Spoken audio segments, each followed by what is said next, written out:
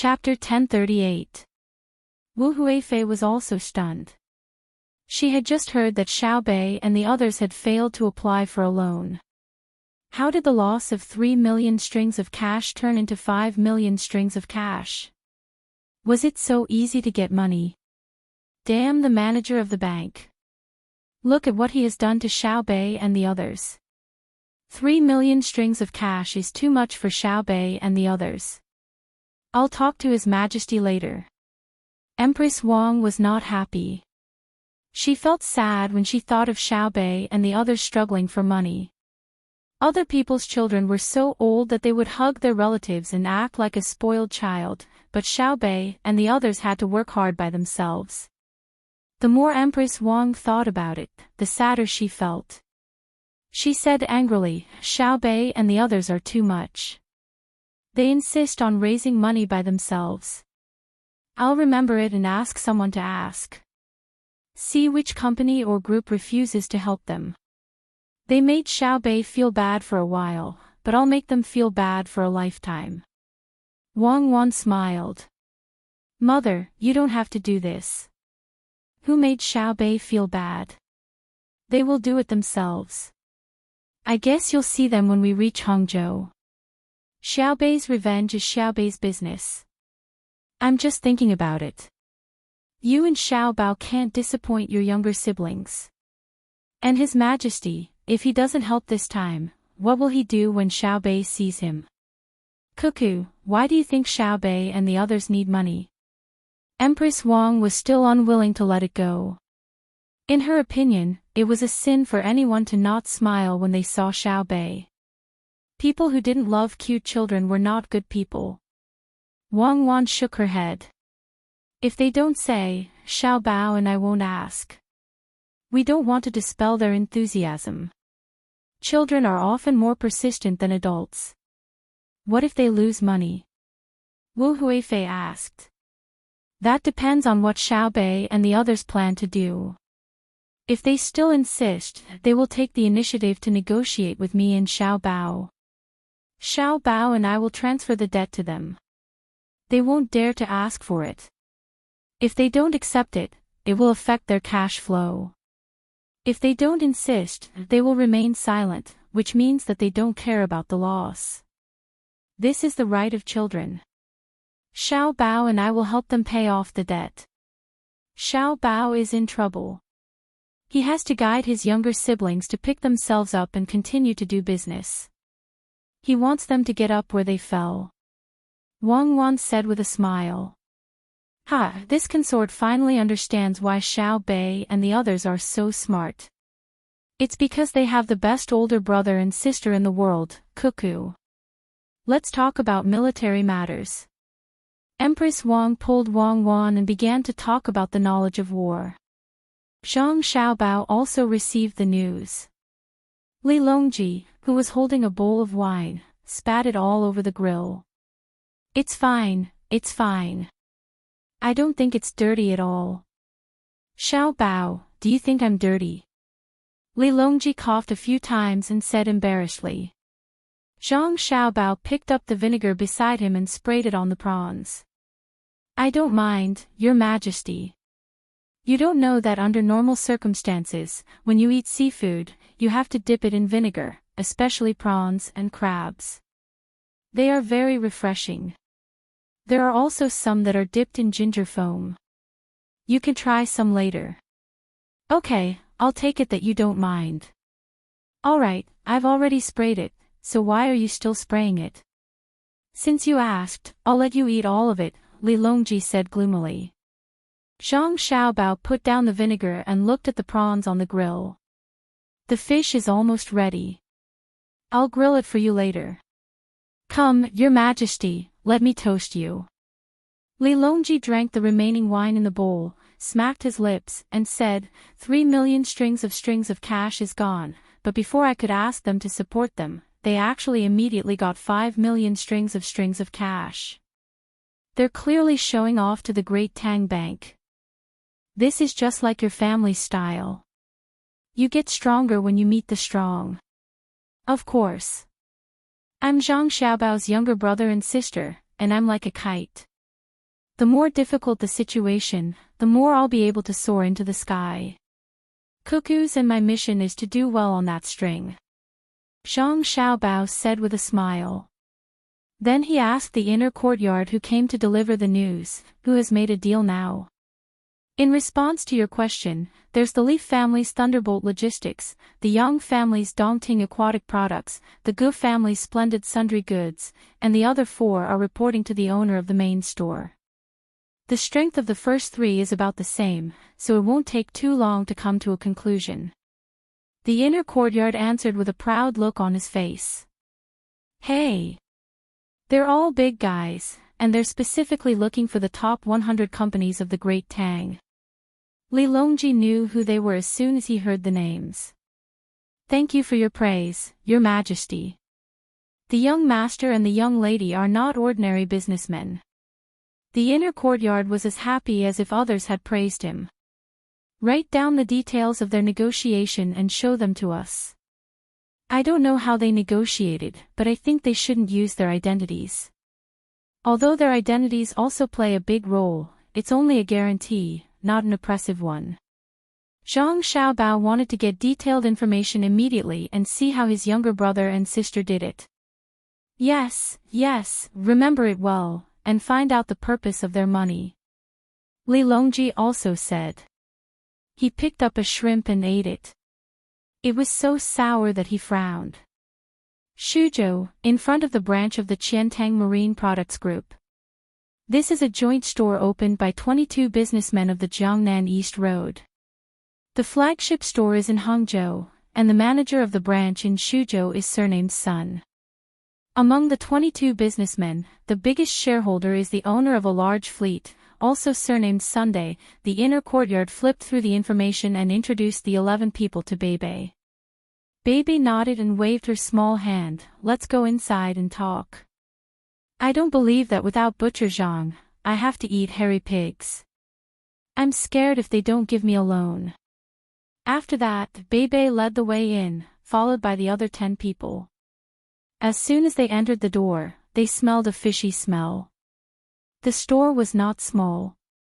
There were 4 rows of containers for customers to see, with 10 containers in each row, for a total of 40 containers. The containers were filled with dried shrimps, squid, dried kelp, clams, fish fillets, shrimps, and other seafood. They were divided into different sizes and varieties. There were 4 salespeople standing behind each row of containers.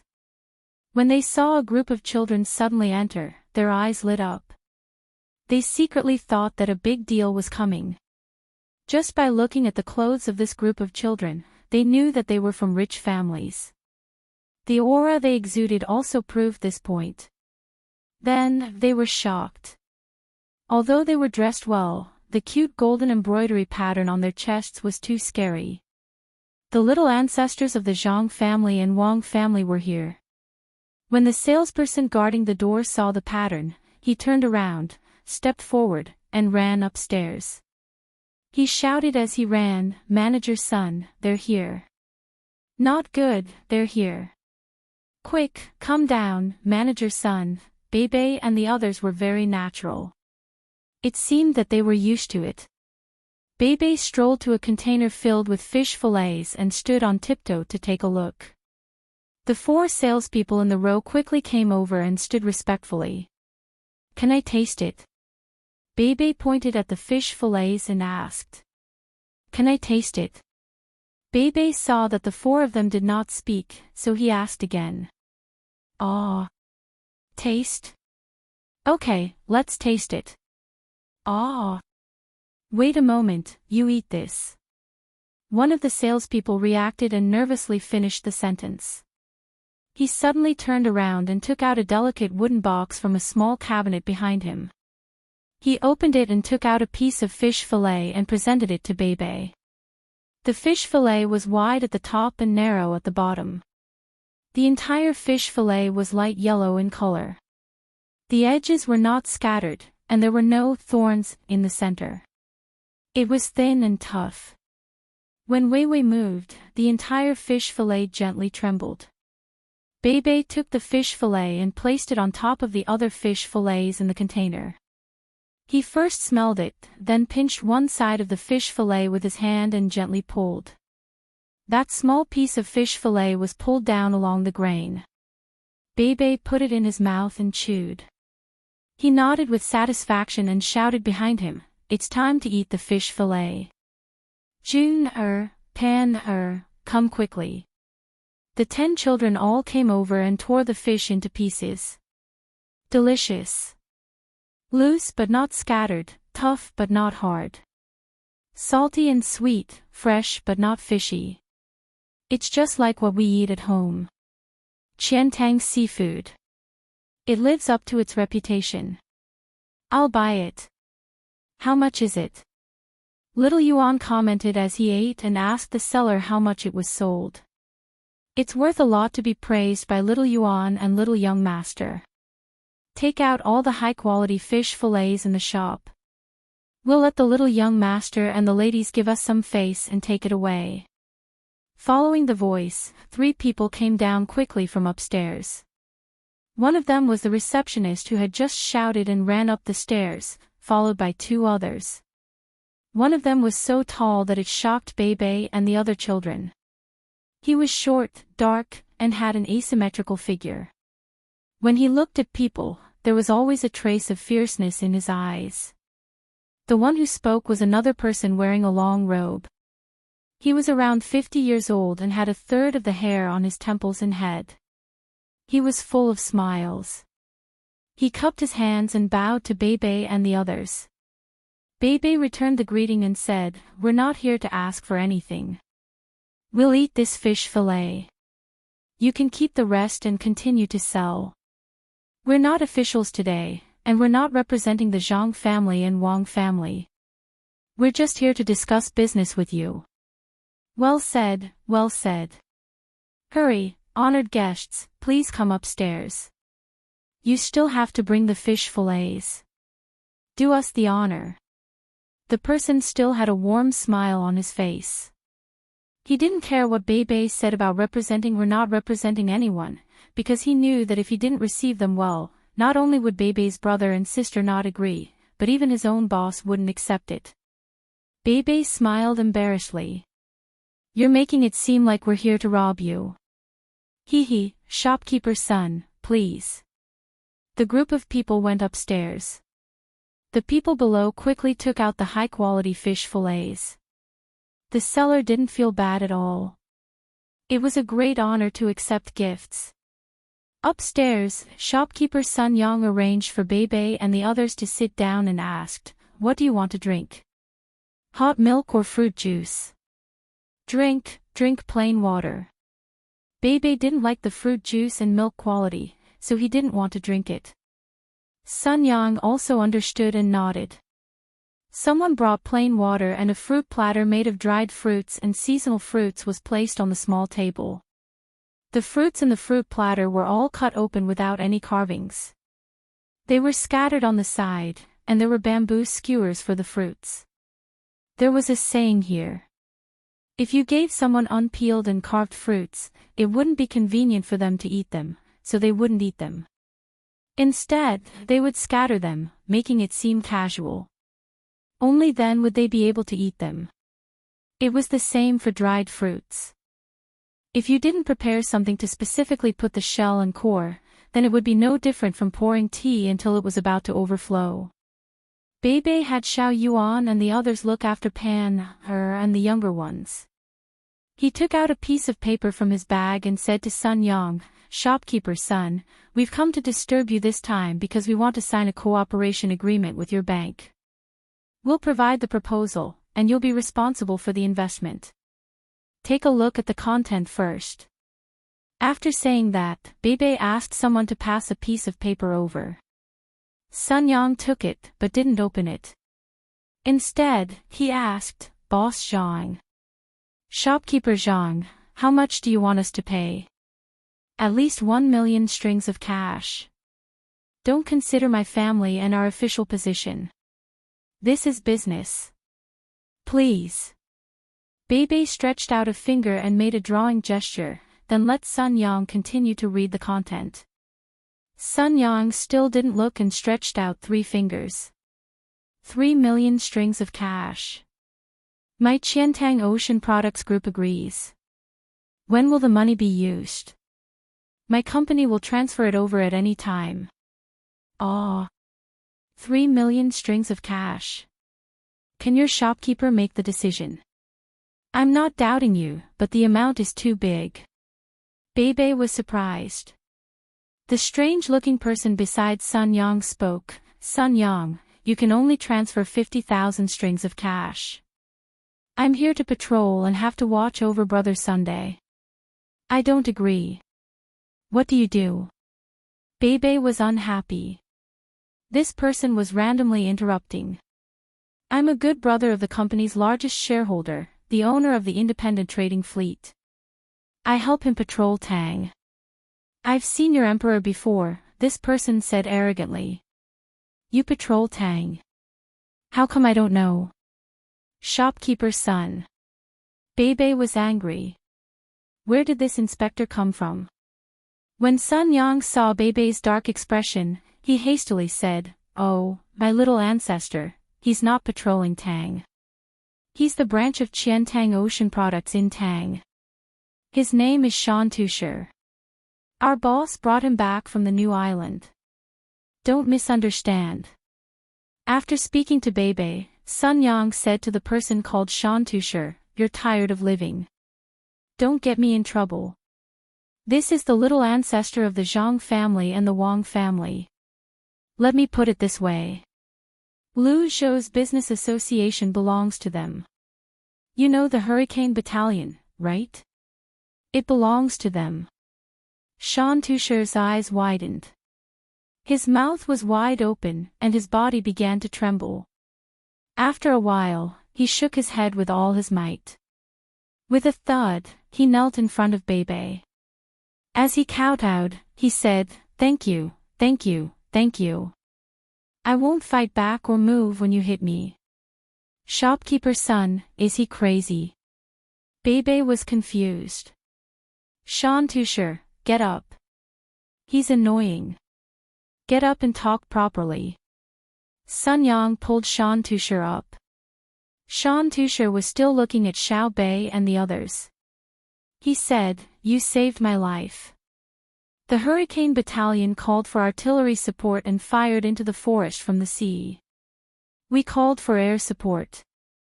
A group of people flew over and killed all the people who chased after me and Brother Sunday. Good job.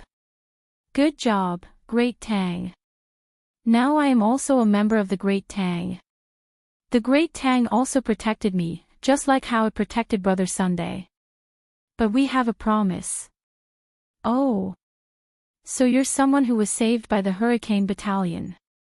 Bebe knew what was going on.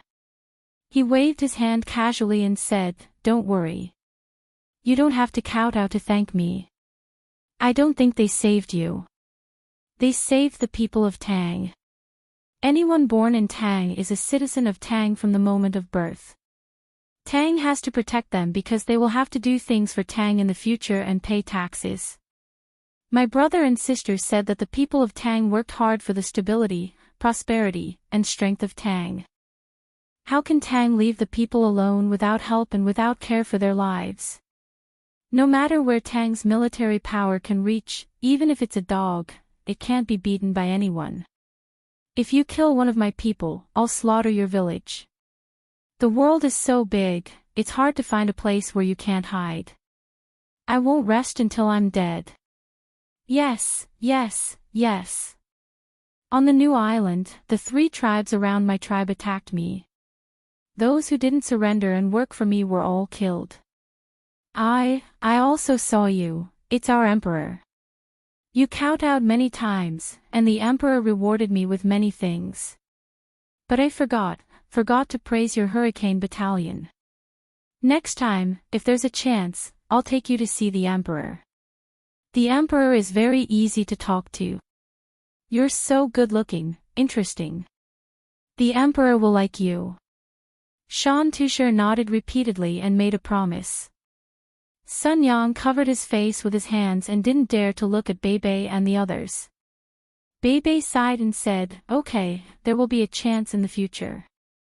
The emperor is my father." Pan, who was eating the pear slices that Xiao Yuan fed her, pointed at herself and said when she heard others mention the emperor. Yes, he's our good Pan-er's father." Bei followed Pan-er's words and said. When Pan happily continued to eat the pear, he said to Sun Yang, "Shopkeeper's son, you should look at the content of the cooperation. We don't want money, we want you to invest." Yeah. I can't explain it clearly. Isn't this still asking for money? Look. Sun Yang immediately picked up the paper and flipped through it as fast as he could. He nodded, "I've read it. Very good, we agree to cooperate. 3 million strings of cash." When Bei saw Sun Yang's action, he was so angry that he took 2 deep breaths. He pouted and said, "Let's go, we'll change to another company. We won't cooperate with Enchanting Sea products anymore. We don't want anything." Xiao Yuan and the others stood up at the same time and planned to leave. Sun Yang was shocked. He rushed over and opened his arms. Don't go, I'll read it seriously. If the conditions are not good enough, we won't invest a single copper coin. How about it?" Shan Tushar also stretched out his arms to stop them. He wanted to wait until the matter was over and then treat them to a meal to thank them properly. Xiao Yuan, who acted as a mediator, advised Bei, "Why don't we wait? We are businessmen, we don't care about money, right?" Only then did Bei sit back down. He calmed down and said to Sun Yang, "Please." Sun Yang solemnly picked up the paper and slowly flipped it open. He wanted to take a good look. He did not dare to let Bei and the others leave because of his negligence. Otherwise, even if others were angry, his own boss would not let him off. After the boss came back, he kept telling others about what happened at the new island overseas. He was also the most proactive when it came to paying taxes. He said that every copper coin he paid was not only for the Tang Empire, but also for himself. At the same time, he also set a rule. No matter who cooperated with an independent trading fleet, they had to take the initiative to pay taxes. They also had to promise that the people they cooperated with had branches all over the country. If the Zhang family and the Wang family needed, any branch manager had the right to directly transfer 3 million strings of cash without asking for anything in return. If the 2 families needed more money, the branch manager had to send a message back to the headquarters as soon as possible. From this, it could be seen how dangerous the situation was when the boss was rescued. While thinking about this, Sun Yang's gaze fell on the paper. After flipping the cover, it was the first page. On it was written, "Baby Candy House Cooperation." Sun Yang nodded slightly. He knew that Baby Candy House was opened by Bei and the others, and they had branches in several big places in the Tang Empire. Sun Yang flipped the page and continued reading. His eyes lit up. Then, he stopped thinking about other things and flipped through page by page. The more he read, the more surprised and excited he became. When he was halfway through, he stopped and asked, "Young Master Xiao Bao has such means?" Chapter 1039. Xiao Bei and the others were a bit nervous when Sun Yang looked at them. This was a plan that they had come up with themselves. Whether or not they could gain the other party's approval was very important to them. Even the 2 younger children, Pan, felt this atmosphere. They stopped eating fruits and pulled Xiao Yuan's arms, one on the left and one on the right, and looked at Sun Yang together. However, when Sun Yang said this, Xiao Bei and the others sighed helplessly. Pan also sighed heavily, sigh. The inner court beside them quickly said to Sun Yang, "This has nothing to do with our young master Xiao Bao. Young master Xiao Bao still doesn't know about this." He probably only knows that the great Tang Bank rejected Xiao Bei and the others. Our young master and his wives wanted to use their precious candy house and other toys and accessories to take a loan of 3 million strings of coins, but the great Tang Bank rejected them with the excuse of being too old. Sun Yang was stunned when he heard the inner court's words. Then, he stood up in shock and asked, "Really?" "Of course. How could young Master Xiao Bao's plan be so simple?" The inner court said confidently. "Simple? I don't see how it's simple. This is clearly a chain of plans. The great Tang Bank is too unreasonable. Our young master and his wives used things to take a loan of 3 million strings of coins, and they didn't even give it to them. If it was me, just based on our young master and his wives' reputation in the great Tang, they're worth at least 30 million strings of coins. Sun Yang began to take Xiao Bei and the others seriously. In the past, it was because of their status. Now, he was treating them as equal business rivals and business partners, all for this cooperation plan. Xiao Bei was a bit embarrassed by the praise. He hesitated a bit and asked softly, "Then, do you agree to the 3 million strings of coins? You can state your conditions. If we think it's acceptable, we'll give it on the profit sharing and other details." Xiao Yuan also said, "Yes, take a good look. Don't patronize us because of our status. If we want money, we can just ask for it directly. We want to cooperate with others based on our own abilities. If it's really possible, we'll sign and go to the next one." Add on, Pan also looked at Sun Yang and said. Only then did Sun Yang realize that he had only read half of it and the plan had already come to an end. There was still half of it left. He hurriedly said, "Let me see what's written at the back." As he spoke, Sun Yang continued to flip through the pages. He saw that the second set of proposals was written on the paper. This time, he realized that the second set of proposals was not like the first set, where the first set of proposals was included. Instead, it was separated from the key points, and the first part of the proposal did not change much. After he finished reading the second proposal, he flipped to the bottom and saw that it was Proposal 3. Again, he removed the duplicates and started from the point of disagreement. When he finished reading the third set, there were 2 more pieces of paper at the end. At the beginning, it was written, "Donation and support to the children of the Great Tang and the Imperial Court." After reading this, Sun Yang remained silent for a long time. He stood there, breathing heavily. Xiao Bei grew impatient and asked, "Shopkeeper's son, is this okay?" Sun Yang suddenly came to his senses and solemnly put the cooperation plan on the small table. He picked up the cup of water from the small table and held it in his hand. He bowed deeply to Xiao Bei and the others and said, "With water instead of wine, I propose a toast to the inspector of the Tang Empire. Heaven and earth, the protection of longevity. Cheers." "What toast? Is this okay? Say something. If you agree, we'll sign the contract. Business is business. If you don't pay up after signing the contract, I'll sue you. We still have to go to the next house. We have to take a look at the manager of the Great Tang Bank. Without him, we'll be able to raise more money." Xiao Bei was still thinking about the Great Tang Bank's rejection of the application.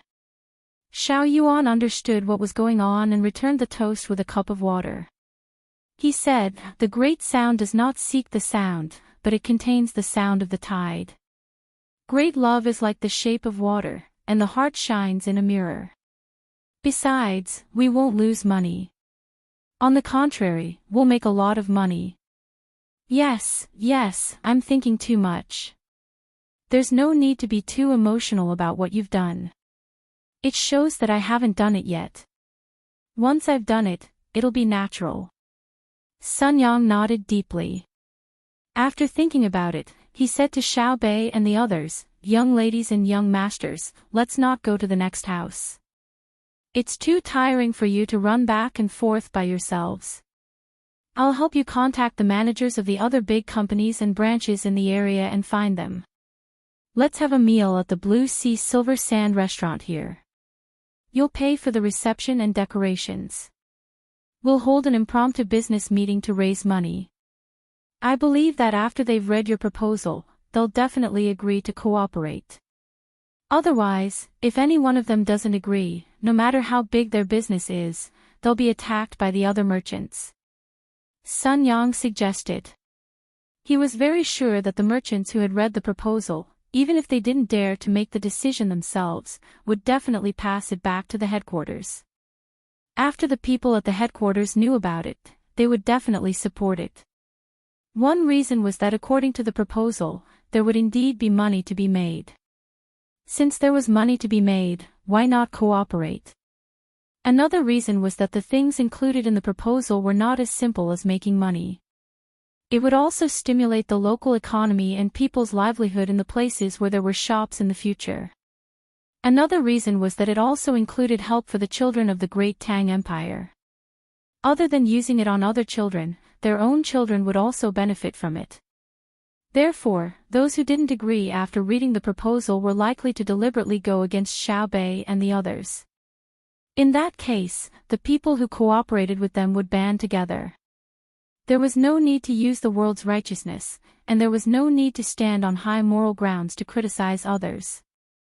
It was enough for them to bear with it if they didn't play in this circle in the future. Sun Yang thought that his suggestion was very good, but he didn't expect Xiao Bei to shake his head. Manager Sun, this won't do. This will seem disrespectful. It's better to show sincerity by personally visiting, don't you think so? Yes, no, there's no need. Xiao Bei, let me tell you, there's no need to do this. Even if you don't do this, no one will dare to not cooperate with you. Sun Yang immediately understood what Xiao Bei meant. They wanted to personally visit with sincerity. However, this sincerity wasn't something that everyone could accept. Xiao Bei and the others went with sincerity. If anyone didn't agree, when their elder siblings found out, they would definitely remember which Chamber of Commerce had received the sincerity of their younger siblings but was unable to help them even if they wanted to. Let's make a trip. Manager Sun, you have to talk to your boss. What if his considerations are different from ours? Xiao Bei insisted. Same. The great Tang Empire is of the same origin, and we are of the same origin. I will immediately send a report. Not only will our Qiantang Ocean products pay the money, but I will also inform the other business groups that are cooperating with us but don't have a branch here to sign. I will sign it. As Sun Yang spoke, he waved his hand and someone brought over a pen and stamp. He wrote his name on the contract and stamped it. This was only the first step.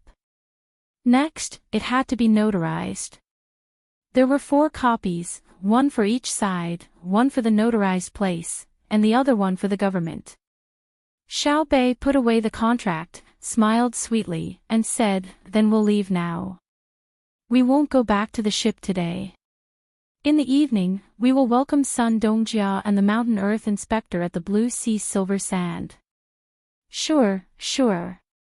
Sun Yang sent Xiao Bei and the others all the way out, but he didn't forget to give them fish slices, although they didn't lack fish slices. Let's go back. I was really shocked today. Xiao Bei and the others, a group of children, it's really not easy. It's no wonder that all the Tangs like them. Not to mention that they didn't do anything wrong, even if they did, they have to pretend that they didn't see it. Sun Yang watched as Xiao Bei and the others entered the Shuzhou branch of Colorful Cloud Apparel 300 meters away. Only then did he turn around and say something, as if to himself, but also as if to Shan Tusher. They are very good. Their hurricane camp is very powerful. Unfortunately, I was too scared to mention it when I saw the Emperor last time. When there is a chance, I will bring something from my place to present to the Emperor. Then I will find a way to take this group of children and let them meet the Emperor. Hearing Sun Yang's words, Mountain Earth Stone echoed.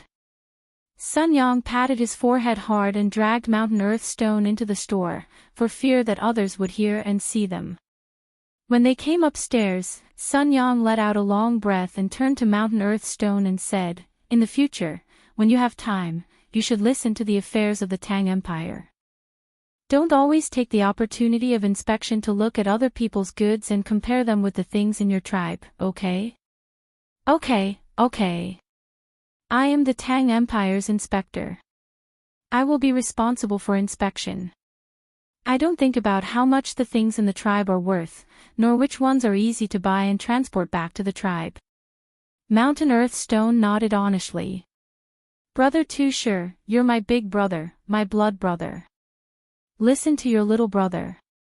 We can't keep mentioning the name of the great Tang patrol envoy. You must remember, don't mention anything about the patrol envoy, or else you'll be drowned in spit, and the hurricane camp won't be able to save you. Sun Yang felt that it was a big mistake to let Mountain Earth Stone see Xiao Bei and others today. After a pause, he said to Mountain Earth Stone, "When we are having dinner tonight, don't mention the matter of taking Xiao Bei and others to meet the Emperor. Don't mention it. If you mention it, you will be laughed at. I can't afford to lose face. We are going to have dinner, not to make others happy. Do you understand?" Mountain Earth Stone felt the helplessness and suppressed anger in Sun Yang's words. He blinked his eyes in fear and asked in a low voice, "Why?" "You explain it to him." Sun Yang waved to the greeter standing next to him. When Mountain Earth Stone looked over, the greeter also said helplessly, because he is the Tang Empire's inspector. "You are a fake. If he is willing, he can be with the Emperor every day. The youngest girl is the Tang Empire's youngest princess, but she is the princess royal with the highest status. Do you understand?" Mountain Earth Stone lowered his head deeply. He raised his hands and imitated Sun Yang at the beginning, covering his face. Just as others were feeling embarrassed, he suddenly raised his head and said, "I regret that I didn't know in advance. Otherwise, I could have asked them to take me to see the Emperor. There is still a chance tonight. That's great." When the lanterns were lit, it was still raining in the area from Hunan till Woyang. The rain didn't let up. Zhang Xiaobao and the others had already met up with the fleet in Woyang and other ports. Without stopping, they chased after them in the direction of Shuzhou. Li Longji pulled Zhang Xiaobao and ran to the platform above the ship. They also opened a large umbrella and fixed it firmly. There was a hot pot on the table below. Zhang Xiaobao made the Sichuan hot pot. It was spicy and warm. The dishes were placed on the plate, but no one touched their chopsticks. "How is it? Are you anxious now? The rain is still falling. If it doesn't stop tomorrow morning, it will probably cause a disaster." Li Longji held a small wine cup. Inside was steeped ginseng wine. He took a small sip from time to time, but he wasn't in the mood to eat. He said to Zhang Xiaobao. Zhang Xiaobao drank the wine in the cup in one gulp. "I'm not afraid of a disaster. We can't let the entire Yellow River area be flooded. It's just a small area. At most, it will be washed away. I'll get people out and have them redesign the houses and build new ones. It's just money. I'm afraid of delaying the construction of the railway. Money is easy to earn, but time can't be bought. If the ground is flooded, how are we going to fix the roadbed? The road here is very important. Let's eat. We'll talk about it later. Let's eat. It's really cold after the rain and the wind." Li Longji picked up a piece of meat and rinsed it in the pot. He dipped it in some seasoning and stuffed it into his mouth. "It's spicy. You put too much chili. You put it. I said a handful is enough, but you grabbed another handful. Someone, change the pot." Zhang Xiaobao knew that it was spicy without tasting it. Someone immediately went to get the pot and mixed it with the soup. This way, it wouldn't be so spicy. Not long after, the pot was sent over. There was still a milky white soup inside. Zhang Xiaobao didn't have the time to make it into a clear soup. At the same time, a piece of information was sent over.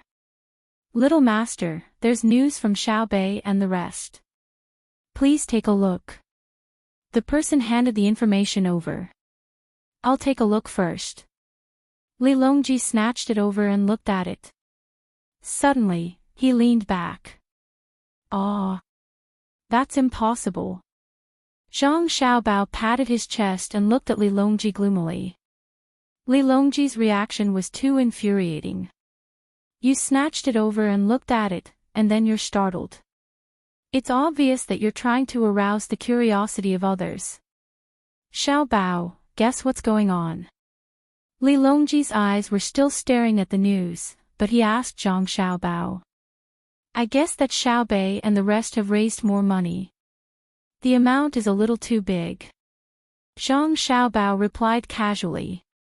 It's not just a little too big. They've already raised 32 million strings of cash. Have the merchants of Great Tang gone crazy? What do Xiaobei and the rest need so much money for? Li Longji shook the paper in his hand and said with widened eyes. How would I know? I reckon that more detailed information will be sent over later. The telegram isn't fast, and there's a lot of words. We'll have to wait for a while.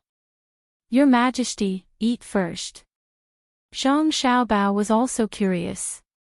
He wasn't curious about what his younger siblings wanted to do with the money, but how they managed to get others to fork out the money.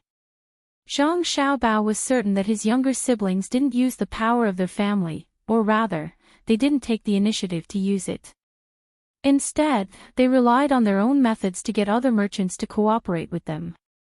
At this thought, Zhang Xiaobao smiled proudly.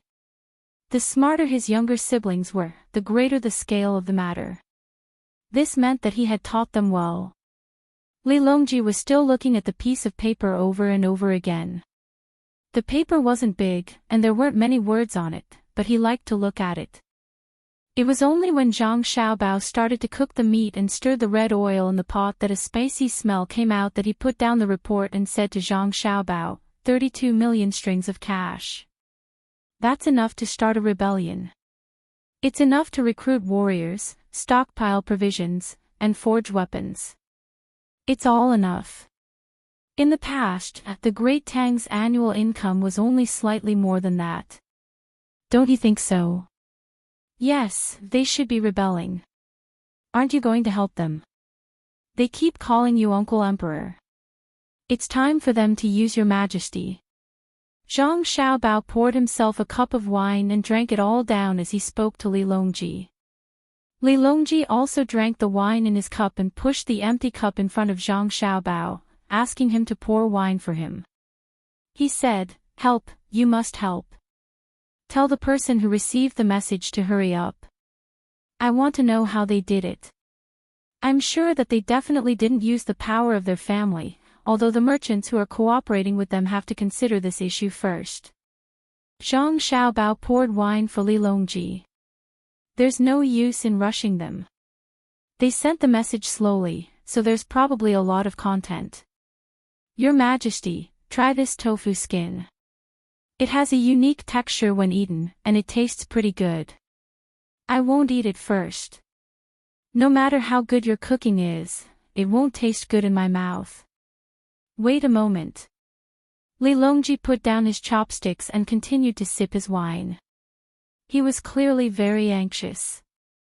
He would only reveal his emotions when he was with Zhang Xiaobao. They waited for half an hour. Li Longji didn't eat, and Zhang Xiaobao didn't want to eat by himself.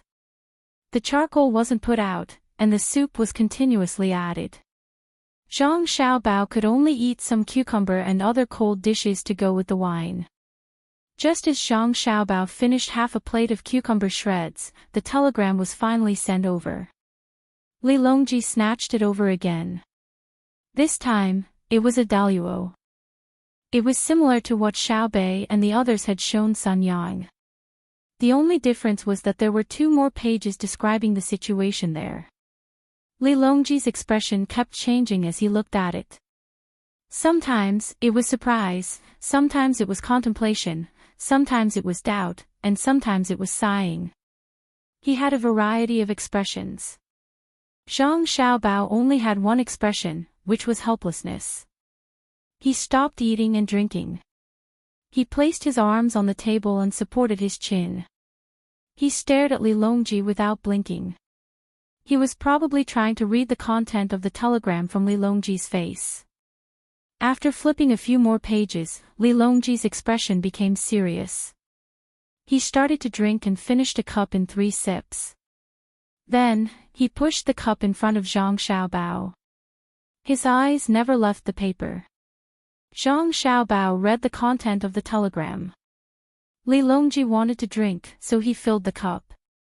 Then, he watched Li Longji drink and continued to fill the cup. By the time Li Longji finished his 6th cup, Zhang Xiaobao finally decided not to fill it up. Although the cups were small, only 2 taels of wine each, in addition to the previous cups, it was enough for 10 cups, which was 2 taels of wine. He couldn't let Li Longji get drunk. He still had to drink with him later. If he didn't drink 1 caddy of wine, it wouldn't be enough for the 2 of them. At this time, Li Longji just happened to flip to the last page. When he reached for the cup, he didn't realize that the cup was empty. He made a drinking gesture and licked the cup with his tongue. When he put down the cup, his eyes reddened. "Your Majesty, are you done reading? Can this subject take a look as well?" Zhang Xiaobao resisted the urge to snatch the telegram and asked, "What are you making so much noise for? Do you think it's easy for Xiaobei and the others? Why is it so difficult to get a loan? Immediately implement the matter we discussed and cooperate with Xiaobei and the others." Li Longji put down the telegram in dissatisfaction and said to Zhang Xiaobao, "What matter?" Zhang Xiaobao stretched out his hand to take the telegram. "It's that plan to encourage people to have children. Xiaobei picked up a child without ears and wants to get money. Then, she wants to raise the children that other people don't want. Then she's waiting for us to subsidize her. If you don't implement the matter, how are you going to subsidize her?" Li Longji explained the matter to Zhang Xiaobao. "If we don't subsidize her, won't they have enough money? Will they be able to pay for it?" Zhang Xiaobao didn't look at the contents and directly asked. "That's not the case. How can Xiaobei and the others be simple? We watched her grow up, but we can't always bully her, right?" Li Longji said loudly. "Who bullied her?" Zhang Xiaobao's voice grew even louder. Chapter 1040. Zhang Xiaobao felt that Li Longji was very shameless. He ignored Li Longji and lowered his head to read the cooperation plan. The one in his hand was for Dongting Aquatic Products. Just like the information said that each company would provide 3 different plans, this agreement also had 3 plans. First, it proposed a general principle that would not change under any circumstances, even in times of war. That was to open 4,000 baby candy houses within a month in the Tang Empire. And the shares would not be transferred, nor would new shares be issued, which meant that the 9 people of Xiaobei owned all the shares. Do you feel that it's overbearing to let others pay for it while Baby Candy House doesn't pay anything? Li Longji held chopsticks and dipped something in the pot, but his eyes didn't look at the pot. He estimated the time and felt that Zhang Xiaobao had finished reading this, so he said to Zhang Xiaobao, "It's okay." Zhang Xiaobao replied casually and continued to read. The following was that Dongting Aquatic Products needed to invest 500,000 strings of coins to obtain the right to display the auxiliary sales counters of the 4,000 Baby Candy House. Baby Candy House would be exempted from the cost of advertising for 1 year and would make banner advertisements for 4 seasons free of charge. The quality of goods produced by Dongting Aquatic Products must meet the food standards of Baby Candy House for children. The logistics cost would be shared by Baby Candy House according to the distance, 20% to 50%. Dongting Aquatic Products didn't need to continue to pay extra. It's fair, right? But the logistics cost of Baby Candy House for 500,000 strings of coins is too high. It doesn't seem to be cost-effective, right? Li Longji paused and said. Yes.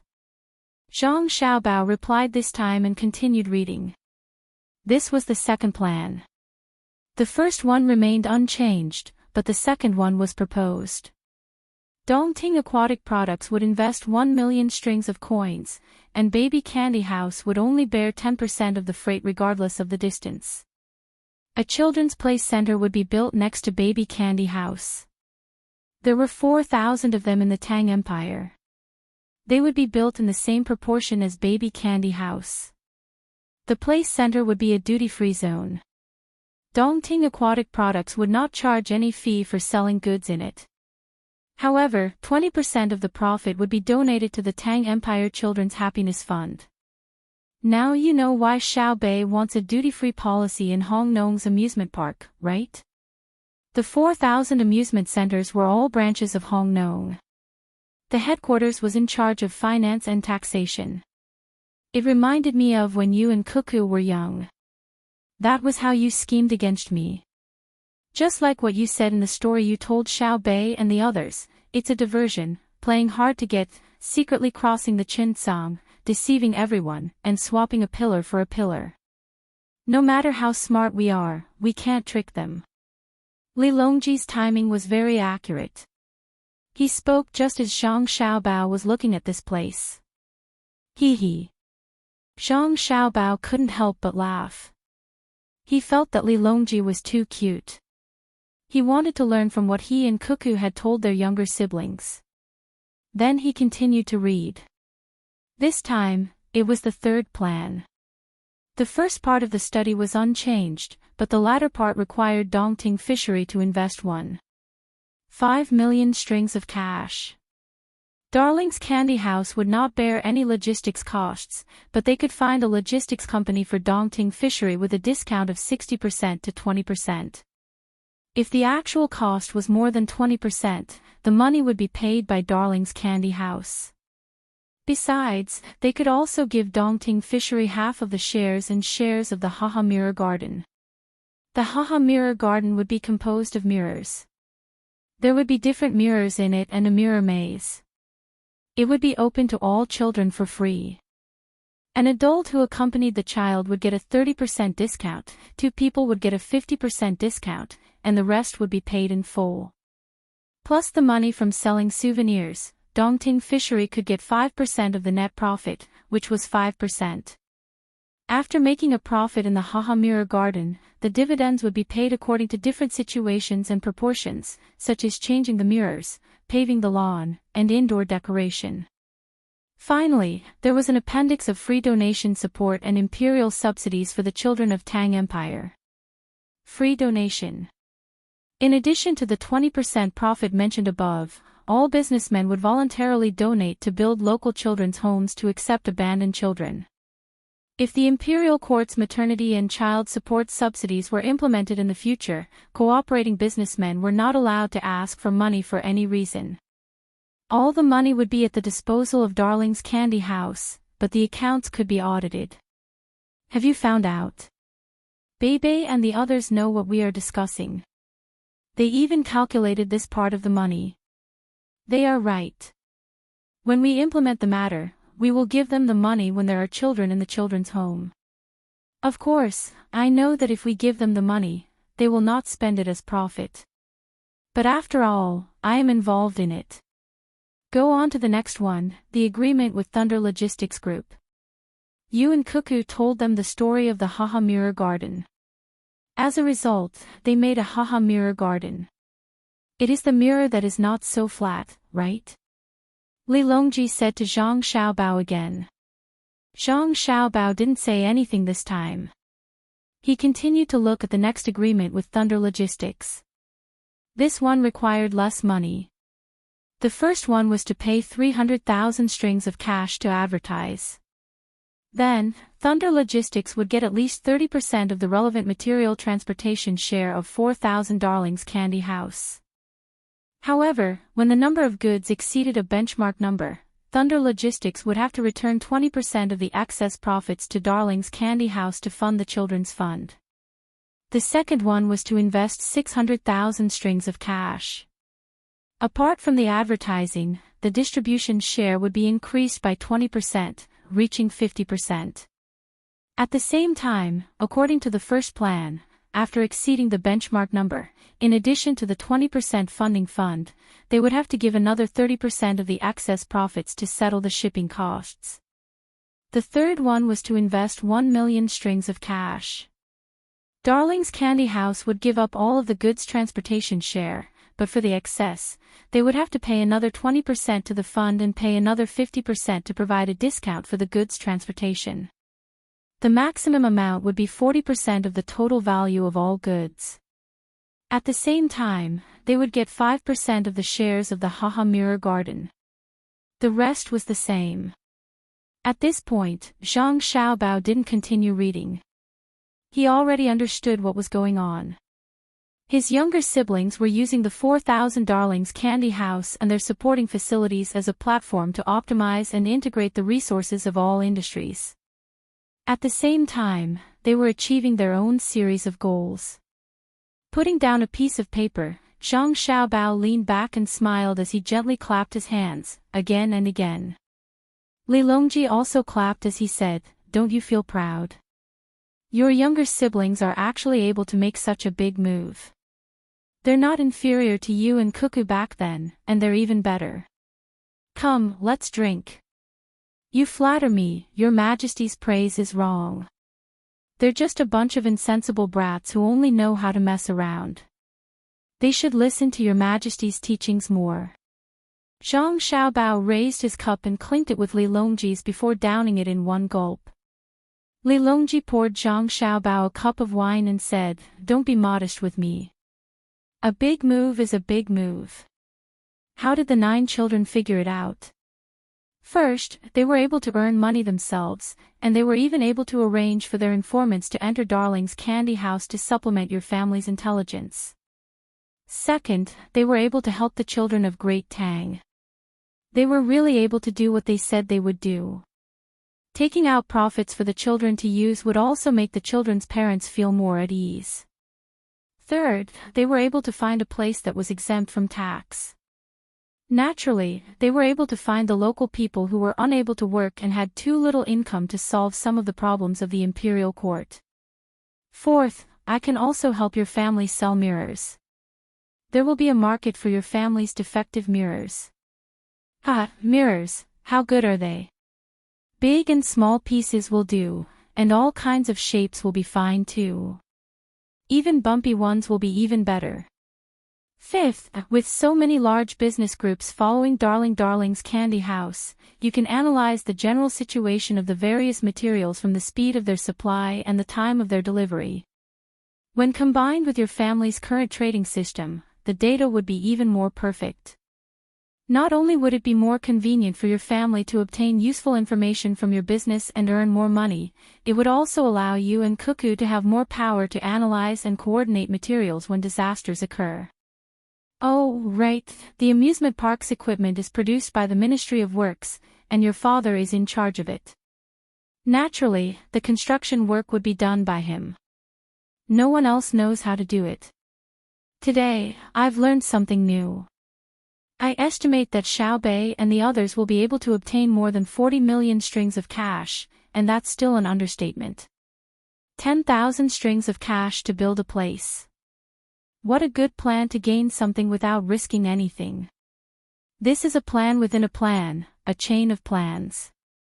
Xiaobao, if others were to do this, would you approve? Others? Who else would be able to do this? Zhang Xiaobao's heart was filled with joy. Perhaps his younger brothers and sisters didn't even think of so many benefits. They just wanted to get money and solve the problem of child relief. In addition, they also wanted to help the emperor with the help of a local tax exemption. But no matter what, the resources were integrated. Moreover, just as Li Longji had analyzed, many things were involved. Just now, there were already several aspects. As they gradually improved, they would discover even more benefits. If others were to do this, I wouldn't care. This is a normal occurrence, but I will pay close attention. If they want to do something that will have a negative impact on the Great Tang, and if the economic interference takes too long to be effective, I will even directly use administrative means. As for Xiao Bei and the others, what do I have to worry about? Their goal is very clear, and they aren't thinking about how much money they can earn in the future. They haven't learned that ability yet. The operation of capital is very simple, just like Xiao Bei and the others. They are confused, but it's also very difficult. Cuckoo and I haven't taught them. Zhang Xiaobao said to Li Longji that he was biased. As long as his family was fine, others would definitely pay attention to it. However, Li Longji felt that Zhang Xiaobao was right and agreed with him.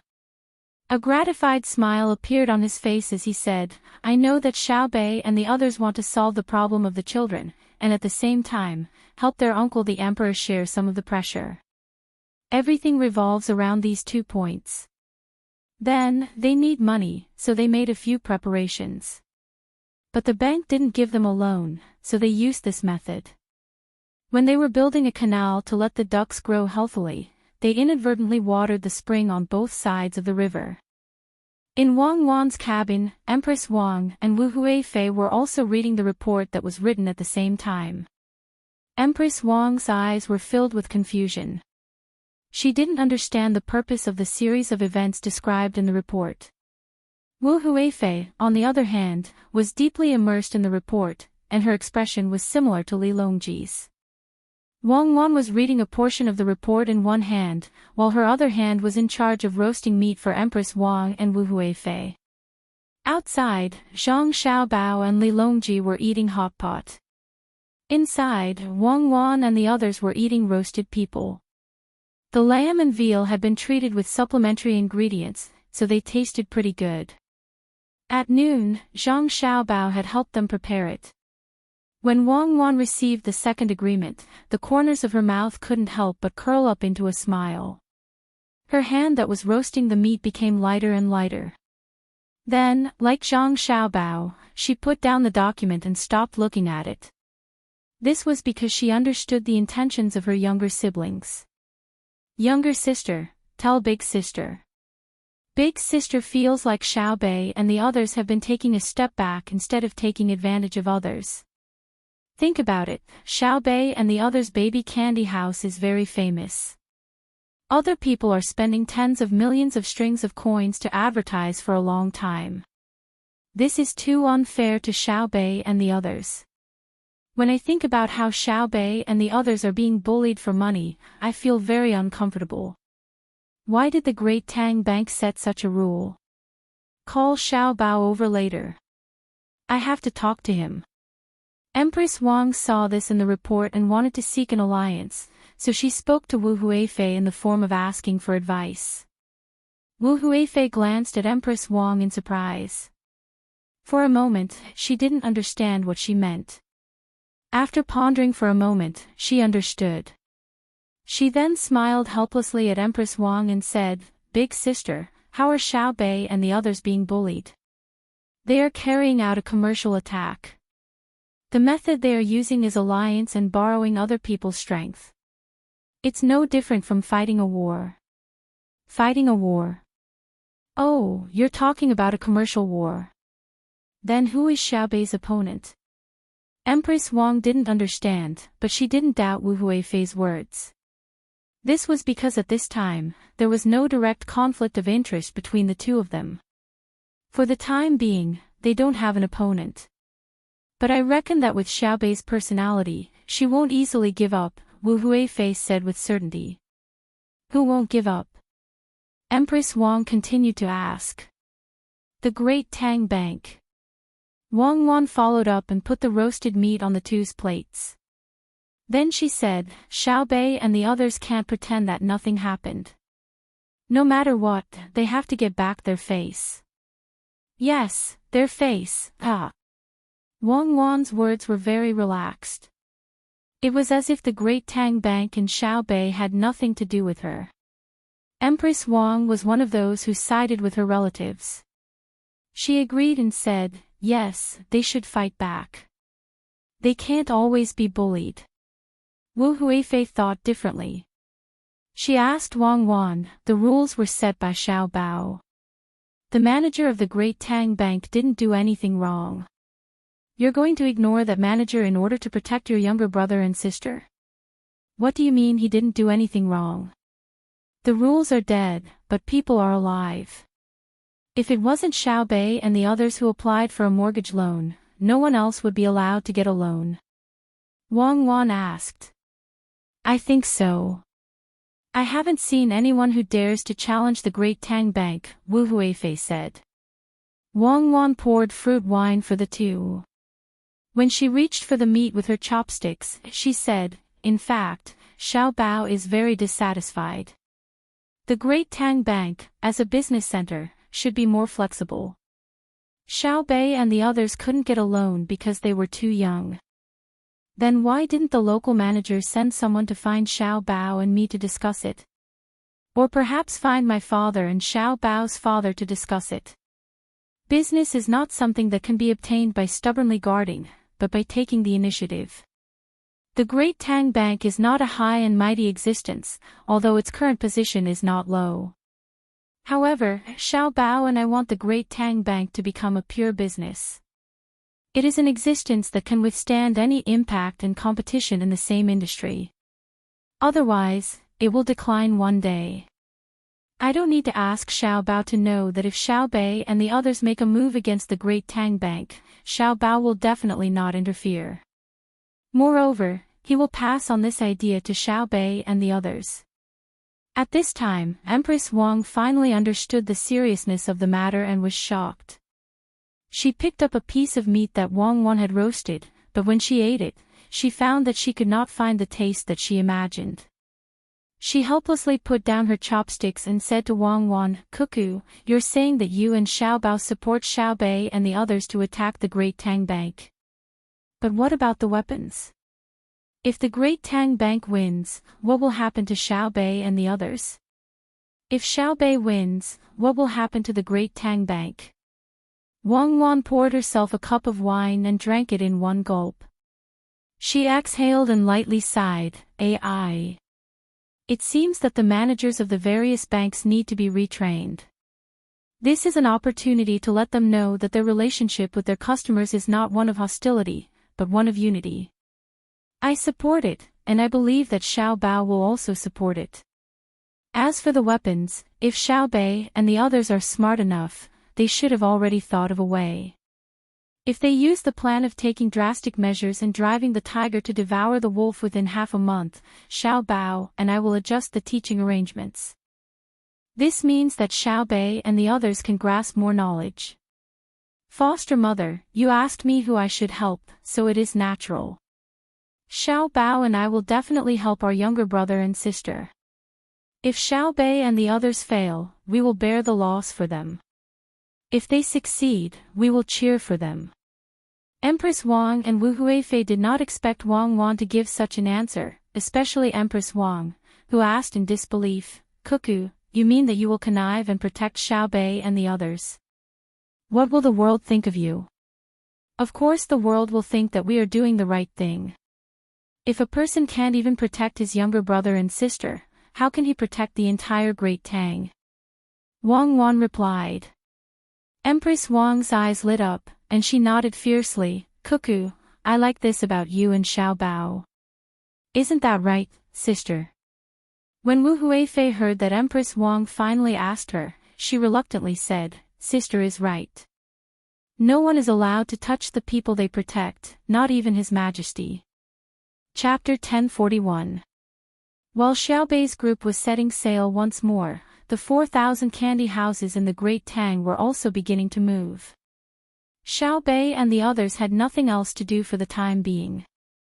They felt that they had done a very great thing, but they didn't know that their actions had made their brothers and sisters busy as well. Zhang Xiaobao sat at the bow of the ship. The wind blew in his face, bringing with it a slight chill. He flipped through a thick book in his hand, which recorded the planting of this year's grain and cash crops in various places. Wang Wan sketched out the distribution of soil on the sheltered table next to her. In some places, it was sugar cane, sweet, honey, and wheat. Li Longji sat not far from Zhang Xiaobao and Li Xiyu, drinking soup. Yesterday, he finally drank too much and fell asleep. This morning, his head was still faintly aching. When the others were eating breakfast, he went to take a bath. After the others finished eating, he asked Zhang Xiaobao to make a bowl of soup for him. As he sipped, he felt the warmth flowing into his stomach and felt much better. Okay, it's almost done. Xiao Bei and the others have completed the preliminary rationing plan for their candy house. In the short term, the workshops and shops related to sugar will be affected a little. The cost of production will increase by about 10% and will naturally fall within a month. Zhang Xiaobao closed the book and said with a smile. Wang Wan was still sketching there. I still have to be busy. The planting of sugar cane, sugar beets, barley, and corn needs to be arranged according to the different climate and soil of each place. The income of the people who raise bees and flowers will increase. It's also thanks to our support behind the scenes. Otherwise, the raw material cost of Xiaobei's candy house would increase by several times, or the sugar-related industries in Tang would be affected. 4,000 candy houses to open at the same time. How daring! This time, our family's glass industry will benefit. I'm just afraid that we don't have enough manpower and can't handle it. Zhang Xiaobao also agreed. I'm afraid that we won't be able to handle it. Our glass is still handmade. When we need thick glass, we can only cut and grind it. The thin glass can be blown out, so a lot of waste glass is produced. Haojing, how did Xiao Bei and the others come up with this idea? Large pieces of glass can be directly made into mirrors, and small pieces can be pieced together to make the effect of a kaleidoscope. Bits and pieces of glass can be used for inlay and handicrafts processing, and can also be sold for a lot of money. That's why I'm going to increase the tax on the glass industry. Your family will reap all the benefits, Li Longji said. Zhang Xiaobao glanced at Li Longji's bowl of soup and said with concern, Your Majesty, the soup won't taste good if it gets cold. Xiao Bei and the others are in charge of this matter. When you see them, you can personally tell them that the sales tax of my family's glass have already reached 50%. That's right. Many of them are given to the Ministry of Works for free. Where is the money to be earned? Wang Wan chimed in. Li Longji snorted and gulped down a few mouthfuls of wine. He let out a long sigh and said, Don't you know how much the cost of your glass is?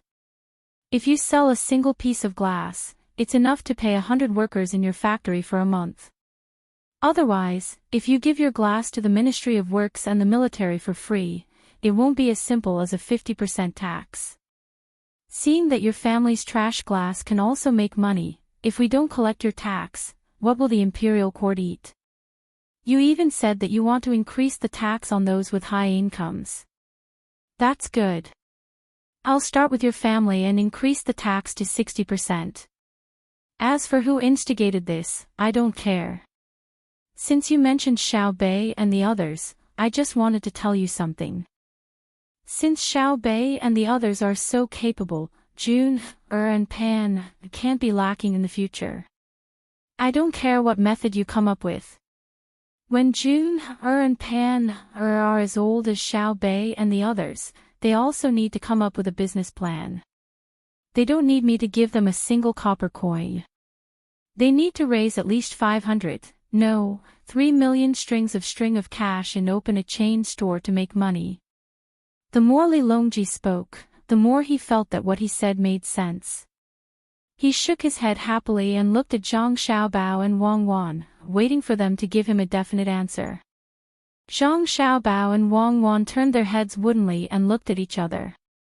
They then turned their heads back to look at Li Longji. Li Longji smiled proudly, Do you realize that I am very wise? Yes, your majesty is truly wise. Zhang Xiaobao responded, then said, okay, I agree. It's simple. Isn't it just 3 million strings of cash? From now on, I won't teach them anything else. I'll only teach them how to do business. 6 years later, I'll have them use their own methods to raise 6 million strings of cash. Yes, if they can't raise the money, Xiao Bao and I will make up for the shortfall, Wang Wan agreed. Make up for the shortfall. I lack money. They have to rely on their own abilities to get 3 million strings of cash. Also, just knowing how to do business isn't enough. Arithmetic, calligraphy, painting, poetry, musical instruments, and excellent swimming skills are all required. You can't favor one and discriminate against the other.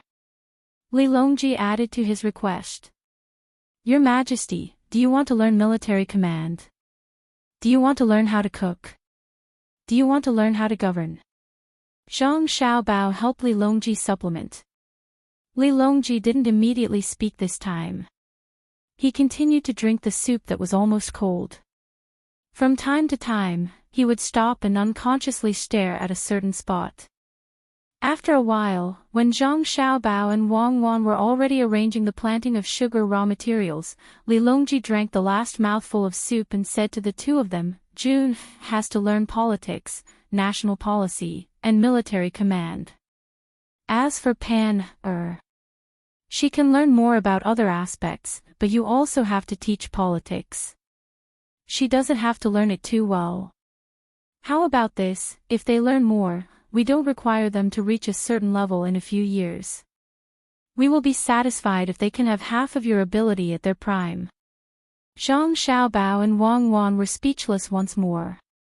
Little Yuan, why do you think they're willing to give us so much money and cooperate with us to do business, but not willing to work with us on this major matter? Do you know, the Great Tang Bank is the wealthiest place in our Great Tang.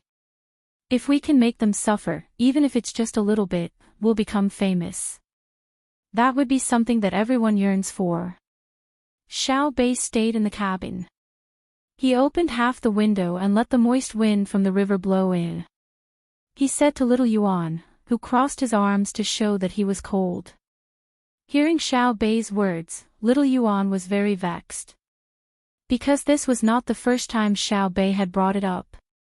Since last night, when she clinked glasses with others, Xiao Bei kept talking about working together to deal with the Great Tang Bank. As a result, the merchants who had clinked glasses with Xiao Bei only took a small sip of wine. When they heard what Xiao Bei brought up, they all drank 3 or 5 cups in a row. Xiao Bei didn't finish her cup of fruit juice. All the people that she found to work together to teach the Great Tang Bank a lesson all drank too much. No one was lucky enough to escape, and they all drank voluntarily. Xiao Bei wasn't stupid. She immediately saw that these people would rather get themselves drunk than offend the Great Tang Bank, so she was very angry. Little Yuan was also angry, but she understood that behind the Great Tang Bank was her brother. Which merchant dared to provoke him? If the person who had rejected their loan application was not a manager of the Great Tang Bank, but the owner of some pawnshop or private bank, then everything would be easy to deal with. She believed that the merchants would take the initiative to help her take revenge. Last night, Xiao Yuan heard Xiao Bei mention the matter of revenge in his sleep. He felt helpless and angry at that manager. Hearing Xiao Bei mention it again, Xiao Yuan could only comfort him. Actually, they're afraid of our brother, not the person in charge. If it really doesn't work out, we can send a report to our brother and ask him to fire the person in charge. That won't do. If we fire the manager, wouldn't we be bullying others?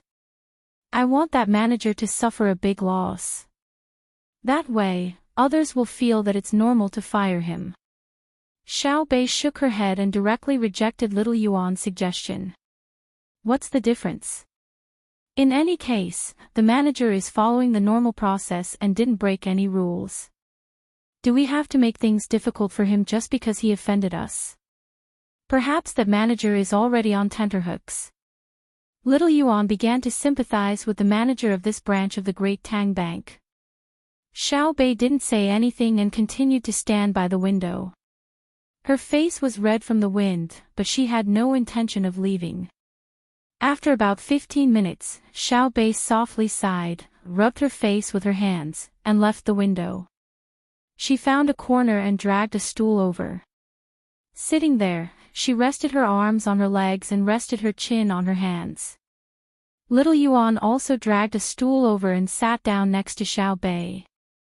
Together, they fell silent. Little Yuan, tell me, is it good or bad that the Great Tang Bank is so powerful? If a bank similar to the Great Tang Bank appears in the future, won't the Great Tang Bank be threatened? After a while, Xiao Bei nudged Little Yuan and asked. Little Yuan thought for a while and then replied, there definitely will be. Didn't Big Brother and Big Sister say many times that no matter what industry it is, other than the military industry, there shouldn't be a monopoly? Xiao Bei recalled that when she was with her big brother and big sister, she could always hear all kinds of things. Nodding, she said, yes, I also know. Big brother and big sister mean that if one family monopolizes an industry, it won't be good for the people's livelihood. Just like the pricing power that our family had in the beginning, when I heard the servants at home talk about it, I didn't understand why at that time. Now, I finally understand. Whoever has the power to set the price can decide the unrealistic price of a certain or several goods. This is not simple. Just like the cooperation model we use now, we rely on the power of our family to make those merchants willing to cooperate with us. But if we can decide the price of all commodities in the Great Tang from the start, then as long as we show the slightest intention of needing money, countless merchants will come to us. Little Yuan nodded and followed Xiao Bei's words. So, in the future, many banks will appear in the Great Tang. But I know that no matter how many banks appear, Big Brother and Big Sister will control them very well. They won't allow any bank to use methods that violate the rules or take advantage of loopholes to harm the people of the Great Tang. At this point, Little Yuan was stunned for a moment and then whispered to Xiao Bei, actually, our big brother Xiao Hai mentioned something to me yesterday. What did he mention? Xiao Bei's curiosity was aroused. Big brother Xiao Hai said that as long as we calculate the proportion of collateral that the Great Tang Bank gives out and how much of the Great Tang Bank's money hasn't been used, we can make the Great Tang Bank suffer a small loss. Little Yuan's voice became even softer. Xiao Bei also appeared to be nervous. He looked at the door and then looked at the two servant girls and the manservant who were ready to serve the two of them at any time. His entire person became vigilant. In fact, the three people in the room had already noticed that the young master and young lady's reactions were different, but they still pretended that nothing had happened. They were very dutiful, even though they had already noticed that Xiao Bei's wife, Little Yuan, and young master were thinking about how to deal with young master Xiao Bao's Great Tang Bank. Really? Seeing that the three people in the inner courtyard did not respond, Xiao Bei covered his mouth with his hand and asked Little Yuan, just like the person who contacted him underground. Little Yuan hid behind him. Don't act like you can't see him. I'm whispering because I'm afraid that you will suddenly become too excited after hearing it. How about I have someone call Big Brother Xiao Hai over? Only then did Xiao Bei realize that the people in the room were from the inner courtyard, so there was nothing to hide. Thus, he nodded and said to a servant girl, Little Tang, go call Big Brother Xiao Hai over.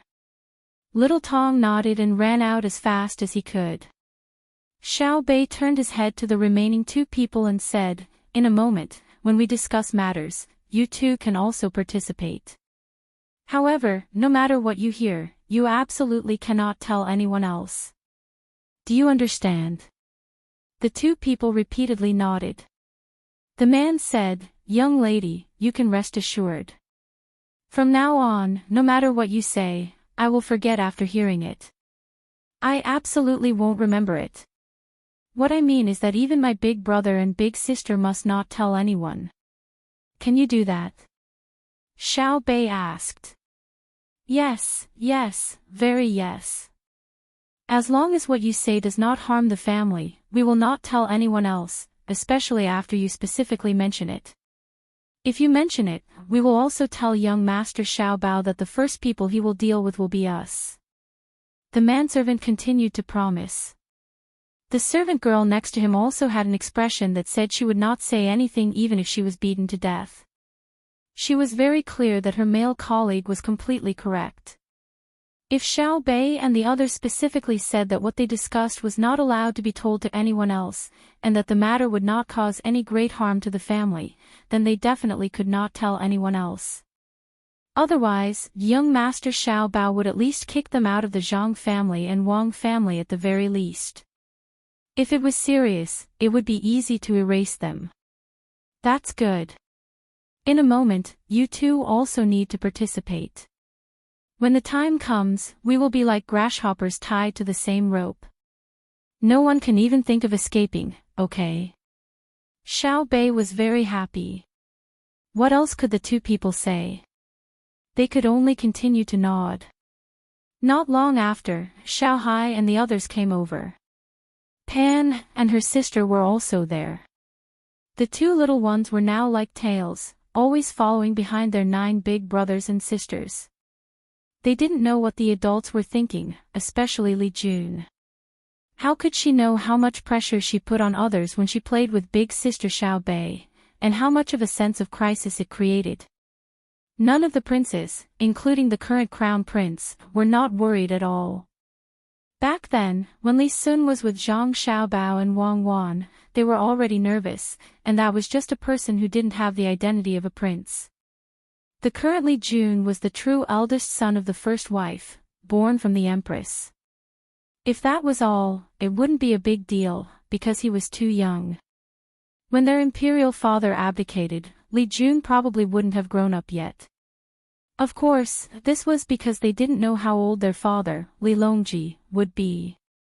However, what they knew was that if Li Jun was with Xiao Bei and the others, what was the difference between being with Zhang Xiaobao and Wang Wan?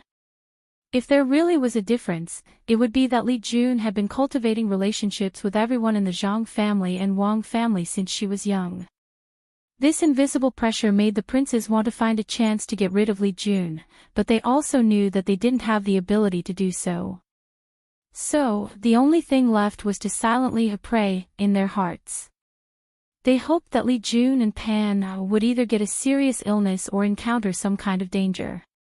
However, this was only a thought. They also understood that if they were with the Zhang family and Wang family, they would get an incurable illness, and their lives would be in danger. In that case, Tang wouldn't be able to find a safer place. How could Li Jun and Pan know about these things? They just liked to play with their brothers and sisters. They could eat good food, play games with others, and listen to interesting stories. Right now, Pan was wondering if there would be a story to listen to with everyone gathered together. She opened her eyes wide and looked at Xiao Bei. When Xiao Bei looked over, she gave him her sweetest smile and said, "Story, tell me a story." Okay, stories. Be good, Pan. Big sister will tell Pan a story in a while. Xiao Bei coaxed Pan but his eyes turned to his brother, Xiao Hai. Xiao Hai was relatively quiet and didn't like to talk all the time. Other than when he was reading essays, he was also with his brothers and sisters. Otherwise, even when he was with his mother, he didn't talk much. He probably felt that instead of wasting so much time talking, it was better to learn arithmetic. Seeing his sister look over, Xiao Hai nodded and said, "Through the information at home, I found out that the money in our Great Tang private bank is actually not much. All the money added together is about 400 million string of coins, but the private bank only has a fifth of it left. The rest of the money was either invested by the private bank or loaned out. That is to say, the private bank has 80 million strings of coins, and we have 40 million strings of coins to do business. If we are determined to do something, we can at least make the Great Tang private bank suffer a loss." Xiao Hai's words were very certain, and the other children also nodded. This was something that they had discussed together. Like Xiao Bei, they had been holding back their anger. Therefore, they unleashed all of their abilities. While Xiao Bei and Xiao Yuan were hiding here and feeling uncomfortable, they came up with this result. When the three people from the inner court heard Xiao Hai's words, they couldn't help but shiver. They didn't know what to feel in their hearts. This group of little brats, they were actually planning to attack the Great Tang private bank. Xiao Bei heard it clearly, but he didn't understand how the 40 million strings of coins they had raised had anything to do with how much money the Great Tang private bank had. Xiao Bei doubtfully looked over and said, "Big brother, then what should we do?" At this time, the cabin door was closed. The people outside weren't allowed to come in, and the people inside weren't allowed to go out. Everyone's eyes were on Xiao Hai. Xiao Hai was still as calm as ever. This was the habit of someone who worked in mathematics. Seeing that everyone was looking over, Xiao Hai found a chair and sat down. He said to Xiao Bei, "We discussed it, and the final decision is that if you and Xiao Yuan agree, then we will teach the Great Tang private bank a lesson. Otherwise, they will really think that we are so easy to bully. In the future, anyone will dare to bully us in the name of fairness. Big brother hasn't said anything yet, so I guess big brother and big sister are waiting to see what we will do." "I agree." Xiao Bei was the first to express his position. "I agree with her." Xiao Yuan said. "Good, then I will now analyze the relationship between the 80 million strings of coins and our 40 million strings of coins." Xiao Hai looked at the others and saw that no one objected. Even Li Jun and Pan nodded. Xiao Bei pulled Pan over and held her in his arms. He looked at his big brother. The three people from the inner court took a deep breath at the same time, then closed their eyes and made a decision. They were going to go all out and do whatever they wanted. It was too late to back out now. Not to mention, even if they wanted to back out just now, they still couldn't. The cabin suddenly quieted down. Xiao Hai copied the adults and lightly coughed. He then said, "The Great Tang private bank's operation model is actually very simple. One is to lend money, and the other is to attract deposits. The interest of the loans is higher than the interest of the deposits given to others. The other is to invest. In terms of the Great Tang private bank's own investments, Big Brother is very strict. One is to not invest in the most basic industries, and the other is to not invest in businesses that are too risky. Thus, the result is that the money invested cannot be recovered in a short period of time.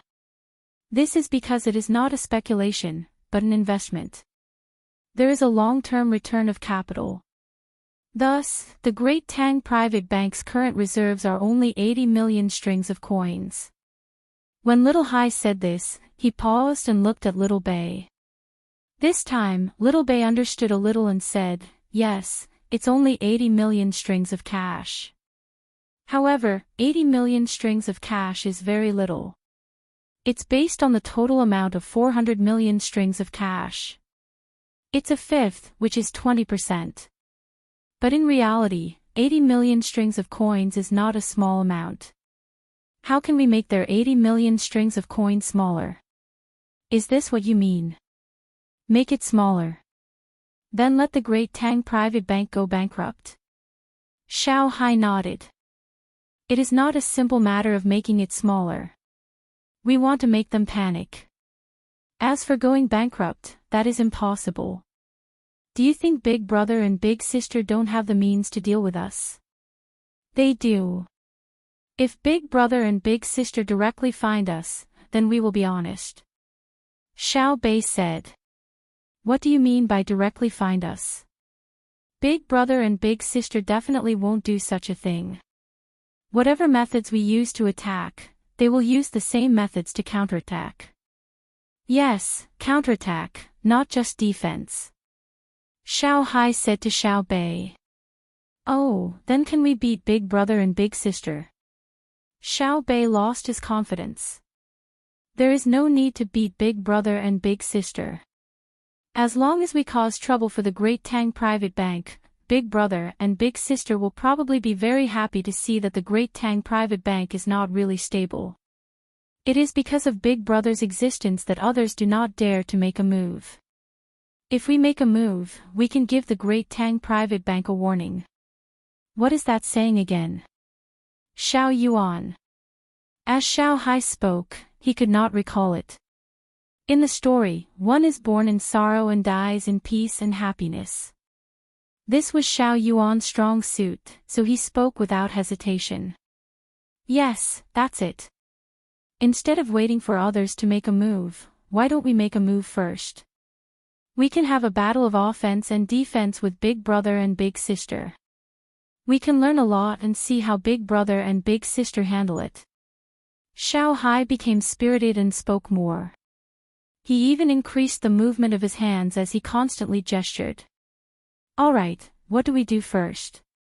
Xiao Bei asked. A loan, a mortgage loan, but it can't be in our name. We are too small. They won't give us a loan. Let the businessmen who work with us do the loan. Our 40 million string investment isn't all at once. There's a process in between, and it's divided into batches. But the merchants we're working with have already prepared the cash and put it in the Great Tang Bank. That is to say, the Great Tang Bank doesn't really have 80 million strings of cash, but 40 million strings of cash. We can first get the merchants to take out the loan, and when the Great Tang Bank has less money, we can take out the money at once. That way, the Great Tang Bank will have no reserves. What do you say? Little Hai continued to speak. All the children felt their eyes become brighter and brighter. So it was actually this easy to break into a bank. That's great. Just as they were rejoicing, the man from the inner courtyard raised his hand and spoke. Young master, young ladies, may I interrupt? Go ahead. Xiao Bei was excited, so he didn't stop others from interrupting. Well, it's like this. Since the Great Tang Bank's 80 million strings of cash is called a reserve, it naturally can't continue to lend. Therefore, if we ask the merchants to apply for a large loan, they won't be able to get it. If others apply for a small loan, they will have to see how much interest the bank can get back. Only when the loan exceeds 80 million strings of cash can the Great Tang Bank continue to lend. They are afraid that someone will take away the money like we did and then be unable to pay, so this idea won't work. The man from the inner courtyard explained the situation to Xiao Bei and the others. Little Hai slapped his forehead and didn't say anything else. He realized that the idea he came up with in a hurry wouldn't work. How could he have forgotten this matter? Xiao Bei also frowned and said, It's fine. This method won't work. Let's think about it again. I know. Our goal is very simple. It's to make the bank run out of money, right? Then let's convert 40 million strings of cash. The merchants we're working with can't only have this much money, right? They must still have money in the bank. We'll take out the cash and give it to them so that they can continue to take the money out. This way, the bank will be finished. Then, we'll spread the news that the Great Tang Bank is out of money. This will make the people who deposit money in the bank anxious and go to the bank to take out the money. What do you think the Great Tang Bank will do? After Xiao Bei finished speaking, he felt that his idea was very useful. He waited for the others to praise and agree. The others thought about it and didn't find anything wrong with it. Thus, they split up and sent telegrams to their business partners to discuss this matter. They also began to arrange for people to spread the news that the Great Tang Bank was empty and couldn't take out any more money. In the end, when everyone gathered together again at noon, their expressions had turned ugly. They are too poor. They still have the face to say that their capital can be ranked in the top 100 of the Great Tang. They are all people on the top list of billionaires, but none of them can take out any cash. Xiao Bei said gloomily. Xiao Yuan also imitated Lord He, took a deep breath, and then let out a long sigh. Ai. I also contacted them here. They said that the Great Tang Bank doesn't have all the money they gave us for the cooperation. Brother Xiao Hai, how much is it? Much less. According to my calculations, the people we're working with have only transferred 16 million strings of cash directly from the bank. The rest of the money is also borrowed from others. This time, they can't rely on their own cash to support the cooperation, but through financing means. They don't have much cash and most of it is on goods. This is the normal business model. If they can really take out so much cash, they can't be ranked in the top 100. Xiao Hai explained. In other words, the other party used quasi-cash flow. The reason why it wasn't pure cash flow was because they didn't have much debt. It was just that they were not comfortable with negative capital operations. Ah. So it's like this. Then why does my family always have a lot of money? Uncle Emperor also has the same. Right, where did my family's money go? The Great Tang Bank's reserve of 80 million strings of cash can't all be my family's money, right? There's also Uncle Emperor's money. Uncle Emperor has 100 million strings of cash. As Xiao Bei spoke, he finally realized the problem. If all the money in the Great Tang Bank was added together, it would only amount to 400 million. Excluding his family and Uncle Emperor's money, there was practically nothing left. Then the current reserve of 80 million strings of coins was simply not right. The other 8 children were the same. They were all confused. How did he get the money? After going around and around, a part of the money evaporated. Even the 2 younger children, Pan, felt the distress of their brothers and sisters. Pan waved her small hands and said, "Money, money." At this time, the man in the inner courtyard also didn't know, because he didn't study this in the inner courtyard. It was even more impossible for him to know how his family's money was used. Go, find the relevant people in my group. I'll ask them. Xiao Bei decided to figure this matter out. There were all kinds of people in the group. Soon, 2 people in charge of capital operations came. One was surnamed Zhang, and the other was surnamed Wang. They were called Zhang Ben and Wang Fei. When the 2 entered the cabin, they also felt the difference in the atmosphere, but they didn't know what had happened. They looked at each other, and Zhang Ben asked, "Young master, young lady, why did you ask us to come here?" "I want to ask something. Where did our family's money go?" "And Uncle Emperor's?" Xiao Bei asked. The 2 understood. Wang Fei thought for a moment and said, replying to young lady, "In truth, our family's money and His Majesty's money are also in the bank. However, this money is not directly calculated by the bank system. Instead, it goes through a different system." Ah. Another system. Xiao Bei had never heard of this before. Why? Because the young master said that he didn't have much energy to waste on the bank. He still had many things to do. If they went through the same system, the approximate amount of money in the bank would be easily leaked. This is because the bank also has to pay taxes to the court. If we can't fake the accounts, then the Ministry of Revenue and the court would very likely leak the secret. In that case, others would estimate the amount of money in the bank and use the method of running on the bank to deal with the bank. The bank would be greatly affected. The purpose of our family's money and His Majesty's money going through the other system is to hide behind the scenes. The Emperor's money doesn't need to be taxed. Our family's money is paid a fixed tax and turnover tax, so it has already been paid. This way, we also don't need to tell others how much money we have in the bank.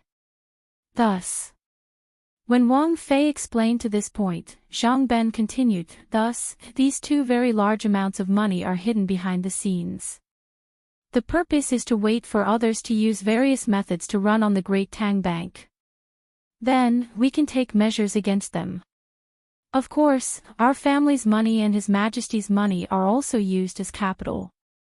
During this process, our family doesn't need to pay taxes. This is because most of the time, our family's money is used for disaster relief. This includes His Majesty's money. Normally, the money our family earns and the money we give out for free form a balance. Xiao Bei and the others now understood. Because they understood, they all became disheartened. Xiao Bei rubbed his face and looked at the others. He said, "Our plan has failed. How much money our family has, and how much money Uncle Emperor has, we all have a rough idea, although we don't know the specifics. The Great Tang Bank indeed only has 20% of its reserves. If many people work together, it will be very easy to attack the bank. However, as long as elder brother doesn't do anything, everything will be fine. If he does, whoever attacks will be unlucky." Failure. Could it be that the bank doesn't have a loophole? Pan also nodded. Bad luck, failure, It's bad luck. No, say it like this. Xiao Bei didn't forget to teach Pan, No, Pan followed up with another sentence, making the atmosphere a little more relaxed. Xiao Bei and the group of children continued to squat in the corner and draw circles, trying to think of a solution. However, the rumors had already spread. The speed at which the rumors spread was very fast. They all used telegrams. In the afternoon, Zhang Xiaobao received news of the rumors. Li Longji hurriedly came over and said to Zhang Xiaobao, who was sunbathing with Wang Wan, "Look at what your younger brother and sister have done. They've made everyone anxious. What if they run on us? If they run on us, then so be it. A bank that hasn't experienced the risk of a run on us isn't a good bank. Only soldiers who have walked the line between life and death can fight a tough battle. From the moment the bank appeared until now, it hasn't been attacked at all. That won't do." Zhang Xiaobao appeared to be very calm, as if he wasn't worried at all. As soon as Li Longji saw Zhang Xiaobao's expression, he felt angry and said, "Why haven't you done anything big? When you kicked the other partners out, you didn't hold back. Then, you kicked yourself out as well. If you didn't go out and control the bank with me, how would others dare to run on us? How would they play tricks?" "Oh, right, they played tricks. It was Xiao Bei and the others who did it. Tell me, why are your younger brother and sister, a group of little brats, so vengeful? Isn't it good to have a vengeful heart? Let others know that if you want to provoke them, you have to bear their retaliation. If you don't have the means to kill them in one blow, then it's best not to try. It's just like our Tang Empire. If other countries don't have the means to destroy Tang Empire in one blow, then they shouldn't lightly provoke us. Otherwise, they will have to bear the consequences that they can't bear." As Zhang Xiaobao spoke, he even put on a reasonable appearance. He didn't blame his younger siblings at all. Wang Wan didn't say anything as she basked in the sun. She knew what Zhang Xiaobao was thinking. He wanted to see who would make use of this opportunity to add fuel to the fire. At that time, he would deal with them. Naturally, he also had his own selfish motives.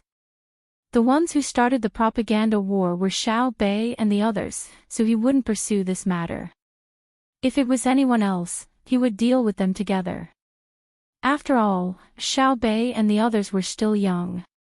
If he really wanted to pursue this matter, he would have to look at the two of them first. He clearly knew that his younger siblings weren't stable, so he didn't inform them beforehand. How could Li Longji know what Zhang Xiaobao was thinking? Right now, he was worried that everyone in Tang Empire would withdraw their money. If that happened, the bank wouldn't be able to afford it. What would the result be? Thus, he asked, "Then, what do we do now? Are we just going to let others take the money away?" "That's right. That's how it will be for the time being. I've already left 20% of the reserve for the Great Tang Bank. This is the time to test them. I'll see what the managers of the various places do and how the chief manager arranges things. If there isn't a bank run, I'll even help behind the scenes. Only then can we nurture people. Your money will go through another system, so there's no need to worry that the bank won't be able to support it. If there's really no other way, we can just take out your money and my family's money. No matter what, we should have at least 50% of the reserve. When Zhang Xiaobao finally revealed what was going on with the money, Li Longji felt even more depressed. Xiaobao, why didn't you tell us earlier? My money isn't in the bank. Then what am I worried about? I'm hungry. I want to eat steamed buns, big meat steamed buns, the kind with soup. Li Longji started thinking of other ways to get his money back. It seems like we're thinking of the same thing. I also want to eat soup dumplings. The noodles have already been served. I'll steam them in a moment, Zhang Xiaobao said with a smile. But us wants to eat dumplings again. Li Longji changed his mind. Your Majesty, you're making things difficult for me. You can't do this. A monarch doesn't take his words lightly. Zhang Xiaobao frowned and complained. Li Longji seemed very satisfied. I'm not making things difficult for you. I've decided to eat dumplings. I want 1 pot of steamed dumplings and 1 pot of boiled dumplings. Just when Li Longji thought that Zhang Xiaobao would beg for mercy, a member of the inner court ran over from behind. Before he even got close, he said, "Young master, the matter of making dumplings has already been arranged. There are 3 kinds of fillings. Do you want to go and mix the ingredients?" Right away. Zhang Xiaobao turned around and ran towards the ship's kitchen. He didn't forget to turn around and shout at Li Longji, "Your Majesty, this subject accepts the decree. Dumplings, steamed and boiled." Li Longji looked at Zhang Xiaobao's departing figure, then at Wang Wan, who had also stood up and was about to leave. He said, "You're with such a shrewd person every day. Aren't you worried? Guess what us heard a few days ago?" Your Majesty, you've heard as well. There's indeed such a matter. I have to find Xiaobao and have a good talk with him. How could he do such a thing? Wang Wan left behind these words and also left. Li Longji was stunned. After a while, he muttered, "I don't even know what I heard. Xiaobao, look at Cuckoo. She's so shrewd. Aren't you worried?" Chapter 1042. After Wu Huifei finished speaking, she looked at everyone's faces. Empress Wang was at a loss. She didn't know what was going on. Gao Lisher was helpless. Li Longji and Wei Wei opened their mouths. Zhang Xiaobao and Wang Wan were calm. Because they knew that someone would think of this problem.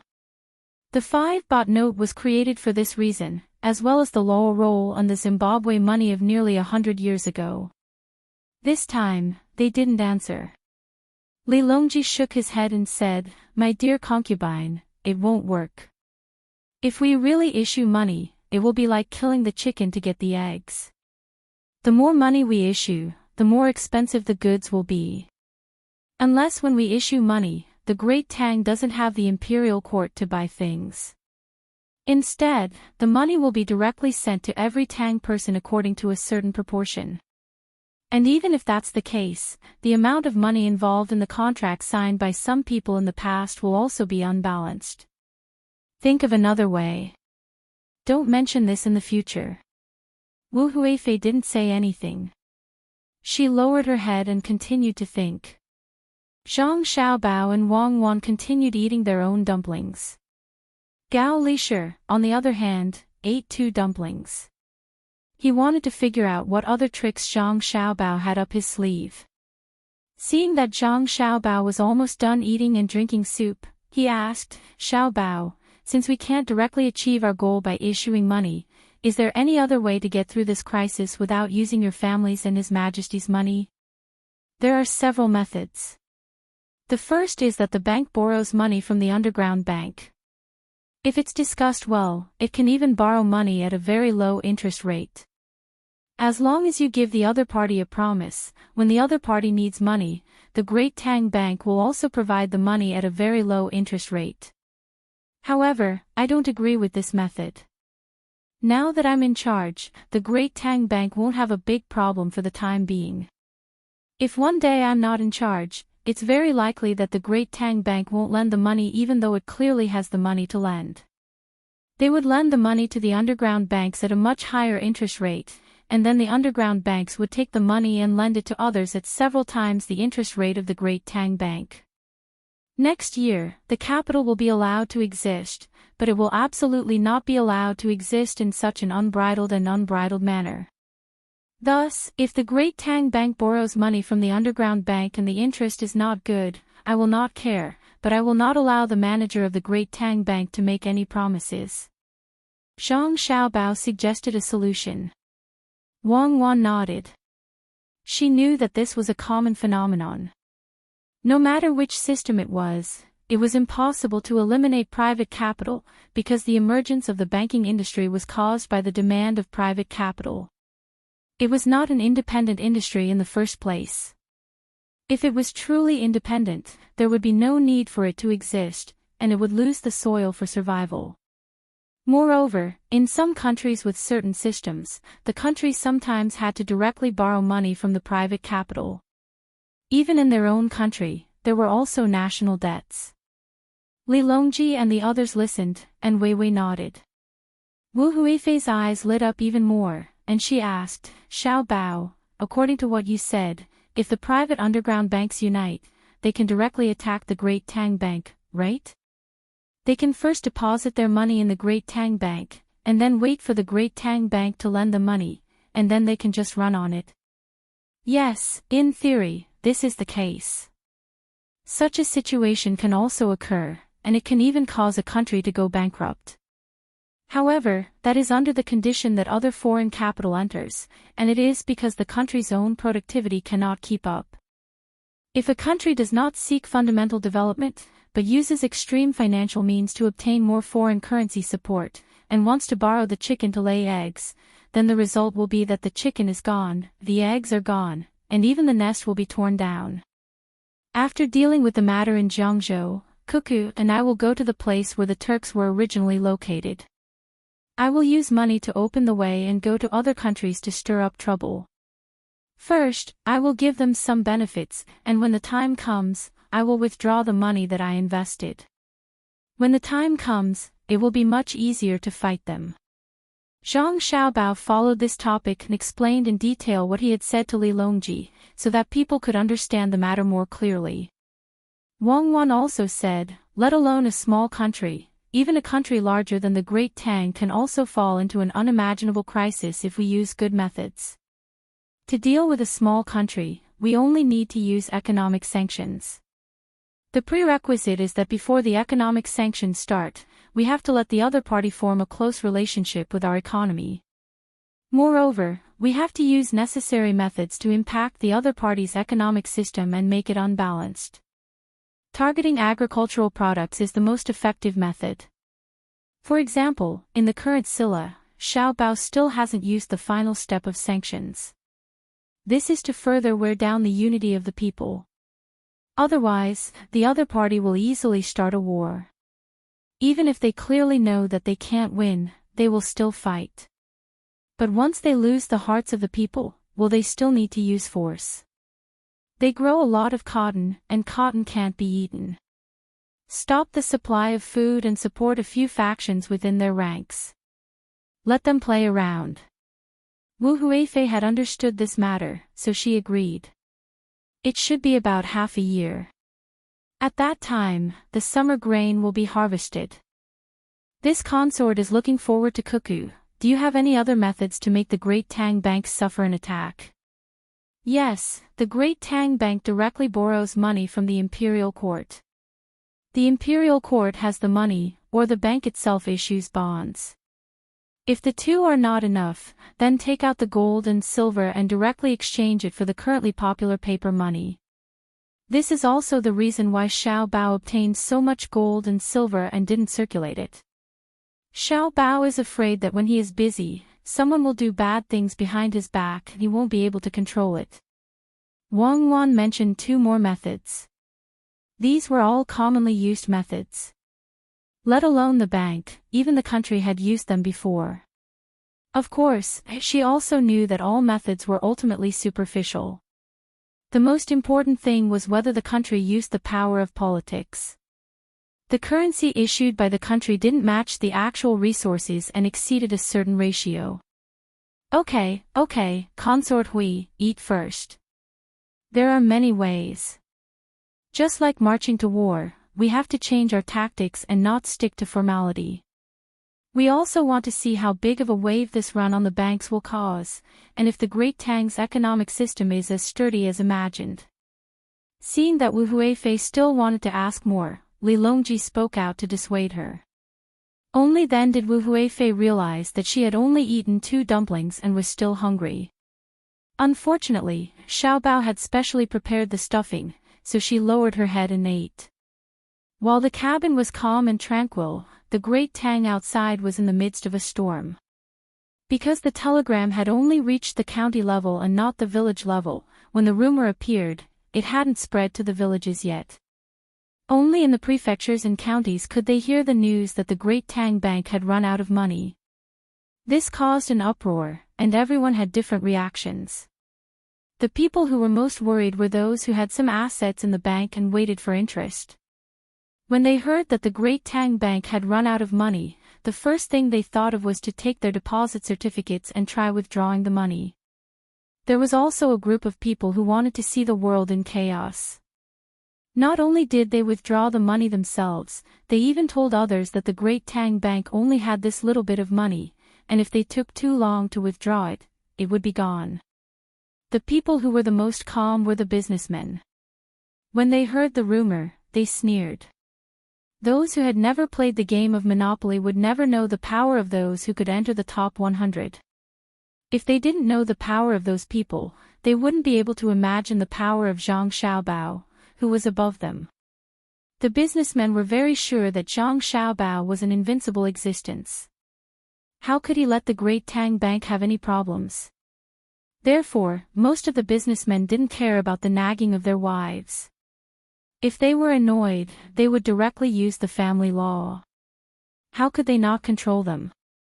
Since the merchants did not move, the impact on the banks was much smaller. The managers of the banks in various places kept sending telegrams and specifically went to find the local merchants to discuss matters.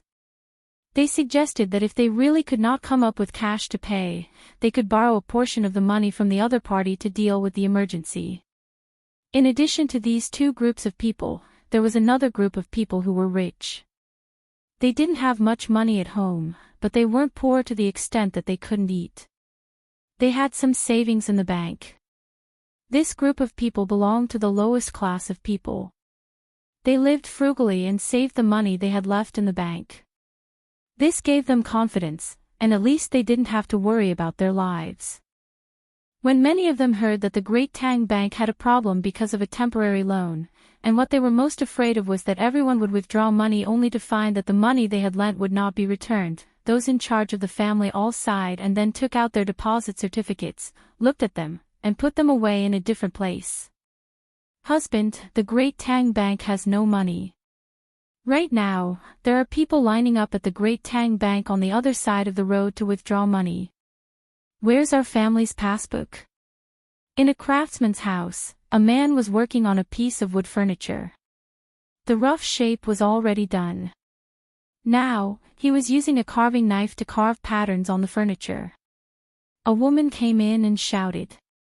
The man's hands didn't stop moving and he softly replied, "Got it. Where's our family's passbook? Quickly take it out. I'll go get it too. If I don't go now, it will be too late." When the woman saw the man's expression, she was very angry and urged him. "I'm not taking it out." The man replied with 2 words. "If you don't take it out, it's gone." The woman had a look of disappointment on her face. The man's knife was still carving on the wood. It was a cloud. It had no fixed shape and its shape was casual, but it was like a gentle breeze. "I'll go get it myself." The woman angrily went into the house. After a while, she came out with an ugly expression and asked, "Where's the passbook?" "I put it away." "There are still people who owe money to the Great Tang Bank. They haven't returned it yet. When they return it, the bank will have money again. What's the hurry?" The man said a few more words this time, but the carving knife didn't stop. "You prodigal man, return it back. What if it collapses early? All the hard-earned money will be gone. You tell me, where did you put it?" The woman's eyes widened. "If you don't return it back, you'll give it to the bank." "The money, I don't want it. When we bought this house, we borrowed money from the bank. Did the bank charge us interest? When they helped us, we were happy. Now that they are in trouble, you want me to hit them when they are down. If I were this kind of person, I would let down the Great Tang Bank today and do something bad to you tomorrow." The man finally stopped what he was doing and turned his head to the woman and shouted. The woman withered. Then you really don't want the money? If you can get it back, then get it back. If you can't get it back, then don't get it back. The children don't need money to go to school, and we don't need money to see the doctor. I can still feed you with these 2 hands. The man said slowly and firmly. "Father, Mother, I'm back. Mother, guess what good thing I encountered today?" "What is it?" While the husband and wife were talking, a little boy ran in with an even smaller little girl. As soon as they entered the courtyard, they shouted happily. "What good thing?" "The family's money is almost gone." The woman complained in a low voice, but after being glared at by the man, she didn't dare to say more. "It's Xiao Bei." "Mother, you know Xiao Bei, right? She is the Tang dynasty's patrol inspector. She got a lot of money and wants to build 4,000 places in our Tang dynasty. In our county, there is a precious candy house. I went to ask, and the workers said that they want to build a fun place with a mirror. When it is built, my sister and I will go there to play. We don't need a single cent. Also, the little cripple grandson that the old cripple picked up can go there to get money. Every month, all the children who are not in good health can go there. Also, Mother, you don't have work to do, right? I heard that there is a place where you don't need to pay money or pay taxes. When the time comes, you can ask if people like you can join." The little boy said happily. The little girl wanted to interrupt but couldn't. She was so anxious that she jumped at the side and kept nodding. When the woman heard this, she was stunned. The man was also stunned. "Father, the Tang Dynasty Bank is managed by Xiao Bao. Xiao Bei is Xiao Bao's sister, right? Do you think he took out all the money to do this? They should have done it bit by bit. Why do they need to make 4,000 at once? This. The woman also started to get anxious. If they make a few, will it be our county's turn? Go, take out my screen and sell it. Buy it at a cheaper price. Don't wait for it to be expensive. After you buy the money, take it to the bank and deposit it." The man said and turned back to continue carving. The woman stood there and twisted the hem of her clothes. She thought for a while and gritted her teeth. "Child, come with Mother to get the screen. The Tang Dynasty Bank can't collapse, and neither can the Zhang family and Wang family. Ah! Let's go." The little boy agreed and ran to the warehouse with his mother. This family was not the only one who had made a choice. Many commoners were also doing what they felt they should do. Therefore, at the entrance of various places in the Tang Dynasty Bank, there were different scenes. Some people were lining up to withdraw money, while others were lining up to deposit money. Chapter 1043. After replenishing their supplies, the fleet continued down the river without stopping at all.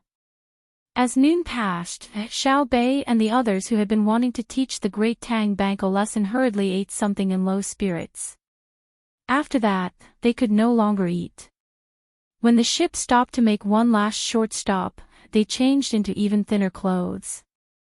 They were now in the Chuzhou area, where the canal met the Huai River. People came and went at the dock like shuttles. Small boats moved back and forth on the river like fish jumping through the water. Let's think about it again. Let's start from their business contracts and see if we can find any loopholes. Xiao Bei said to his brothers and sisters beside him as he watched the boats come and go on the river dejectedly. Let's talk about it later. Let's learn from them. Brother said that there is no complete system in this world. We can find loopholes in everything. Xiao Yuan had been busy for almost the whole morning, but he still couldn't think of a good way to take revenge. He was very helpless. Xiao Bei, let Grandpa fish with you, okay? Old Man Wang saw that the little guys were listless and felt uncomfortable in his heart. He wanted to find something fun to cheer them up. Looking down, he saw more than a dozen small boats not far from each other on the river.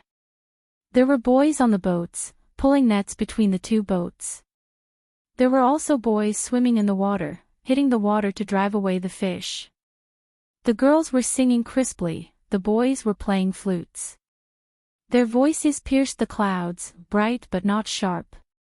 Seeing this scene, Old Man Wang nudged Xiao Bei and said, "Xiao Bei, Grandpa Fish will take you to play with the children, okay? Look, they're playing so well. Compete with them and see who's better at watching the water and catching fish." Xiao Bei looked in the direction Old Man Wang pointed and found that it was indeed so. His eyes lit up. He was about to turn back to the cabin and change into a diving suit when he suddenly felt that something was wrong. Ah! They came to catch fish to play. Don't they have lessons in the afternoon? Are they worthy of the money from the local merchants? Wait, Xiao Yuan, come down with me. Hurry up and change. Xiao Bei was thinking about this problem. He called Xiao Yuan and ran into the cabin first.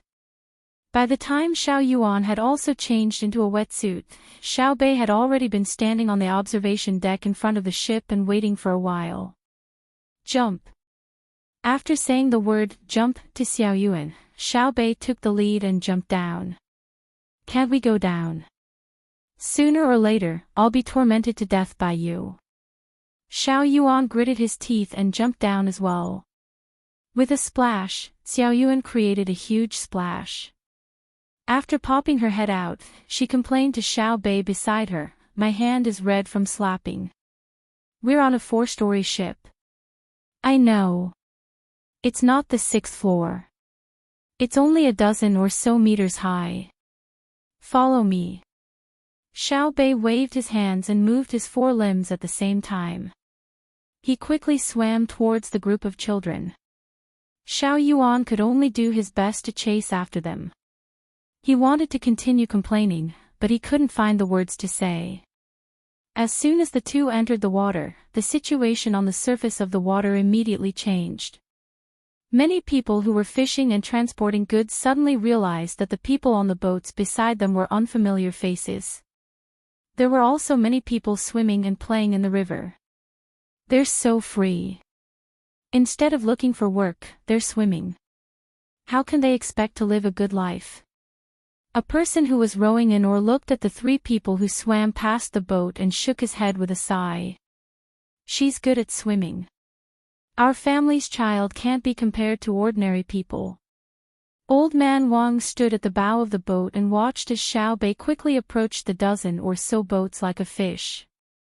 He stroked the beard under his chin and praised her. The others were silent. They were already used to it. This old man praised Xiao Bei almost every day. Even if Xiao Bei found a stone to smash the glass, he would also praise her for her strength. The children were strong and strong. Our family's child can't be compared to ordinary people. He's also sensible. Our family has a lot of glass. Xiao Bei didn't know that someone was praising her. She swam to the dozen or so boats and saw 2 children vigorously slapping the water with their hands to drive the fish towards the net. After a while, she disappeared without a trace. The two children thought that something had happened and wanted to go down to look for her. Only then did Xiao Bei pop up with her hands firmly grasping a fish. That's amazing. Catching fish with bare hands. I don't know how to do that. A boy looked at the fish in Xiao Bei's hands with admiration in his eyes. The other asked, "How did you catch it?"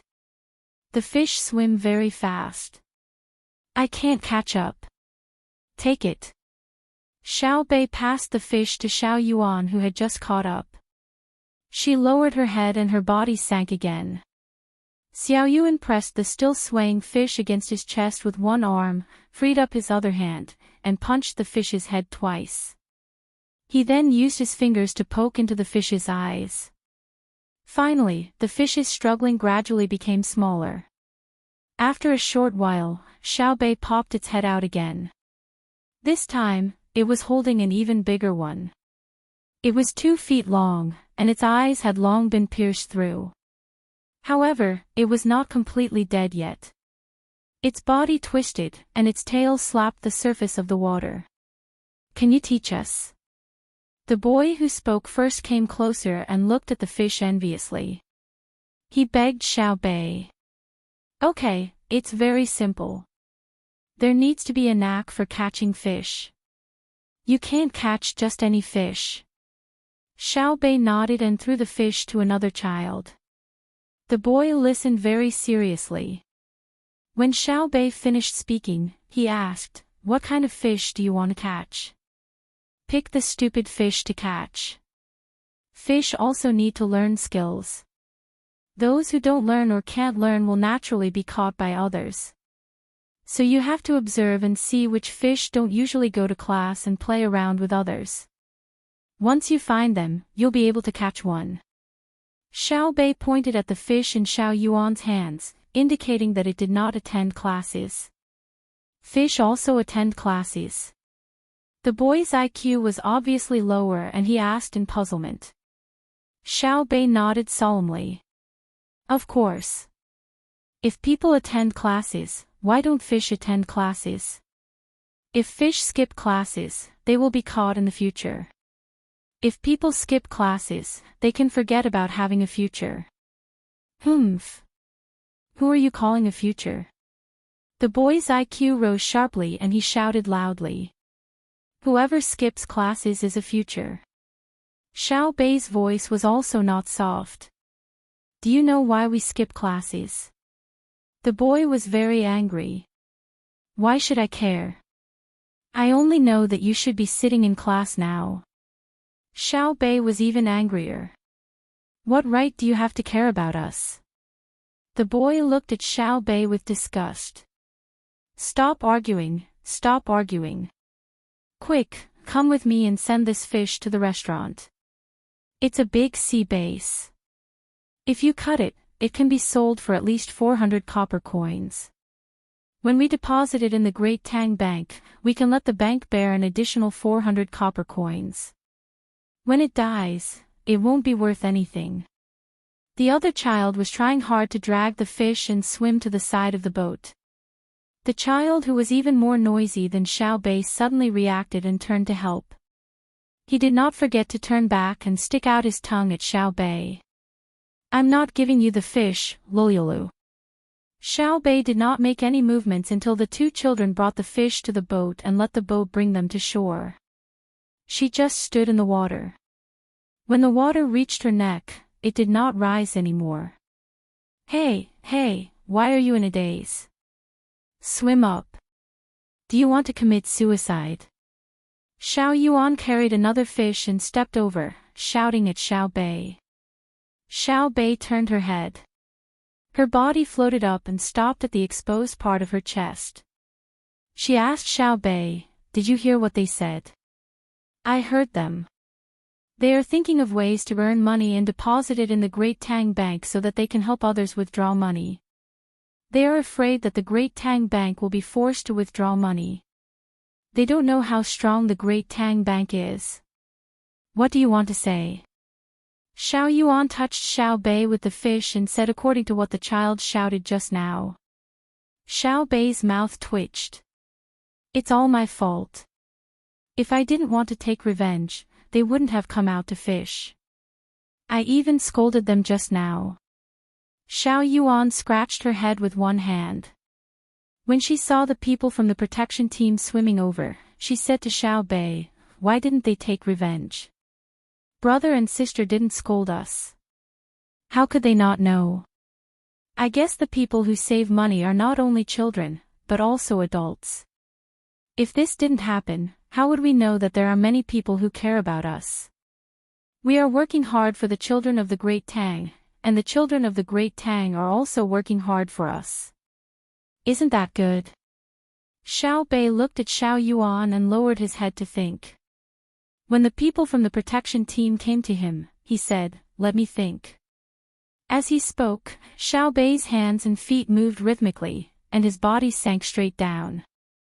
Xiao Yuan shook his head at Wei Wei, who was swimming over, and signaled her not to come over. He held the fish and waited.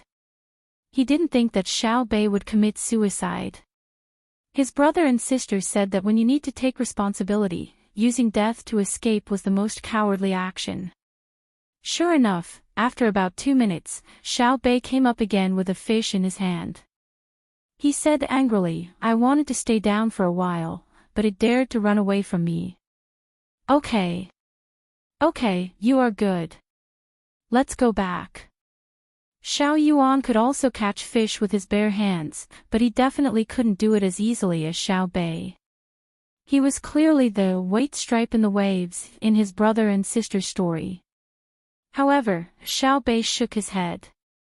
No, they will take it as a day off. We will fish with them. When we catch fish, we will sell it for money and let them save it. This money is theirs. Then, catch fish. Time to catch fish. Xiao Yuan waved his hand, and the people from the protection team started to get busy. Once everyone joined in, the speed of catching fish increased significantly, especially Xiao Bei. He asked the people from the protection team for an iron skewer and dove into the water. He caught 1 fish in one go. The children who asked for leave to fish were happy. They were responsible for sending the fish to the shore, and the people on the shore would take care of them and transport them to the restaurant. The restaurants were also divided into different grades. Some restaurants took the opportunity to lower the price. After the children asked, they turned around and left. Some restaurant managers heard that the children were saving money to support the Great Tang Bank, so they offered a high price and told the children to be careful not to drown. They even asked the children to come over for dinner at night. The children didn't thank them. Not only did they not thank the restaurant managers, but they also didn't thank Xiao Bei and the others. Their thoughts were very simple. They felt that everyone was helping the Great Tang Bank, so it was natural for them to do so. Those who didn't help the Great Tang Bank and instead added insult to injury were the ones who were hateful. The number of onlookers on the shore gradually increased. Xiao Bei focused on catching the carp and perch. Every time Xiao Bei caught a fish and the children carried it to the shore, someone would immediately shout out a price to buy it. They would then find a restaurant to have it made into fish slices. The fresh and high-quality fish gave a different feeling when eating it. While Xiao Bei and Xiao Yuan were working hard to catch fish, Xiao Hai and the others also came down. Even the Li siblings came down to join in the fun. They also knew how to swim, but they weren't good swimmers. They had no problem swimming in the swimming pool, but at the intersection of the canal and the Huai River, people like them would drown. Therefore, the 2 of them were given life jackets and arranged for people to protect them. They were allowed to participate in various activities. Even if their intelligence couldn't keep up, they could at least leave some impression. Xiao Hai swam over and asked Xiao Bei, "How are you? Are you tired?" "No, I didn't use much strength. I just feel uncomfortable. If I didn't insist, they would still be sitting in the school." Xiao Bei complained to his brother. Xiao Hai gave a rare smile and said to his sister, "You've done a good job this time. Brother and sister just sent news that the Great Tang Bank will begin to take out a portion of our family's money at noon tomorrow. They will inform the depositors of the bank's strength. At the same time, it will end at noon tomorrow. Starting from this morning, those who deposit money at noon tomorrow will have their deposit interest increased by 400%. Those who don't withdraw money from the bank will have their deposit interest increased by 100%. Those who take a loan from the bank, deposit money, and withdraw money will be more stringent in the future. Starting from noon tomorrow, the Great Tang Bank's deposit interest will be reduced by 30%. Let me think. According to this, starting from this morning and ending at noon tomorrow, those who deposit money will have their deposit doubled in a little more than 3 years. The Great Tang Bank is so rich. Xiao Bei quickly calculated the general situation of the interest. 4 times the interest, in more than 3 years, 1 copper coin would become 2 copper coins, and 2 copper coins would become 4 copper coins. Then, he shouted happily, "That's great. Good people deserve good karma. Quick, quick, help me catch some fish. Sell it to the children who play truant. Sell it to them for more money. In 3 years, they will have more money to spend." Brother and sister are amazing. They immediately thought of a good idea. I was worried about how to repay others. Now I want to see if those people who withdraw money will still dare to take advantage of me in the future. Xiao Hai smiled again and said, "Brother and sister also want to tell you that the manager of the Great Tang Bank in Shuzhou has been resigned. They want you to stop thinking about taking revenge on him."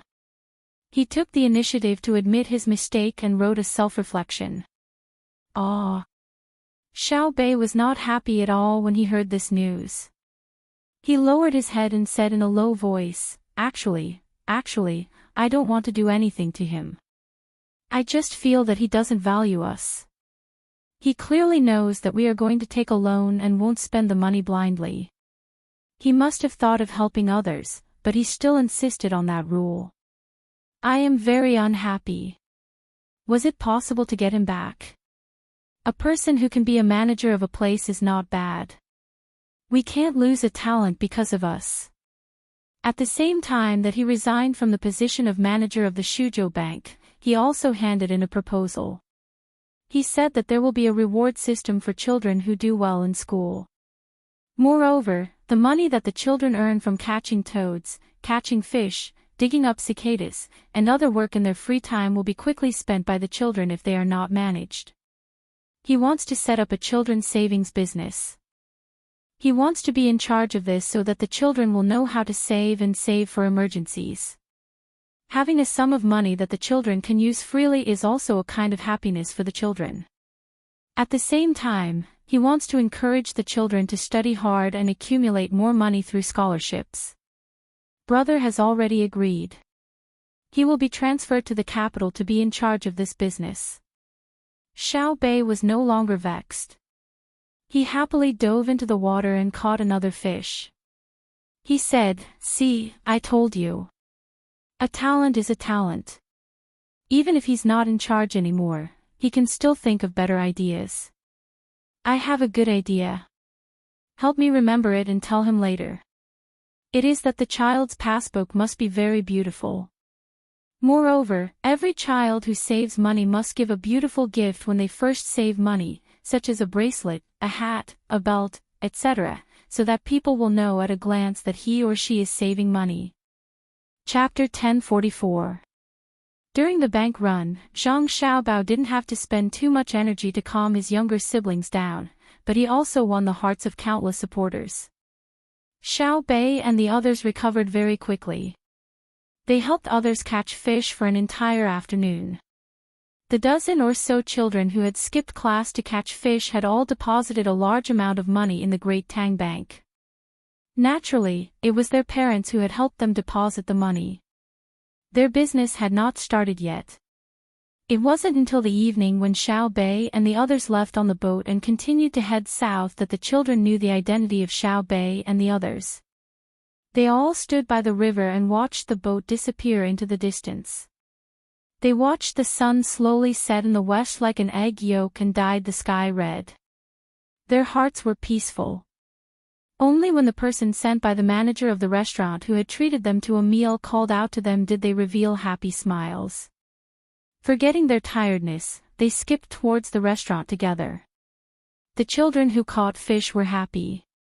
Compared to being able to see Xiao Bei and the others, the amount of money in the bank was not so important. Many years later, they could proudly tell their descendants about what happened today. A portion of the crowd was also happy at noon the next day. The next day, just after noon, the branches of the Tang Bank all opened for business in the afternoon. At the same time, bundles of Tang banknotes were piled on the counter of the bank. The denominations ranged from 10 strings of coins to 500 strings of coins. The colors were colorful. When the people who wanted to withdraw money and deposit money saw it, they made a similar expression, which was shock. Then, annoyed voices and happy shouts echoed one after another in the bank. At this time, the bank also put up a public notice board. The blackboard was painted with ink and the white chalk words were very dazzling. Little brother-in-law of the Zhang family, you can read. Help me see what's written. My son has gone to school. Otherwise, I can drag him here to read. A woman who was depositing money didn't recognize the words on the blackboard. She asked the person next to her who was going to withdraw money. She didn't show any embarrassment on her face because she didn't know how to read. Instead, she emphasized that he was her son with a hint of pride. The brother-in-law of the Zhang family knew why she was like this. It was because her son had ranked first in the school for 3 consecutive quarters. The rewards he received were enough to feed 2 people in her family. In addition to the symbolic monetary rewards, there were also cloth, rice, meat, and vegetable oil. Before the new year, she even received 4 pieces of pork. With such children, every adult should be proud of them. The children were happy when they learned, the merchants were happy when they received rewards, and the adults were even happier when they ate what the children received. However, this brother-in-law was not happy. He had already withdrawn 4 strings of cash yesterday, but he could not find today's passbook. When he got up in the morning, he scolded his wife for a while, and then rummaged through the cupboard for the whole morning before he took out the passbook from the gap of the mattress. When the great Tang Bank opened for business in the afternoon, he rushed over. He never thought that the difference between reality and imagination was too great. That black and white announcement, as well as the colorful coins, made him want to find a hole to crawl into and return to the past. Brother-in-law of the Zhang family, what did you write? The woman continued to ask. She could see that there was something wrong with his expression, but she couldn't think of the specific reason. She could only guess that the words on the blackboard were not very good for people who wanted to withdraw money. The brother-in-law of the Zhang family tightly held the passbook in his hand. He saw that the passbook had changed shape, but he didn't know. He said to the woman blankly, I finally know the strength of the great Tang Bank. Zhang Xiaobao will always be Zhang Xiaobao. It's a pity that I don't have any medicine for regret. It's written on it, written. The woman was a little scared. These words were too scary. It seemed that he wanted to kill himself, so she didn't say anything. However, a woman next to her who was also depositing money pulled her aside and said, Sister, I'll tell you what it says. When my daughter comes home, she always wants to teach me how to read. It's good that I can recognize those words. Sister, you tell me. The woman was more envious of her literacy. When my child comes back today, I'll also ask him to teach me. Good, I know that your son studies well. Every time my daughter talks about him, she's always envious. Someday, I'll get my daughter to help out at your place. Look at her, isn't she cute? I think your son isn't bad. Oh, let's not talk about this first. It says that the Great Tang Bank announced today that all the banks have used the second-level currency reserves, a total of 100 million strings of coins. People who withdraw money don't have to rush and don't be crowded. If the 100 million strings of coins are withdrawn, there will be 200 million strings of coins released later. As long as you want to withdraw money, you don't have to worry about not being able to withdraw money. Moreover, the bank will operate until midnight. The people in the bank won't rest. Sister, look at that pile of money, there's still 500 strings of coins. Even if a merchant comes to withdraw money, there's still no need to worry. The literate woman first looked like she wanted to sell her daughter, and then she talked about the words on the blackboard. Hearing her words, the woman who asked the question revealed a smile. The great Tang bank seems to be really rich. My husband and I were worried that they wouldn't have enough money and would collapse in the end. Now, everything is fine. But why does the Zhang family's brother-in-law look unhappy? He can withdraw money now. Sister, that's because he saw another content. The great Tang bank said that they don't lack money, but in less than 2 days, they received something more precious than money. Thus, there was a reward activity. Starting from yesterday morning until noon today, which is when the bank closes in the morning, all the people who saved money during that time will have the interest calculated at 4 times the original amount. For those who didn't withdraw their money during that period of time, the interest will be doubled from the time they deposited the money. Yesterday, I deposited 45 strings of cash. In a little more than 3 years, it will become 90 strings of cash. The literate woman became excited as she spoke.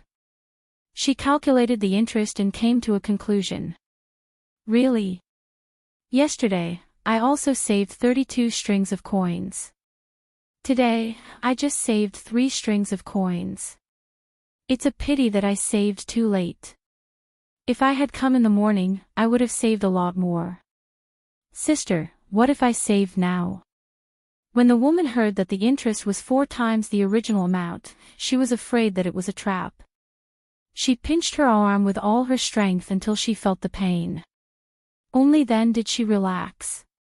She then asked, if I save now, won't it be 4 times the original amount? It's more than 4 times the original amount. The great Tang bank has adjusted the new interest rate. If I save now, I can only get 70% of the original amount. It's decreased by 30%. That means that the people who started to withdraw money yesterday will lose a lot. Sister, think about it. If they withdraw money, they won't spend it immediately. What's the use of keeping it? If they want to save it in the bank again, they will lose at least several times the original amount. It's not easy to calculate. In any case, it's more than 4 times the original amount.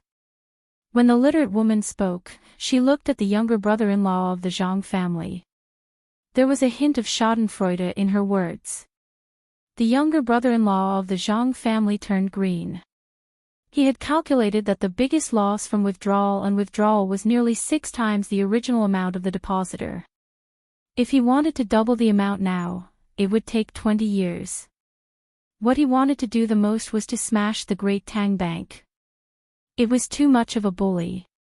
Saving and withdrawing money was normal. Why should he give others benefits when he withdrew money but suffer a loss? What if he withdrew money because he was in a hurry? However, a thought was a thought. He didn't dare to smash the great Tang bank. He didn't even dare to say anything unpleasant to them. He was very clear about who was behind the great Tang bank. I'm a fool. The great Tang bank is managed by Zhang Xiaobao. How could he let people withdraw money from the bank? His family is so rich. I'm blinded by pork. As he thought about it, he squatted down in annoyance and pulled at his hair with all his strength. The people who also wanted to withdraw money and the people who were going through the procedures at the counter stopped when they heard this. Sir, your money is 71 strings of coins and 251 copper coins.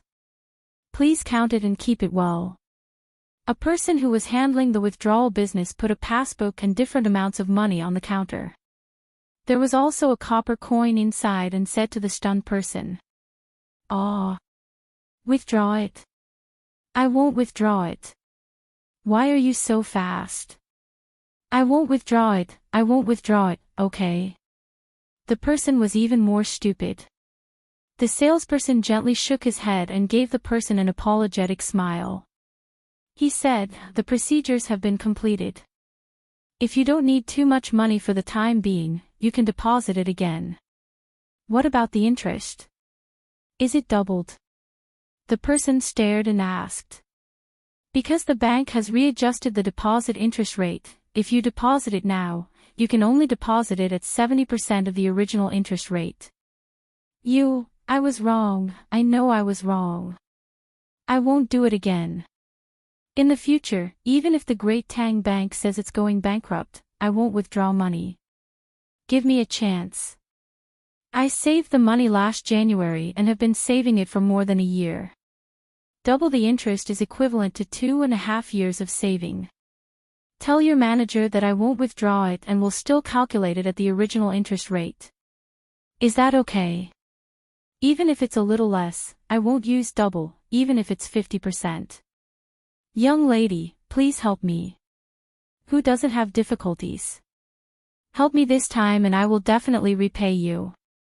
The person who was withdrawing money was crying. He leaned on the counter and begged the salesperson with a weak appearance.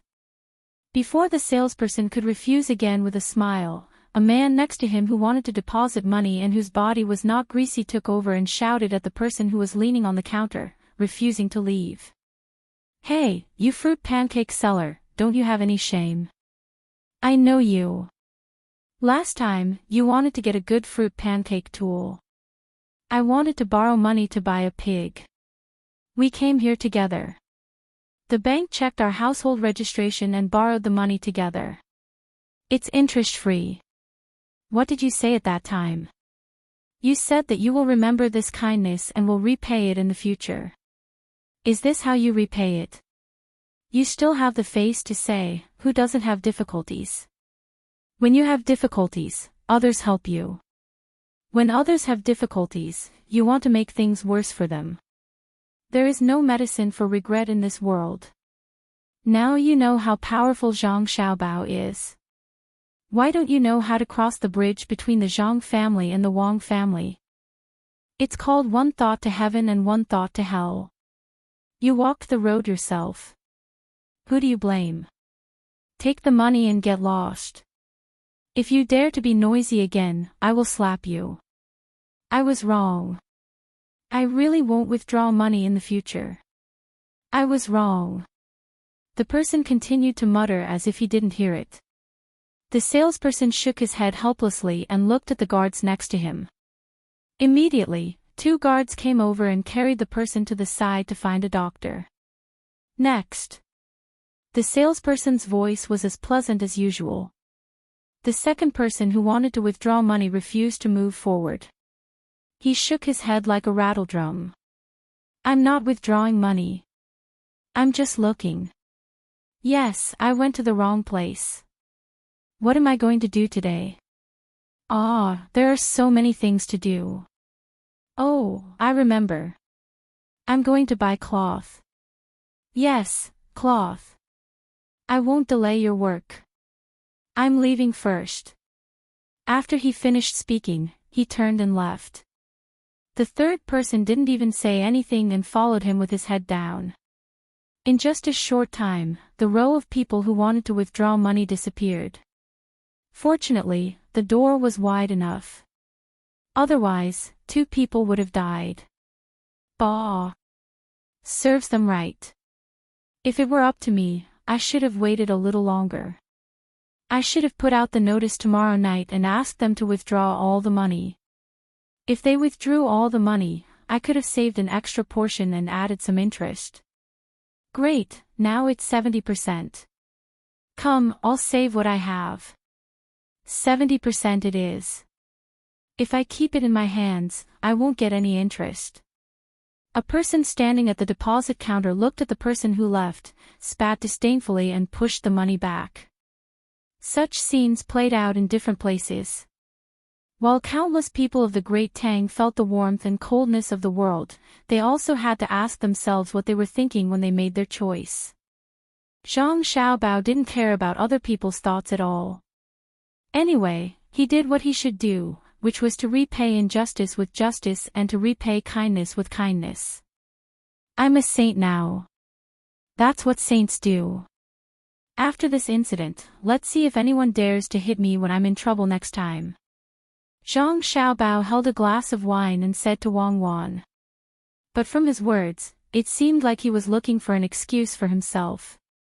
Wang Wan was still doing her embroidery. Hearing this, she raised her head and said, "Many people will be sad. What if someone takes it too hard and commits suicide? Don't you feel responsible?" "What do you mean?" "They shouldn't be sad, but I should be sad. I have a backup plan. What if I don't prepare? What will happen to the Tang Bank? Although it can't be closed down because of a bank run, it will make many people doubt it. The only way is to not handle the business of withdrawing money for others. Our reputation will plummet. What we lose is not only the reputation of the bank, but also the reputation of the court and our family. In the future, my words won't be as useful as they are now." Suicide. I don't believe that someone will commit suicide because of a lower interest. They don't lack capital. If someone really commits suicide because of a lower interest, then how many people do you think will die? I've heard of people committing suicide because they failed in stocks, futures, and gambling, but I've never heard of people committing suicide because of a lower interest. Besides, I don't care if someone commits suicide because of a lower interest. If the Tang Bank collapses and I commit suicide, how many people in the bank will pity me? Zhang Xiaobao looked like he was very angry. Wang Wan sighed and said nothing more. She also understood that Zhang Xiaobao was right. Many people who tried to run the bank, even if they really did cause the Tang Bank to collapse and then found out that Zhang Xiaobao had committed suicide, they wouldn't have much of a reaction. There were even some people who rejoiced in others' misfortune. Occasionally, in their free time, they would talk to others. There had once been a person who had stood on the altar and fallen like this. That person was an existence that reigned above the ranks of the wealthiest people.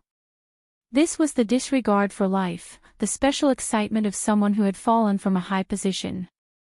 Thinking of this, Wang Wan felt a little sad. She and Xiaobao had done many things for Great Tang, but in the end, when the Tang Bank was in danger, there were still many people who weren't willing to stand with them. Ignorance. No matter how much you educate them, those who should be ignorant will still be ignorant. They might have never thought about what would happen to Great Tang if the Tang Bank was gone and Zhang Xiaobao was finished. What would happen to Great Tang then? They might think that as long as they have money in their hands, they don't have to be afraid of anything. It seems that we have to teach them more about politics and economics in the future. Xiaobao, don't you think so? Wang Wan asked Zhang Xiaobao. Zhang Xiaobao nodded. Indeed. At the very least, we have to let them know that money isn't useful just because they have it in their hands. Let alone paper money, even if they have gold and silver at home, they won't have good days ahead of them if the political situation isn't stable. Right now, we've been controlling the salt tax with Li Longji, and it's very low. There hasn't been a situation where the commoners have to spend a lot of money to eat salt, and the annexation of land has also been stopped. Otherwise, even if they have 10,000 taels of gold at home, their fate is to be snatched away by others. Those fools, not only are they short-sighted, they even dare to question me. Do you think that kind of trick will work on me? All right, I know you're capable. Go do your thing and don't disturb me, Wang Wan said to Zhang Xiaobao with a smile before lowering her head and continuing to embroider her flower. But she couldn't calm down. She had realized that it was only because of her and Xiaobao's strength that the Great Tang was able to operate normally. If the two of them were to suddenly withdraw from the situation, countless people would fight over their stalls. If that was the case, it would be better for her and Xiaobao to withdraw from the situation and allow everything to return to the path that the Great Tang should have taken. Even if there were problems, they would be able to persist for several decades. What the two of them needed to do now was to gradually perfect the system of the Great Tang so that the people would get used to living and doing things according to the system. At that time, even if the two of them were to withdraw from the situation, the Great Tang wouldn't fall into chaos. After all, the people would already have the habit of following the system. But this system was too difficult. It wasn't that the imperial power didn't want to change, but that it couldn't be changed immediately. That required the development of production technology and productivity to reach a certain level, as well as the knowledge and culture of the people to reach a level where they had no choice but to change. The process of turning imperial power into a democracy like that of the West was extremely long. To change it in just a few decades required an enormous investment of both internal and external energy. It was simply impossible at the moment. Let's wait. Let's wait for the next generation to do it. When the time comes, we'll see which system is good and use it. Or perhaps we'll come up with a new system. Under the framework of a constitutional monarchy, we'll preserve a portion of the sovereign's power and walk the line between democracy and non-democracy. Wang Wan said a few more words. Zhang Xiaobao put down his brush and helplessly said, "Just continue embroidering your flowers. What's the point of researching this? A system is only adaptability, not absoluteness. According to the needs of different social environments, different systems are correct. We can't put the system first. What needs to be put first is the needs of society. The system can be changed, but the goal of survival can't be changed. That is to live for a better life." "What do you mean by live or die? Tell us about it. We're very happy today. The situation of the various regions has been reported to us one after another. Let those disobedient commoners know that they have to work together to protect Great Tang. Yes, only then can they live properly." Right after Zhang Xiaobao said those words, Li Longji's voice sounded. At the same time, he appeared at the entrance of the cabin. Wang Wan continued to embroider with her head lowered while Zhang Xiaobao continued to write. The two of them acted as if they didn't see Li Longji's arrival. In truth, they had already heard Li Longji's footsteps, and Zhang Xiaobao had intentionally said those words for them to hear. Seeing that the two of them didn't respond, Li Longji didn't get angry. Instead, he continued, "Xiaobao, after the interest on deposits is adjusted, do you think that the interest on loans should be adjusted as well? Should it be adjusted back in the future? Why is it this kind of question again?" Zhang Xiaobao raised his head and sighed. "If we aren't concerned about this question, what should we be concerned about? Are you going to adjust it or not? Give me an answer." Li Longji glared at him. "Adjust it? Since the interest on deposits is lowered, the interest on loans should naturally be lowered as well. If we don't adjust it, wouldn't those who want loans run to the commoners to borrow money? This will cause an abnormal concentration of capital. In truth, I was originally thinking of lowering the interest rate, but I was waiting for a suitable opportunity. It just so happened that Xiao Bei and the others were reporting to the manager of the bank, so I did it together. Otherwise, why didn't you start a propaganda war with others? Why didn't you stop Xiao Bei and the others? This time, you've gained an advantage. You've won a portion of the people's hearts, warned a portion of the people, and strengthened the position of the Great Tang Bank in the hearts of the commoners. At the same time, you've also completed your plan to lower the interest rate. Say, what do you want us to say about you? You even want to make use of Xiao Bei and the others. You're truly too unqualified as an elder brother." Li Longji first praised Zhang Xiaobao, and then he began to criticize him. Zhang Xiaobao didn't care. It was Xiao Bei and the others who helped us. If not for this matter, I wouldn't have known the general situation of the people. It seems that we don't need to worry about the internal strife of the Great Tang when we launch an invasion in the future. By lowering the interest rate, we can accomplish two things. The first is to promote consumption. When the commoners realize that the interest rate is lower, they'll be willing to take out their money to buy things. However, we have to control the prices of goods properly. It's easy for the price of some goods to rise too much in a short period of time. The second goal is to have those who want to borrow more when the interest rate of the bank is lowered. Then, they can use the money to develop their own industries. Starting from a small scale, they can research production techniques and improve management, thus raising production efficiency and creating more material resources. But at the same time, they have to be controlled. They can't develop their industries by encroaching on other people's land, and they can't develop their industries by exploiting the natural resources of the Great Tang. The best result is for them to follow in the footsteps of the Great Tang army and plunder outside to produce locally before transporting back to our Great Tang for the commoners to use. Li Longji nodded and said, "Give it to a portion of the Great Tang commoners to use. We shouldn't care about those who run on the banks." Zhang Xiaobao was amused by Li Longji's words, and Wang Wan didn't dare to continue embroidering for fear of prickling her hands. After stopping, Wang Wan said to Li Longji, "Your Majesty, you're the emperor. You can't argue with the commoners. If the commoners aren't good, then it means that you haven't been fooled enough. You haven't educated the commoners well, so how can you push the blame onto the commoners?" That's right, that's right. The commoners are adorable. The appearance of the bank only means that we haven't done our job well.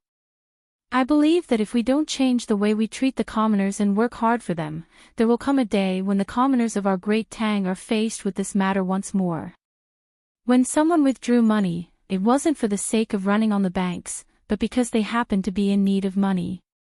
When someone saved money, it wasn't to protect the Great Tang Bank, but because they felt that keeping the money in their hands would cause it to depreciate. Zhang Xiaobao echoed. So, it's our fault then. How long will it take for them to reach the level the two of you speak of? Li Longji faintly said. He felt extremely uncomfortable in his heart. He felt like he had been betrayed by many people, and it was an indescribable feeling. It won't take too long. There might be a run on the banks right now, but if someone says that they want the commoners of a certain area to rebel, there won't be any commoners who will follow them. As long as we maintain our governance, ensure the development of productivity, speed up the education of knowledge, and consolidate Great Tang's military and economic superiority, we'll be able to achieve our goal in 10 years at most. Of course, we can't expect to have every single commoner listen to us, but at that time, there will be very few who don't listen, and we can just deal with those who don't listen. Even if we can't do the favor, we still have the law and punishment. With both of these, society will be stable. Why isn't the data out yet? You're making me wait. As Zhang Xiaobao consoled Li Longji, he occasionally glanced at the door. What data are you waiting for? Li Longji also turned his head to look at the door and asked. The data of the bank. We can't let something like this happen for nothing. I have to see what's special about the situation. I'm coming. Zhang Xiaobao paused. As expected, 5 breaths later, someone from the inner court appeared at the door. He looked inside before walking in and saying to Zhang Xiaobao and Wang Wan, "Little young master, little miss, the data has just been compiled, and it's not too complete. There's still a portion that will have to be compiled at night. Please take a look. There's no need to rush. Tell me, what's the situation?" Zhang Xiaobao gestured for the person from the inner court to explain. Yes. After the Great Tang Bank ran on its banks, from yesterday morning to noon, various places paid out a total of 43.2 million strings of cash. At the same time, more than 36.1 million strings of cash were deposited, so there wasn't much of an impact. The expenditure of various places varies according to the degree of prosperity, which is basically consistent with the law. The only problem is the Jiangnan West Road. From yesterday morning to noon today, the entire Jiangnan West Road unconventionally paid out 7 million strings of cash, and there were people from other places transferring money to the bank there. They're probably trying to empty the Jiangnan West Road bank of cash. Our bank system has just responded, urgently transferring cash from the nearby banks to the Jiangnan West Road Bank. The transportation team has already set off under layers of protection. The inner court explained. Chapter 1045. Idiot. Li Longji commented after Zhang Xiaobao and Wang Wan finished speaking. At the same time, he looked at Zhang Xiaobao and Wang Wan, hoping that they would agree with his judgment. Unexpectedly, Zhang Xiaobao and Wang Wan frowned at the same time. They looked at each other and nodded at the same time. It's interesting to deal with such an opponent, Zhang Xiaobao commented. Wang Wan also said, what should we do to create a diversion? We'll beat them at their own game and lure the snake out of its hole, Zhang Xiaobao replied. Could it be that someone is stupid? Li Longji understood the meaning behind their words and asked with uncertainty. If they're not stupid, maybe we can turn the act into reality. Investigate the owners of the transfer accounts and deposit accounts. Compile the information on the large deposit accounts in the past 6 months. Send the guards to the west of Jiangnan to enter a state of combat readiness. Increase the activity of the spy system. The Ministry of Works and the Agricultural Temple Research Institute will increase the defense forces and hold a recruitment competition in early summer. The time will be set to be half a month later. In addition, speed up the construction of the railway and recruit new medical students. The current students will immediately undergo the basic medical examination. Those who pass will be sent to the nearest place, and those who pass will be sent to the surrounding area in turn. We'll rotate layer by layer to increase the number of medical personnel in Tang as fast as possible. Zhang Xiaobao replied to Li Longji and issued a series of orders to the inner court. After that, he turned to look at Wang Wan. Wang Wan nodded lightly and then said, Order, our troops stationed in Shanshan City in the east of Qinghai Lake will split up and go around Qinghai Lake. We'll move to the northwest at the same time.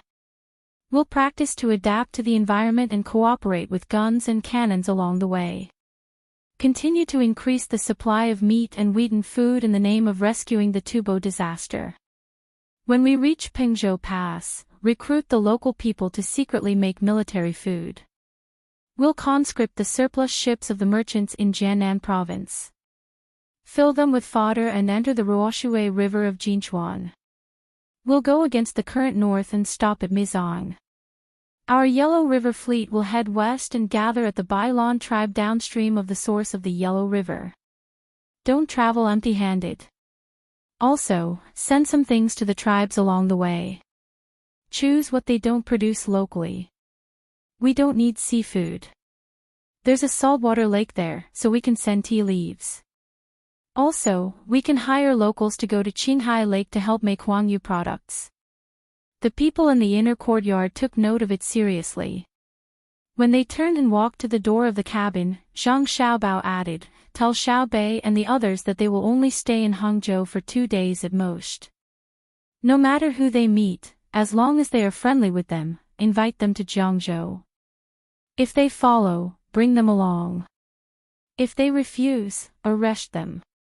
Yes. The inner yard disciple left. Zhang Xiaobao and Wang Wan immediately lowered their heads and continued to write. After each finished writing a page, they didn't look at each other. They each called for their respective inner courtyards, solemnly handed the pages to each other, and waved their hands to let them leave. Li Longji listened and watched from the side. When Zhang Xiaobao and Wang Wan were done with their work, he looked at them with a puzzled expression. Finally, he couldn't help but ask, What exactly do you two want to do? The Ministry of Works, the Agricultural Temple, the Medical College, the Army, and Supplies. Do you want to act in advance? Zhang Xiaobao and Wang Wan shook their heads and said at the same time, Let's make the Tang Empire busy. What's the benefit of being busy? Li Longji asked again. Cooperate with the other party, Wang Wan answered. Find someone to play a game, Zhang Xiaobao answered. Li Longji was confused. He thought about it and asked, Can you bring me along to play? Well. Okay. Every 2 days, send a group of people to the government offices in various places of the Tang Empire to patrol. Send 7 groups in a row. Then, order the local troops to strictly check the people entering and leaving. That's enough. Zhang Xiaobao pretended to be hesitant, but in the end, he nodded and agreed. What's the purpose of doing this? Li Longji admitted that he didn't understand. To play together. Zhang Xiaobao went back to the original topic. Okay, like a guessing game, or throwing a handkerchief behind me. Don't tell me that the two of you, as Li Longji spoke, he pointed at Zhang Xiaobao and Wang Wan. Then, he got up and left to arrange things. Xiao Bei and the others, who were getting closer and closer to Hangzhou, had been living a good life recently. They could listen to Grandpa Fish's stories and listen to the things that happened to Grandpa Fish when he was young. There were the roads he walked on, the rivers he crossed, the local customs, deceit, climbing mountains was like picking stars, and people's lives were like grass. They could also learn calligraphy and painting from the Jiang Wang clan. They could also learn how to play the zither and play chess. They could play the plucked strings and play the 3 plum blossoms. After they finished learning, the 9 of them would teach each other and make up stories for Pan, and her brother. The rest of the time, they would exercise and think about what was delicious.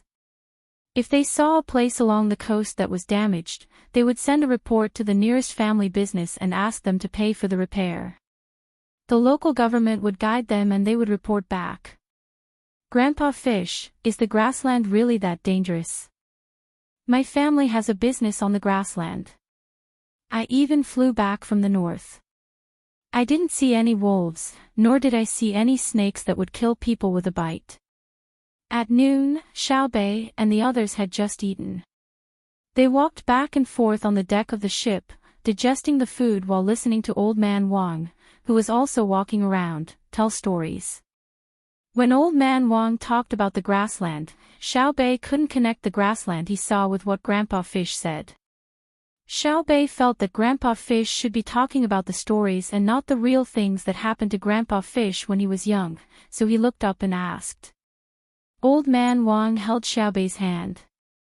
The wrinkles on his face were piled together, but there was a smile on his face. His other hand was holding Xiao Yuan. He really wanted to hold Xiao Hai's hand. Xiao Hai was Xiao Er's biological son, but he knew he couldn't do that. He could imagine that if he held Xiao Bei's hand with one hand and Xiao Hai's hand with the other, the 2 children would give up at the same time and stay far away from him, thinking that there was a difference between them. Yes, Xiao Bei and Xiao Hai would definitely think that way. They were much smarter than other children. Hearing Xiao Bei's question, Old Man Wang continued to smile and said to Xiao Bei, when you left, you were in a large group. The wolves had already run away when they saw you. The snakes were also killed by people who were familiar with the grassland and became your food. We didn't have the same treatment as you back then. In a caravan, the big ones had a few hundred people, and the small ones only had a dozen or so people. They wore thick clothes, regardless of whether it was winter or summer. What they were most afraid of was encountering a pack of more than 30 wolves. When a caravan of more than a dozen people saw a big pack of wolves, they would first guard their horses, light a fire, and take out their weapons to be on guard at all times. It was better during the day, but at night, it was very likely that the caravan would not see the sun tomorrow. It was difficult to find traces of people who died on the grassland. When the wind blew and the grass grew, the grassland was still grassland, but there was no sign of people. I only encountered it once. That time. As Old Man Wang told the story, or rather, the things that he had experienced, a look of reminiscence appeared in his eyes. Xiao Bei and the others listened attentively, interrupting from time to ask a question. From the looks of it, the waves are the most powerful on the grassland.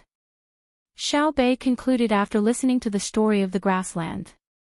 Xiao Yuan pursed her lips and said, on the grasslands, humans are the most powerful. Didn't Big Brother and Big Sister say that there will be a day when humans will regret killing too many animals? It's not that they regret not having enough to eat or wear comfortable clothes because they don't have enough of those animals.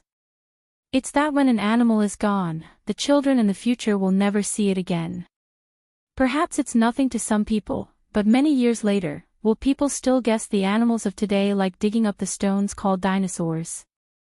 Okay, I admit that you're right.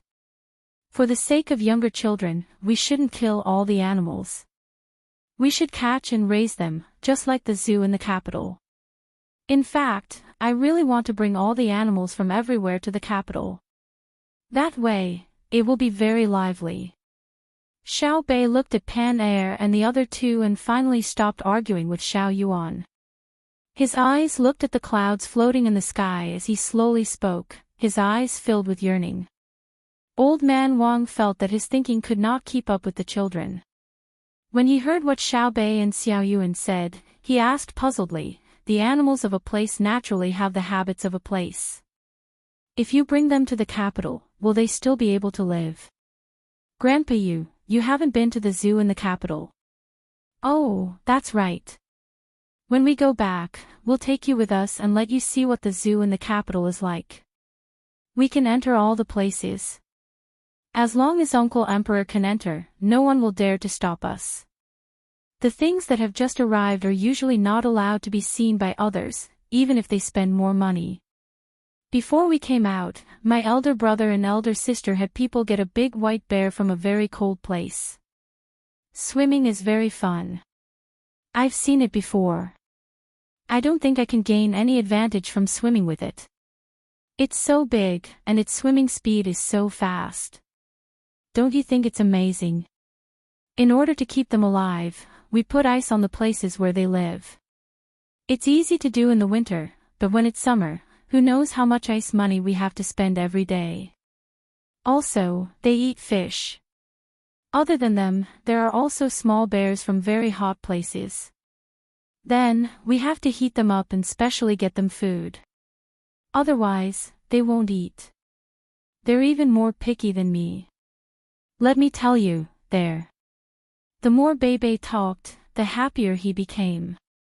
He let go of Old Man Wang's hand and kept gesturing. Pan could occasionally understand a sentence or two, so she was busy learning from Bei. Old Man Wang had indeed not seen it with his own eyes. In fact, if he went to the capital, he could also see new animals that ordinary people could not see. However, he had not been to the capital in the past 1 or 2 years. He was busy elsewhere. During the new year, he came back to the house in Hangzhou with his master. First, there were many merchants in Hangzhou, and they could eat the food they got from overseas at any time. Second, Hangzhou was far from the capital. His master always had things in his heart that he couldn't let go. Sometimes, he didn't dare to face them. Although he still had an official position in another department, he didn't like to go there personally to do things, so he left them to the people in the departments. Old Man Wang had also heard about the animals in the zoo from others. At that time, he already had a very good impression of them. Today, when he heard Bei talk about them, he realized that those who saw the animals did not describe them very well. They missed a lot of things. For example, the habits of the animals, and how they looked when they ate, etc. Bei, why are you different from what others said? Old Man Wang asked curiously. Ah.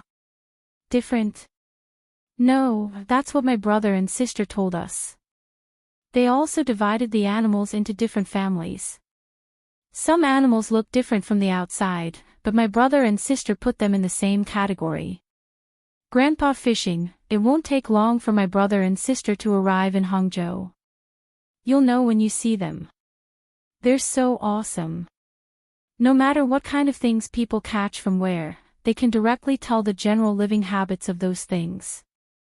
For example, they send a kind of small bear from the very south. Like what I just told you, my brother and sister call them koalas. They say that this kind of animal is the most fun to play with. If they don't have enough food and temperature, they can train them and other people can hold them. If there are 10 of them, and 9 of them are held by people, but one of them is not, that koala will be very sad. Don't you think it's like a human? Bebe made a gesture of holding a big cloth doll as he spoke to Old Man Wang. Pan rushed over and opened her arms to let Bebe hold her. When Bebe was done, she would find someone else to hold her. Such an action made Old Man Wang chuckle. While he was laughing, suddenly, a shout came from the observation deck. Someone fell into the water. Where? Binoculars. When Bebe heard that someone had fallen into the water, he quickly asked the people next to him for binoculars. The thing he didn't want to see the most was someone drowning because he was good at swimming.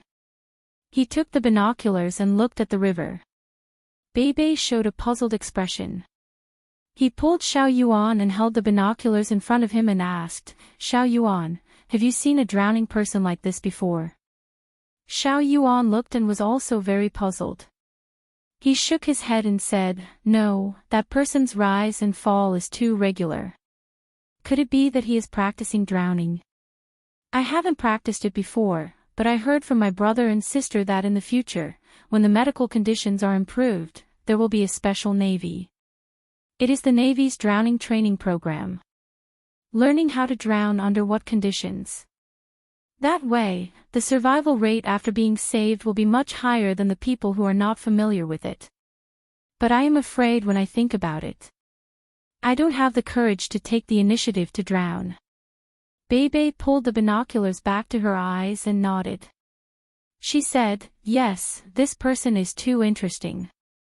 Look at the shape of his mouth when he is shouting. It's clearly the word help, but why does his hand move downwards when he is shouting for help? After shouting, he immediately pushes up. It's tiring to shout for help at the same time. When we have time, let's try going into the water and see how long we can last. This is physical work. He has a good physique." When Old Man Wang heard the people on the observation deck shout that someone had fallen into the water, he became nervous. After interacting with Xiao Bei and the others for a long time, he realized that he had already reached a level where he could ignore life, but Xiao Bei and the others had changed his mind. Especially when Xiao Bei saved the earless child. That kind of serious respect and protection of life made her feel deeply moved. Therefore, when he heard that someone had fallen into the water, he wondered if Bebe was going to jump in to save him again. In the end, he saw Bebe and Xiao Yuan's indifferent attitude. After listening to their conversation, he finally understood what they meant.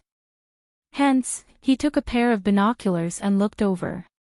After watching for more than 10 seconds, Old Man Wang had to admit that Bebe and Xiao Yuan's observation was very detailed. That person was really like what the two children said. His ups and downs were too regular. Furthermore, when he was shouting for help, his mouth was wide open. After such a long time, he still did not sink. Hence, he asked Bebe and Xiao Yuan, "What do you think he is doing? Is there a need to ask? Waiting for me to save him? Do you think I'm stupid?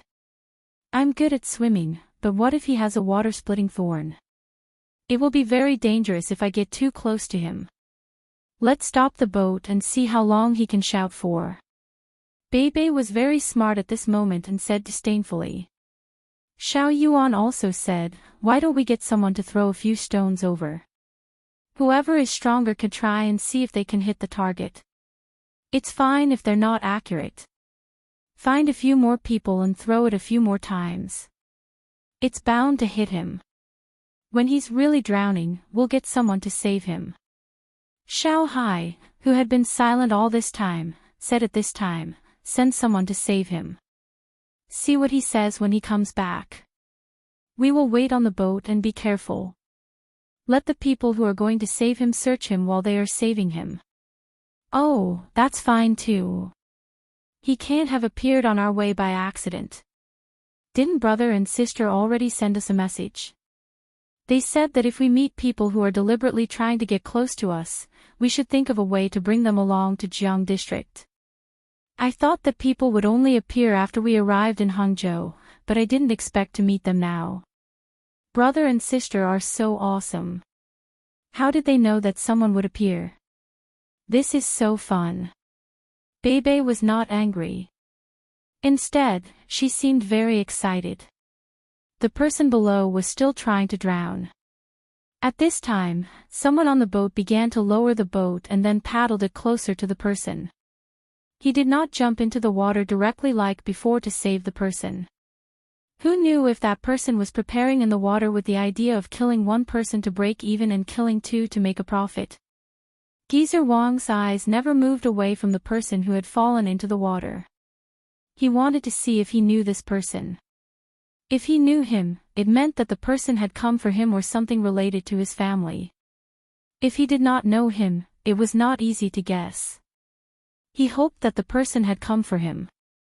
Otherwise, on the way to Hangzhou, there would be many dangerous things that targeted Bebe and the other children.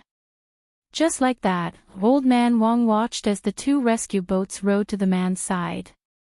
He watched the man's actions. Bebe and the others were also watching. When they saw that the person was pulled to the boat weakly and immediately kowtowed, Bebe shook her head again and said, "It's too fake. If he is really drowning, he shouldn't be kowtowing now. He should be vomiting or coughing hard. His eyes should be red, and his nose should also be flowing out." Xiao Yuan laughed and said, "In a while, we will pretend that he is drowning. Let's see what he wants to do." While the two of them were talking, the person had been helped up. He looked at the sky as if he had just survived a disaster. This appearance gained the approval of Bebe and the others. After a while, the two boats carrying the person were pulled up to the deck of the big boat. The person was also helped up to the top by others. When he saw Bebe, the person did something that made Bebe and the others puzzled. He actually raised his head and laughed. It was impossible to tell that he was drowning. Chapter 1046. Xiao Bei and the others were stunned by this person's laughter. They looked at each other and tried hard to recall the story that their brother and sister had told them. Finally, Xiao Bei thought of something and asked, Did you say that you were very satisfied that we were able to save you?" "Yes." This person nodded and shook his head in a very natural and unrestrained manner. His hair that had become messy in the water earlier splashed water all over Xiao Bei and the others' faces. This was because he was a little far away. The two people next to him were even hit in the face by his wet hair. These two people glared at him but did not say anything. Others did not say anything, but he said, "Not bad, you are indeed good servants. Even if you encounter something that makes you uncomfortable, you can still endure silently. Good. Also, I am very satisfied with you children. After seeing me, you were able to remain calm. Furthermore, you were able to guess what I was thinking when I laughed out loud. As such, I did not wait for you for a few days in vain, nor did I waste the time soaking in the water for so long." As this person spoke, he reached out and moved his hair to the front. He grabbed it and stroked it from top to bottom. The water formed a small stream and splashed onto the deck. Xiao Bei pouted. If it were not for her status, she would have gotten someone to kick this person down. What was this? She had seen arrogant and shameless people, but she had never seen such a person. Xiao Bei sulked and did not speak. Old Man Wang was not willing. This was the precious child of the family. Although they were relatives, Xiao Bei's status was different. Even if they were just a little bit relatives, they had to treat her seriously. He coldly snorted and asked this person, "Who are you? Why did you lie to us to save you? Why don't you tell us the truth?" When this person heard the voice, he arrogantly turned his head to look at Old Man Wang. The corner of his mouth twitched, and he turned his head back. He said to Xiao Bei, "How can you have such an insensible servant in your house? What are you yelling for? If you talk to me like that again, I will get someone to kick you down. It is not up to you to say what my family does. I am asking you a question, so answer quickly. Do you think you are very smart? You know how to pretend to be drowning so that we can save you. Have you heard the story of the boy who cried wolf? There was a child who liked to lie to others. Then, he cried wolf. This way, others would have to save him. Xiao Bei finally could not hold back. She stared at this person and told him the story of the boy who cried wolf. When she finished, Xiao Yuan continued, "You are the child who lied. Before you do anything, you never consider the feelings of others. I will give you one last chance, speak." This person was stunned by Xiao Bei's story and Xiao Yuan's words. After a while, he regained his composure. His eyes turned, and he suddenly smiled again. He praised, "Not bad, you're right. I didn't waste my efforts. I finally found someone who can inherit my legacy. Let me introduce myself. My surname is Hu, and my name is Liang. My ancestral home is in the Shannon East Road. I lost all my family when I was young. I could only think of ways to survive. I suffered a lot, but I also learned many skills. I can go up the mountain to fight tigers, and I can also go down the sea to catch dragons. I am a very big fish. Did you see me in the water just now? Do you think that I am very unusual? I am also familiar with all kinds of books, and I am proficient in zither, chess, calligraphy, and painting. I know the way of metaphysics and the power of the stars. Unfortunately, for many years, I have been trying to find someone who I can pass on my skills to. I have long heard that you are extraordinarily intelligent, so I want to meet you. Why don't you quickly become my disciple? What are you waiting for?" In the process of introducing himself as Hu Liang, he raised his head again, looking very capable. Xiao Bei sighed and did not say anything. He turned around and left. The others also walked towards the cabin. They were already speechless by this person. He was so good at bragging. If they did not have brothers and sisters, perhaps they would be a little curious when they saw such a person, and then let him perform. However, in the stories of the brothers and sisters, it was said that there was no need to pay attention to such people. They were either mentally ill or big liars. There was no need to give them any chance to perform. It was not worth it to waste their time. "Don't go. Let me finish. If you don't believe me, you can test me. See if I have many skills. If there is anything wrong, you don't need to chase me away. I will jump off the boat myself." Hu Liang was anxious. As he spoke, he wanted to chase after Xiao Bei's group, but the people beside him grabbed his arm and could not break free. "Don't grab me. Let me tell you, if your master loses a chance to accept a talent because of you grabbing me, you will not be able to afford it."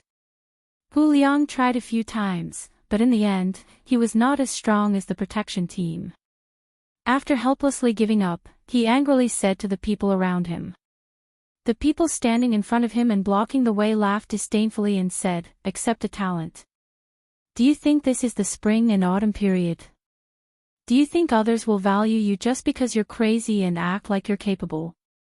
Let me tell you, our family lacks everything, but we don't lack people like you.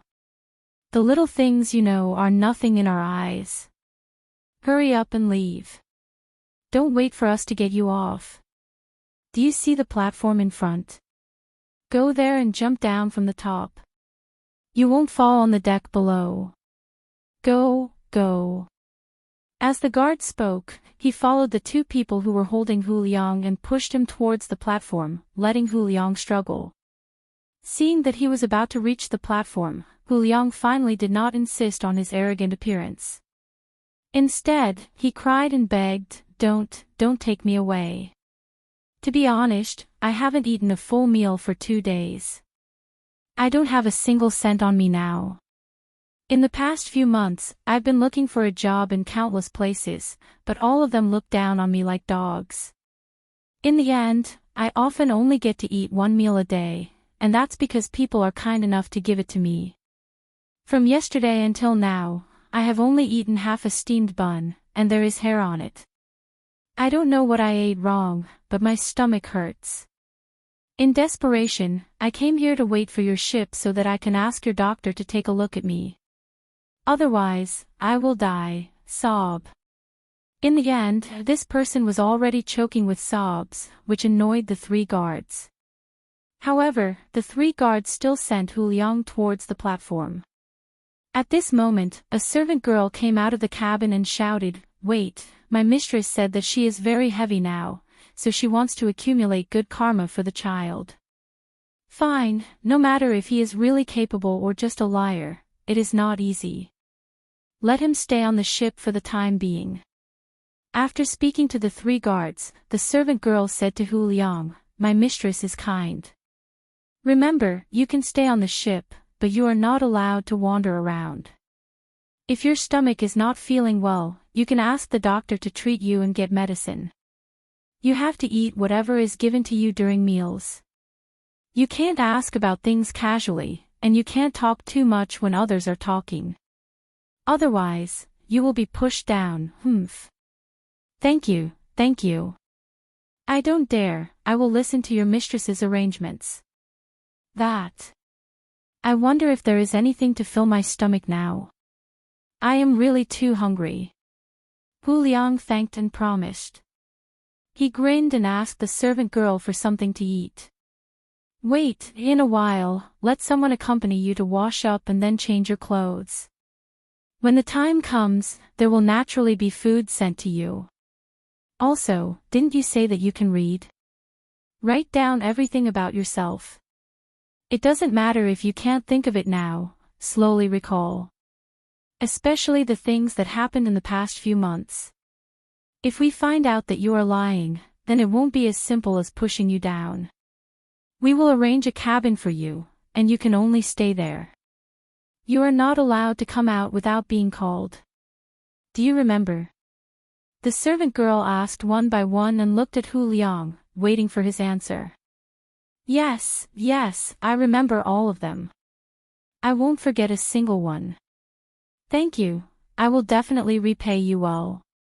Hu Liang nodded and promised again. The servant girl waved her hand, turned around, and walked away with light steps. The 3 guards looked at Hu Liang. The empty-handed one said slowly, "Since the mistress found you pitiful and let you stay on the ship for the time being, you can stay for a few days. Don't let us see you play tricks. Let's go, we will arrange it for you." The other 2 people still grabbed Hu Liang's arms, one on the left and one on the right, and walked towards a cabin. Xiao Bei and the others did not stay idle. They immediately told their brother about this matter. The reason they let the person who called himself Hu Liang stay was because of the news from their brother and sister.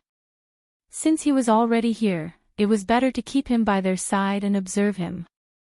No matter how powerful the other party was, he would not be able to play any tricks under their watch. When Zhang Xiaobao received the news, he, Wang Wan, and Li Longji were looking at the new thing. It was a lifting device that was driven by an electric motor. The previous device used pulleys, but it required manpower. Just last night, the technicians who traveled with the fleet had perfected the design and manufacturing of the electric lift through experiments. They were going to follow Lu Zhou to design the railway. It just so happened that they had nothing else to do during the journey. Apart from asking Wang Wan for advice when they encountered something they did not understand, most of the time, they were busy with their own design ideas, trying to turn their theories into reality. The principle of the lift was very simple. When it was energized, it would rotate, and it would drive the capstan to wind the steel wire.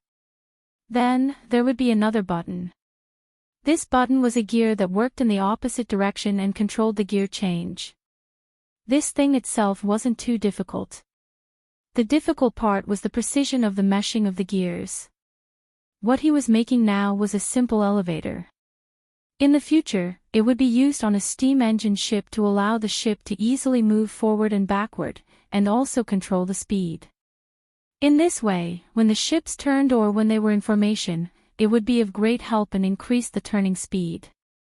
Li Longji was looking at the new lift that lifted a small boat up and down. No matter how he thought about it, he felt it was a very simple thing. He was just about to ask Zhang Xiaobao why he spent so much effort to make this thing when he received news from Xiaobei. Quick, Xiaobei's news is here. Let me have a look.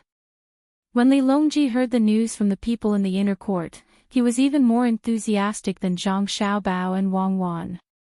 As he spoke, he snatched the piece of information from Xiaobei.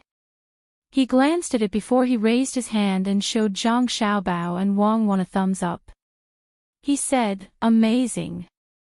You two really guessed it. What do you think is going on over there?" "Someone went to look for my mother." Zhang Xiaobao played along and asked. "Yes, that's right. It's a crazy person. Tell me, who do you think this person is? What's his purpose?" Li Longji asked as he waved the piece of paper in his hand. Zhang Xiaobao raised his hand and gestured for Li Longji to take the piece of information. He said, "Xiaobei and the others are still 2 days away from Hangzhou. I originally thought that they would arrange for someone to wait in Hangzhou. I didn't expect that they would arrange for someone to wait there." "Very good." After taking the piece of information and reading it, Zhang Xiaobao raised the corners of his mouth. He said to Wang Wan, who had also read the piece of information, "This person is not ordinary. He actually knows a bit about psychology. Unfortunately, he chose the wrong person." Wang Wan also smiled and said, "That's right. He used a series of actions to make others lower their guard against him and think of him as a clumsy opponent. In fact, he knew very well that if he stopped the boat and waited for help in the water, he would definitely be exposed. He used those very fake actions to judge Xiaobei and the others' perception of him. From there, he guessed to what extent Xiaobei and the others were guarding against him. When he got on the boat, he took the initiative to say that he was faking it. His purpose was to observe the reactions of Xiaobei and the others in our inner courtyard, so that he could use the most appropriate identity to deal with them. In the end, he described himself as very pitiful in order to further test the extent to which Xiaobei and the others understood his identity. This kind of trick was useful for others, but it was useless against our inner courtyard. No matter what he did, the inner courtyard would not lower their guard against him. If he wanted to pass the information to his accomplices, then there was only one way. When he came over, he had already told his accomplices that if he didn't come down from the boat, it meant that we were guarding against him. He would wait on the boat for an opportunity and tell his accomplices not to contact him again. Li Longji was listening to Zhang Xiaobao and Wang Wan talk on the side. He was very surprised. He didn't expect that such a simple matter would be so complicated by the two of them. Thus, he asked, "If that's the case, what's the use of him staying on the boat? Won't he still be able to pass the information back if he's chased off? Doesn't he know how tight the defenses of the Zhang family and Wang family are? He can't possibly think that he has the ability to successfully make a move against Xiaobei and your mother under layers of surveillance and protection, right?" Gao Lishur, who had followed them to look at the lift, couldn't figure out what Hu Liang was thinking. If he put himself in a dangerous situation and didn't do anything, wouldn't he be a fool? Then, he said, when he gets on Xiaobei's boat, he will definitely change into someone else's clothes and then take a bath. He won't be able to carry anything on him. Even if he wants to poison him, he won't be able to find an opportunity. Sigh. This kind of opponent isn't difficult to deal with. Wang Wan didn't say anything and signaled for Zhang Xiaobao to explain. Zhang Xiaobao pondered for a moment and explained, "Actually, there are other ways to carry things. For example, if you want to put something in your mouth, you can also use a kind of glue to make a bag. You can put poison in it and eat one end into your stomach, leaving a string on the other end, then tie it to your teeth. When you want to use it, you can just spit it out from your stomach. However, I'm sure that Hu Liang won't do such a thing. The inspection at my house won't miss this. We'll check his entire body from head to toe, inside and out, even the area behind his butt. Even if he has a scar on his body, we'll check it carefully to see if he cut his skin and stuffed something inside. When it's healed, he can use it at a critical moment. Then he should have a motive, Li Longji voiced out the doubt in his heart. He has a few motives. First, he wants to alert the enemy and put us in a tense situation at all times to see how we react. Second, he wants us to put more of our attention on the assassination of Xiao Bei and my mother, thus neglecting other aspects. Third, he wants them to adjust their strategy. Some plans should be changed. For example, when they were waiting for our ship to reach Hangzhou, they disguised themselves as dock workers, or even were dock workers themselves. We told them that they couldn't make a move and that our defense was too tight. Finally, he thinks that no matter what we do to him, no matter how we pretend to be on guard against him, and no matter how we change our habits, he can get useful information from it. These are all the reasons I can think of. He even thinks that he alone will restrain the energy of many of us. This is also a waste of manpower. Zhang Xiaobao guessed and said a few motives, then smiled indifferently. Li Longji and Gao Lishir suddenly understood, and at the same time, their expressions became solemn. They thought that if the opponent casually sent a person, and he was so powerful, then how powerful was the person hiding in the dark? They wondered what the result would be this time. The main thing was that Great Tang would lose a lot of things, including lives and money. Li Longji sighed and said, if it weren't for the news from there today, I would have thought that the Jiangnan West Road incident was more of a coincidence and that someone was really going to make a big move. However, through this Hu Liang, Xiao Bao, you and Cuckoo have guessed correctly. There is a power behind this. Don't you think that Great Tang will suffer a great loss? Wang Wan continued and comforted, Your Majesty, don't worry. There won't be a big problem. They don't want to harm ordinary people, just like us. They won't go to other countries just to poison people. It's meaningless. In that case, even if they choose a small river and throw a large amount of poison into a shallow well, or buy pigs and put the poison into the pork, these methods won't have much effect. Even if they opened a restaurant and poisoned the people who ate there, it would only be a small portion of the population. It was far too small compared to the people of the Great Tang. Their main goal is to disrupt Great Tang and make the people lose confidence in Great Tang. They want to pull me and Zhang Xiaobao down from the altar. They haven't made a big move yet, and they are still probing. That's why Xiao Bao and I arranged that series of things to confuse them. So that's the case. Right, that's how it should be. Their goal is to get rid of the two of you. Right now, almost everyone knows how important the two of you are to Great Tang. If the two of you were to lose your standing in the eyes of the people, the impact on Great Tang would be unimaginable. That's why they schemed so hard to deal with the two of you. However, Xiao Bei arrived at the right time. This emperor guesses that they haven't finished setting the trap yet. In order to deal with the manager of the Great Tang Bank, Xiao Bei and the others wanted the manager to take them seriously, so they started a rumor. As Li Longji spoke, he began to think about many things. He realized that this matter was truly very interesting. Most likely, the people hiding in the shadows didn't want to act so early and hadn't finished setting the trap yet. However, Xiao Bei and the others had released the rumor. If they didn't act now and waited for the rumor to pass, they wouldn't have enough strength to make a move. In the end, once they acted, not only did they fail to threaten or harm the status of the Great Tang Bank, Zhang Xiaobao, and Wang Wan, they even helped the two of them consolidate their positions. This could be said to be a miscalculation.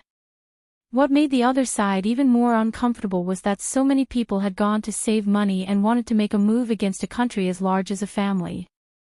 The most worrying thing was the lack of unity.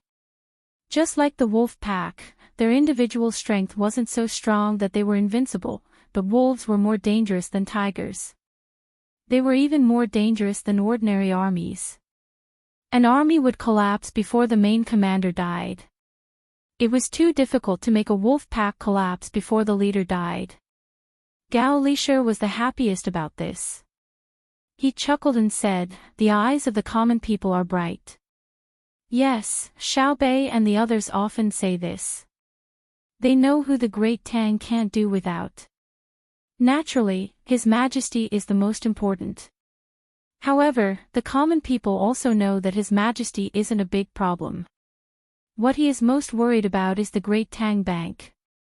Thus, when they were saving money, they said that the Great Tang Bank can't fall, and neither can the Zhang Xiaobao and Wang families.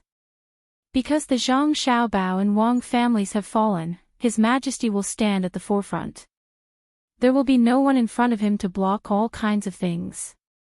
Xiaobao, you should think about it carefully. It's best if you make the other side suffer so much that they can't even take back their money. I've thought about it, but I need to know who the other side is first. Let's send a plan to Xiaobei and the others. Let them leak as many secrets as possible and let Hu Liang know. Zhang Xiaobao's expression was relaxed. It wasn't that he wasn't worried, but that he had long been used to facing all kinds of pressure and difficulties. If there really wasn't any difficulty, he wouldn't be able to display his abilities. Let him know. Li Longji was puzzled. Yes, let him know a bit more. He actually didn't come here to hurt anyone, because he knows that he can't hurt anyone. The only person he can hurt is himself. He will definitely be very obedient on the ship. He will be so obedient that he will do whatever others want him to do. He will be so obedient that he won't ask, say, look, or hesitate. Wouldn't that be letting him off too easily? If he knows a bit more, he will be anxious and want to spread the news, even if he has to sacrifice himself. But what we need to do is let him hear a lot of secrets, but not let him spread them, and even more so not let him die. He has bad intentions, so how can I let him have an easy time? Zhang Xiaobao very naturally raised his hand and placed it on his face, flicking it over and over again. When Wang Wan, Li Longji, and Gao Lishir saw Zhang Xiaobao's actions, they all silently mourned for that person called Hu Liang. Xiaobao, it's been a long time since you've had such bad intentions, right? We remember that when you were scheming against the rich people of Great Tang, you didn't do such a thing either. We really miss it. Li Longji patted Zhang Xiaobao's shoulder and said. Oh, Ichi, I'm not bad. I'm a good person. I'm the kind of person who walks to hell on my own after death, and even the king of hell is too embarrassed to accept me. He says that I'm too kind, and I shouldn't go to hell. Zhang Xiaobao's hand changed from flicking to rubbing, and he rubbed his face a few times. The king of hell is sending you to hell to ruin him. We can even imagine how the infernal judge's hand would tremble when he wrote your name. Tell me, what's the use of this elevator that your technicians came up with? I don't think it's a big deal. Li Longji patted Zhang Xiaobao's head again and pointed at the elevator.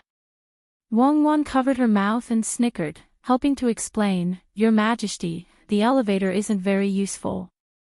Even if there isn't an elevator at the docks right now, it won't take too much time to transport goods. However, the elevator isn't just about the engagement of the gears. It involves the strength of the steel of the gears, the compression resistance and regularity of the ball bearings, and the conversion between self-supporting and semi-self-supporting forces.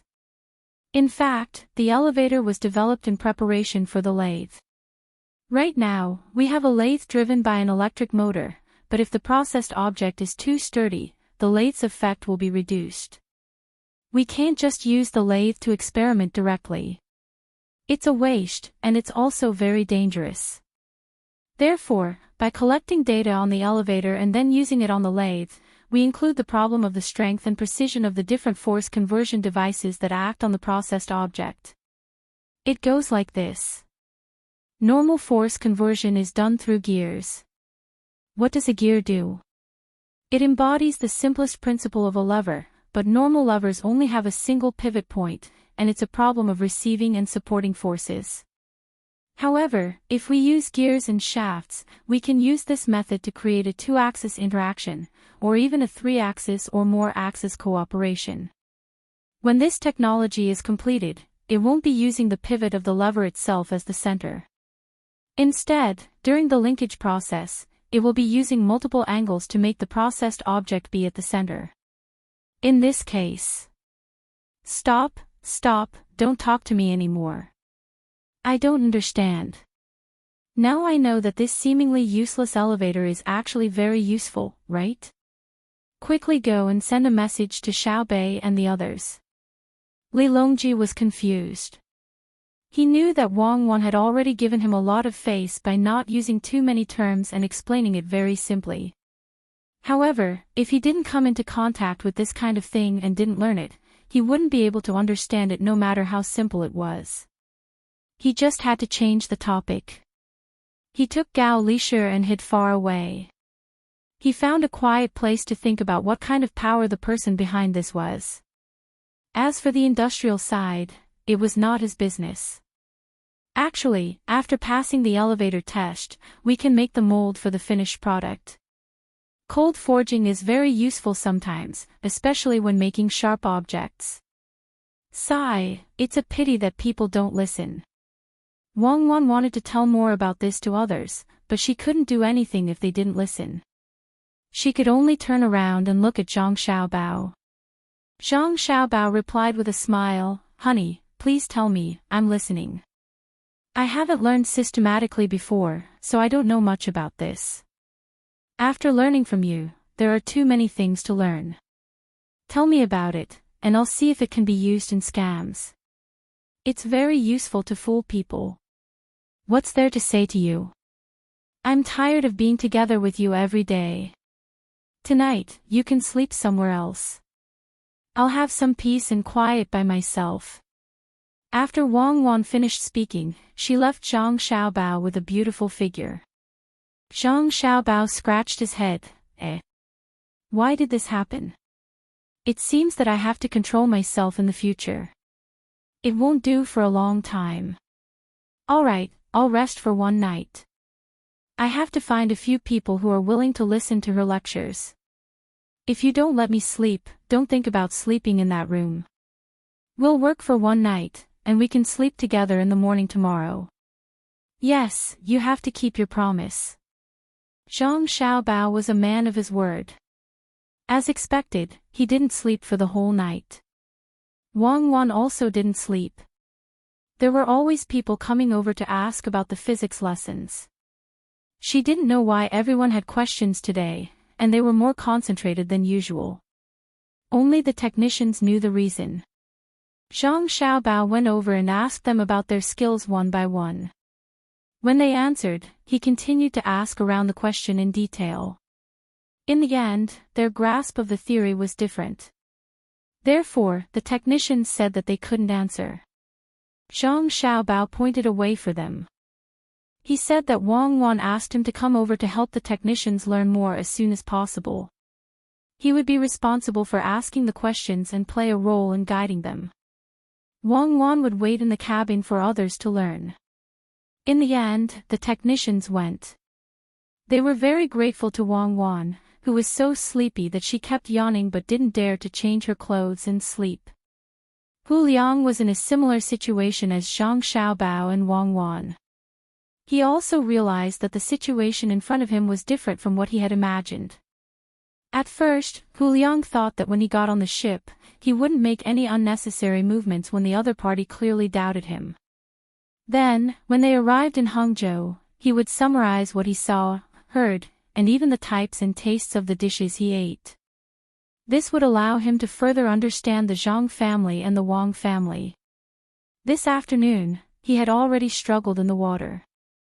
It was not easy to control his body to make large movements in the water while shouting for help. Then he got on the ship. It would be a lie to say that he wasn't worried. Even if he was prepared to be killed at any time, he didn't want to die quickly. Otherwise, he would be really stupid. After tossing around for a while, he was also checked inside and out. Even his teeth were not spared. What was even more infuriating was that whoever checked his lower body used too much strength. It still hurt even now. When he was finally done and started to eat, he realized that he was eating dinner, not the time between lunch and dinner when he said that he was hungry. The other party considerately came over and asked him what he wanted to eat. He even held a book. Oh, it was a menu. There were thousands of dishes in it and asked him to choose. Just looking at the menu was enough to make him dazzled. He finally chose a few dishes. When the dishes were served, he realized that the amount was too large. The other party said that he must eat all the dishes he ordered. Otherwise, it would be a waste and a heinous act. Then he could only eat. After eating, he realized that he was so full that he didn't even dare to move. Speaking of which, the doctor was really amazing. He could guess that she was stuffed, so he got someone to send over some medicine to help with digestion. Once she took it, it really did help with digestion. Originally, she was stuffed, but now, she had diarrhea. After struggling for a while, it was already 4 in the morning. He finally wanted to sleep for a while, but what kind of cabin was this? Could they not make the wooden boards between the cabins so thin? In the end, he heard voices. Now, there was still voices. It was endless. Hu Liang lay on the shop and thought. At the same time, his ears couldn't help but listen to the movements of the 3 maidservants in the cabin next to him. Ask me another question. I love it when people ask me questions, okay? A maidservant's voice sounded. Hu Liang knew that the person who spoke was called When he first heard her speak, he felt that she was not bad.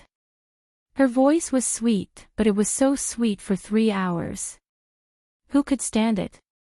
There was another one called Together with who gave people problems, there were a total of 3 people. The 3 maidservants on night duty had just been switched over 4 hours ago. There was still 1.5 more hours before they had to switch over to sleep. This was what they said. It meant that the maidservants of the Zhang family and Wang family would change shifts for 6 hours. It was very short. The maidservants of other families usually didn't receive such treatment. Occasionally, they would take a break. If the master found out, it would be a big deal. The treatment was good. No wonder they were all loyal. He noted this down, even if it was fake. All right. You're always like this. I don't have many questions. Next time, if you want me to ask alone, I won't be on night duty with you.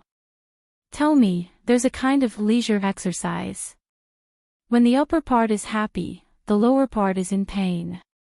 When the upper part exerts strength, the lower part is bleeding. What kind of exercise is this?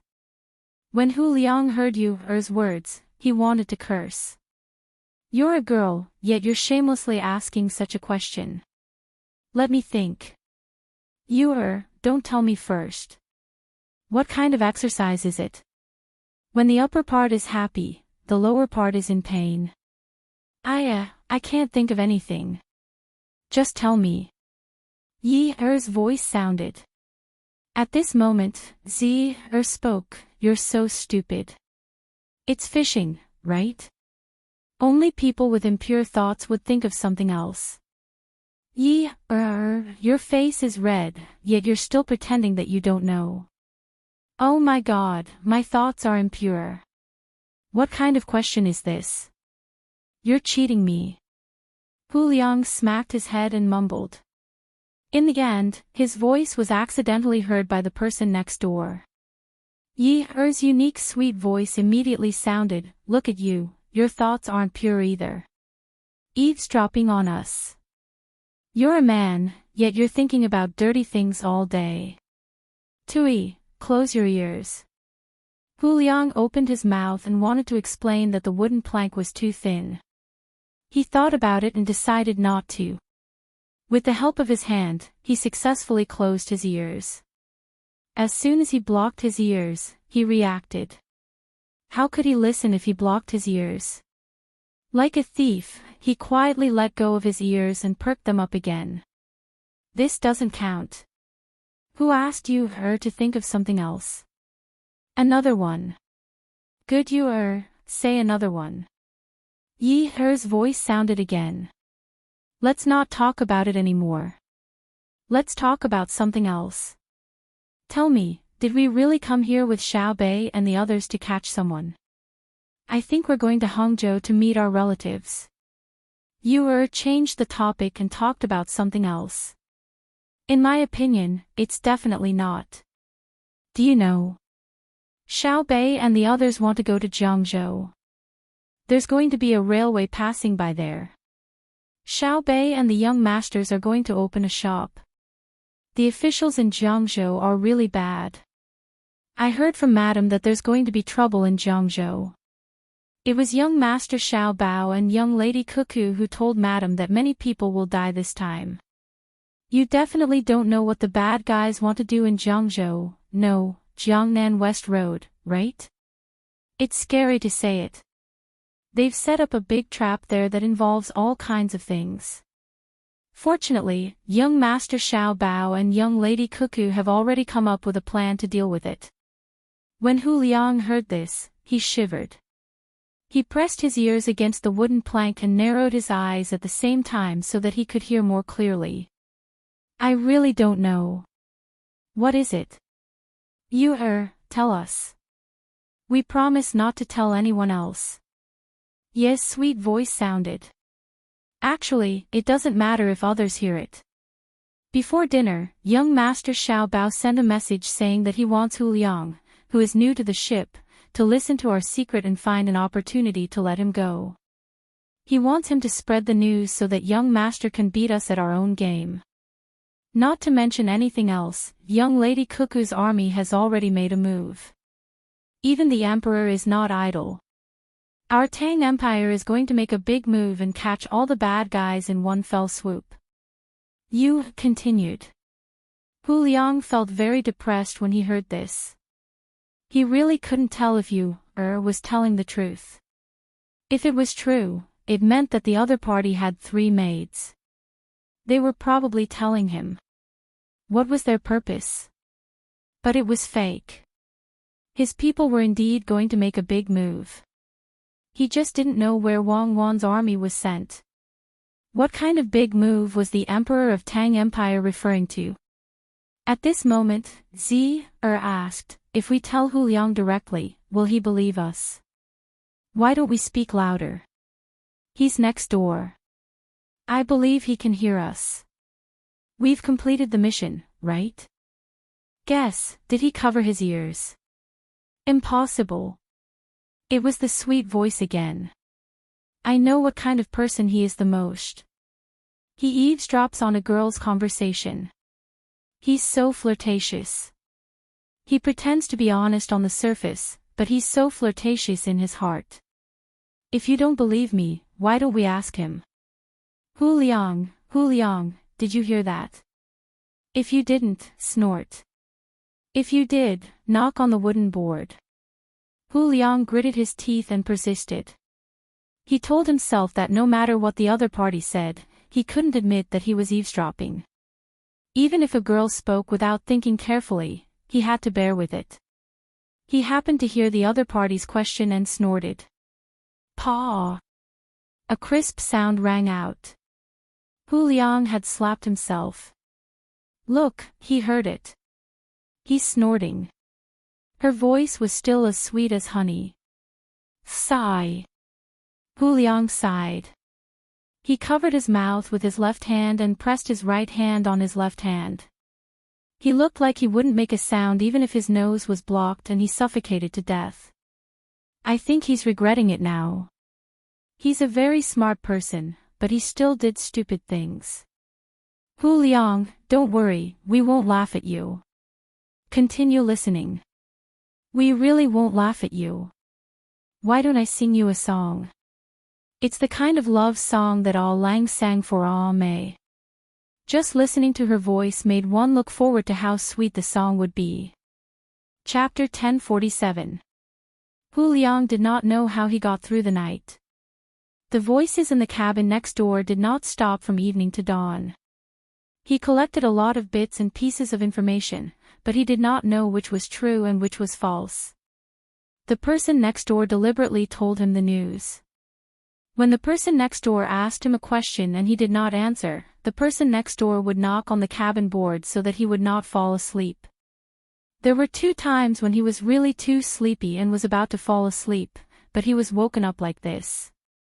"Young Master Hu, you're awake.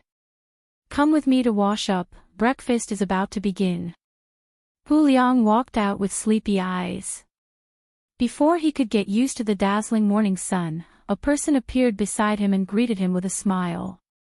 "Thank you for your trouble." Hu Liang politely cupped his hands and followed the person to the bathroom. The bathroom in the morning was different from the bathroom where Hu Liang bathed yesterday afternoon. There were 2 large pools for bathing, and there was something that sprayed water from the top. The inside of the pools and the floor were covered with baked tiles.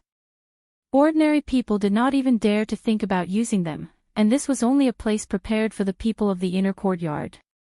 The bathroom was 3 large pools that were half the height of a person. They were also covered with tiles.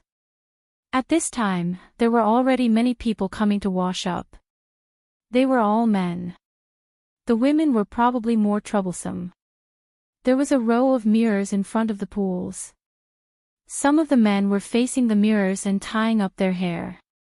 Some were tied up with ribbons, some were tied up, and some were pinned up with hairpins. "Young Master Hu, here are your toiletries." The person who led Hu Liang here opened the cabinet in the bathroom and took out a thin porcelain box. He turned around and handed it to Hu Liang. Hu Liang gently opened the box. There were a few things inside, most of which he recognized. There was a toothbrush with a brown handle, a tube of aluminum toothpaste, a towel made of pure flour, a tea-scented soap, a tube of something similar to toothpaste and tea for washing his face, a razor, and a comb. There was only a very small and long scissors. He did not know what to do. He looked around and found that someone was using the scissors to cut his nose hair. He could not help but chuckle and muttered, "Just pull it out. Why bother to cut it? Men are not like men." That person didn't say anything immediately. When Hu Liang started washing his face and the other party finished cutting his nose hair, he turned his head and said to Hu Liang with an unfriendly expression, "After you're done washing up, we'll go out and fight." "What for?" After wiping his face, Hu Liang asked in surprise. "I'll let you see who's not a man. I'll fight you with one hand. If I can't beat you down within 3 moves, I'll voluntarily quit the Seedling Protection Team. I'll take off the Seedling Protection Team's logo and throw it into the river." The man pointed at the rice seedling logo on his chest. "Ugh!" Hu Liang estimated the fighting strength of both sides. While squeezing toothpaste into the toothbrush, he said, "Why bother? Actually, pulling is really more convenient than cutting. I've always used the pulling method." "Ignorant. It will grow and become thicker after it is plucked out. At that time, it can only be used to block stones and not dust. I don't think you dare to fight one-on-one." "Humph." The members of the Seedling Protection Team left after they finished speaking. Hu Liang began to brush his teeth vigorously as he stared at himself in the mirror. His gaze was unfriendly. After brushing his teeth and preparing to shave, he carefully observed his surroundings and continued to mutter, "Do you think I'm afraid of you? You're just brave and ruthless. I'm a think tank." After shaving twice, he stopped to look at the razor and muttered, "Good stuff. The inner courtyard special provision is really extraordinary. Let's shave." "I didn't shave before and let it grow on its own." Zhang Xiaobao and Wang Wan said that only rich people can grow beards. Ordinary people grow beards that delay work and grow parasites. So troublesome. After Hu Liang finished cleaning up, the person who led the way just now called him again, "Young Master Hu, follow me. What do you want to eat? Do you still have the smoked chicken from yesterday?" Although Hu Liang was full last night, he still planned to eat. Last night, not counting other things, he ate 2 smoked chickens alone. Fortunately, they were semi-big chickens that were specially raised for a short period of time for the sake of tenderness.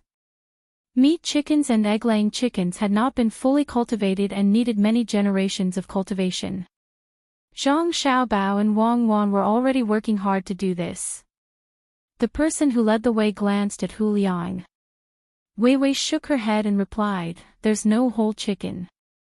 There are cold plates made of bits and pieces. If you want to eat meat, there's cold shredded chicken made of chicken breast meat. Once you've decided, you can't change it. It's shameful to waste basic food. It doesn't matter whether you spend money or whose money you spend." Hu Liang understood the hidden meaning in the other party's words. He estimated that there was something better. If he chose chicken meat, he would miss out on good things. He said, I know. Zhang Xiaobao said that only poor people would order a table of cheap dishes. They would buy steamed buns that cost 100 strings of coins and throw them away because they couldn't afford a dish that cost 1,000 strings of coins. Wait, let me see first. I'm not busy. When they arrived at the restaurant, Hu Liang was proud of his wisdom. He opened the breakfast menu. There were 30 kinds on one page and a total of 12 pages were listed. While he was dazzled, Hu Liang found it difficult to choose. He wanted to eat everything he saw. He scratched his head and asked the person who led the way, "What do you want to eat?" A bowl of bean porridge, 3 pies with pork fillings and 3 cucumber and egg fillings, half a plate of radish pickles and half a plate of garlic and cucumber. That's all, the person who led the way answered. Hu Liang thought about the taste and shook his head. He asked again, "What did Xiaobei eat this morning?" "I don't know. Let me ask." The person who led the way turned and left. After a while, he returned. Xiaobei chose a bowl of milk, 2 soft steamed eggs with salted mushrooms, 2 tails of sugar-free cake, and a fruit platter. That's all. Why didn't she eat fried eggs? You can tell from the name that it's too troublesome to make. Hu Liang added. She doesn't like to eat it. The person who led the way answered quickly. What about Xiao Yuan? Hu Liang did not plan to eat the same thing as Xiaobei. She added a sauced steamed egg with salted mushrooms. The person who led the way answered quickly. Yes. Xiao Yuan is a boy and has a bigger appetite than a girl. Where's Xiaoqiang? Hu Liang was speechless. 2 bowls of soy milk, half a kilogram of youtiao, half a plate of spicy cabbage, half a plate of salted garlic, and a plate of dried tofu with onion oil. Why do you want 2 bowls of soy milk? Because she likes to drink it. All right. Give me 2 bowls of soy milk, 2 trays of soup dumplings, a large plate of soy sauce smoked chicken wings, 6 spicy duck heads, and a plate of pig's ears. If I can't finish them, can I take them back to the cabin? That's fine. But we can go to the kitchen whenever we want to eat, as long as it doesn't affect our work. If you want to eat buns, I suggest you order tofu pudding instead of soy milk. I like to eat this way. I don't need the duck heads and chicken wings first. I'll go to the kitchen to choose when I'm hungry. After spending a lot of energy on breakfast, Hu Liang finally chose what he wanted to eat. He looked around and chose a table near the window of the cabin of the restaurant and sat down. While waiting for the food to be delivered, Hu Liang continued to observe. The restaurant wasn't small. There were 30 square and round tables inside. If it weren't for the few wooden pillars holding them up, the canopy would probably have fallen down. The words "Restaurant Number 1" were written at the entrance. Thinking about it, there should be restaurants number 2, number 3, and so on. Maybe it was a big restaurant and a small restaurant, and Xiaobei and the others wanted to sit alone. While Hu Liang was thinking, the breakfast he ordered was brought over by the servant who was in charge of leading the way.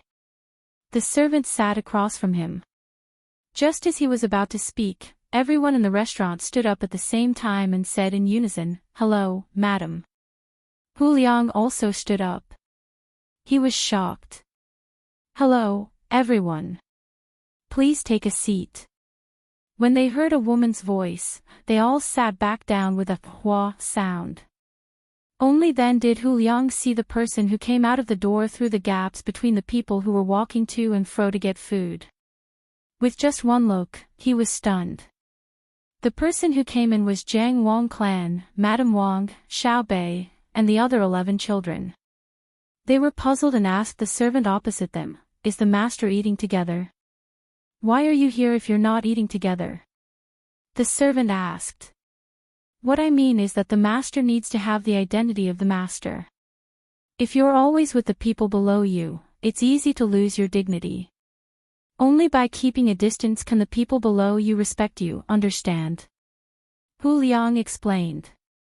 "Madam has already kept a distance.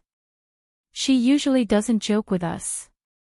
Only Xiao Bei likes to joke with us, but how can we dare to think that she's easy to bully?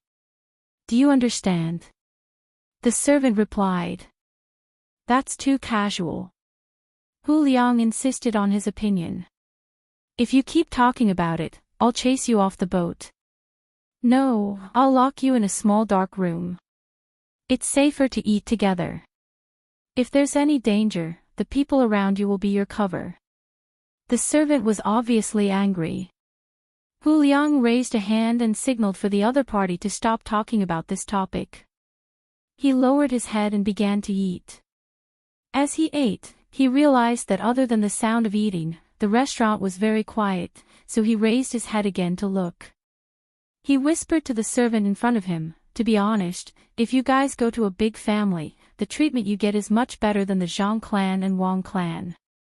For example, if you get 10 strings of cash a month in the Zhang clan and Wang clan, you can ask for 10 strings of cash a month.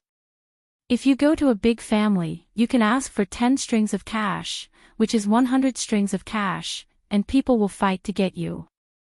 "Really?" the servant asked in a low voice. "Of course." Hu Liang nodded. "Can you introduce me to a big family?" the servant asked again. Hu Liang shook his head in disappointment. "I'm just kidding. I thought you would scold and refute me. Who doesn't know the benefits of being in the Zhang clan and Wang clan? The monthly salary is only a small part of it. The real benefits are the stability of the family and the other benefits. For example, if it's a meal, other than you, who else would let you choose from hundreds of different kinds of food? You see, if I want to join the inner courtyard of the Zhang clan and Wang clan, is it difficult?" Not difficult at all." Hu Liang was very happy to hear the reply, but he was surprised because the voice came from behind him, and it was a child's voice. Hu Liang turned his head and saw Xiao Bei standing there with a piece of watermelon in her hand. He took a deep breath and slowly exhaled, asking, "Why don't you walk?" "Because I'm wearing soft-soled shoes. I like to run around, and hard-soled shoes aren't good for my feet." Back to what I said just now. Tell me your family's name and address, and I'll find them. You can directly join the inner yard, okay? Xiao Bei raised one of her feet to show the soles of her shoes. Her eyes were smiling like crescent moons as she asked. "This is not necessary. I'll apply to join after I learn more skills. When I get to Hangzhou, I'll be separated from you. I really don't want to leave." How could Hu Liang tell her his family? He pretended to be very regretful, but he refused. Xiao Bei smiled indifferently. "I don't want to leave you either, so you have to go to Jiang district with me. You can't stay in Hangzhou. Actually, we already know where your family is. Your father's surname is not Hu. Don't underestimate our family's intelligence system. Maybe you can reunite with them in a few days." "Thank you." "You, sigh." Hu Liang's eyes suddenly widened. Then, he sighed in frustration and stopped talking. Instead, he stared at Xiao Bei. "I'm going back to eat. In the future, remember to always tell yourself that as a spy, you either keep silent or nod and show agreement no matter what others say. That's the only way to qualify.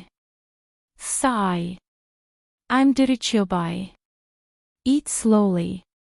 You can eat whatever you want while you're in Jiang District. There are also various games for you to play. Don't feel burdened. Cherish the peaceful time. Xiao Bei said something to Hu Liang and then silently floated away. Hu Liang fell silent again and lowered his head to eat. He didn't need to ask at all. Just based on his reaction just now, the other party knew a lot of things. The first was that he still had other people. The second was that he cared about his family. The third was that his surname was fake. From the other party's words, he could also understand what the other party meant. He couldn't spread the news. The other party had made it very clear that he knew that he didn't have good intentions. At the same time, he didn't care about what he could do. He might even make use of him. After he finished eating, the inner courtyard opposite him put down his chopsticks at the same time and said, "Young Master Hu, come here. You can play games now.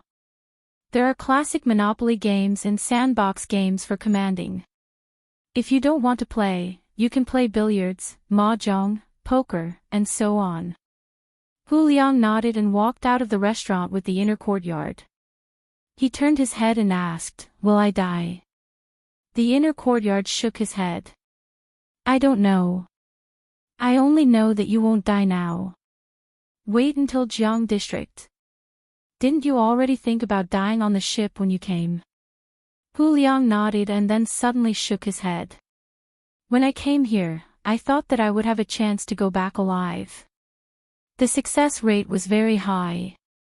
Who would have thought that you guys are different from what I thought? It's okay. Maybe Xiao Bei and the others will be happy and let you go. You're just a pawn. It doesn't matter whether we kill you or not. It won't affect us." The inner courtyard comforted Hu Liang again. The two of them walked and talked in low voices. If people who didn't know the details saw them, they would think that the two of them were not enemies but close friends.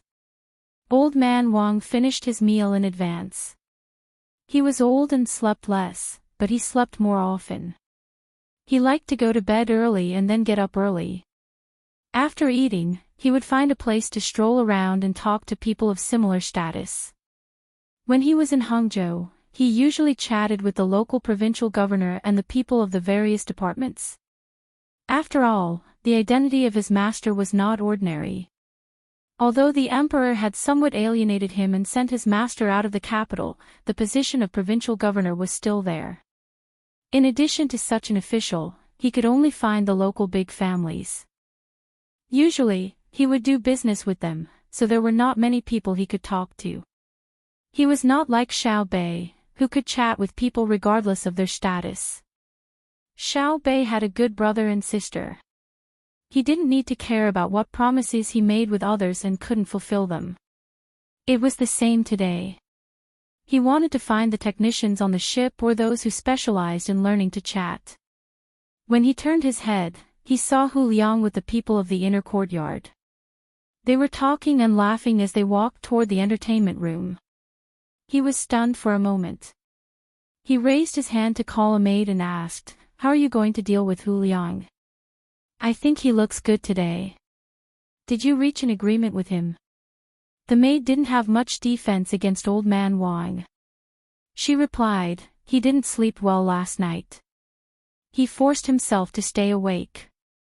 He will probably fall asleep when he plays the game later. We can't have any agreement with him. We don't kill him now because he is still useful. When he's no longer useful, we'll have to see what young Master Xiaobao and young Lady Cuckoo want to do. I reckon that the two of them won't kill Hu Liang. Instead, they'll give him a new identity and train him so that he can continue doing what he's doing now." Old Man Wang thought for a while and understood. If Hu Liang was kept alive, others would feel uncertain. Especially when they saw that Hu Liang was treated well on the ship, they would think that he had betrayed the organization in exchange for benefits. And Hu Liang couldn't commit suicide himself. He must find a chance to spread the news. This was the time for the two sides to compete with wisdom and courage to see who would be better. I will also go to the entertainment room to have a look. Unfortunately, I can't play gate ball. When I was in Hangzhou, I had nothing to do, so I played gate ball. But I can only play it once every 10 days. Everyone else is busy. Old man Wang walked in the direction of the entertainment room as he spoke. The maid thought for a while and said, "Steward Wang, you shouldn't go to the entertainment room now. You should go to the infirmary. Yesterday, when young Master Xiao Bao sent the news, he said that you should go to the infirmary to have a look. Then you can be nursed back to health. You can't eat 3 meals a day now. You have to eat at least 4 meals a day. You must have snacks a few times in between. You have to eat less every meal and eat more every day. You have to follow special procedures to maintain your health. I am already so old, and I have seen Xiao Bei and the others. Even if I die tomorrow, I will be satisfied. Xiao Bei is so smart. I don't know how to teach him. Xiao Hai is also good. He has the style of a master in the family, especially since he usually doesn't talk. I think he will be better than Xiao Bao in the future." Old man Wang still walked in the direction of the entertainment room. He looked stubborn. The maid didn't stop him, but followed him.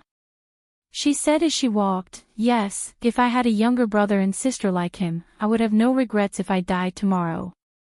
But if I could live, wouldn't it be better? The longer I live, the longer I can take care of them. If they cause trouble outside, I can also help. Our family designed a life with rules. It's not a rigid rule, but a very flexible one. Ordinary people can't enjoy it. In the imperial court, people below the 5th rank and under the age of 60 are definitely not given a hand." Old man Wang stopped walking at this time. He stood there and thought for a while. Then he asked, "Where is the infirmary?" "Xiao Bao, Xiao Bao. Cuckoo, where is she? This emperor has a good idea to tell you. Where is she?" While Zhang Xiaobao and Wang Wan ran to the observation deck to enjoy the scenery, Li Longji ran into their room and walked around. After coming out, he stood below the observation deck and shouted, "Let's go down. I don't know what he's thinking of again. Can't he see that the two of us are enjoying some alone time here?" When Zhang Xiaobao heard the voice, he looked down and saw Li Longji looking up. Opposite him, Wang Wan said with a smile, "I guess it's about the people's livelihood. He's recently become addicted to this kind of thing. He always wants to achieve communism one step at a time, communism under the control of imperial power."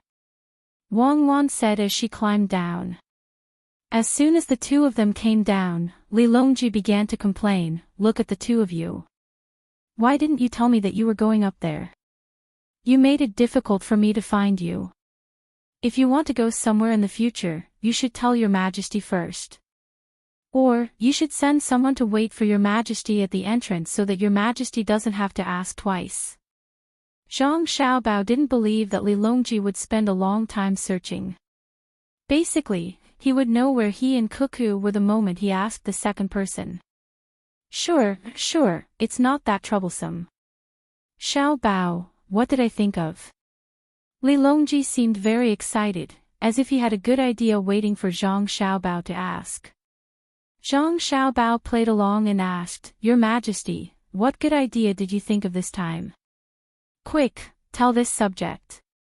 Next time, you have to be more professional when you pretend. Just by looking at your expression, I can tell that you don't mean what you say." However, this time, this emperor really did think of a good idea. It's an idea that can help the people in need when the rich people in the village are too busy. Li Longji didn't lose interest because of Zhang Xiaobao's perfunctory words. He waved his arm and looked like he was giving advice. Zhang Xiaobao didn't respond to Li Longji's words. Instead, he looked at Wang Wan. Wang Wan and Wei Wei nodded and said, Your Majesty, did you think of this idea? If a village needs help, for example, if there's a family that doesn't have enough manpower, other than the old and young, you can ask the other villagers to help. When the time comes, you will give them a certain amount of benefits, such as reputation or worthless awards. Isn't it similar to how merchants sponsor schools? Ah! Wang Wan's words shocked Li Longji. He asked in confusion, Cuckoo, how did you know? Didn't you and Xiao Bao always say that when building a material civilization, we can't forget about building a spiritual civilization? Otherwise, once there's a deviation, it'll be very difficult to change it back. It'll take years, decades, or even decades to hundreds of years before the people can regain their confidence. This emperor thought that when it comes to the spiritual side, which is also the moral side, we naturally have to start from the most basic social structure. A village is just right. What do you all think? After saying that, Li Longji stared at Zhang Xiaobao, afraid that Zhang Xiaobao would say something against his idea. This was how interesting the world was. The more one was afraid of something, the more likely it would happen. If it was someone else, they might say something against their will to please Li Longji. However, Zhang Xiaobao definitely didn't care about Li Longji's feelings, especially when it came to the people's livelihood. After hearing Li Longji's words, Zhang Xiaobao didn't consider Li Longji's feelings at all. He directly said, Actually, after this year, I'm thinking of taking over the matter of merchants sponsoring schools so that the merchants don't have to continue investing. The funds required for the schools will all be taken care of by Your Majesty's money in the bank. Honestly speaking, the amount of money invested in the children isn't too much, and our Great Tang can still bear it. Great Tang needs the people to have a conscience and guide them to a better direction, but it doesn't mean that we should push the responsibility to the people. The people have already paid the taxes, so why should we make them pay more? That only shows that the people in charge are incompetent. Zhang Xiaobao's blunt words made Li Longji feel very uncomfortable. If it was anyone else, he would have already chased them away or flung his sleeves and left. But facing Zhang Xiaobao, he couldn't do so. He knew that getting angry at Xiaobao and Cuckoo was useless. The losses outweighed the gains, and it would only make him seem petty. Xiaobao, Cuckoo, the two of you are the people we trust the most. Since these words came from Xiaobao's mouth, I believe that you should have a good idea. Share it with us. Li Longji cleverly pushed the question to Zhang Xiaobao, but who would have thought that Zhang Xiaobao would look at Wang Wan once more? Wang Wan could only continue the conversation. In truth, it's very simple. If Your Majesty wants the people to do something, don't give them any rewards. Let them feel that when they do something good, they aren't doing it for the sake of other people's appreciation. The rewards don't need to be material, and even the spiritual rewards from the court are dispensable. When they do something, they think more about their own conscience. If they want to do something, they will do it. Just like me and Xiao Bao, we don't need Your Majesty's praise, and we don't care if Your Majesty is angry or not. We just want to speak frankly. Because our hearts are open, we do things that are worthy of our conscience. If we want to do something, we will do it. It's just like how Xiao Bei gave lollipops to Big Man and Little Man. Li Longji nodded, indicating for Wang Wan to continue. In his heart, however, he thought angrily, you don't care because you treat the Great Tang as your own. In your eyes, I, the Emperor, am just a symbol that helps you maintain your status. When he thought of this, Li Longji didn't need Wang Wan to explain. He immediately understood and said, we understand. What we want to do isn't to reward, but to let the people of the Great Tang treat the Great Tang as their own. Then, we won't care about anything. Zhang Xiaobao was very satisfied with Li Longji's ability to think things through so quickly. Seeing that Li Longji couldn't think of a solution at the moment, he said to him, what Your Majesty needs to do now is to set up donation boxes in various places and then set up different funds. Anyone who wants to help others can take the initiative to put the amount of money they think they can afford into the boxes. This way, it won't be a reward or a forced action. The donation boxes don't need any locks, and they have to be made of glass. Everyone can see the money in the boxes and can take it out at any time. When faced with this kind of temptation, the people of the Great Tang would rather find work to earn a living. They would rather eat simple food than secretly take money. When that day comes, the Great Tang will be invincible in the world. When the test of human nature is over, that will be the happiest moment of the soul. As Zhang Xiaobao spoke, he thought of the abnormal days he and Cuckoo had 100 years ago. Although many people criticized them in that era, they had indeed done these two things. Even if a father secretly put a grain of sand in the useless books and papers sold so that his child could go to school, his child would still report it. At that time, the lives of the people weren't rich, and in some places, a person only had 3 grams of oil a month. However, it was precisely in that deformed era that people would help each other. It was also under the support of that kind of spirit that they fought one classic battle after another. Using the worst weapons to fight against the most advanced weapons, when the horn of charge didn't stop, the horn of charge wouldn't stop. Unfortunately, a deformity was a deformity, and the development of society was too slow. When it developed faster, that spirit was gone. That was an era that made people feel helpless, but also an era that made people reluctant to part with. As he thought of this, Zhang Xiaobao glanced at Wang Wan. Wang Wan could be said to have a tacit understanding of this. Otherwise, she wouldn't have dared to clamor about using cold weapons to fight against the other party's hot weapons. It was because there was a word called spirit, and there was a kind of attitude that was fearless. Those days were truly worth reminiscing about. The world was vast, and how many heroes had led the city to set up camp.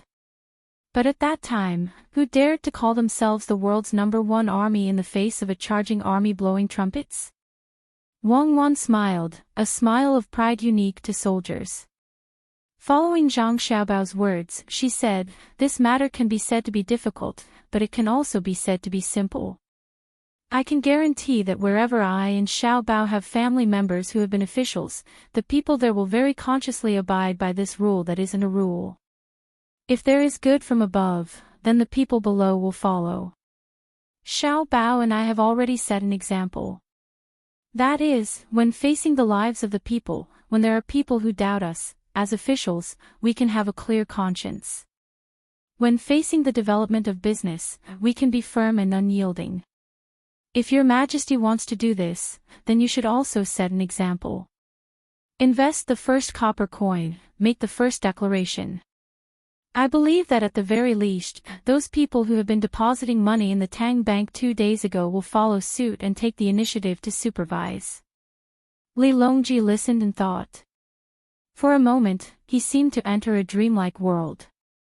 Faintly, he said, "Is it like that, ha ha ha mirror flower fate, that you told Xiao Bei and the others about?" Zhang Xiaobao shook his head. "In this world, there is no such thing as a gentleman. There are only trade-offs. If you invest in one aspect, you will inevitably be rewarded in another aspect. Take me and Cuckoo for example. In truth, everything we invest in is not in the pursuit of material goods. Although we make a lot of money, the purpose of making money is so that we can support the things we pursue. We don't have high requirements for material goods, at least according to the amount of money we earn. We only do it for the pure land in our hearts. The meaning of our lives lies in this. Thus, we will not allow others to sully this land. Otherwise, we will use blood to wash it away." Li Longji nodded. He had to admit that Xiaobao and Cuckoo were true to their words. Anyone who dared to touch their bottom line was truly tired of living. Their hands were stained with blood, but in the eyes of the people of the Great Tang, they were clean and pure. Those whose hearts were for the people were revered by the people. After thinking about the two's words, Li Longji nodded. "We understand. We will think of a way to satisfy the needs of the people in terms of survival. Then, we will make the people feel that survival is not the only thing. There are still many things that they need to do. Their purpose in life is definitely not to eat and wear. Then what should we do now? Immediately have people place glass boxes in the various villages. And then explain the use of these boxes. That won't do. If we really do that, the people will be worried that their money will be stolen. The current situation is actually not bad. At the very least, the trust of the imperial court is still there. The people are willing to trust the imperial court, and they are even more willing to trust us. The first thing we need to do is to strengthen this trust. At the same time, we need to strike at those with unstable minds. When everything has become a habit of life, why would we need to use glass boxes to store donations? Zhang Xiaobao was very glad that the imperial court was still able to control the people, and the people were also willing to trust the imperial court. If a certain fund or association was established, the people would be able to release Qianwan without worry. They wouldn't have to worry about people being greedy. This was because they knew that the imperial court would constantly send out inspectors to supervise and control each other. They knew that telegrams could be sent directly to the capital. If they found that some officials were unqualified and took away their donated money, the imperial court wouldn't just ignore them if they sent a telegram. This was especially so for himself, Cuckoo, and Xiao Bei. The imperial court had zero tolerance for corrupt officials. It could even be said that if an official was caught by Xiao Bei and the others, even if they didn't die, they would at least lose a layer of skin. This was an era where even the aristocratic families had to consider ethics and morality when doing things. This was because Li Longji, the emperor, didn't say that regardless of whether the underworld was right or wrong, as long as they could get money, they would be good people. Li Longji didn't know what Zhang Xiaobao was thinking. Looking at Zhang Xiaobao and Wang Wan giggling at each other, he asked gloomily, in other words, we can't realize our idea right now, right? There's no place to put the boxes to receive donations, and we can't monitor them. Is that right? There's a place, there's definitely a place. I thought of a good place. Xiao Bei and the others set up a chain of 4,000 candy houses. Why don't we put them there? When someone goes to spend money, they can put the change into the donation boxes. I believe that no one will dare to touch the unlocked boxes, and no one will suspect that Xiao Bei and the others didn't use the money on related matters. If your Majesty feels that the number is not enough, we can also put donation boxes in all of Zhang Xiaobao and Wang Wan's shops. When the people are relieved and get used to it, we can find the top 100 merchants on the list of top billionaires and ask them to put the boxes in their shops. Zhang Xiaobao didn't need to think too much about it and immediately said where the donation boxes should be placed. When Li Longji heard this, he nodded repeatedly. Yes, there's a place. So Xiao Bei and the others' candy houses can be used like this. Doesn't that mean that in the future, we can use them anywhere that is similar? Li Longji was happy. He believed that once this matter started, it would definitely achieve good results. When the time came, he would let 100 capable merchants take charge of this matter. Those merchants would definitely not take the risk for a small amount of money. It was not an exaggeration to say that merchants who could enter the list of top billionaires were making a lot of money every day. After the donations were distributed, no matter how much money their shops could receive, it would not be enough for them to take the risk of being greedy. Zhang Xiaobao nodded and then said, not only do we have to do this in the Tang Empire, we also have to help people from other countries. When the time is right, we will use righteousness to pressure other countries. Even if their country's productivity is not good and their national treasury's income is not enough, we will use this banner to promote them. If they donate to us, we will use it. A portion will be directly used to improve their people's lives, and the other portion will be used to support their political opponents. If they think that they are smart and set up such a donation box, we will secretly investigate them. I believe that in a situation where their productivity is not high enough and their education cannot keep up, there will definitely be people who will use this money for other purposes. We will do our best to publicize this matter and criticize them. Then, we will encourage their people to rebel. This way, when we attack them again, their people will support us and think that we represent justice. When Li Longji heard Zhang Xiaobao's words, he unknowingly broke out in a cold sweat. This Xiaobao was really too evil. As long as there was a resource that could be used, he would use it to harm others. However, this was also what he liked, so he nodded and said, "Then let's start with Xiao Bei and the others' candy houses. We hope that one day, wherever the Tang empires will goes, the local people will overthrow their government and then welcome the Tang empire's dragon grace." While Xiao Bei and the group of children were still learning, they received a telegram from their emperor uncle. Xiao Bei was the first to take it and read it to the others. Then, she said, "Look, this is how Uncle Emperor trusts us. Tell the people who are building the candy houses in various places to work hard to speed up and strengthen the supervision. I want to see who dares to touch that sum of money." Xiao Bei appeared very excited as she spoke. Her eyes swept across the faces of her brothers and sisters, hoping to get approval. However, her brothers and sisters all frowned. Xiao Yuan asked, "Then where should this sum of money be placed? If it is placed in a bank, who will be responsible for the interest? How do we explain it to the people who took out the money?" "Interest. The interest will be used as labor costs. We have to arrange for people to withdraw the money, calculate it, and then help to send the money to the people who need it. This is all a cost, and when the time comes, we will use the interest to settle the bill. If anyone objects, let them handle it personally and see if they want to be paid. Isn't that right?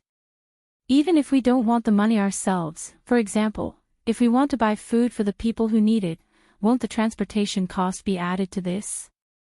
Then it's about how to spend the money. We have to settle the accounts once a month and post it on a notice to let others know that we didn't get any benefits from it. Is that okay?" Xiao Bei circled around this matter. In this short period of time, she had already thought of many things. However, Xiao Yuan still shook her head. "But if we do as you say, the prices of the various items in each place are different. The transportation costs are also different. Some are transported by land, while others are transported by water. How are you going to make the people believe that the cost of the place you mentioned is that high?" "Ah." Xiao Bei was taken aback. Then, she said, "Our existence is a guarantee. Would anyone doubt us? If I were really greedy for money, why would I take out my own money to help others? Anyone who objects to us has bad intentions." "You mean to say that we are not allowed to have different opinions?" Xiao Yuan continued to pour cold water on her. "We are allowed to have different opinions.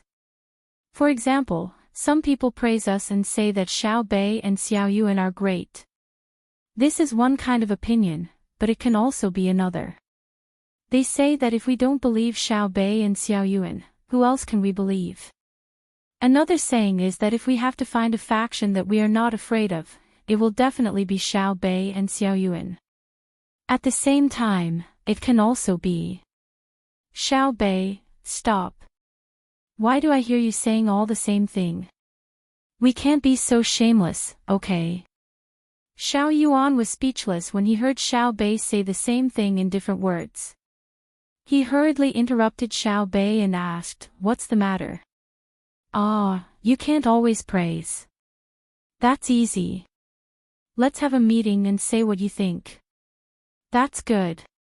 Xiao Bei really couldn't think of any good ideas, so she used the most common method, a meeting. While Xiao Bei and the others were having a meeting, Hu Liang heard about the donation box from the people in the inner court.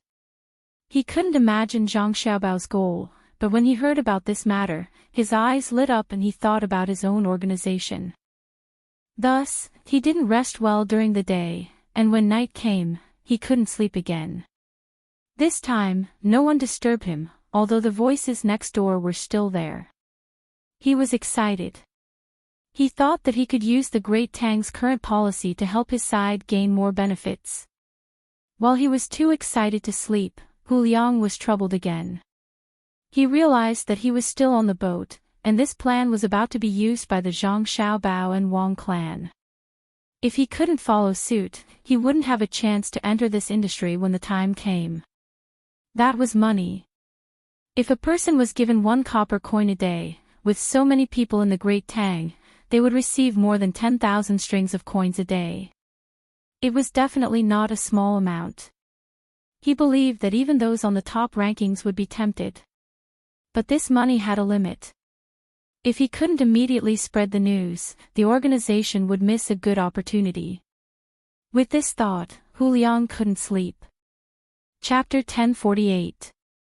While Hu Liang was tossing and turning, unable to sleep, there was also a group of people on the bank of the canal who were very restless.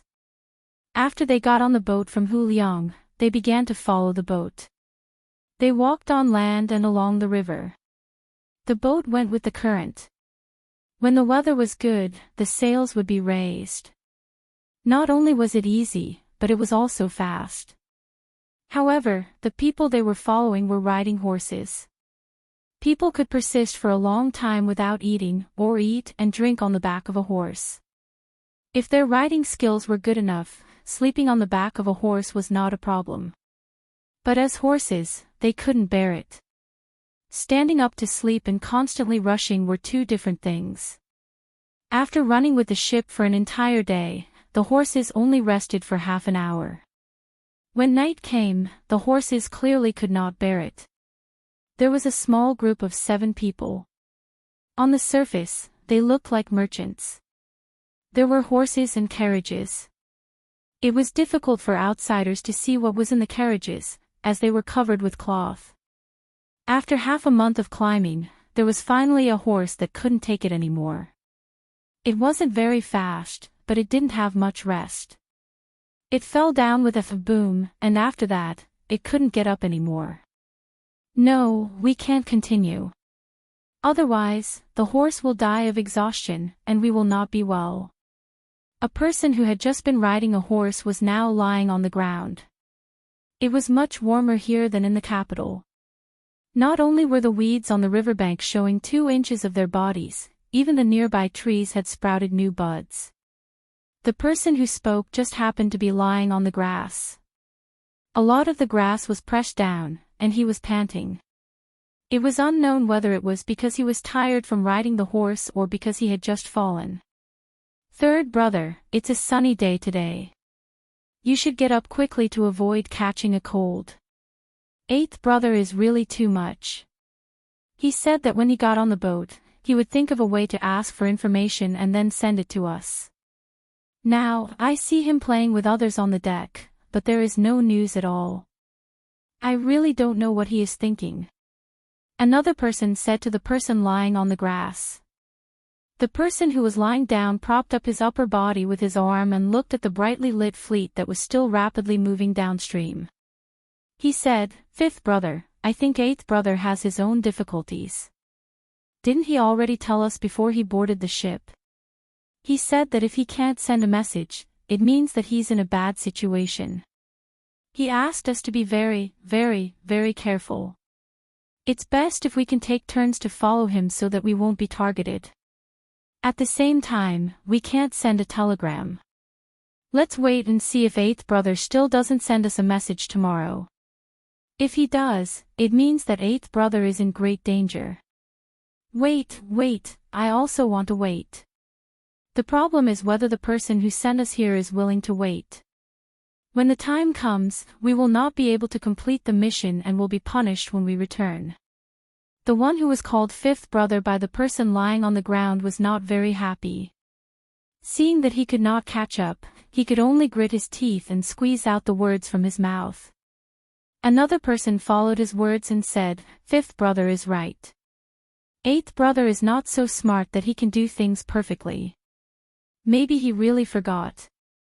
We should send the message back as soon as possible.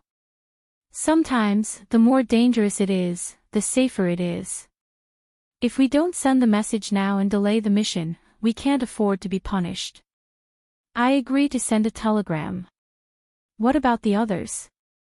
A person who had not spoken glanced at the remaining 6 people and asked. I agree, I disagree, I also agree. The other 6 people said in unison. At last, 3 people agreed to send a telegram and 3 opposed. Everything fell back to the person who asked. The person paused for a moment and said, well, in this case, I also agree to send a telegram. 8th brother is a coward. He said that the telegram we sent would be easily intercepted. After all, we are using the Tang Empire's information transmission method. They will definitely strengthen the defense and inspection of every telegram. In the current situation, there is a big possibility that we will be exposed, but I think it is impossible. When we send a telegram, we don't use words that are very obvious at first glance. We send the telegram specifically to other places to send the price of various grains, meat and other products. The people in charge of inspection will not judge whether we are doing bad things behind the scenes every time according to the price we send out. I agree with eldest brother's suggestion. It is better to send a telegram than to be unable to keep up with the speed of the other party. Whether 8th brother has encountered a problem or he has forgotten to contact us, we must report it truthfully. 5th brother, who had just spoken, agreed. 3rd brother looked at 2nd brother and saw that 2nd brother was indifferent. He sighed and said, 4 votes against 3. In this case, let's find a place to send the telegram. 2nd brother, who had not spoken, suggested, if we are going to send a telegram, we should first buy more goods so that people will know that we are real merchants and not spies. After coming to a decision, the 7 of them didn't mind. It was still night, so they walked along the road, knocking on people's houses. Especially in places like the small shops, they spent more money than usual to buy things that people cultivated and grew. This made the goods in the caravan even more abundant. Then, without waiting for dawn, they immediately found the nearest place where they could send a telegram. Usually, the place where they could send a telegram did not rest for 24 hours. Unless there was a special situation, if someone was in a hurry, it was very likely that they would not be able to send the message in time. When the telegram sounded, the 7 of them could no longer see Xiao Bei and the others' fleet that was going south along the canal. The 7 of them did not rest but send a telegram, causing Zhang Xiaobao and the others to be unable to have a good rest. Seeing that it was already midnight, Zhang Xiaobao, who was sleeping soundly with Wang Wan in his arms, was woken up by the movement outside the cabin. He casually put on his clothes and opened the cabin door. He saw the people from the inner courtyard standing at the door waiting, looking a little anxious. Young master, we have found Hu Liang's accomplices. They sent a report of the price of vegetables to Jiang district an hour ago tonight. Take a look. The inner courtyard said and handed the report to Zhang Xiaobao. After taking a look, Zhang Xiaobao revealed a disdainful smile. He nodded to the people from the inner courtyard and said, continue to keep an eye on them. They dare to play this trick with us. They really underestimate us. When they continue to send telegrams, you guys collect them and compare them a few more times. Try your best to decipher the key algorithm. Yes. The person from the inner courtyard replied and turned to trot away. Xiao Bao, what's wrong? Did they send a secret message? Wang Wan also woke up and asked while rubbing her eyes. They did. It's a good idea to report the price of vegetables to other places, but it's a little stupid. Where do you think rice can be sold for 7 copper coins per kilogram? This is clearly a corresponding code with a high number. Now that the people in Jiang district have followed, none of them can escape. Even if we can't decipher it, we can follow the clues and find the other party's secret telegram. Zhang Xiaobao shook the telegram in his hand twice and said to Wang Wan. Wang Wan lay down again after hearing this and muttered, there's no hurry. It's impossible for Jiang district to send a price report to the other party tonight. There are still a few hours to arrange. Even if the other party finds something wrong from the telegram, they won't have a chance to run away. Let's sleep. Xiao Bei naturally also received the information. After listening to the analysis of the person in charge of this matter, Xiao Bei hugged the information and slept well. At dawn the next day, when Hu Liang was about to freshen up again and go to eat, the person from the inner courtyard who led the way yesterday came over with a piece of paper in his hand and said to Hu Liang, "Young master Hu, last night, we received a telegram from someone else. Oh, it's an interception. The content is a price list for vegetables, fruits, grains, and other things. We didn't notice it at first, but 7 copper coins per kilogram of rice is really too expensive. It's more than 3 times the normal price of rice." Some of us joked that the person who sent the telegram was crazy. Where could they find such expensive rice in the thousands of miles north and south of the river? If you don't believe me, take a look. Isn't it interesting?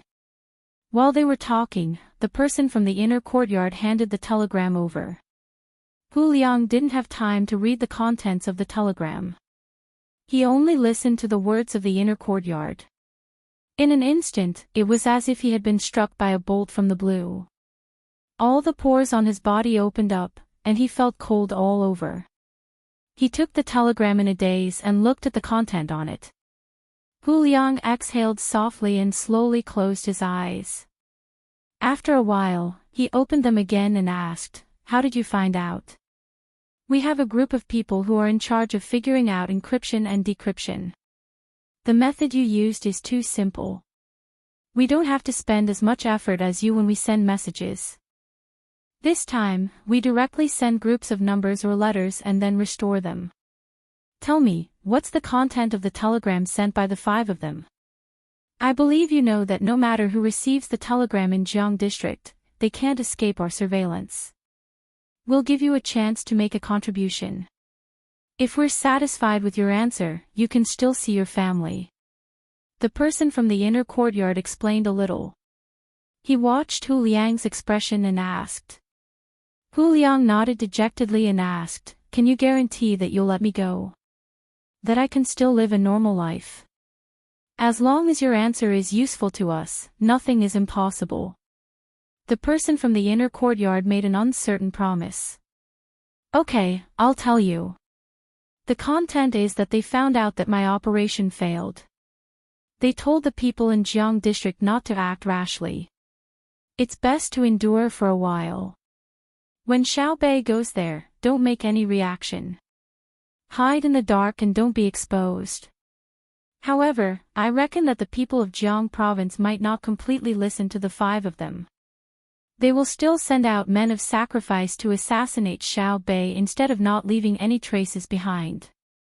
As for the rest, I can't guess. Unless you can provide me with new information, I can help you analyze it."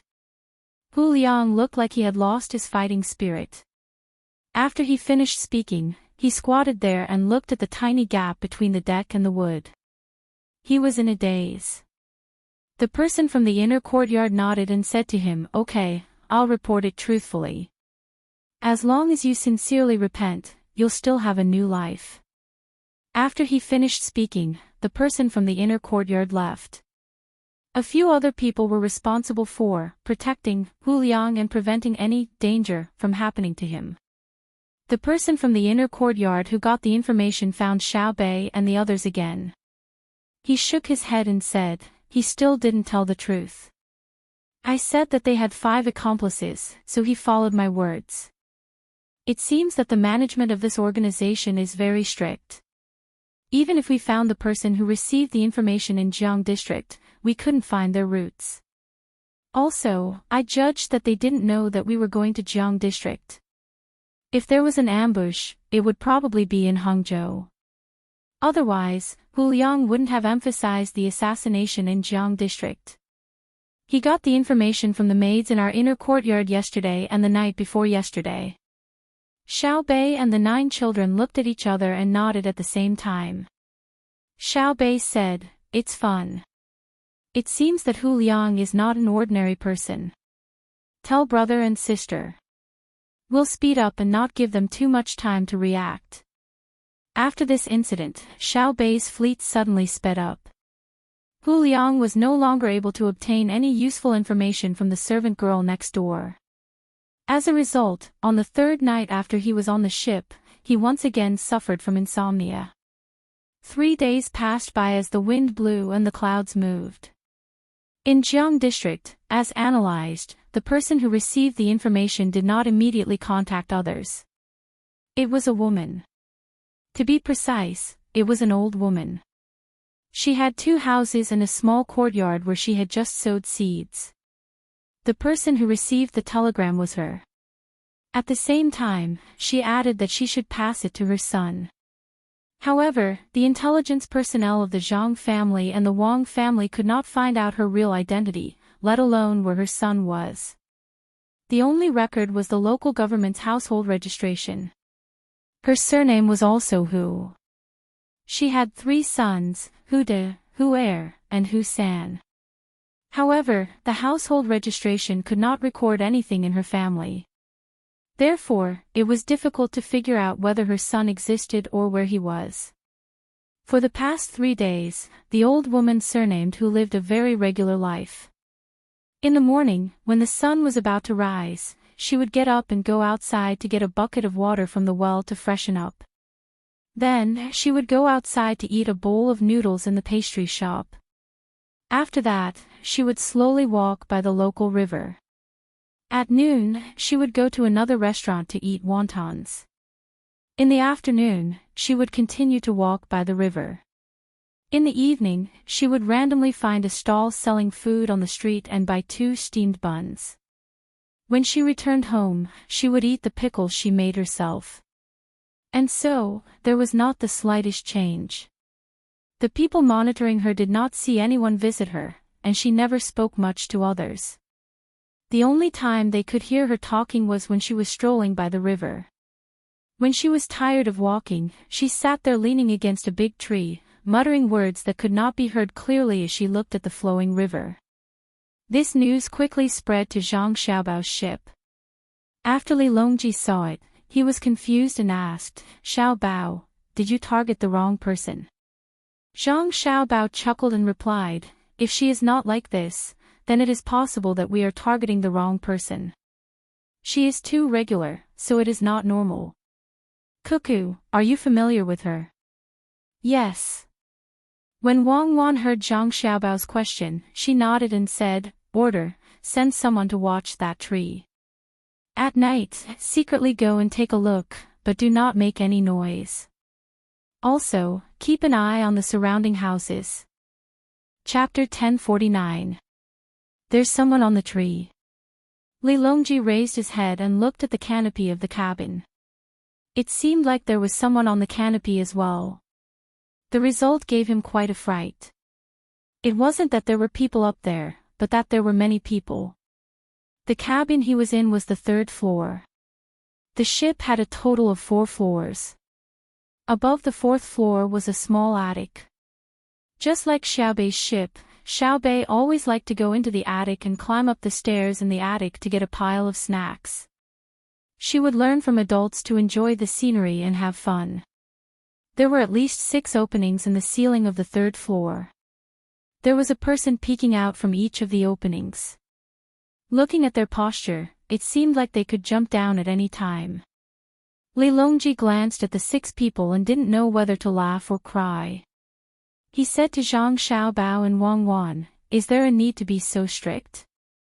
Looking at the situation, there really is someone on the tree. It's good that it's strict. I don't want to die from an assassination. I've always been afraid of death. There are many people who want to kill me.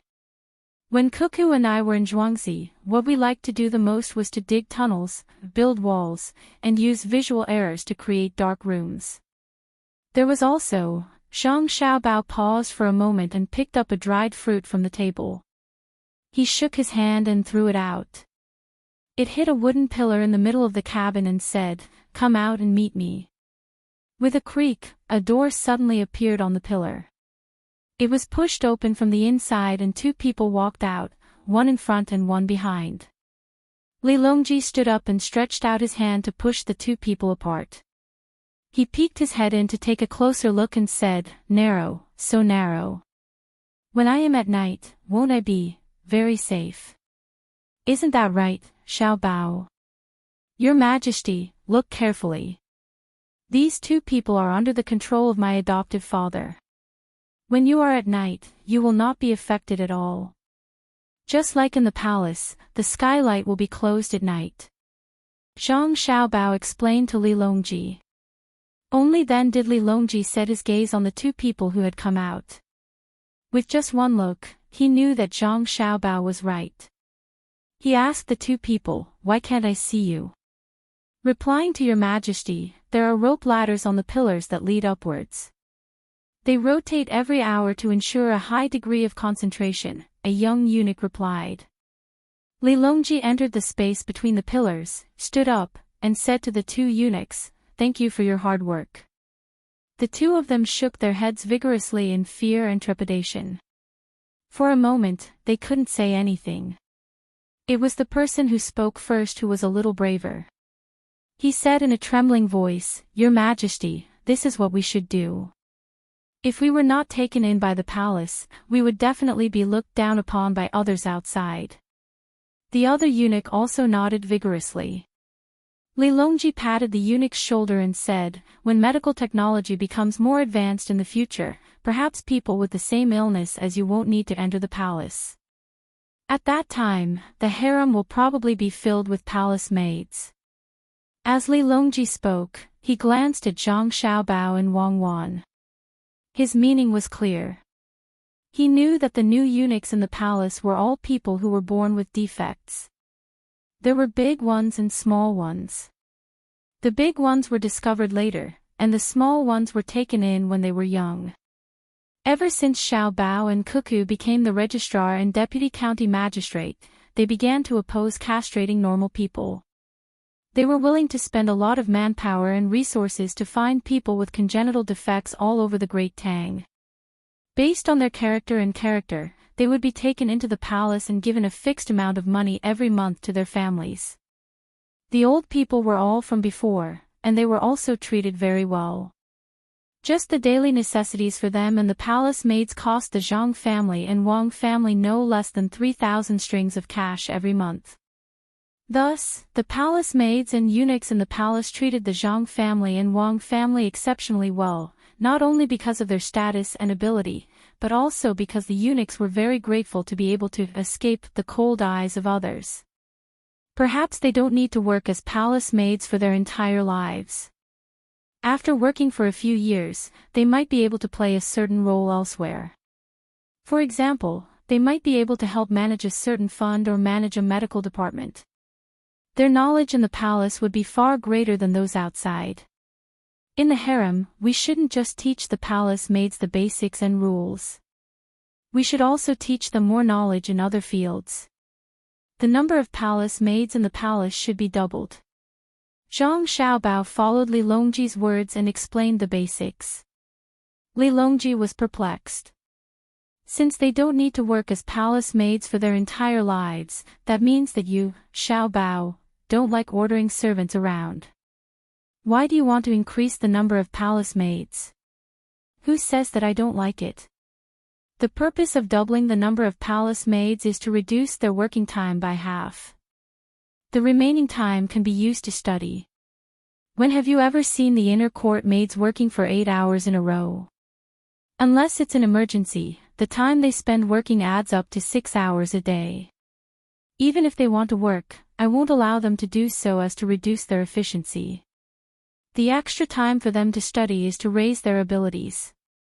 The time for them to play is to allow them to relax and maintain their optimal condition. The prerequisite is that they don't leave the main household. Otherwise, all of the talents they nurture will end up running to someone else. Zhang Xiaobao explained his intentions to Li Longji. Wang Wan added, "If it isn't the inner court, a normal wage for a craftsman is 600 copper coins a month. If someone were to bribe them with money, it would be a huge loss for the original family. That's because the wages they pay are low, but the cost of nurturing them is several times higher." "I understand." You want my harem to help the entire Great Tang nurture female management talents. That's right. No matter where they end up, they'll still be working for the Great Tang. I won't compensate you for that. Tomorrow morning, I'll issue a decree to start a new class in the harem. Li Longji readily accepted the suggestion. He didn't mind hiring more palace maids. His wealth wasn't much lower than the national treasuries, so he could afford to hire twice as many palace maids. Besides, the Zhang clan and Wang clan would have to fork out more money as well. After saying this, Li Longji suddenly recalled what he had just said and asked, Xiao Bao, Cuckoo, did the two of you say that the old woman was speaking to the people in the tree? Zhang Xiaobao glanced at Li Longji with a look that said, my Zhuangzi's thick tree is also hollow in the middle. There's an underground tunnel that connects to other places, so the tree won't die if it's hollow in the middle. In truth, their spy system isn't perfect. If it were me, I wouldn't speak while leaning against the tree. I would throw stones into the river, and the person who receives the signal would hide the net under the water. Then, they would compare the number of stones in the net. In fact, they could even go to a special place to buy things when they're strolling in the market every day. Then, they could arrange the distance and knot the knot according to different methods. To think that it's that terrifying, Li Longji exclaimed in shock. However, Zhang Xiaobao shook his head and said, this isn't the scariest method of secrecy. The scariest part is that the higher-ups are only in contact with her. In other words, she doesn't know who the other party is, nor does she know when the other party will appear. According to the method I mentioned earlier, as long as we keep an eye on her and know her daily routine, we'll be able to find out who's in contact with her. The scariest method is cuckoo. The scariest method is that when she goes out to sell things, we'll know the way she walks, the way she arranges the goods, the order and angle of the goods, and even the quantity and price of the goods. She's able to pass information to others. The people who buy things and look at things change every day. It's impossible for us to keep an eye on all the people who pass by her stall. The only way is to capture her and torture her to get a full grasp of everything she knows. However, she doesn't know who her higher-ups are. When we torture her and waste more time than the time she's supposed to contact the higher-ups, the other party will cut her off. Even if we force her to use the same method to release information, we won't be able to catch her higher-ups. After hearing Zhang Xiaobao's hint, Wang Wan introduced another method of transmitting information to Li Longji. Li Longji was dumbfounded. In his opinion, the most suitable method of transmitting information was secret writing or transmitting information through telegrams that didn't seem to be relevant. However, he didn't expect that under the situation of a single line of communication, there were many other methods that seemed to be the most common and accurate method of transmitting information. This kind of spy is not easy to train, right? Li Longji finally found the problem. There were methods to use, but it was hard to find talented people. Yes, it's not easy to train them.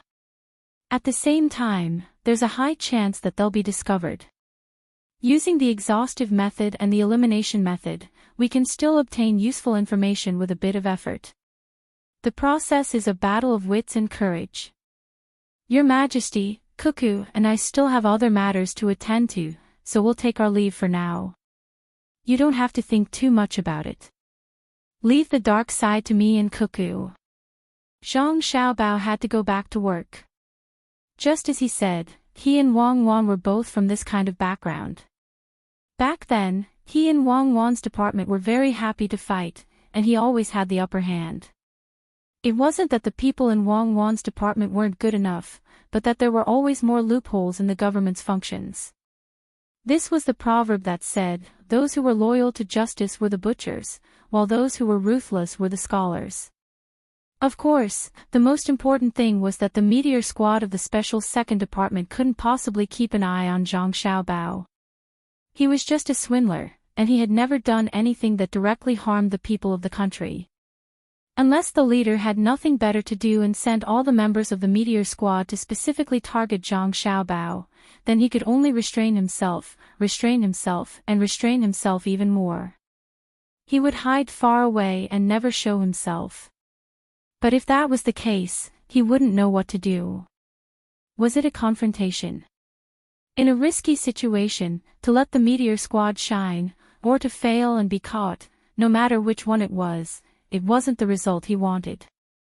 Because he felt that the meteor squad shouldn't shine because of him, he couldn't do it. Zhang Xiaobao seemed to be reminiscing and hypothesizing. His emotions were fluctuating like Weiwei's, and he seemed a little more melancholy. What are you thinking about? Wang Wan nudged Zhang Xiaobao with her arm and asked. Nothing, I was thinking about the past, and the meteor squad. Perhaps one day, when the meteor squad streaked across the night sky, I made a wish that I could find a wife that I was most satisfied with.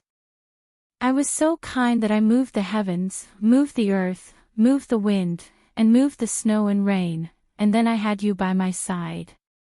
As Zhang Xiaobao spoke, he reached out his arm to hug Wang Wan. Wang Wan nimbly avoided him, ran 10 steps, and turned back. Sappy, I like that kind of iron. You have to change in the future. Iron is usually accompanied by sadness. Sappy is the happiness that everyone wants to have. Alright, according to the Sappy arrangement, I should chase after you. You should slow down and run in front. Little goat, don't run, Brother Wolf is coming. Zhang Xiaobao opened his arms and chased after Wang Wan. Chapter 1050. Young Master Hu, here's your steak, please. At noon, Hu Liang once again sat in the dining hall. The difference was that there was no one to serve him food. He had to go to the window to get it, just like everyone else. This was because Xiao Bei and the others also served their own plates. There were only 4 special people, the 2 matriarchs who were pregnant, and Pan Er and her sister. Hu Liang ordered the same things as Xiao Bei. A steak, a foie gras, a caviar, a glass of wine, and a plate of fruit and vegetable salad. After Hu Liang found out what Xiao Bei had chosen, he was very curious. He had been to Blue Sea Silver Sand Restaurant, Between the Clouds and the Water, and Sea Cloud Garden, which had fewer chain stores. Although he hadn't tasted every dish, he had at least seen most of them from the menu. However, he didn't know what Xiao Bei had ordered. Out of curiosity, he learned from Xiao Bei that the steak was not fully cooked, at most 90%. The person Hu Liang asked told him that Xiao Bao didn't allow his younger siblings to eat steak that was too fresh for fear of being unable to bear the smell of blood. Thus, Hu Liang thought that he could do it, so he ordered a medium-rare one. When Xiao Bei saw the meat on his plate, he winked at the inner courtyard that was guiding him. He had a happy expression on his face, and the inner courtyard returned a smile. I'll see if he can eat it. Don't blame me if it's hot, although Big Brother never said that we can't eat it because it's too bloody. Xiao Bei looked at Hu Liang's table like a thief and said to his brother and sister at the same table. Yes, Big Brother doesn't let us eat it because he's afraid we'll burn ourselves. If we eat slowly, it won't taste good when it's cold. Otherwise, with our ability to eat raw seafood, why would we be afraid of a little bit of meat? Besides, steak isn't fishy. Xiao Yuan forked a fish and put it on his plate. He slowly cut it and talked to Xiao Bei. He didn't order a salad and wasn't used to the taste. Unless it was a special situation, he could bear to eat a few mouthfuls. How could Hu Liang know the reason behind this? He unskillfully cut off a piece of meat that looked red. Just as he stabbed it with a knife and brought it to his mouth, he suddenly leaned back and kept sucking in cold air. His voice was muffled as he muttered, "It's blistering. What the hell is this?" Using a knife and fork, it's something that our ancestors didn't use for many years. Taking it out again, it's so tiring to eat something. Young Master Hu, it's not a big deal to use a knife and fork. There's also the curry rice that can be grasped with your hands. Young Master Xiao Bao and Miss Cuckoo have taught Miss Xiao Bei and the others quite a few ways to eat. They said that they don't expect them to eat it every day, but they should at least understand it. For example, eating grassland barbecued meat with 2 knives and a single knife, or eating crabs with 8 pieces of meat. The people at the same table had ordered a bowl of shaved noodles and were slurping down their food. When they heard Hu Liang's mumbling, they stopped what they were doing and said to him. Hu Liang nodded helplessly and began to blow on the meat in front of him. Wei Wei poked her head out and looked at Xiao Bei's table. She had to admit that their education was different from others. Xiao Bei and the others ate very skillfully and quickly. They gave off a very elegant and magical feeling. Looking down at the foie gras on the plate, she asked the person sitting opposite her in confusion, "Why don't you use big foie gras? I know a way to make the liver of poultry bigger. It's nothing more than force feeding. If you force feed it with distiller's grains, it will grow bigger. Our family doesn't allow that. Feed that harms the liver is absolutely forbidden to be fed to poultry and livestock. At the same time, we can't let poultry eat too much." The person in the inner courtyard opposite Hu Liang looked at Hu Liang with disdain. After he finished speaking, he lowered his head and continued to work hard on the food. Hu Liang was silent. He imitated Xiao Bei and the others and ate bit by bit. However, his mood became complicated. He knew a lot about the Zhang family and the Wang family. He knew that Zhang Xiaobao had the best grasp of seasonings and always cooked for his family. However, he didn't use too many seasonings. If he could bring out the original taste of the ingredients, he would do so directly. If it didn't suit the taste, he would only add a little salt. Now, it was said that his culinary skills had reached the point of perfection, and his requirements for food were higher. However, such a person actually didn't allow his family to specially feed special poultry. This meant that deliberately feeding poultry was not good for the human body. Thinking of this, Hu Liang swallowed the food in his mouth with wine.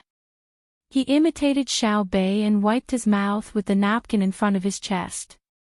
He asked the person in the inner courtyard opposite him who was putting meat sauce into the shaved noodles. "Your family eats good food, but after several generations of breeding poultry that produce high production of eggs and meat, don't you think it's unfair to the people of the world?" "Ah. Unfair?" The person in the inner courtyard was surprised. "Yes, you can't find ordinary food in your family. Even a bowl of soy milk or a bowl of porridge must be carefully selected. You say that you are for the people of the Tang Empire, but you are creating a gap in their lives. Where is your morality?" Hu Liang's voice was slightly louder, with a hint of criticism.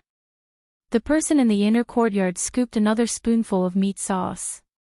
He was not afraid of the saltiness and directly put it in his mouth, swallowed it, and drank a mouthful of noodle soup.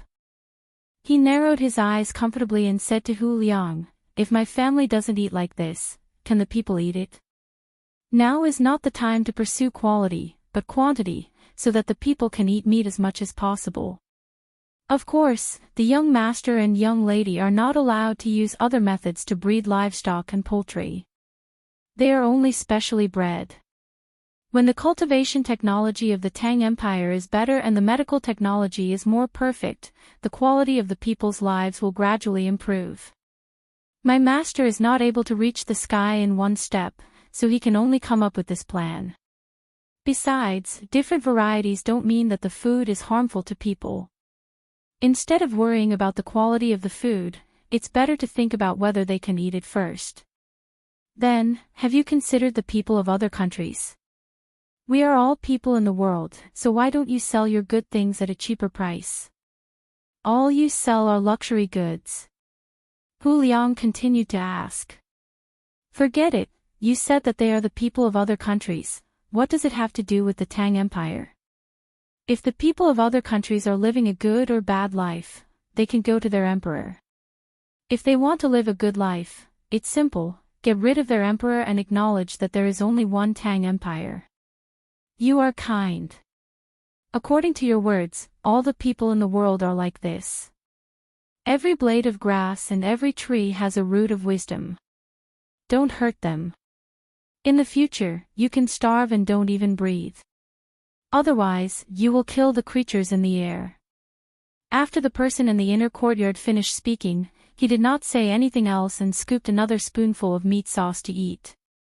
Hu Liang saw that he was not done eating the meat sauce, so he used a knife to put some into his mouth. He smacked his lips and said, "It's not too salty." "What meat?" "The leftover meat from last night. It's cooked and made into meat sauce. This time, the cooked meat is the most fragrant. Don't worry and eat it. The meat that is stained with other people's saliva is all fed to the animals." Another person in the inner courtyard said. "Oh." Hu Liang was relieved and muttered, "If everyone can eat, wear warm clothes and live in a house that doesn't leak rain, how can there be wars in the world? If that's really the case, some people will have other ideas. Let's eat. We're about to reach Hangzhou. You can see your brothers." 5 people.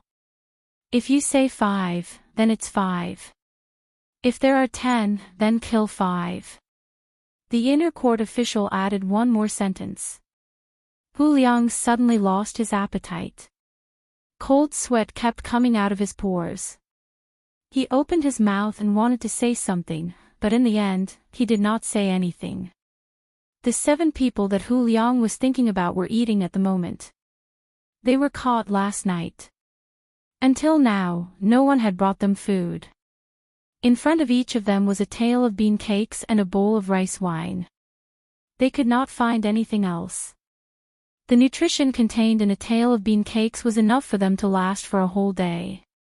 A bowl of rice wine could not only replenish their water, but also help them to decompose their fat. For them, this treatment was already not bad. Otherwise, they would only be given a cup of white wine each. After they drank it, it would not be a problem for them to survive for a day. Then, they would be fed half a bowl of water. This way, they could live for at least half a month. But the consequence was that they would become weak and want to sleep all day. Even if they were not tied with ropes, they could not run away. Now, the treatment given to them was good. Their feet were tied together by iron chains. If one person wanted to move, he could not be far away from others. Seeing that the food was brought in, the 7 people in the cabin raised their heads almost at the same time. They looked at the person who came and put the food on the ground with hatred and turned to leave. "Big brother, do you know him?" Lao Wu, who was leaning against the cabin wall, glanced at the food and asked. The person who was called Big Brother shook his head. He looked at the food and sighed. He did not even want to talk. He stuck out his tongue and licked his sweet lips, but did not eat. It's troublesome if you don't know him. You can't guess which gang he is from. Even if you want to talk to him, you can't find anything to talk about. Lao Wu leaned forward. After being pulled by the iron chains on the other person's feet, he put his nose to the bowl and sniffed. Good wine, so fragrant. It's a pity that there are only bean cakes. It would be good if there were such a big piece of smoked meat. The smoked meat of the Zhang family and Wang family is naturally delicious. It's just that we don't have that luck. It's good enough that we have bean cakes and rice wine. Otherwise, what will you do if we starve for 2 more days? Lao San's feet were the closest to Lao Wu. Being pulled by the other person, he was very uncomfortable. He also leaned forward and said. Lao Wu stopped sniffing and turned his head. Using the weak light shining in from above the cabin, he carefully looked around and asked puzzledly, I've looked at this place more than 10 times. How do you know it's the Zhang family and Wang family? Other than them, who would come to catch us? Besides, we're in the cabin now. When the ventilation hole is blocked, I can't hear any other sound. This only proves that the cabin wall is thick and they used other methods. Now listen carefully. Do you hear the sound of water? I just don't know if Lao Ba is still alive. If he is, where is he?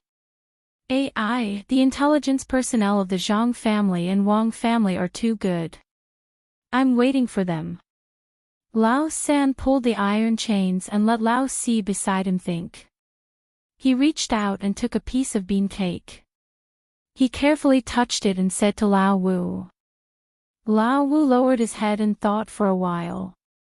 He finally understood and said, "That guy also said that he had relatives in the palace who got chili and cooked meat for us to eat. It turns out that he put medicine in the food. That medicine has a taste, so he put it in the spicy and numbing food so that we can't taste it. When we fall, he will tie us up on the boat. Damn innkeeper, don't let me out. Otherwise, he won't be able to live another day. Ah, I'm so angry. You still want to go out? Don't shout so loudly. If someone hears you, they will block the ventilation hole. You will be stuffy and sleepy. If you are not careful, you will suffocate to death in the cabin.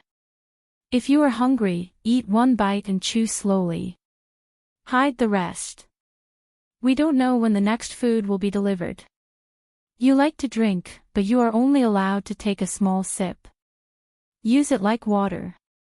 See if they will kill you or keep you alive. Maybe it won't be long before they come in to ask. Save your strength for the punishment." Lao San, who was not in the mood to talk just now, finally opened his mouth. He had a lot of things to think about. He looked up at the ventilation hole and shook his head helplessly. Lao Wu, who had just opened his mouth to eat the bean cake, closed it after hearing Lao San's words. He carefully stuffed the bean cake between his teeth and took a bite. He said, "It smells so good. It's so fucking fragrant. I've never eaten such delicious bean biscuits since I was young. Do they want to starve us? If they really want to do that, why would they send us food? They must want to scare us so that they can get useful information from us. Humph, it's not that I don't want to say it, but I don't know much. Since they can catch us, they must know who we sent the telegram to. Do they think we know more than the people on the other side?" Lao Wu's words made him seem smarter. He was not as stupid as before. Unfortunately, he was smart too late. If he was this smart before he was caught, he might be able to escape. "Big brother, what do we do now? The bowl that sent us the wine is made of wood. It will take a long time to grind a rope, let alone break the iron chain with it." A slightly feminine voice sounded. It was Lao Chi, who was leaning against the wall of the cabin next to Lao San. He was also listless, but he did not take anything to eat. As the leader, he didn't answer immediately. Instead, he closed his eyes and leaned against the wall. After a long time had passed, he said, "If it were me, I would have a few methods. One is to make us beg for death so that we can vent the hatred in our hearts. After all, our appearance has caused quite a bit of disturbance to them. It would be too easy for us to die quickly. They would torture us for at least 10 days to half a month, or make us unable to bear it and commit suicide. Then do we commit suicide?" Lao Wu became stupid again. "Live. As long as there is a chance, you have to live. If you die, you have nothing left. You can't see the sun tomorrow, you can't eat delicious food, and you can't even think about your wine." The big brother glared at the fifth brother and said. The fifth brother didn't see the look in the big brother's eyes. It was too dark in the cabin. He laughed and said, "Yes, I'm alive. If I run out, I can still continue to drink. Hee, this is the only thing I like to do. I can't die unless someone agrees to set up a memorial tablet for me and give me a jar of wine tomorrow." Lao Wu had already taken a sip of the wine. He had a very high opinion of this wine. Lao San shook his head again and said, "In addition to torturing us, they can also kill us directly to scare others and let our people know how powerful the Zhang family and the Wang family are. But I don't think they will do that. The most likely scenario is to raise us like we are now. They won't let us eat until we are full and have strength, but they also won't let us die. When the time is right, they will change us into new clothes and put us, who have no strength, on the deck in a conspicuous place for our people to see. Our people will see us and think that we can sit comfortably on the chairs outside because we betrayed them in exchange. Our people will adjust when they are afraid. This will make it easy for them to expose themselves. But they probably don't know that no matter how our people see us, they won't be worried. Because we have only one way to communicate with our superiors. At the same time, we don't know who is behind this. Yes, Lao San is right. Then, that means, even if I drink all the wine, they won't watch me die. Can I continue to drink? Lao Wu, who loved to drink, had been staring at the wine bowl since just now. Even though there was very little light coming in from the vent hole, he couldn't see clearly. Drink, you only know how to drink. One day, you will die from drinking. Lao San reprimanded Lao Wu loudly. I'm willing to die from drinking. It would be best if they throw me into the wine vat and drown me. I'll be a drunkard for once. When I'm down there, the king of hell will know that I have a good tolerance for alcohol. Maybe he won't let me go into the frying pan and will make me drink with him. Lao Wu muttered in a low voice. Then he said, it's good to die. It'll be sullen. The superiors don't let us know anything and make us work for them. Isn't it just giving us money? If we are caught, they won't come to save us. While the 7 people who were caught were feeling uncomfortable, the people who were not caught were also feeling uncomfortable. In a small river next to a village in Jiangzhou, there was a person fishing. Although the river was not big, the current was not slow. When the fishing line was inserted into the water, it was first slanted in a straight line, but then it was bent by the current. Beside the fishermen were large and small lead pendants, as well as earthworms dug out from the soil. The wind was blowing in Weiwei, and the afternoon sun was very warm. However, the fisherman's expression was somewhat anxious. There was no trace of leisure. Even so, he did not move at all. He stood by the river like a statue. He stayed there for half an hour, and the hook that was thrown into the water never came up. Another quarter of an hour passed, and the fisherman's expression became more anxious. He held the fishing rod with one hand and used the other hand to take out a piece of bread from the pocket beside him. He slowly brought it to his mouth. Just as he was about to bite it, the fishing rod suddenly moved. The movement was very large, and then it became calm again. After about 5 breaths, it moved again. After 3 times, it stopped moving. The fisherman immediately lost the mood to eat. He lowered his head and looked around. When he saw that there was no one around, he suddenly pulled the fishing rod. The pendant that he had put down earlier flew out of the water with a swishing sound. There was a twisting fish on the pendant. The fisherman reached out and caught the fish as fast as he could. He removed the hook, put away the fishing rod, and threw the fish into the bamboo basket. He did not care whether there were other bigger fish in the river and turned around to leave. After walking for about 2 li, several courtyards appeared in front of him. In front of the courtyards, there was a special house.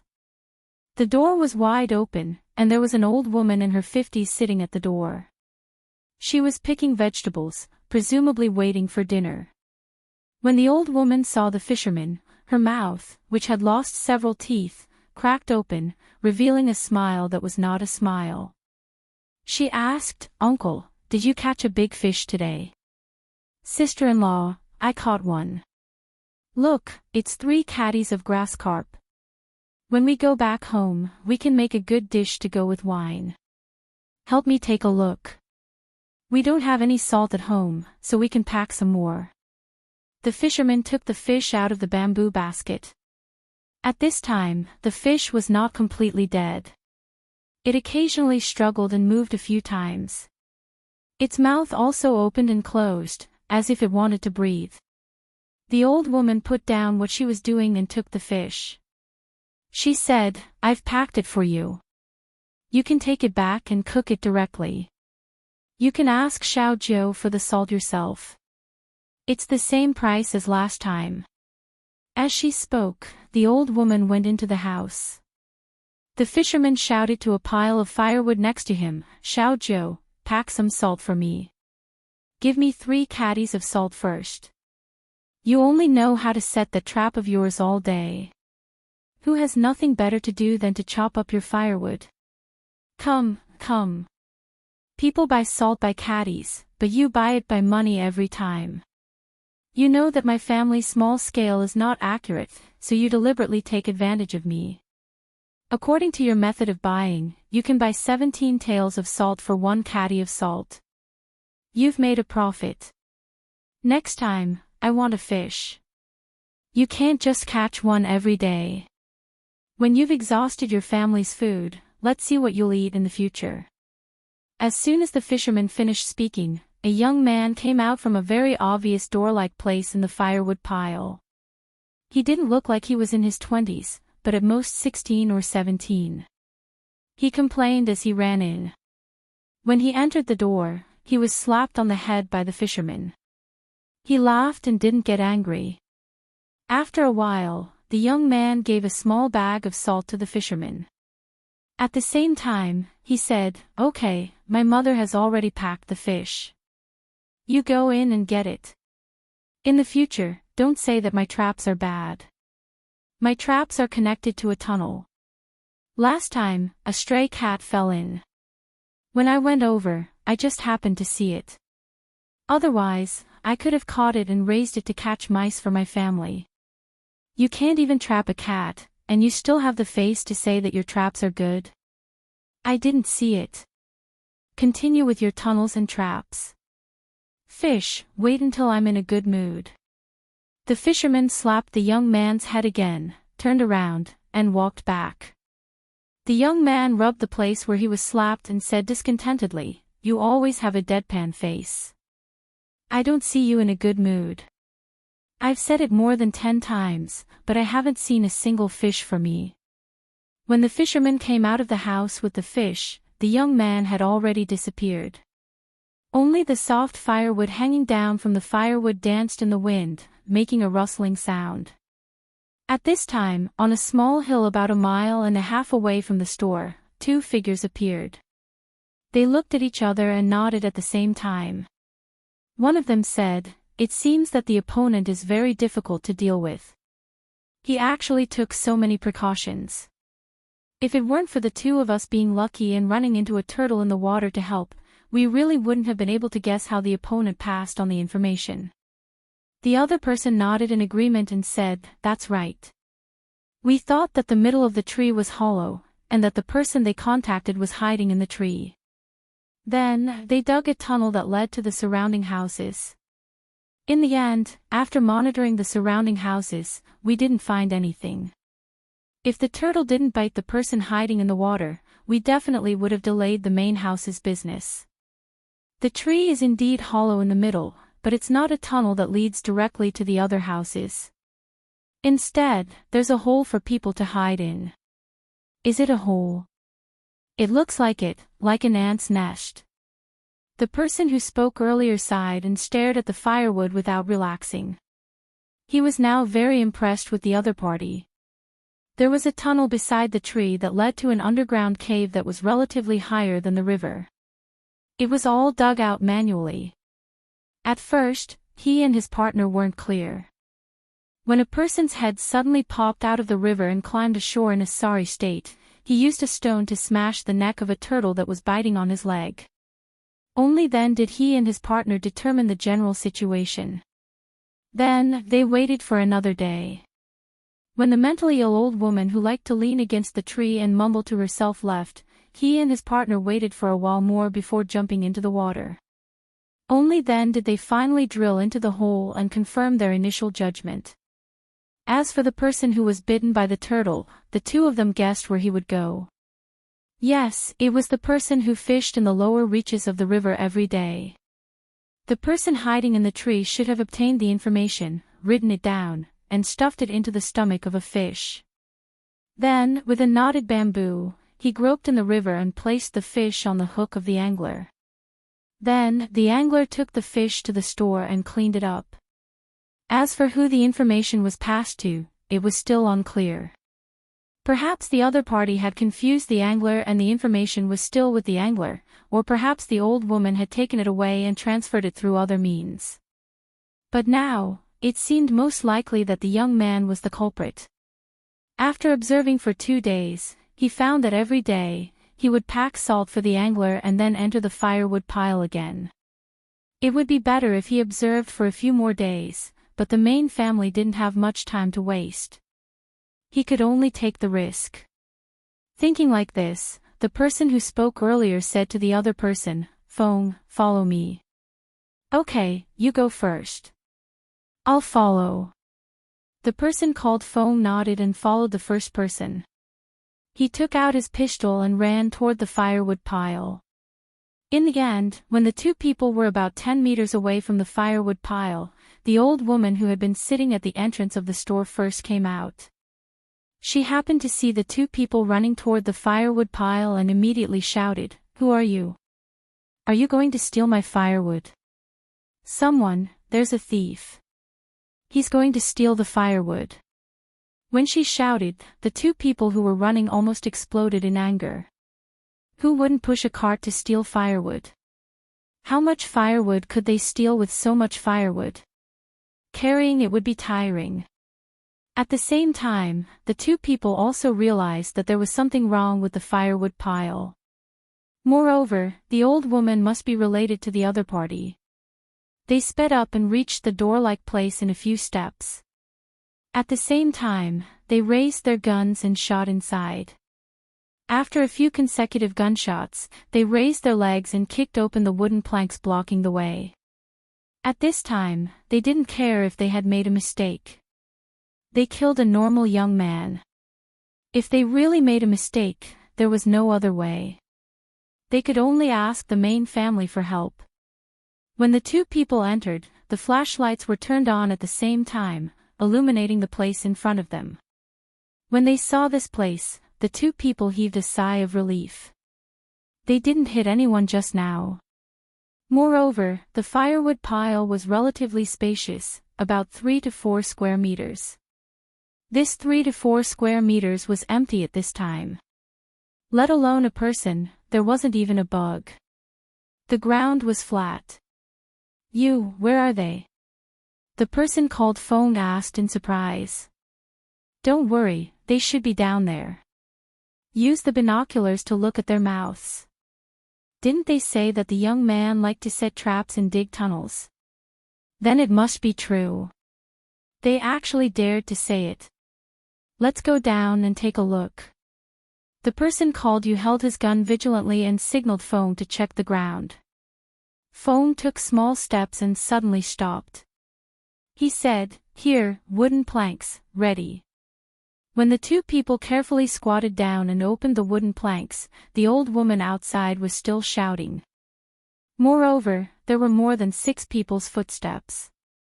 In addition to the sound of running, there were also inquiring shouts. It really looked like someone was stealing firewood and the neighbors were helping each other.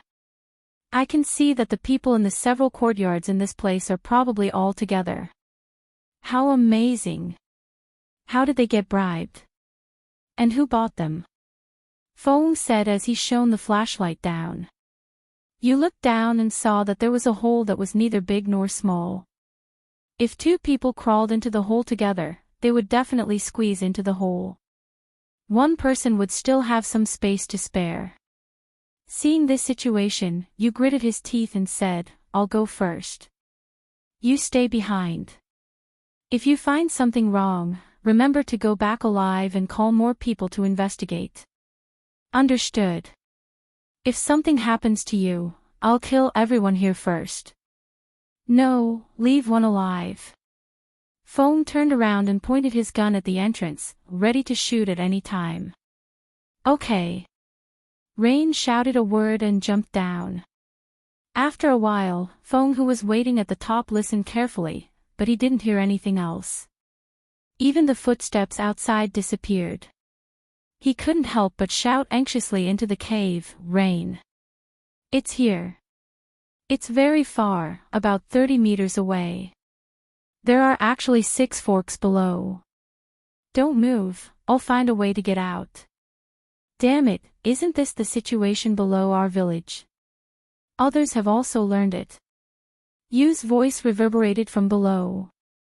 After hearing it, Feng didn't continue to stay there.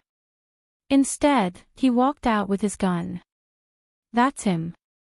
There's another person who wants to steal my firewood." As soon as he appeared, Feng heard the old lady's voice.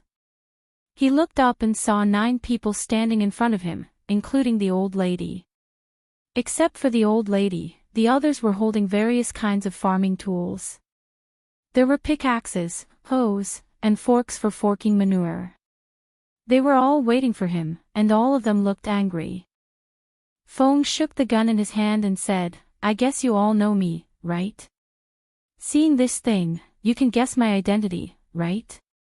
Yes, I'm the spy of the Zhang family and the Wang family in Sanshui County. I have a special right, that is, when I'm carrying out a mission, if I suspect that someone will threaten me, I can shoot him directly without taking any responsibility. Now, I suspect that you are involved in an illegal organization that endangers the safety of the Tang Empire. I order you to put down your weapons, put your hands on your head, and lie down. If anyone dares to disobey, I'll shoot immediately. Lie down." With a puff, the 9 people, including the old lady, all lay down face down, and the weapons in their hands were all thrown away.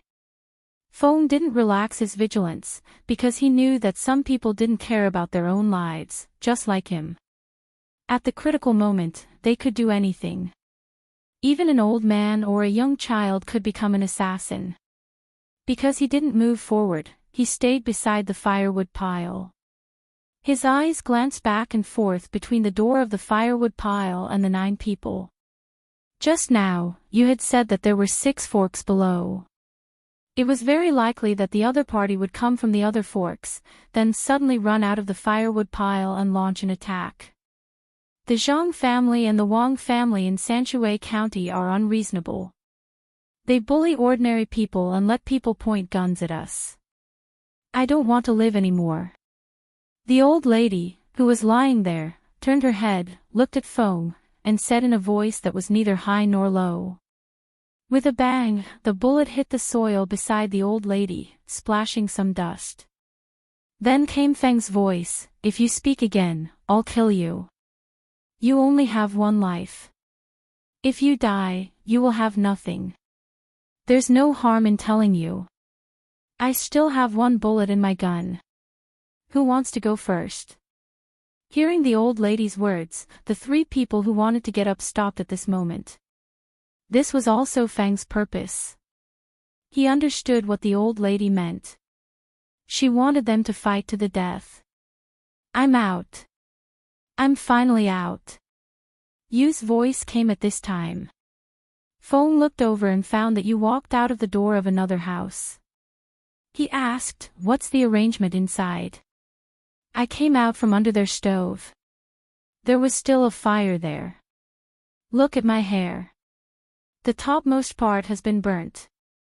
I didn't see the person, so he probably ran away from here. This is going to be troublesome. Let's ask them, who is the previous owner?" Rain held a gun in one hand and stroked her hair with the other. She walked over and stood beside Feng. Feng nodded and asked the 9 people lying on the ground, "Tell me, who is the master and how do we usually contact each other? Where did that brat run off to?" "I don't know what you're talking about. We're just normal people. What's the big deal? When I get my goods, it's from, shut up. From now on, you're not allowed to make a sound. Are you trying to trick a fool? Dutiful family. Which dutiful family would build an underground tunnel that extended in all directions? You, yes, it's you. Tell me, who's the previous owner?" Feng shouted at the old lady. Then, he set his eyes on a person whose body was trembling like Wei Wei. This person would probably be able to find a breakthrough and would only tremble because he was afraid. Who would have thought that after he finished asking, the trembling man kept shaking his head, and then opened his mouth and started screaming, "Ah!" Mute. I don't believe this. You, go and find them. I'll watch them. How dare they pretend in front of me? They must be tired of living. Fong said with a frown. You took a deep breath and said, "Okay, be careful." Then, she ran back the way she came. When you ran out of sight, the old lady who was lying on the ground suddenly jumped up and rushed toward Fong. At the same time, she shouted, "Fight with him. He's a fake. He only has one bullet." Bang. The old lady fell down. Fong narrowed his eyes and said to the four people who stood up and then stopped, "Guess, do I still have bullets?" Chapter 1051. The fact that the spy from the Zhang family and the Wang family, whose code name was Wind, had shot an old lady had completely frightened the other 8 people. They really wanted to ask, how can a young man like you kill an unarmed old lady? But they knew that it was useless to ask. He was only one person. Who wouldn't think of their own safety? In his eyes, there might not be old people or children, only family and enemies. As for guessing whether there were bullets in the pistol, it was a joke. Just now, he said that there was only one bullet that could kill a person decisively. How could there not be other bullets? The 8 people continued to lie on the ground without making a sound. Fong also stayed where he was. He did not look for the other people in this small village, nor did he chase after the young man who had run away. He should have brought information with him. Standing there, Fong took out another magazine and gritted his teeth, but he did not change it because he knew that there were still 4 bullets in the gun. There was no need to change it. If he changed it, it would be troublesome. If the people lying on the ground suddenly jumped up, it would be difficult for him to deal with them. At the moment, he was not worried. 4 bullets were enough to make 4 people lose their ability to resist. As for the remaining 4, even if he did not have time to change the bullets, he could finish them off with the knife in his arms. A quarter of an hour passed. Fong still stood there expressionlessly. The 8 people lying on the ground could no longer feel the humidity of the ground. Each of them only felt that the pressure on their bodies was enormous. Time seemed to drag on. Finally, one of them could no longer stand the silent confrontation. He turned his head and said to Fong, "It's useless for you to catch us. Even if you kill us, there's only one of us here in charge of external communication. That's the Tiaoyu you're chasing. I advise you to go after him. I'll give you a piece of information. The tunnel below, the one on the far right, keep walking. When you can't see the road anymore, there is a slanted opening. Jump up, use your arms to support yourself, and climb out. You will see a pond in front of you. Jump down again and swim to the bottom of the opposite side of the pond. There is also an opening that goes up. After you go in, you will go down again. There is only one way. Go to the end and climb out again. There is a patch of reeds." Yao Yu ran from there. As for where he went, I don't know. After the speaker finished speaking, he looked at Fong with hopeful eyes, hoping that he would chase after him. However, Fong did not move. After 10 breaths, Fong finally spoke. "Let's not talk about whether the information you provided is true or false. You only told me now. Do you think I'm a fool? Can I catch up?" The reed marsh was densely covered with reeds, and there were puddles of water below. As someone who wasn't familiar with the terrain, I reckoned that if I fell in and died, I would only end up as fertilizer. I'm perplexed. Is the Great Tang's rapid development not good enough for you? Your children will be able to go to school to study, and you pregnant people will be able to deliver babies for free.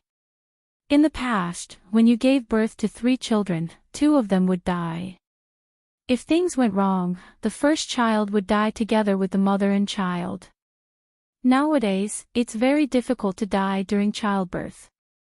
Also, don't you feel that the money you spend to see a doctor is 50 to 60% less than before? The medical center also had a cost. Wouldn't the imperial court settle the extra money for you? Rebellion. Only you can think of that. Humans should have a conscience, right? Aren't you afraid of ghosts knocking on your door when it's dark? If it were me, I wouldn't be able to sleep. Feng's words were very harsh and even went straight to the heart. He didn't want to educate the other party, nor did he want to help reduce the other party's punishment. He was very clear about the personalities of the young master and young lady. Although they usually looked magnanimous, they had an uncrossable bottom line. If you were bullied by the local government, you could resist, you could report, and you could even send a telegram to the capital. As long as the telegram was sent, even if the matter was very small in the eyes of ordinary people, even if there was a possibility that there was a false accusation, the young master and young lady would send people to investigate. This was a kind of attitude that made the local officials constantly remind themselves not to interfere. If they did, they would be caught. Of course, the person who complained also had to send a telegram with their household registration. However, the young master and young lady's tolerance only went so far. If there were people who wanted to rebel, they would definitely be brutally suppressed, and they wouldn't even be given a chance to explain. It wasn't that they were ruthless, but that they had zero tolerance. If you felt that the officials were bullying you, you could report them. Even Buddhism and Taoism, as well as other places that needed incense oil to worship, were strictly guarded. It was fine to spread the doctrine in a small area, but it was not allowed to incite. Moreover, temples and monasteries had to pay high taxes. According to the young master's words, the various sects shouldn't collect money in the name of collecting money for their descendants. Since they were spreading the doctrine, they should be poor. As for the affairs of their descendants, the imperial court would take care of it. Thinking of this, Feng hated the 8 people lying on the ground even more. How much time did the young master and young lady spend for other children to play? It was because of this that the Tang Empire had its current prosperity and peace. In the end, there were still people who wanted to destroy it. They deserved to die. The 8 people lying on the ground didn't know what Feng was thinking. They were still worried about their own lives. They were not like the old lady who had just died. The old lady was worried about her family, but they were different. What was different? Naturally, the benefits they received were different. Thus, seeing that the other party was silent, the one who had just spoken spoke again. We are not rebelling. We are doing this for the good of the Tang Empire. The Lord said that war will make us poor, and war will make the Tang Empire lose the support of the rest of the world. We are against war. We are against war. We want to follow the Lord and help those who want to do harm to other places change their minds. We want to make the Tang Empire a paradise for humans, a paradise without oppression and war. The other 7 people also chimed in. When Feng saw the expressions in their eyes and heard their words, he knew what was going on. It was very simple. They were like those people who had been taught by various sections.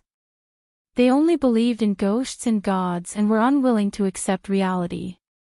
Their goal was basically the same as that of the young master and young lady. The young master and the others were working so hard to instill in the minds of the people of the Tang Empire that their Tang Empire was the strongest and that no one in the world was nobler than the people of the Great Tang. Thus, no matter where the people of the Tang Empire were, their souls would always belong to the Tang Empire. Although he knew, there was one thing that made Feng very angry. The young master and young lady had not only instilled such thoughts in the people, but had also been working hard to improve the living standards of the people of the Tang Empire. The military power of the Tang Empire had also provided a corresponding guarantee. The people had received practical benefits. Why couldn't they be proud of the Tang Empire? But what had the other party done? They had actually easily used a mysterious theory or doctrine to deceive the people and still supported this organization so stubbornly. Thinking of this, Feng asked the one who had just spoken, "What benefits did they give you?" "Benefits? Why do we have to pursue benefits? Isn't it enough that we help each other? People don't live for benefits. In our village, we are like a family. If there is not enough firewood to burn, there will be young people to help. If there is not enough rice, they can go to other people's houses to eat. Isn't this kind of care between people enough? Do you have to say that giving us money is helping us? No, we have the ability to obtain more things. We should help others. If each of us does something, many people will have a chance to survive. Why don't we do it?" The one who had spoken first began to reason with Feng. Another person who was lying on the ground said, "Little brother, he's right. Humans don't live for money. It's more about the feelings between humans. We should unite and help those who need help. We give them food that we can't finish and empty rooms for them to live in. If we lose our house and food one day, there will be people to help us. You see, now we are helping others. If our lives are good, we will not let those who can't eat starve. In fact, our village is not only the original people, but also the people who don't have a house. They don't have the ability to live now. Whether it is because they can't find a good job or because they don't have the strength to farm, we can help them. Isn't that good? Look at our fields. The yield is so high. Do we have to leave it all for ourselves? Bah. Feng spat at this person and said, "You still have the face to say that. Don't you understand why the grain yield in your fields is high?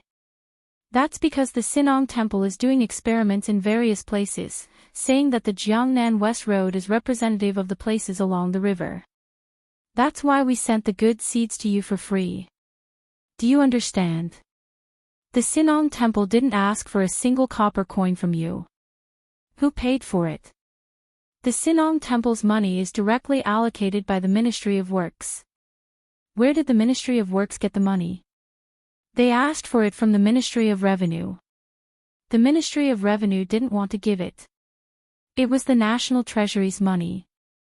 In the end, our Zhang family and Wang family paid for it. Do you have extra money? It's because your family's education and medical expenses are borne by the emperor and other merchants. You can pat your chests. Do you dare to say that you haven't received benefits from the imperial court and our Zhang family and Wang family? When you sell grain, no matter how low the price is, it can't be as low as 20%. It's only 20%. When you buy other daily necessities, such as salt and vegetable oil, no matter how high the price is, it can't be higher than 20%. Look at the clothes you wear. More than 10 years ago, you could wear cotton clothes, but can you wear fine linen clothes? Even if we give you 2 sets of coarse linen clothes, you have to watch who goes out before you can wear the clothes. Those who don't go out don't even have clothes. What do you know? Every time there's too much rain at the source of the river and important areas, how many people are worried?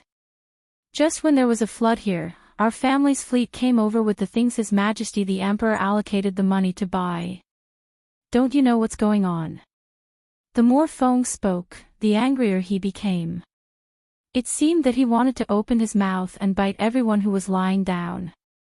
Yes, we all know. But this is the grace of the Lord. The person who spoke just now nodded and admitted. You motherfucker, shut up. If you speak again, I'll beat you to death. Feng burst out with a swear word. It was clear from the words in his words that he had definitely come into contact with Xiao Bei. Normal people wouldn't say this word. Sure enough, the threat of life was stronger than the grace of the Lord. The 8 people became well-behaved again and no longer tried to explain. But looking at their attitude, it was obvious that they still attributed all the benefits to the Lord. Feng was about to go crazy from anger. He was thinking that his code name could become crazy in the future, but he wasn't sure if Rain could become stupid. While both sides were sticking to their beliefs, Rain brought over 20 people on horseback. When Feng saw the dust, he finally heaved a sigh of relief. Reinforcements had come. He was no longer fighting alone. Feng, how are they? Rain first looked at Feng. When he saw that Feng was fine, he asked. It's over. All of them are hopeless. They are preaching their egalitarianism to me. It's the kind of egalitarianism that the young master jokingly mentioned.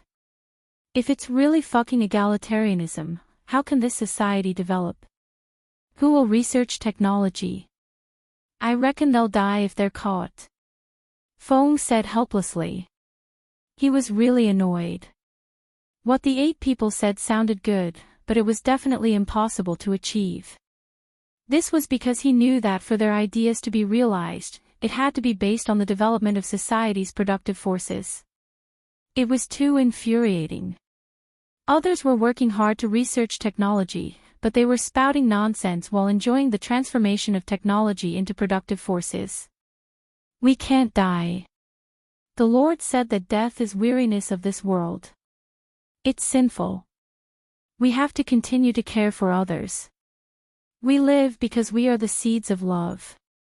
We have to spread it and then grow strong, just like your strong seedling protection team. The person lying on the ground tried hard to raise his head and said to Feng. Feng raised his hand and patted his head. He said to Rain, you guys take over. My job is not to educate the people. This kind of task is too difficult. Fortunately, our seedling protection team didn't hear it. Otherwise, their combat power would be reduced by at least half. Rain couldn't help but shiver. He said to the people who followed, send a few people to watch over them first. The rest of you follow me to check the surroundings. Don't let your guard down. If you feel that someone is a threat to you, let them go see the Lord. Damn it. The more than 20 people who followed them didn't understand the situation. Some people who felt that they were thick-skinned were responsible for the task of watching over them. They needed to be taught by the Lord's messengers. Those who could persist and not have tinnitus were all elites. Feng and you continued to lead people to search on horseback. When the sky was dark, they caught 14 people. These 14 people actually walked along the main road. At night, they lit a fire. It seemed that their Lord didn't give them a lighthouse. The light from the Lord couldn't guide them for the time being. No, I don't know where that brat ran off to. Today, I finally understand the power of religion. No wonder the young master and young lady were so oppressive.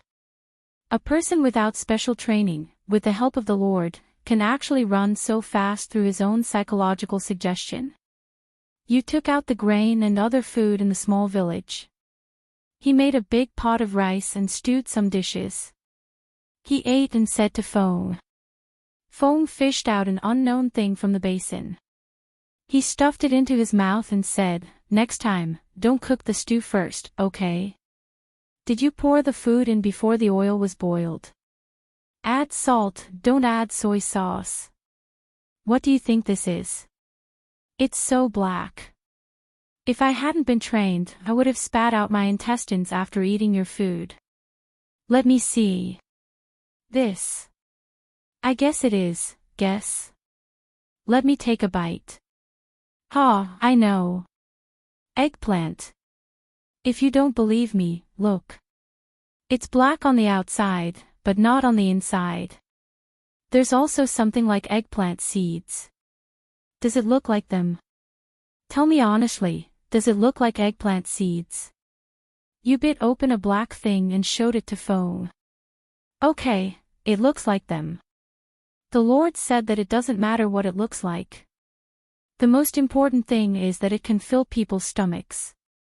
I want to go back to the main house to eat. The chefs there are good culinary skills. Yesterday, you ate my last canned food. When things are done here, you have to treat me to a big meal. Feng chewed the eggplant seed and complained to you in a muffled voice. Okay, I'll treat you to seafood at the Blue Sea Silver Sand. It's free anyway. You looked at the thing in the basin and agreed. Actually, I like to eat the dishes cooked by the little child. I wonder how the little child and the others are doing. Foam temporarily treated the meal in front of him as another training. Compared with this, the food he was eating now tasted really good. He started to talk about it. I reckon that they are still on the way. Xiao Bei and the others have probably arrived in Hangzhou. We have to work hard. When Xiao Bei and the others arrive, we must find out all the information for them. I don't want them to be in any danger. You swallowed a big mouthful of rice and looked to the east and said. As you thought, Xiao Bei and the others arrived at the dock of Hangzhou when it was dark. The whole fleet was brightly lit. Jiang Wang clan didn't care about the cold night. She stood on the platform of the 4th floor and looked at the people coming and going.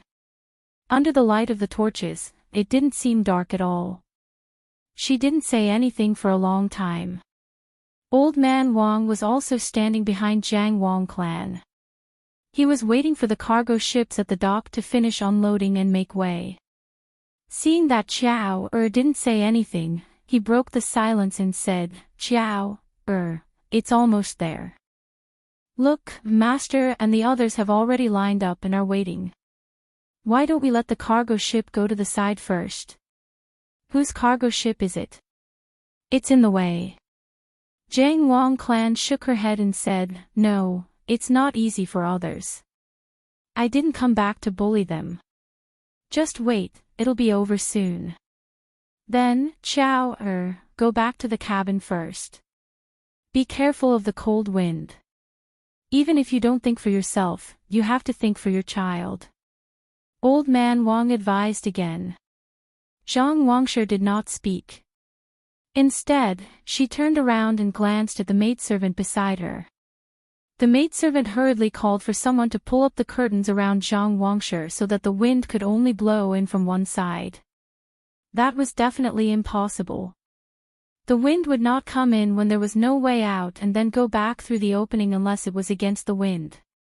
Xiao Bei and the group of children were also waiting. They had already changed their clothes and put on their official robes.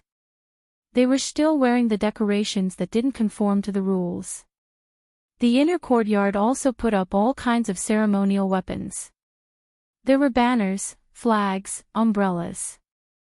There were many of them, including the ceremonial weapons of Jiang Wang clan and Madame Wang. Finally, the dockworkers at the front unloaded the goods at the fastest speed. They didn't even dare to delay the payment and left immediately. They were afraid that the Zhang clan and Wang clan behind them wouldn't be able to wait. The other ships in Xiao Bei's fleet made way for the flagship to pass. When they reached the shore, Xiao Bei ran down first, not even bothering with the ceremonial weapons. However, when she ran to the docks, she didn't wait for the others to salute her. She turned around and ran back. She panted heavily and shouted, go back, and change your clothes. They didn't put up the ceremonial weapons to welcome us. Everyone, including Jiang Wang clan, heard Xiao Bei's words and returned to the cabin to change their clothes. These were two different attitudes. If the other party put up the ceremonial weapons of an official, they would also put up the ceremonial weapons that symbolized their status. If the other party didn't, they couldn't use their status to pressure them. After all, he was Jiang Wang clan's biological father. The people waiting at the docks were puzzled. They didn't understand why the people who were just about to disembark suddenly disappeared. Even the flags that were raised by people on the ships had disappeared. When a steward saw this situation, he jogged to the side of a carriage and said to the person who had already come out, Master, they went back again. Do they not want to see you? Wait. This person, who didn't look very old, only said one word. He didn't give off the feeling that he was very anxious. His tone was calm. However, under the light of the fire, the little wrinkles on his face and the frown on his brows made it clear to everyone in the family that the master was very anxious. It was a kind of anxiety that had never been seen before. The odd job workers and maidservants in the family felt this anxiety, but no one made a sound. They all anxiously looked at the big ship docked at the docks. To be precise, they were looking at the figure on the ship that was still hanging on the gangplank at the docks. None of the people who came to receive them were new people. They were all people who had been in the family before. People who had been recruited in the past 10 years were not allowed to come, perhaps because of the safety concerns. This wait lasted for another 15 minutes. Some maidservants wished they could grow wings and fly up to see the situation.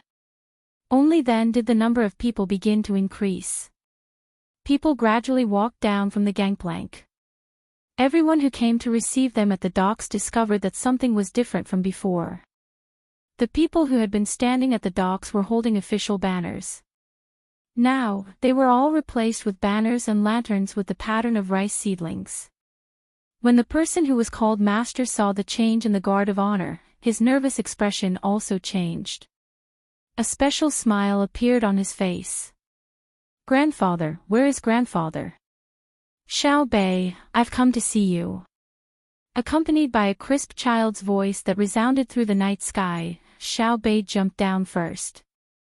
After jumping a few times, she arrived at the docks. She was not afraid of falling. When she arrived at the docks, Xiao Bei stopped and began to look around. With just a glance, she was smart enough to determine her target. She then jumped and ran toward the carriage. When she stood in front of the person who was called Master, Xiao Bei immediately knelt down and kowtowed 3 times. She did not need anyone to help her and stood up again. She opened her arms and said to the person who was looking at her in shock, "Grandfather, I am Xiao Bei. The cutest Xiao Bei. Carry me." The man stared blankly at Xiao Bei. After a few breaths, he finally reacted. He crouched down and picked up Xiao Bei. He didn't know where he got the strength, but he only used one arm to hold Xiao Bei firmly. He used his other hand to wipe Xiao Bei's forehead with heartache. As he wiped, he said, "Xiao Bei, my good granddaughter. Oh, why did you use so much strength? Look, it's red. Does it hurt? I saw you running down just now. Why did you go back?" Xiao Bei grinned, revealing a gap between her teeth. She shook her head and said, "It doesn't hurt. Let me tell you. When I saw you, I knew you were my grandfather. Then, it didn't hurt at all. In fact, I wanted to come and see you for a long time, but I didn't have the time. Grandfather, you don't know. I'm very busy. The Tang Empire always makes me meet bad officials. I can't avoid them even if I want to. Don't you think it's very infuriating? When I saw it, I had to care. I was used to it just now. I also wanted to patrol the place. But when I ran down to take a look, oh. Guess what? It was not the official ceremonial welcome. Oh, I just remembered. I came to see grandfather. How could there be an official ceremonial welcome, right? I ran back and changed my clothes. Look, do I look good? There are decorations in this part of the clothes. I like this set of clothes the most, so I want to wear it for grandfather to see. There are also candies. The candies from the precious candy house that I opened with them are for you to eat. Xiao Bei was very excited as she spoke. She showed her clothes to the other person and took out candies from her pocket. She peeled off the candy wrapper and stuffed one into the other person's mouth. Then, she tilted her head and waited for the other person to praise her. The person holding Xiao Bei was already speechless.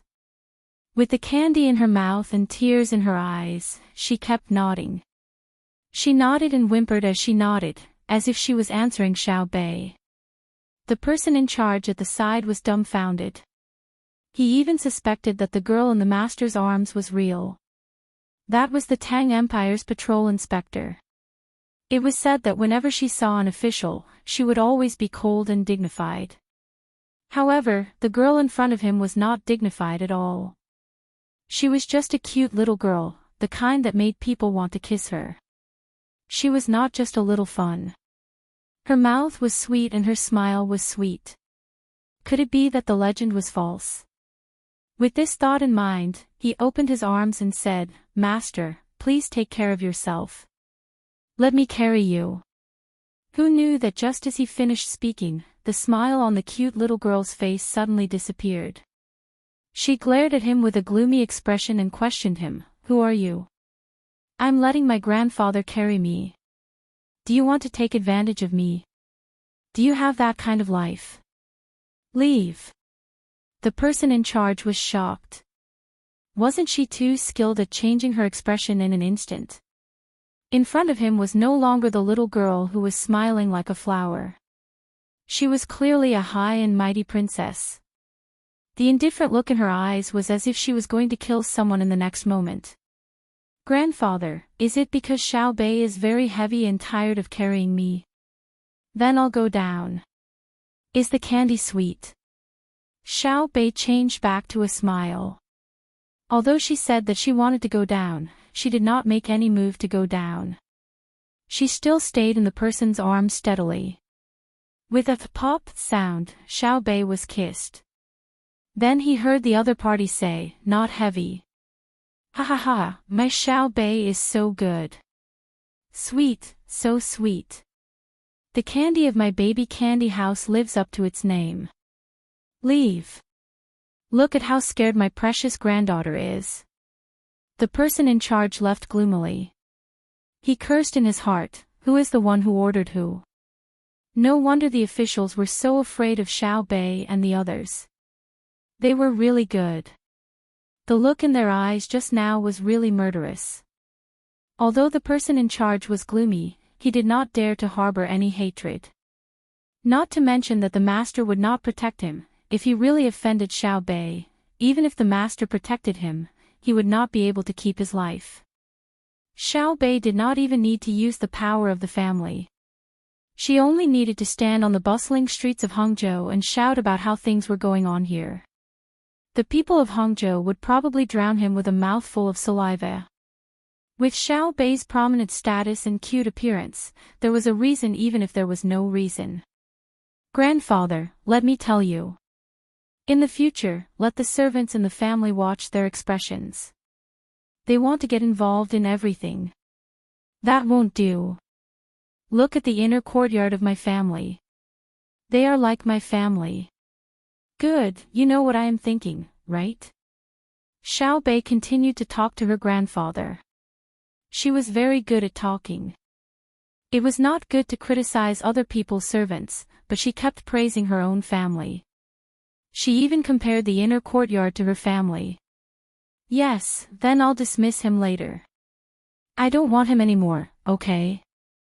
The person asked Xiao Bei. The person in charge became nervous. He was afraid that Xiao Bei would nod. However, Xiao Bei did not agree. Instead, she said, "No, he is also afraid that you will be tired. He is loyal. If he does not do well, you can teach him. But if he is loyal, you can't teach him. Therefore, not only can you not chase him away, you should also take time to reward him." When the person in charge heard Xiao Bei's words, he was so moved that he was about to cry. He felt like he had a close friend. He wanted to say to Xiao Bei, "You finally said something fair." Xiao Bei's grandfather nodded at the person in charge. Then, he asked Xiao Bei, "What if your family's inner courtyard makes a mistake? Change." Xiao Bei's answer was very simple. "Then what if he continues to make the same mistake?" The person asked again. "That will explain two things. First, my family's teaching is not good. Adjust the details of my family's education. Second, he is not suitable for this position. It is my family's arrangement that is not good enough. Adjust his position." Xiao Bei raised 2 fingers and said. "But after these 2 points, he still makes a mistake. What do you say?" "Ah." Again. Then there is a big problem. Who recruited him into the inner courtyard? Investigate the person who recruited him and then send him to the outer courtyard. That is too harmful. Xiao Bei's answer surprised the person in charge. It was actually to deal with the person who had been recruited into the inner courtyard. But after thinking about it, it did make sense. If someone wanted to enter the inner courtyard of the Zhang family and Wang family, they had to first train outside. Yes, their system was different. Xiao Bei put this topic aside and said to the person in charge, "Grandfather, if you like to eat the candy from baby's candy house, I will specially ask someone to make it for you in the future. You are not allowed to eat too much candy. Eating too much is not good for your health. When we sell candy, we don't sell it to anyone who wants to eat as much as they want. Regardless of whether it is an adult or a child, we earn money from our conscience. Okay. Eat more in the future, but eat less. Remember, it is good to earn money from your conscience." Xiao Bei, why do you want to earn money by yourself? You are still young. The person nodded repeatedly and then asked another question. Because we want to earn money by ourselves and give it to our parents and grandparents. Our grandparents are old. We want them to spend more of our money. Otherwise, when we want to earn money for them to spend in the future, they won't be able to spend it. Oh, it's called children want to raise but their parents don't want to wait. I will also spend it for you. Xiao Bei waved her little hands and said. Her words made the person in charge stunned again. At this time, Xiao Yuan and the others came over, as well as the Jiang Wang clan. They had been waiting for Xiao Bei to finish speaking. The person holding Xiao Bei kissed Xiao Bei again and slowly put her on the ground. He said to the Jiang Wang clan, "Xiao, you have worked hard to raise the children like this. Father, quick, kowtow to your grandfather." The Jiang Wang clan's tears flowed down. She wanted to kneel first and call out to the other children. Naturally, the other party couldn't let his daughter kneel. He quickly helped her up and said, "Don't worry, you have a child. Your stomach is more important." Xiao Yuan and the others kowtowed to the other party. Although Xiao Yuan had nothing to do with the other party, she still had to follow suit. What followed was naturally a touching scene of the father and daughter reconciling. It took a while for it to end. The Zhang clan and Wang clan's people pulled the large group to the arranged place. The news quickly spread to Zhang Xiaobao. After hearing the news, Zhang Xiaobao sighed and said to Wang Wan, "In this world, there are only two kinds of things that make parents feel the most helpless and sad. One is when they choose a good husband for their daughter, only to find out that after they get married, the other party is a good-for-nothing and doesn't treat their daughter well. The other kind is like now. At first, they didn't like the other party, but the other party became powerful. This relationship is not good. How can parents endure it? Our parents are still the best. They arranged for us to be together since we were young, don't you think so?" Zhang Xiaobao could imagine how depressed his grandfather was. His grandfather was Wang Ju, the Minister of Revenue of the Tang Empire. He was also known as the Prime Minister and a meritorious official, but in the end, he didn't have a good ending.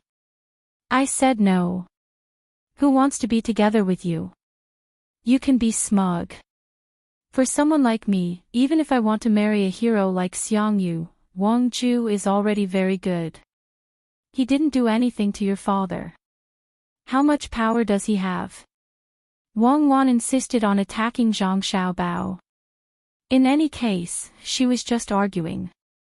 Zhang Xiaobao snorted disdainfully and said, "Xiang Yu is good. He can't even protect his own woman. Those who live are heroes.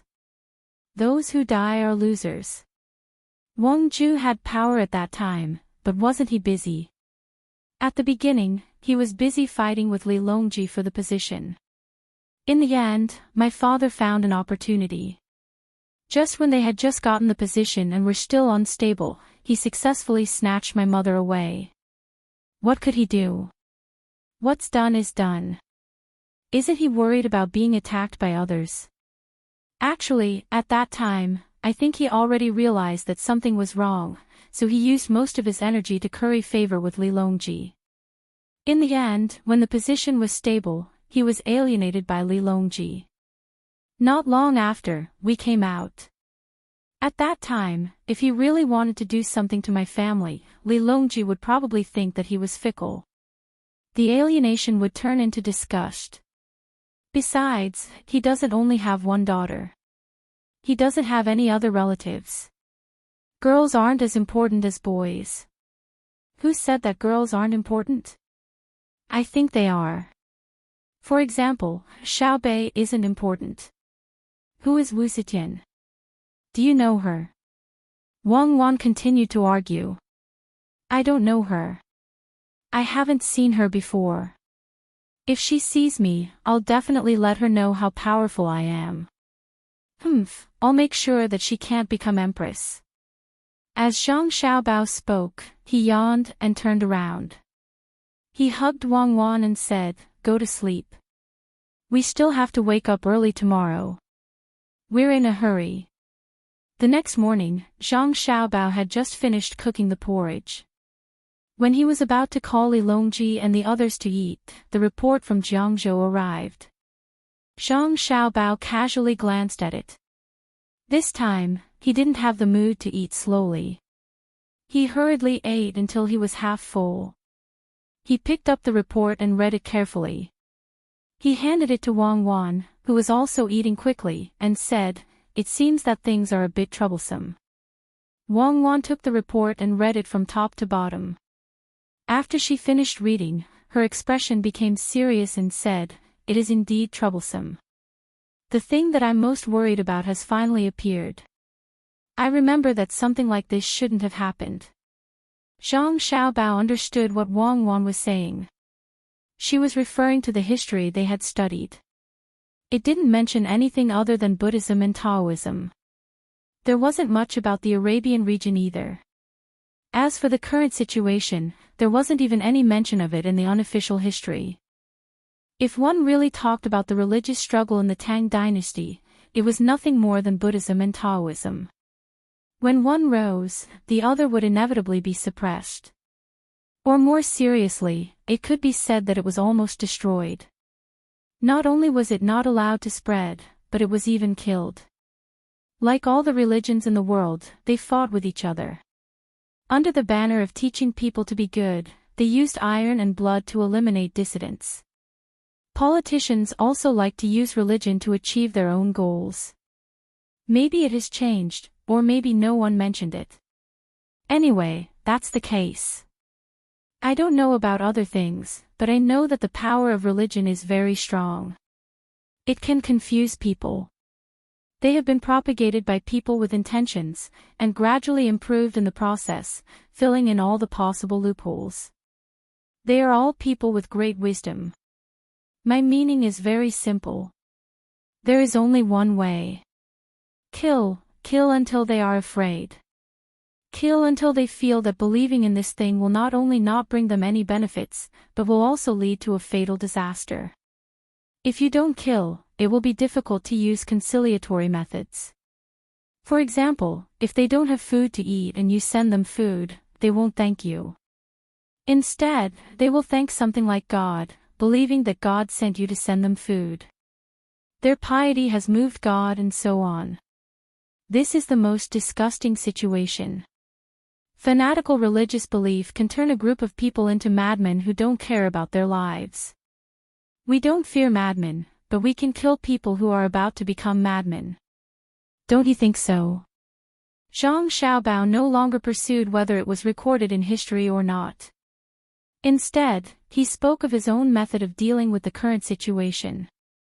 Wang Wan was also disgusted by this kind of religion, especially when it was used by people with intentions. It could produce many effects and harm to a regime. Overthrowing a regime was all too common. She didn't want to continue conniving. Even if she knew that the current religion couldn't overthrow the Tang regime, she didn't intend to be soft-hearted and let it develop and then create some kind of uprising.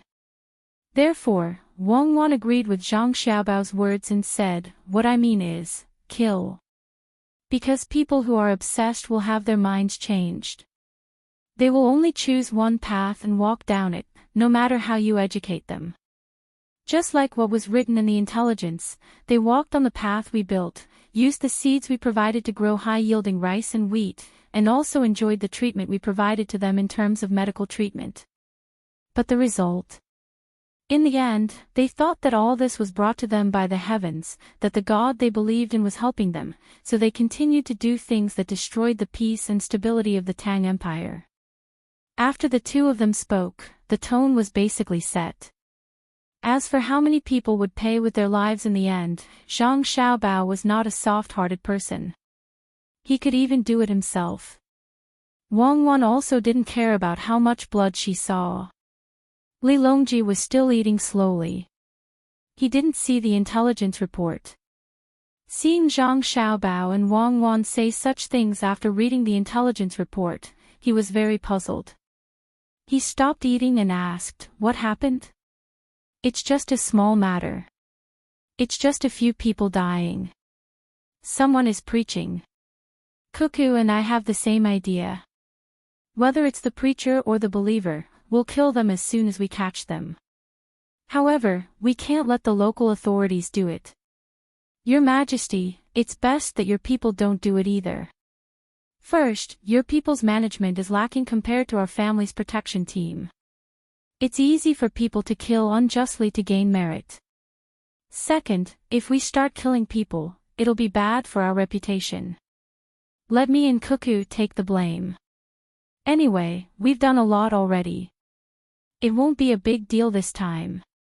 As Zhang Xiaobao spoke, he passed the intelligence report over. It was written in detail on a piece of paper, and there were even more descriptions of the underground tunnels. Li Longji took it and read the general introduction on the first page. He couldn't eat anymore. He also knew how powerful this religion was. He had used it before, and he had also attacked it before.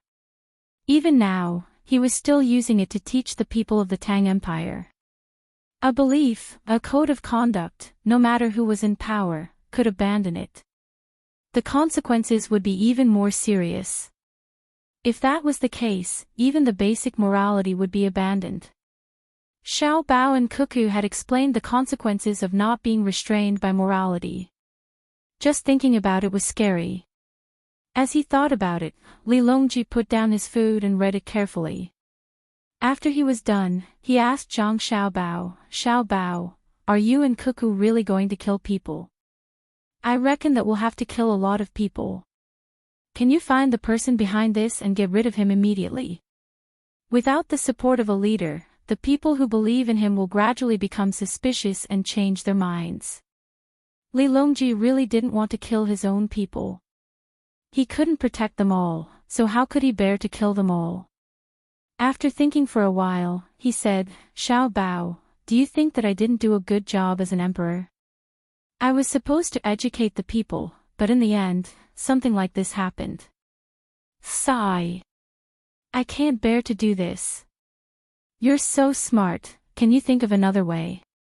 Zhang Xiaobao looked at Li Longji and sighed in his heart. An emperor who didn't care about life had become like this. Should he feel lucky or speechless? But since the other party wanted him to think about it, then he would think about it. Zhang Xiaobao lowered his head and began to think. Half an hour passed, and just as Li Longji was about to support the two of them to kill the people, Zhang Xiaobao suddenly raised his head and said with a smile, "Actually, it's fine even if we don't kill them." Chapter 1052. When Li Longji heard Zhang Xiaobao's words, he smiled. This was exactly what he was waiting for. He already thought that Xiao Bao and Cuckoo had already completed their apprenticeship, and there was nothing that could stop them. Now that he saw it, it was indeed so. He smiled and asked, "Tell me, you are full of evil ideas. How do you want to solve this problem?" "Your Majesty, Xiao Bao is indeed smart. I think that it is best to solve this problem through economic means." Wu Huifei was biased towards Zhang Xiaobao. She didn't want to hear others badmouth Zhang Xiaobao, just like how Empress Wang didn't want to hear others badmouth Wang Wan. Wu Huifei had been asking Zhang Xiaobao a lot of questions recently. Many economic problems seemed very complicated, but when Zhang Xiaobao explained them, they were very simple. For example, in a foreign country, other countries would use their monetary policies to influence the Great Tang's currency ratio. According to Xiaobao's book, this was an extremely complicated situation. There was the unequal exchange of currencies, the foreign currency control in the export process, and the inflation control in the domestic currency exchange process. If no one used the simplest logic to explain it, unless one was a genius, they would be confused to death. Everything was a mess, especially when the domestic currency was exchanged with foreign countries. Why would the gradual appreciation of the domestic currency in circulation devalue the domestic currency? But after listening to Zhang Xiaobao's explanation, she understood. That was, other people's money could buy other people's things, but your money couldn't. So, if you want to buy other people's things, you have to sell your own things. If your currency was valuable, other people would feel that it was expensive. So, if you let the currency depreciate first, you would be exploiting your own country's citizens. At this time, other people's money would come in.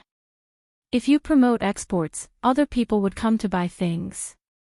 Using other people's money to exchange for your country's money, when your currency appreciated, they would naturally be able to exchange more of their money when they returned.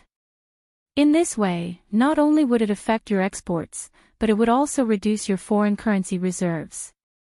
Then, the effect of the political control of currency devaluation would be reflected. With the foreign currency exchange gone, your country's money would be worthless.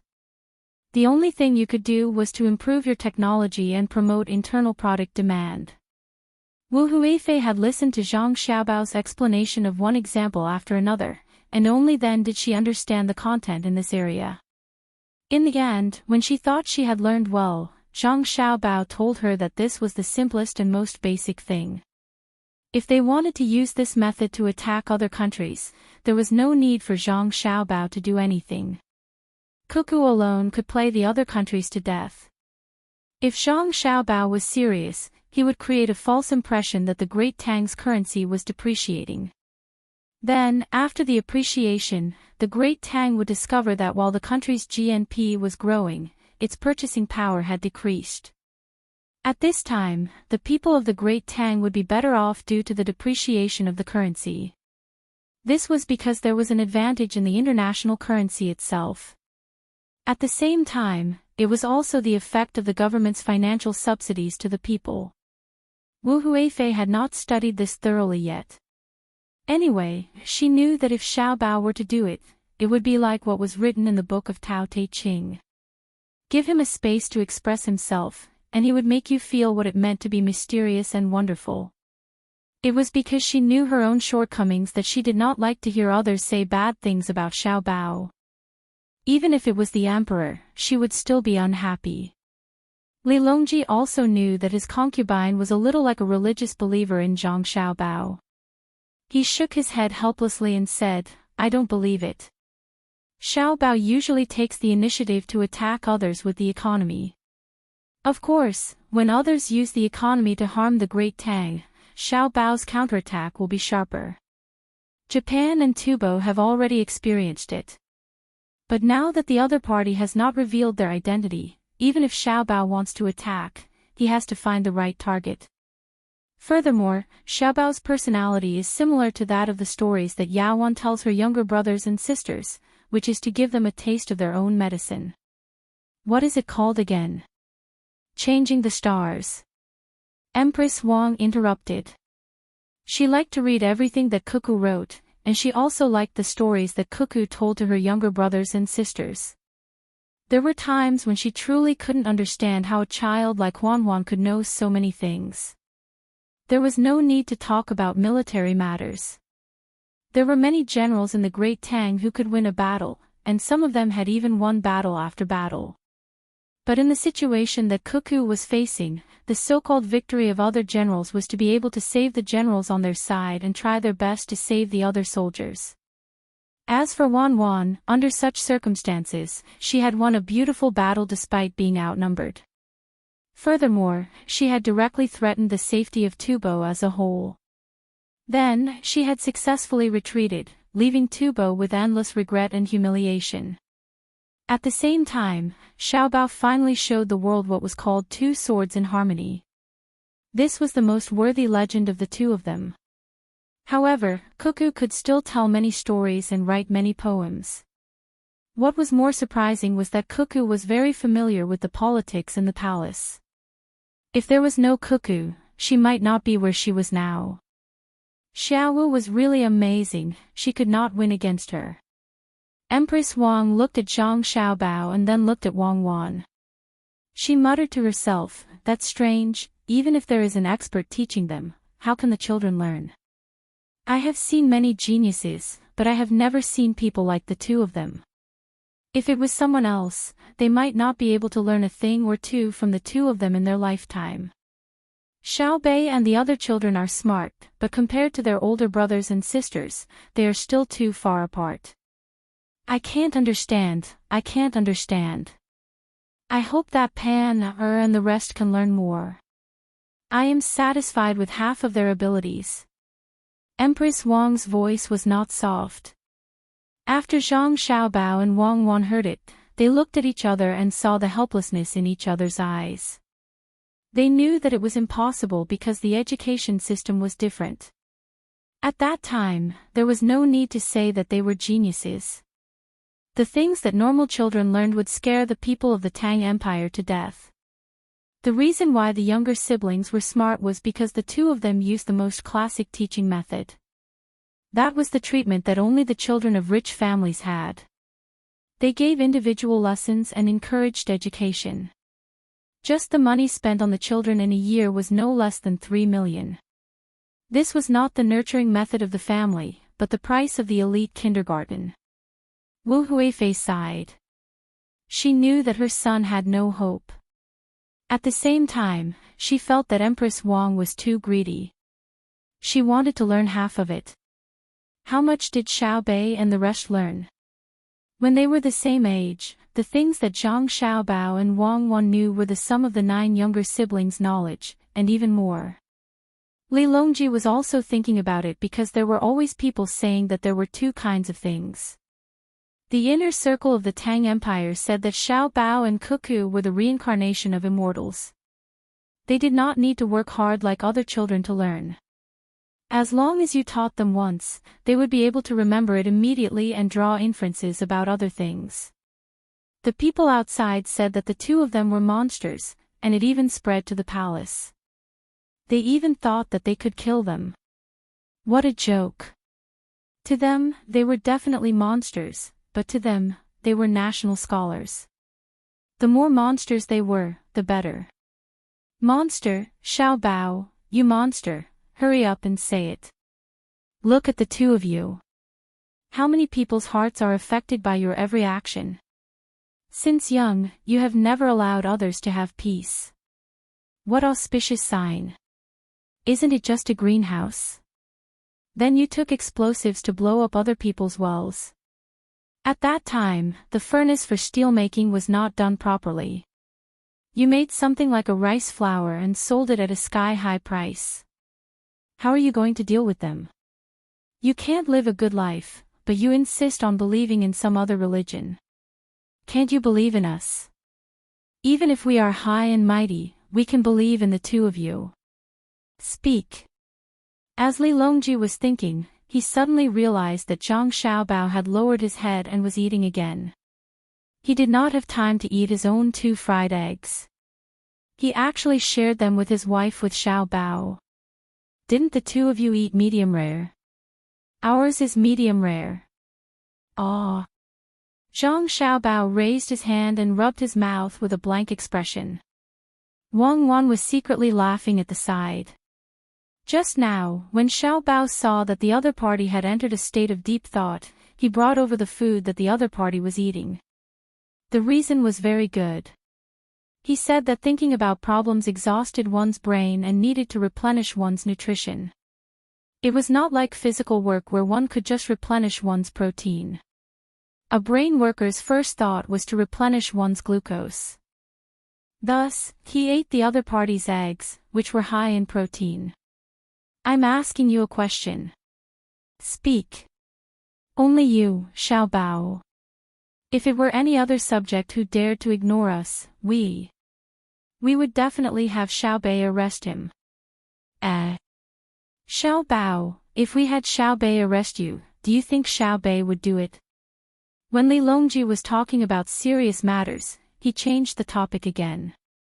In response to your Majesty's question, Xiao Bei would capture this subject to tell them a story. This subject's idea is actually not special at all. There are only 2 points. One is to fish in troubled waters, the other is to add fuel to the fire, and the other is to fight poison with poison. Zhang Xiaobao helped to correct the topic. How do we play? Will many of our great Tang citizens die? This was what Li Longji was most concerned about. In theory, no. In practice, there might be some losses. This is the best method I can think of, Zhang Xiaobao replied. What method? Li Longji and the others asked at the same time. Zhang Xiaobao immediately said. Instead, he took out a small box from his bosom and handed it to Wang Wan. Wang Wan glared at Zhang Xiaobao and said, when people smoke cigars, they don't inhale into their lungs. They use their tongue and nose to feel the purity of the smoke. When you smoke, you inhale into your lungs. There's something wrong with you. Although she said this, Wang Wan still cut the cigar that Zhang Xiaobao had instructed her to roll. After roasting it, she lit it up and stuffed it into Zhang Xiaobao's mouth. What purity! At the beginning, cigars were used as stimulants. They can even be eaten. It's such a pure smoke, it's a pity not to smoke it. There are also people who eat it. Compared to the exhaust gas and smoke from the chemical industry, this little bit of smoke is nothing. On average, I smoke one every 5 days. Zhang Xiaobao explained first. Then, he said to Li Longji and the others, it's actually very simple. No matter how strong a fortress is, it's most afraid of being breached from the inside. Since others use this kind of religious method to deceive people, we should follow their example. I'll arrange for some people to join in and then come up with their doctrine. Cuckoo and I will modify it to make it more reasonable. Then, we'll send it back. At this time, the other party will have a hard time. If they accept the new doctrine, they will not be able to face the censure of their original doctrine by the people we have placed in their past. If they deny the new doctrine, they will have to deny their own doctrine, for we have changed it according to the basis of their doctrine. In this way, their external struggle will become their internal struggle. It's very interesting. When we design several principles based on their original doctrine and come up with a new doctrine, it's inevitable that they will split up. Because their religion itself is very ambitious, and only those with ambition in their hearts would think of a way to spread it. Once there is a gap between the various leaders, when they see an opportunity, we don't have to worry about it anymore. At that time, I'll arrange for people to infiltrate and capture their leaders. After that, we'll take their power back. Then, we'll further improve the doctrine and let the people return to normal. If there's still someone who's not normal, we'll send them to the border and encourage them to follow the doctrine and fight. This is the only way. When Li Longji heard Zhang Xiaobao's words, he felt his hair stand on end. This is too sinister. Without waiting for him to say anything, Wang Wan followed Zhang Xiaobao's train of thought and said, actually, it's not too difficult to seize power. The reason why they succeeded was because we didn't have the time to carry out the spiritual civilization of the people. As a result, they found a small loophole to take advantage of. When we carry out the spiritual civilization of the people, it'll be difficult for their religion to develop. At the same time, if they want to develop well, they need financial support. In front of similar doctrines, the believers can't tell which is true and which is false. They prefer to see the practical results. We provide the money.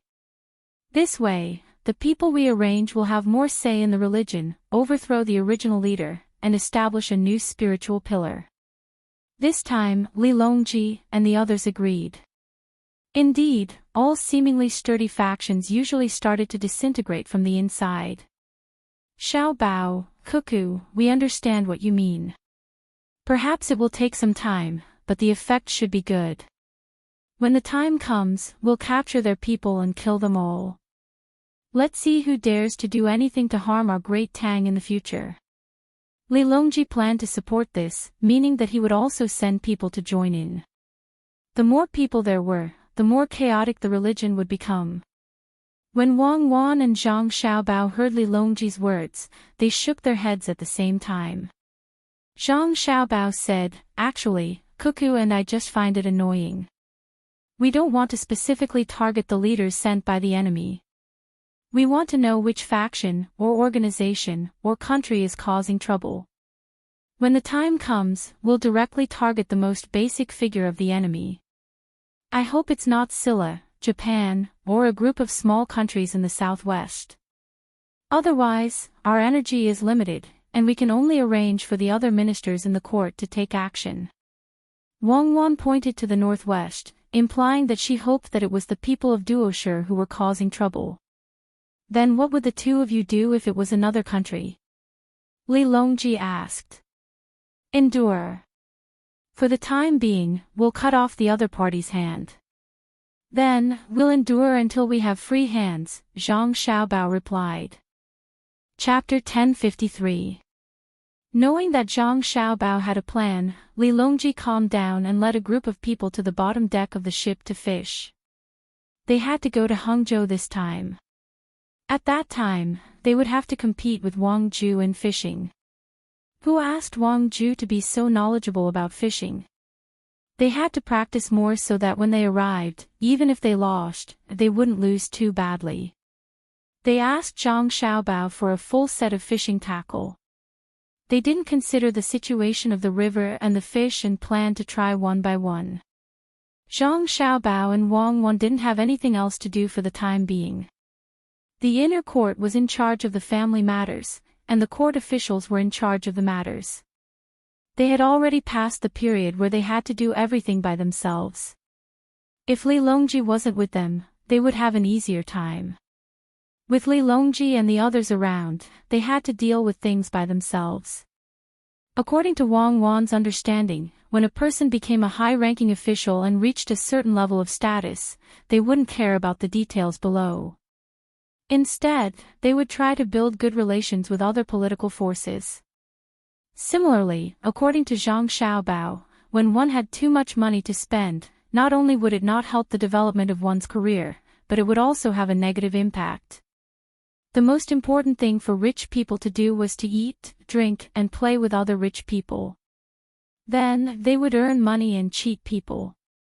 To be honest, I dislike people stirring up trouble in Tang, especially using religious means.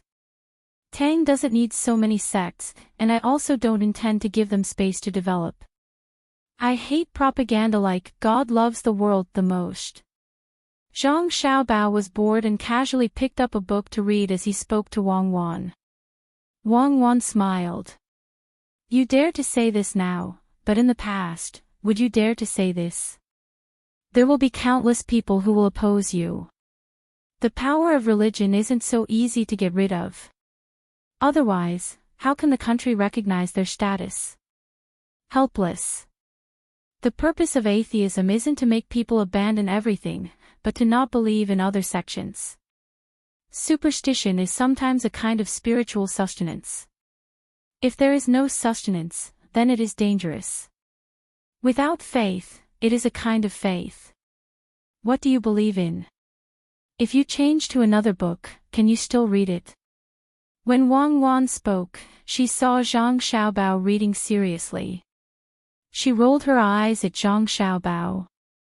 Zhang Xiaobao helplessly put down the book. There was no other way. He had to put it down. It was an elegant book, just like the Chinois dictionary. He had already memorized it when he was young. How much leisure time did he have to read the dictionary? Looking at Arya again, Zhang Xiaobao said gloomily, "Tell me, we can't do without reference books. Even if we have reference books, others don't like to read them. Can we think of a way to make others take the initiative to read reference books?" "Yes, we'll give money to whoever sees it. I believe many people will be very interested and take the initiative." As Wang Wan spoke, she turned around and took out her embroidery brace and slowly embroidered it. Zhang Xiaobao had nothing to do. When he saw Wang Wan doing embroidery, he felt a headache and said, "Embroidery is too demanding. It's better to learn cross-stitch. It's simple and fast. I see many people like that. A large piece of embroidery can be sold for more than 10,000 yuan. Some people even sell it for more. There are flowers, grass, mountains, and rivers. I have collected a lot. There are about 2 warehouses. I think I can sell it. Before I came, I had been thinking about it." Wang Wan stopped and looked at Zhang Xiaobao in surprise. She asked, "What do you want that for?" "I'm selling it. It's a task that I gave to the primary school students. Use it as child labor because I realized that many children have nothing to do after school. They're not like the children in the city. The children in the city are busy. Other than their normal studies, they have to learn more things. The children in the countryside are very remote. I give them some work to do, and then I buy it back with money. In fact, I don't directly give them money. If I give them money, they will buy toys. I can't make a loss. After they finish embroidering, I find a way to sell it. You don't know, but the things they embroider are very abstract. Some people like this thing." Zhang Xiaobao was probably really bored. He talked about the past with a faint smile on his face. When Wang Wan saw him, she felt that he was now a child and not an all-powerful figure. She asked doubtfully, "Isn't it good to buy toys?" "It is good, but to be honest, I think they are not qualified to play. Besides their normal studies, they can earn some money to subsidize their family's living expenses. It can also provide equipment for their studies. So, I changed them into clothes, textbooks, and ballpoint pens. I didn't give them pencils or fountain pens. Pencils are easy to break, fountain pens are always broken, and ballpoint pens are cheap. Pen refills are a few cents each. Even if the plastic outside is broken, they can still write by wrapping paper or drilling a wooden stick. I also saved a few shoe factories. I bought pig skin and threw it to the shoe factories for them to make leather shoes. They don't have to look good, as long as they are durable. You also know that our party has been promoting education.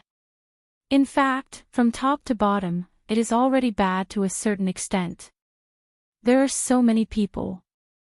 Even if we develop for another 100 years, the children who should not have textbooks will still not have textbooks. That should be overturned. Let's get down to business. Don't attack people. It's wrong to attack a group of people. If you really overturn it, do you think the children will have a good life?" Wang Wan was most disgusted by Zhang Xiaobao's attacks, so she interrupted him. Zhang Xiaobao shook his head. "That's not it. I'm just venting. Because I did it, I feel that I have a reason to attack others. Just like Xiaobei, they can stand on the moral high ground to criticize others.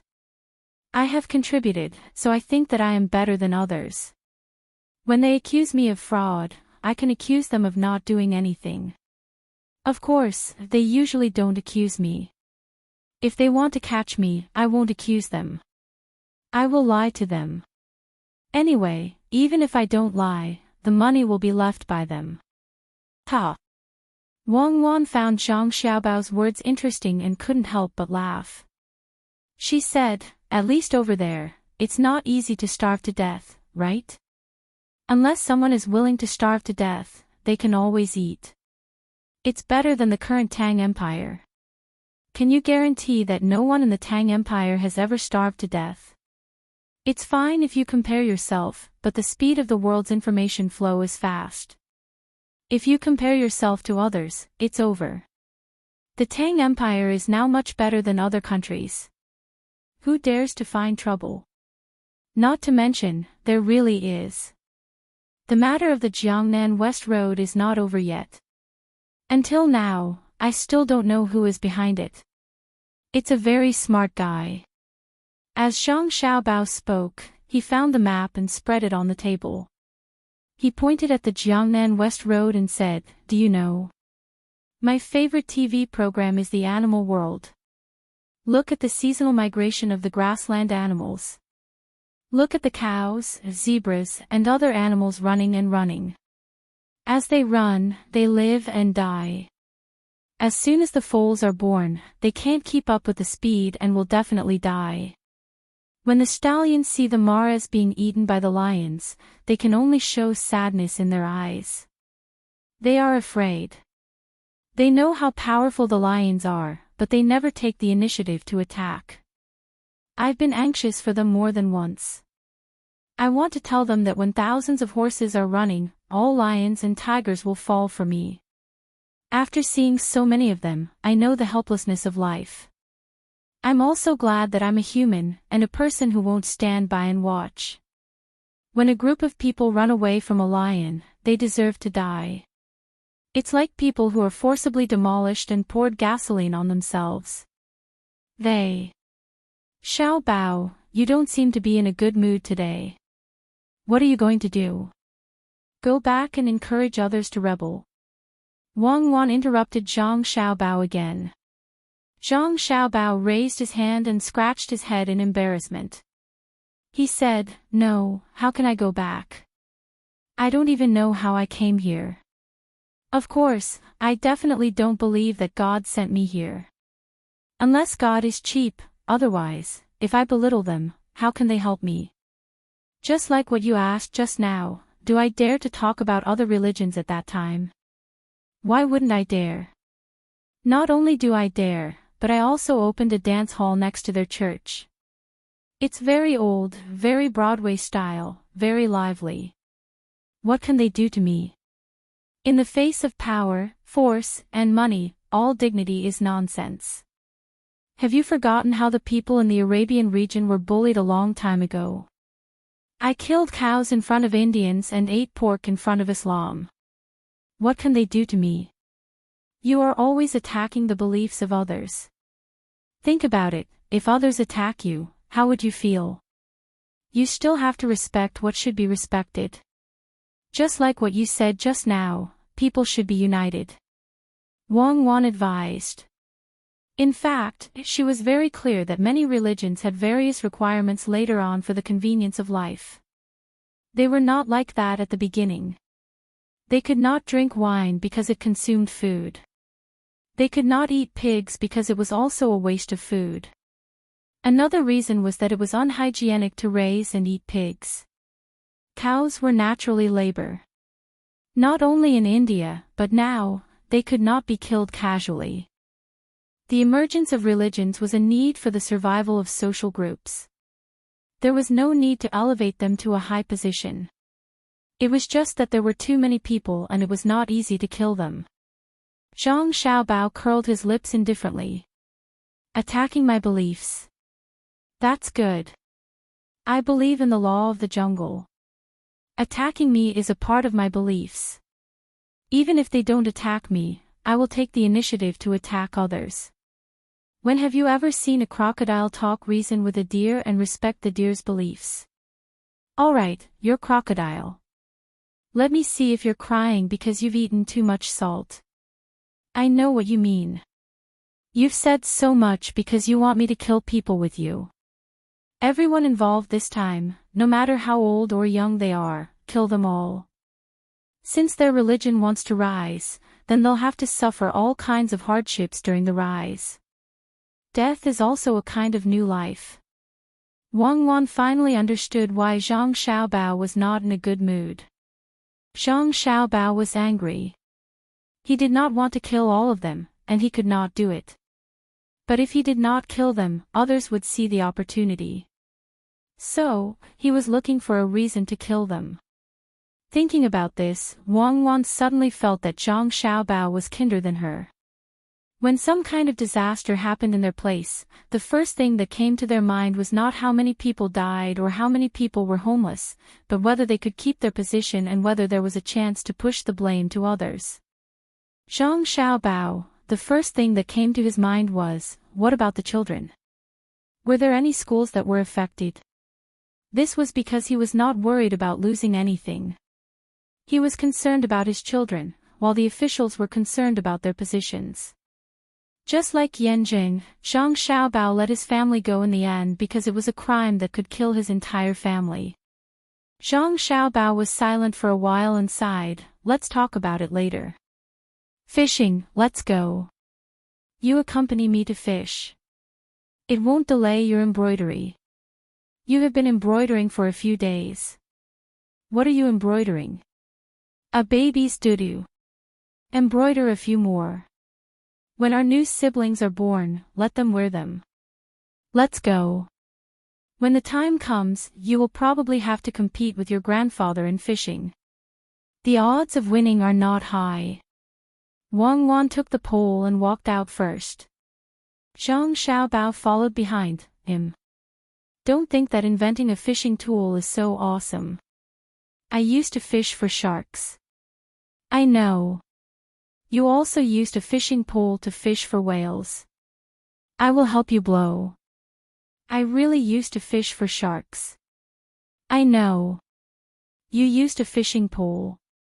A fishing pole can't do it. You can. Xiao Bei, look. This small and thin bamboo pole can't catch big fish. It can only catch small ones. In a pavilion built on the outskirts of Westlake, Wang Ju was fishing with Xiao Bei and the others. He had quite a few children at home, but he couldn't find anyone as smart and quick-witted as Xiao Bei. So when Xiao Bei and the others arrived, he temporarily ignored the other children and focused on playing with Xiao Bei and the others. The dam here had already been built according to Zhang Xiaobao and Wang Wan's design. It was actually the original Su dike. That person hadn't come out yet. The two of them first made the dike and named it the Hanhai dike. This way, they wouldn't be afraid that someone would come looking for them. The weeping willows on the dike sprouted earlier than the ones in the north. When the wind blew, the willows rustled. The scenery was good, but it wasn't very attractive to Xiao Bei and the others. Xiao Bei liked to play, and Xiao Hai had no choice but to accompany him. The other children just casually found a book and read it under the shade of an umbrella. Pan, her and her brother ran around, always taking pleasure in disturbing others. At this time, Wang Ju was teaching Xiao Bei about fishing equipment. It was very simple and didn't say too much. He only told Xiao Bei the thickness of the fishing pole. He didn't even mention the hook. He was afraid that if he said too much, Xiao Bei wouldn't remember and would ask a lot of strange questions. But even so, Xiao Bei still asked. Grandfather, if it's a thick bamboo pole, does it mean that you can only catch big fish and not small ones?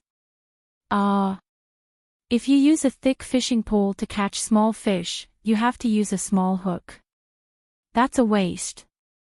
It's called using a sledgehammer to crack a nut. Wang Ju took out a thick fishing pole and gestured a few times as he explained to Xiao Bei. Xiao Bei nodded and asked, if you put a bamboo pole horizontally on a pole, and there are a lot of fishing lines running down it, and there are small hooks at the bottom of each line, wouldn't that be using a sledgehammer to crack a nut? That's not the case. If one of the hooks is bitten, you have to lift the entire pole, right? It's troublesome, right? Wang Ju really didn't think of this problem. He finally realized that Xiao Bei was different from other children. Although he felt that Xiao Bei's idea wasn't good, he was very happy in his heart. Xiao Bei lowered his head and thought for a moment, then shook his head and continued to ask, Grandfather, why do fish bite the hook? Because there are all kinds of food on the hook. As long as you find the right food that fish like to eat and put it on the hook, the fish will eat it. Wang Ju thought that this problem was simple, but who knew that Xiao Bei would ask, if there's a lot of food dangling in front of the fish, won't it be easier for the fish to bite the hook? Naturally, Wang Ju replied. Then what I said just now was that if you put a bamboo pole horizontally, wouldn't there be a lot of food? Why didn't I say that? Is the price of the bait expensive? If it didn't cost money, it would be troublesome, but there would be more opportunities to catch fish if I put it down. I can even make a square bamboo raft and then use countless fishing lines to hook it up with a pole. When the fish see, wow, there's a lot of food here, they will call their friends over. Below, I'll put a net, and when the fish bite the hook, I'll lift the net first and see where the fish will run to, right? Xiao Bei used his hands to make a square bamboo raft as he asked Wang Ju. Wang Ju listened to Xiao Bei's words and looked at Xiao Bei's excited expression with a stunned expression. He had to admit that if he did as Xiao Bei said, the fish would be unlucky. However, fishing wasn't like that. After thinking for a while, Wang Ju explained to Xiao Bei, do you know why we're fishing? For food. My brother's grilled fish is the best. He always catches for us, and he even catches prawns. Such big prawns, I'll be half full after eating too. When my brother comes, I'll ask him to grill more for you. If it's not enough, I'll give my share to you. But it's best to catch more so that everyone can eat. Xiao Bei gestured with his hands to show that the prawns were so big. He even stuck out his tongue to lick his lips, as if he was recalling the taste of the prawns his brother made for him. Wang Ju was very touched. He looked at his granddaughter. She was obviously greedy, but she was willing to give up her fish. Unlike other children who only knew how to fight for good food. However, this wasn't his purpose for fishing. He patted Xiao Bei's head and said with a smile, Xiao Bei, fishing isn't for food, but for a kind of mood. It's to use fishing to allow yourself to be as calm as when you're fishing. Do you understand? Wang Ju was afraid that if he spoke too deeply, a child like his granddaughter wouldn't understand, so he tried to explain it in straightforward terms. Even so, he was worried that his granddaughter wouldn't understand. However, not only did Xiao Bei understand, she also nodded and said, I understand. It's to fish better than to fish. I understand. My brother and sister said this before, but now that we're using bait, we're at a disadvantage. The truly skilled people use vertical hooks and don't put any bait. Ah. Then how do we catch it? Which fish will eat it? Wang Ju asked with a smile. The willing ones will take the bait. It's just like being a human. Many people think that there won't be a fish that's stupid enough to bite a straight hook, but sometimes, people are even more stupid than the fish they think are stupid. So, when I fish, it's only for the fish, and nothing else. Because I don't want to be an idiot and waste time. I can use this time to read books, find good food to eat, and teach Pan, and the others. If I really don't fish for the fish, then I'll fish for others to see. I'll let others see me fishing. Grandfather, what's wrong with you? Let's just continue fishing. Just treat it as me playing. Playing is also something that must be done. Brother said so. As Xiao Bei spoke, she waved her hand in front of Wang Ju's face. She found that her grandfather's eyes were fixed on her. Wang Ju returned to his senses and suddenly stood up. He looked at Xiao Bei, then looked at Xiao Hai who was crouching on the hook, as well as Xiao Yuan who was reading a book and Pan, who was playing around. He swallowed a few mouthfuls of saliva and asked Xiao Bei in a trembling voice, You guys, normally, your brother and sister teach you this? You like to hear it. Don't you find it annoying? You children are so obedient. At this moment, Wang Ju could no longer be described as shocked. He was thoroughly frightened. He couldn't understand how Xiao Bei's words came out of her mouth. That wasn't something that a child should say. For a child of Xiao Bei's age, her words should be filled with fantasy and ignorance. Then, when adults heard it, they would laugh or occasionally say something adults would say and show a proud expression. He observed the other children and found that they were all very normal. It seemed that there was nothing wrong with Xiao Bei saying this. This kind of normality was abnormal. Especially the 7 people who were reading books. Many children from wealthy families didn't like to casually pick up books to read. They were more interested in finding something fun to do. What kind of teaching method could make the children take the initiative to find books to read? After asking a series of questions, Wang Ju stared at Xiao Bei and waited for her to answer. He wanted to understand what was going on. Xiao Bei was confused by her grandfather's actions and questions. She blinked her large eyes and looked at Wang Ju with a look that said, "What's wrong with you?" "Xiao Bei, tell grandfather, when your brother and sister teach you, don't you feel annoyed?" Wang Ju crouched down and asked softly. Xiao Bei shook her head vigorously and replied, "No, grandfather, don't you think it's very fun? Brother and sister tell us stories, and the people in the stories say that after they finish, they become powerful, very powerful. Then are you willing to read books?" Wang Ju asked again. "Yes." Xiao Bei nodded. "If I don't read books, how can I listen to stories? If we learn well, the people in the stories will be powerful. If we don't learn well, the main character will always be bullied, so we can only learn more. Now, the girl who represents me is already level 45, and she has half a body of good equipment. She's not just powerful. She can defeat people of the same level as her." Xiao Bei explained the use of reading books to Wang Ju. She meant that it was very powerful. Wang Ju's mouth was wide open.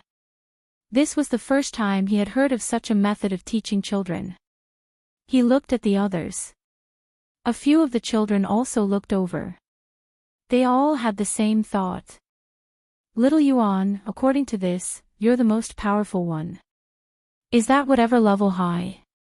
It's the high representative who's powerful, right?" Wang Ju asked little Yuan, who was the closest to him. In his heart, he had already approved of this method of teaching children. The only difficult part was who would make up the stories. Not only did they have to make the children like listening to them, but they also had to include the knowledge they wanted to teach. Little Yuan sighed, put down the book, and said, "No, my equipment is better, but my level is low. I'm only level 42. I'm 5 levels lower, and I'm a support-type main character. If I were to fight by myself, I wouldn't even be able to beat a level 40 main character." Ah! Wang Ju's mouth opened again. He didn't understand. Why was it like this? He shook his head and asked in confusion, "Little Yuan, aren't you known for having a photographic memory and reading 10 lines at a glance? How can you not compare to Xiao Bei?" "It's not a photographic memory. It's just that I remember things faster than others, especially words. However, there are also math problems in the story. I don't like to take the initiative to fight, so every time I have to choose, I choose a choice that I think is better. As a result, I slowly become a support-type character." Little Yuan appeared to be very aggrieved. He couldn't understand why when his brother and sister were telling stories, at a certain point, the protagonist had to choose his actions. After he chose one, the equipment and skills he received would be supplementary. Xiao Bei testified at the side, "Yes, yes." Little Yuan always regretted his choice and became a support-type main character. However, Little Yuan has a skill that's very powerful. It's a mutual destruction skill. His brother and sister said that Little Yuan is the kind of person who won't take the initiative to attack unless he's forced to a dead end. However, when it's really necessary, his final blow isn't something that anyone can withstand. Wang Ju completely understood this time. The personalities of the characters in the story were basically the same as in reality. Every choice was a test that his grandson, Zhang Xiaobao, and granddaughter-in-law, Wang Wan, gave his younger siblings. They judged their younger siblings' personalities from their choices. If they were upset because the main character in the story couldn't fight, then they could change their minds the next time they made a choice. Thinking of this, Wang Ju suddenly had an impulse to immediately meet his grandson and granddaughter-in-law and take a good look at them. This was because he knew very well that when the two of them told stories to their younger siblings, they weren't just playing with them. Instead, they were teaching their younger siblings knowledge that children of the same age couldn't learn and weren't willing to learn. At the same time, they were letting their younger siblings experience life in the story. The main character's personality was basically the character of their younger siblings in reality. Then, if little Yuan felt that his main character was getting more and more aggrieved as he lived, he would naturally change his choice. However, what changed was not only the choice, but also little Yuan's own personality. As for little Bei, if she liked to fight, there might be a situation where she couldn't fight in the end and needed to give in. Then, she would understand that sometimes, giving in did not mean that she had lost. This was a principle that a person could only understand in a long life, but it allowed Xiao Bao and Wang Wan to understand it faster in the story. No wonder they know so much, and no wonder the children are so much like adults. But why do they not lack the innocence of children? Wang Ju murmured. He really couldn't understand. He realized that little Bei was a group of children. Although they knew a lot, they weren't as deep as adults. They liked to do all the things that children should like to do. Little Bei was also willing to carry a doll, feed it, and change its clothes. Grandfather, go fishing. If you really can't catch anything, I'll go down and catch some for you. I'm very good at catching fish. My brother and sister both praise me. Little Bei's voice rang in Wang Ju's ears. Yes. Go fishing. If you can't catch anything, little Bei will catch it. Little Bei is really good. Wang Ju decided not to think about it. It was just like how he couldn't understand how Zhang Zhong, whom he had looked down on back then, could be so successful now. It was too much of a headache. Little Bei puffed out her chest and raised her head, looking like she was the best. She picked up the fishing rod and threw it into the water with all her strength. At the same time, she shook the fishing rod and said, "Fish, take the bait. I'm going to make delicious food for grandfather." Wang Ju didn't throw the fishing rod. It was a small fishing rod, so there was no need to throw it out. He could just do it lightly. However, his current state was no longer fishing. Even if he forced himself not to think about what little Bei and the others had learned, he still subconsciously had such thoughts. As he continued to fish, Wang Ju couldn't find the feeling of fishing. Just as he was about to find something else to play with little Bei and the others, the figure of a small boat appeared on the surface of West Lake in the distance. Looking at the situation, the small boat was slowly approaching. Wang Ju looked up and then lowered his head to continue fishing. He knew that the boat couldn't come over. Other than his own guards and the children's protection team, it was impossible for other boats to come close. Not to mention nearby, even within the range of guns. Not only were there boats patrolling on the surface of the water, but there were also people hiding in the lotus leaves underwater. Little Bei also saw the boat. She wasn't focused on fishing at all. Perhaps she wouldn't feel it even if all the bait was eaten by the fish. Looking at the approaching boat, little Bei said, "After a while, there will be many lotus flowers blooming here. Unfortunately, I don't think I can see it. I'll stay here for a day today and another day tomorrow. When the fleet is resupplied, I'll go to Jiangzhou. Who dares to go against my business? Humph, I'll go and see who has the guts to do so." When Xiao Bei mentioned this, Wang Ju's face was filled with reluctance. This was because he couldn't find a single child in the family who could compare to Xiao Bei and the others. They could sing and dance, and when the 9 children were together, they could even form a band. Their knowledge was also incomparable. He wouldn't get tired of such a child staying by his side all day long. However, if she wanted to go to Jiangzhou, he couldn't stop her. Little Bei listened to her brother and sister and went there. Furthermore, the emperor would be coming soon. He had to make preparations. Even if the emperor didn't need the local government to bear the cost of welcoming and sending him off, he still had to do what he had to do. Thinking of this, Wang Ju said to Little Bei with concern, "When you're outside, you have to hide well. Don't always stand in front. It's easy to be in danger. It's not good even if you're injured. Go and come back quickly. Kill those who should be killed and capture those who should be captured. When you come back, the lotus flowers of West Lake will bloom." Little Bei nodded vigorously. "Oh, I understand. The people there are probably not good people. A small portion of them are not good people. When we arrive, I'll hide behind the guards. When we come back, the boat will be following the current. Quick, look at the lotus flowers. What do you say?" "Xiao Yuan, it's the lotus flower that sister mentioned. After all, during the 6th month of West Lake, the scenery is not the same as during the 4th month. The heaven-reaching lotus leaf is infinitely green, and the sun-reflecting lotus flower is exceptionally red."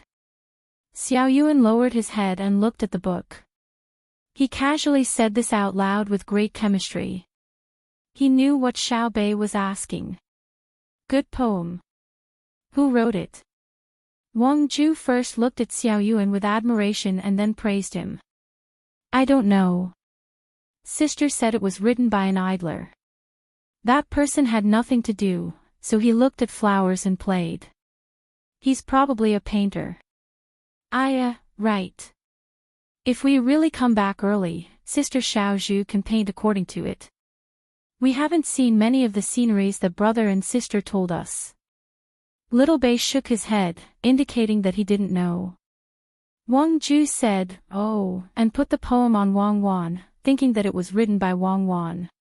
She said, "When we go back, I'll find someone to write it down, frame it, and hang it on the wall. It's a good poem.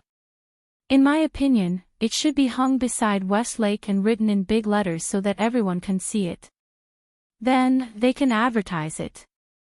When others hear the poem, they will think about what the heaven-reaching lotus leaf looks like and the sun-reflecting lotus flower.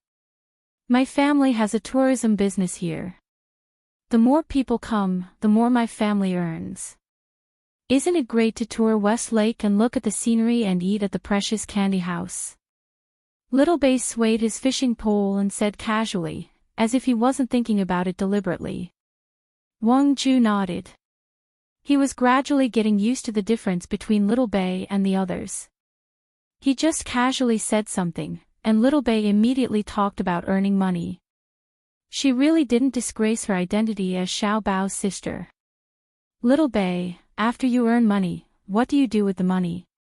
"Except for flowers for the adults?" Wang Ju deliberately asked.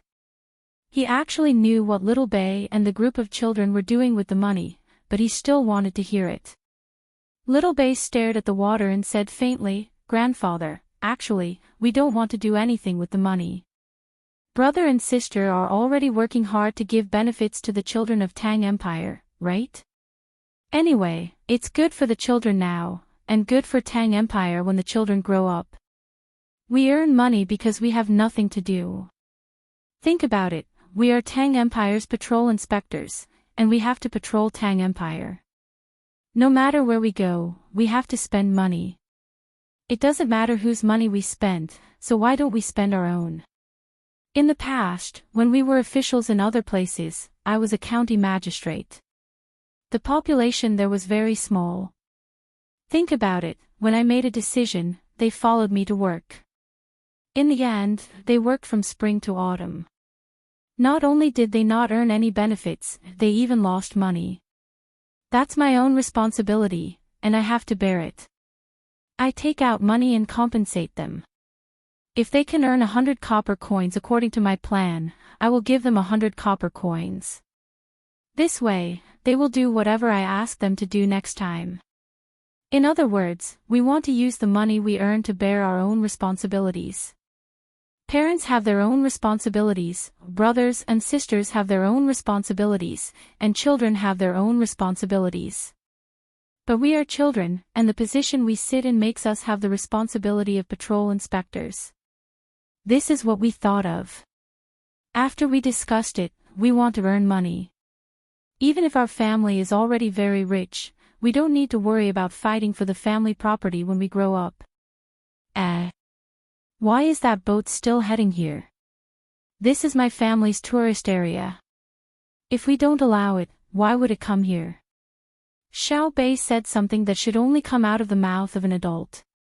As he spoke, he suddenly pointed ahead. The boat that was still very far away was gradually approaching. There was already a boat that went over to warn them, but that boat still came over.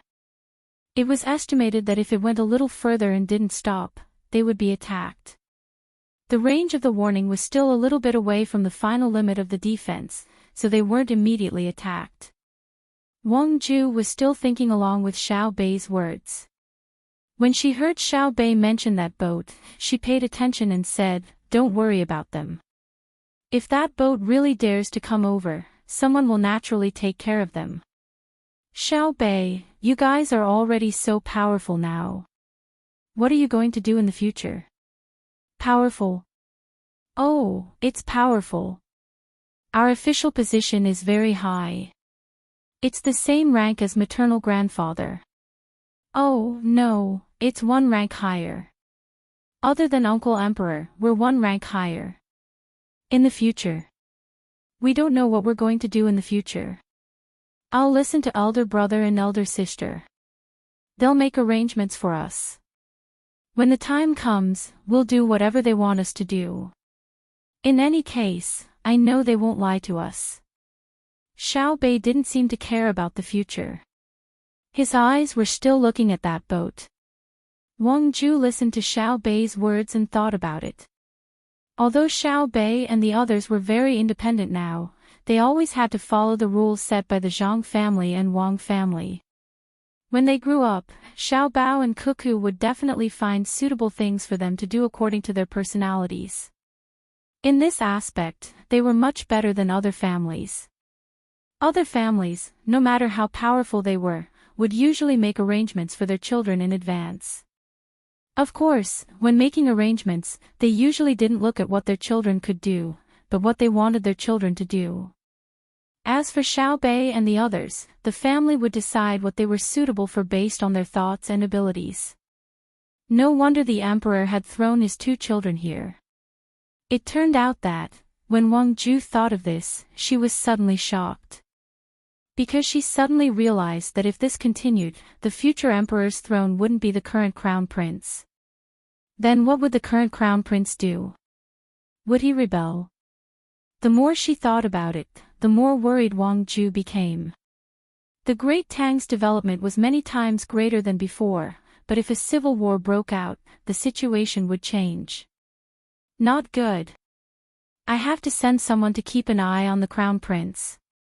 Otherwise, the imperial palace will be filled with danger. What can be done? Wang Ju was someone who had helped Li Longji in his rebellion, so when she thought of others, she couldn't help but mutter to herself. Little Hai was still looking down at the surface of the water. There seemed to be something more important there that attracted him. As for the ship that was coming over, he just glanced at it and then ignored it. After hearing Wang Ju's words, he finally spoke to his grandfather after being silent for a long time. Maternal grandfather, no one can rebel, and no one believes that a rebellion can succeed. With elder brother and elder sister here, it's impossible unless someone is tired of living.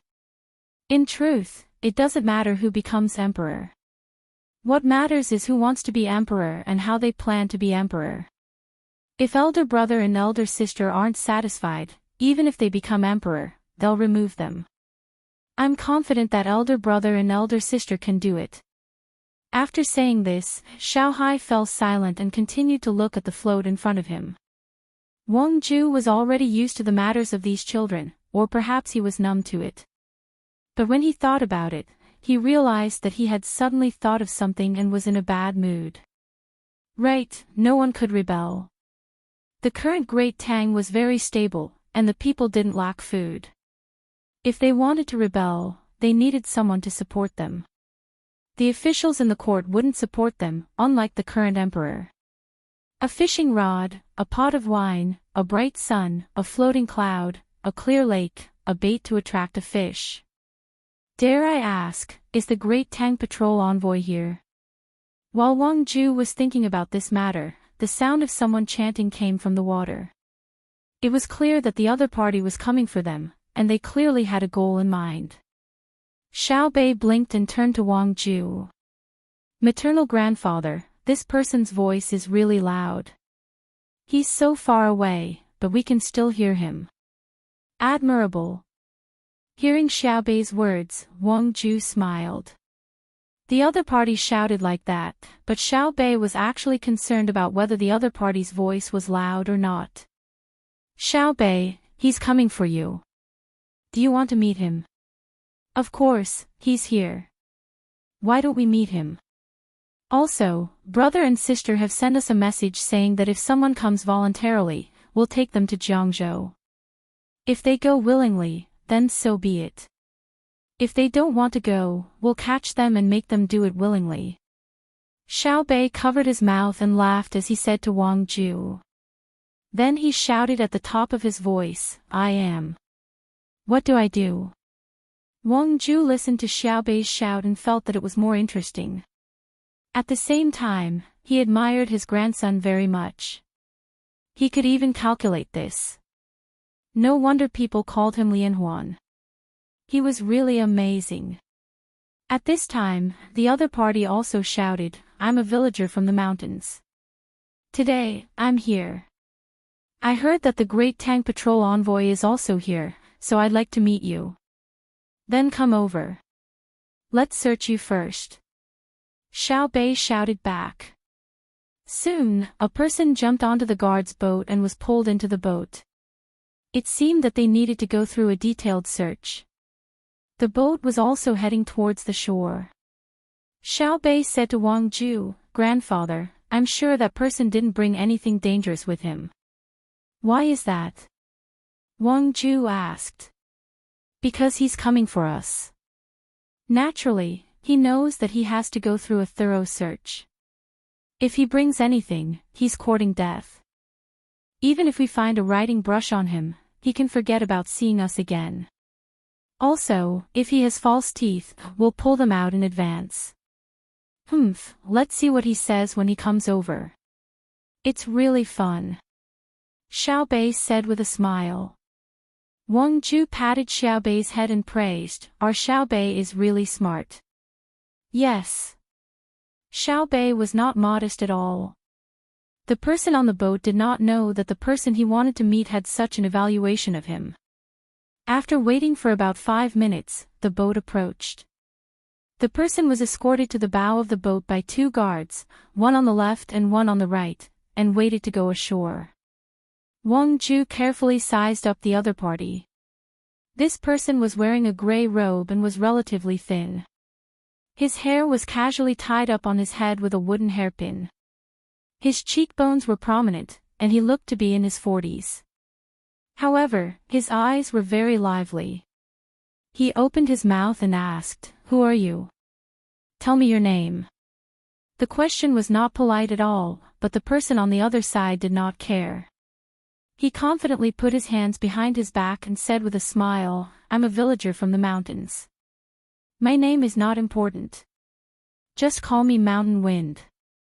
After saying this, the person who called himself Mountain Wind looked at Xiao Bei and asked, You are Xiao Bei. Let me ask you, what do you have to be able to become the patrol inspector of the Great Tang Empire? How do you patrol the Great Tang? Is it just like playing? Chapter 1054. Hearing the other party's words, Wang Ju's face immediately darkened. He was about to speak when Xiao Bei spoke first. Because I have a good brother and a good sister, I can easily see Uncle Emperor. That's why I'm a patrol inspector of the Tang Empire. You don't, so you can only say that you're a mountain villager. If you want to see me, you have to get my permission first, and you have to be searched. If I want to see you, even if you don't agree, I can have you captured. That's my ability. You don't agree. You still dare to ask me. Look at how sad you are. When Wang Ju heard Xiao Bei's words, his eyes almost popped out. His granddaughter was too amazing. She didn't care about other people's provocative questions. She could calmly admit that she relied on her brother and sister. Good girl. The person who called himself Mountain Wind was also confused. He thought that after he asked the question, Xiao Bei and the other children would be very angry, and then argue with him about what they were capable of. For example, they were good to the people of the Great Tang, and they had learned a lot. But he never expected that Xiao Bei would admit that her brother and sister were amazing. What a petty person, not hiding at all. She even scolded him, degrading him to be worthless. This is troublesome. It's different from what I expected. It's not easy to deal with. Thinking of this, Shan Feng pretended to be relaxed and smiled. He wasn't in a hurry to go ashore. He just stood at the bow of the boat with his hands behind his back and said to Xiao Bei, I don't have a brother or sister, but I live freely by myself. I live in the mountains and don't ask about other people. Can you do that? If there's something, you have to run around. Rich people have their troubles, and villagers have their pleasures. Am I right? TSK. Xiao Bei curled her lips and said, You're free. I'll make you uncomfortable now. The troubles of rich people are not something a villager like you can worry about. Tell me, you talk too much. What's your purpose here? Don't talk to me. I don't have time. I'm fishing. Xiao Bei's words made the other party choke again. Wang Ju chuckled. This granddaughter of his was too interesting. She could directly make the other party speechless. Shan Feng frowned. He realized that the method he wanted to use didn't work on Xiao Bei at all. Xiao Bei didn't follow his plan. Rolling his eyes, he switched his opponent to Wang Ju. He asked Wang Ju, I wonder, as a provincial governor, how can you face the people under your rule by running back to your home here instead of staying where you are? What does it have to do with you? Are you from that side? Did you eat less or wear less? I, a mere Great Tang Patrol envoy, don't even care. Why would I need you to ask? Grandfather, don't bother with him. Brother said that there are some people in this world who think too highly of themselves. They always think that they will be valued if they behave differently from normal people. Hey, Mountain Wind, what are you doing here? What's the point of using a fake name? This is your last chance. If you have something to say, say it. If you don't even need to open your mouth. Xiao Bei didn't allow his grandfather to speak at all. He was still so straightforward. He was so straightforward that there was no room for criticism. He was so straightforward that he was unreasonable. Shan Feng's hands behind his back were trembling. He looked at Xiao Bei and couldn't help but nod. He realized that Xiao Bei had reached another level. He sighed and said, I thought that as a Great Tang Patrol envoy, you could reason with a villager like me. Who would have thought that? Sigh. You thought that there were many things, but I thought that as a person who has lived for so long, you should be modest in front of a child like me. I didn't expect you to be so shameless. Now you know, right? Do you regret it now? You can't even win against a child like me. What's the point of living? Where's your freedom as a villager? What is freedom? See through it, let it go, and then be at ease. You're so thick-skinned, Bao. Xiao Bei's words were still sharp. This time, the other party couldn't keep calm anymore. He took out his hands from behind his back and pointed at Xiao Bei with trembling fingers. You what? If you point at me again, I'll break your hands. Xiao Bei still didn't have a good expression. Do you know who I am? Shan Feng asked angrily. You're just a villager. Alright, you've seen me. Go, I'll arrange a place for you to go to Jiangzhou with us. Xiao Bei turned his head away and didn't even look at the other party. The guards didn't say anything and restrained Shan Feng from both sides. The boat also steered away. It seemed that they didn't intend to go ashore here. Shan Feng panicked. You can't arrest me. I'm just asking about something. I haven't finished asking. You can't arrest me. Woo, noisy. I hate people like you the most. Say what you want and pretend. You even bully a child like me. Do you think it's easy for me? Am I right, grandfather? Xiao Bei said to Wang Ju with an aggrieved expression when he saw the other party being taken away with his mouth covered. Wang Ju's eyes were fixed on Shan Feng, who was being taken away. He silently mourned for the other party. Today, not only did he feel uncomfortable because of Xiao Bei's words, but he also lost his freedom. Sigh. Grandfather, am I right? Am I right? I feel wronged. Xiao Bei asked again. Yes. Our Xiao Bei has been wronged. Come, Xiao Bei, give grandfather a kiss. What else could Wang Ju say? No wonder Her Majesty liked Xiao Bei and the others so much. It was too interesting. They bullied people so righteously and even felt wronged. Xiao Bei kissed Wang Ju's face and said, Brother taught me this. Brother said that no matter how hard we learn, we're still too young. It's easy for others to trick us and bully us. So, when we meet such people, we should deal with them directly. Then, the world will be at peace. Yes, Xiao Bao is amazing. Do you know the identity of that person just now? At this time, Wang Ju was thinking about how to tell Xiao Bao when her grandson came over so that he could bring his own child with him. This was not only a teaching exercise, but it would also teach them the simplest way to avoid being bullied. It was very useful. After all, Xiao Bei and the others were still children. No matter what they did or said, others would not be able to find fault with them. It was wrong for an adult to argue with children. I know. It's with that Hu Liang we met on the way. Just put them together with the other 7 people. Let them stay together and discuss a plan.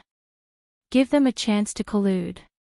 There must be a lot of people watching us now.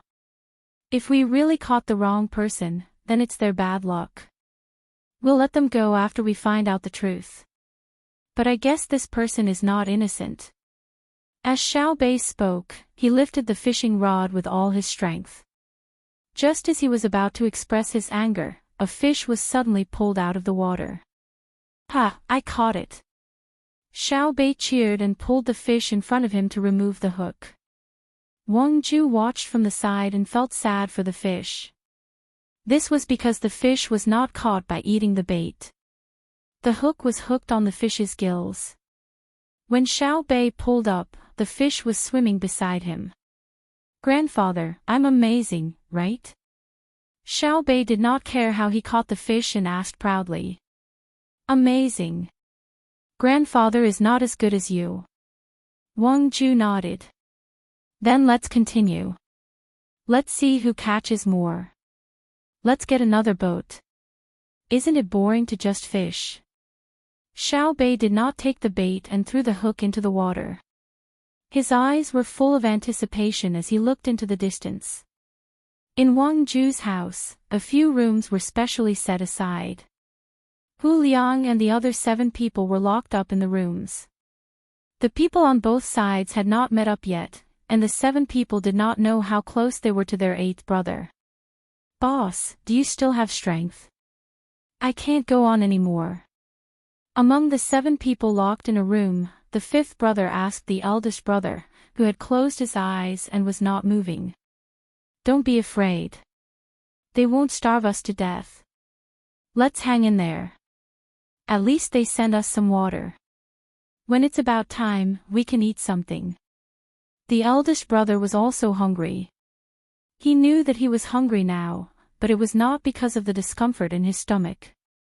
His stomach had been numb for a long time. He only drank a little wine a day, so he was numb from hunger. If we knew this would happen, we wouldn't have sent a telegram. We don't know if the people on the other side have been caught. Sigh. I'm so hungry. My eyes are full of stars. Old Fifth kept swallowing his saliva. Only by doing so could he feel a little better. The other 5 people were also in the same state. They didn't even have the strength to open their eyes. They leaned there, looking like they were on the verge of exhaling but not taking in any breaths. Compared to their discomfort, Hu Liang was in a different situation. He did not lack food and drink. The only thing he lacked was freedom. Since he came to the house, he could not go outside casually. It was not like when he was on the ship. He could go to the deck and walk around. After he had eaten in the morning, he was escorted into the room. Here, not only was there a comfortable bed and mattress, there was also a bookshelf with many books on it. On the small table, there were tea leaves, 2 pots of water, dried fruits, and sunflower seeds. At this time, he was holding a book in his hand and reading. For the past few days, he had been used to this kind of life.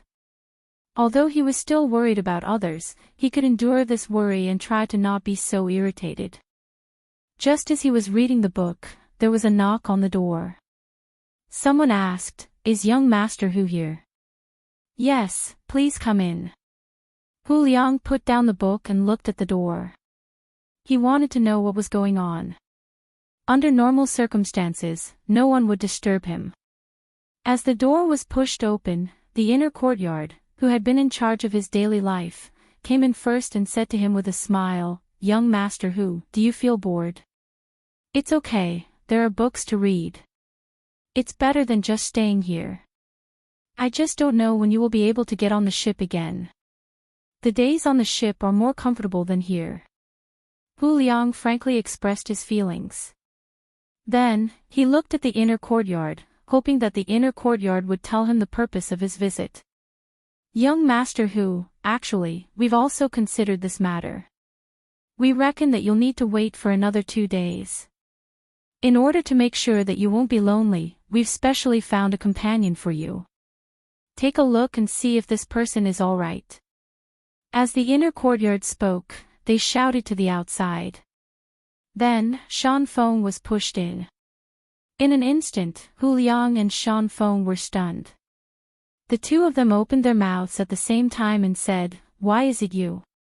"See, I knew that young Master Hu knew him." "Good, you 2 can be companions. We will go out first. Young Master Shan, don't think of going out alone. Otherwise, you will easily lose your life. Goodbye." The inner courtyard left behind these words, smiled at the 2 of them, and turned to leave. Why didn't you hide properly? Why were you caught? Aren't you in charge of one-way communication? Where did they catch you?" Hu Liang did know the other party, and he also knew that the other party's status was not low. However, it was precisely because of this that he felt strange. Could it be that the spy system of the Zhang family and Wang family had infiltrated? When Shan Feng heard Hu Liang's question, he shook his head helplessly.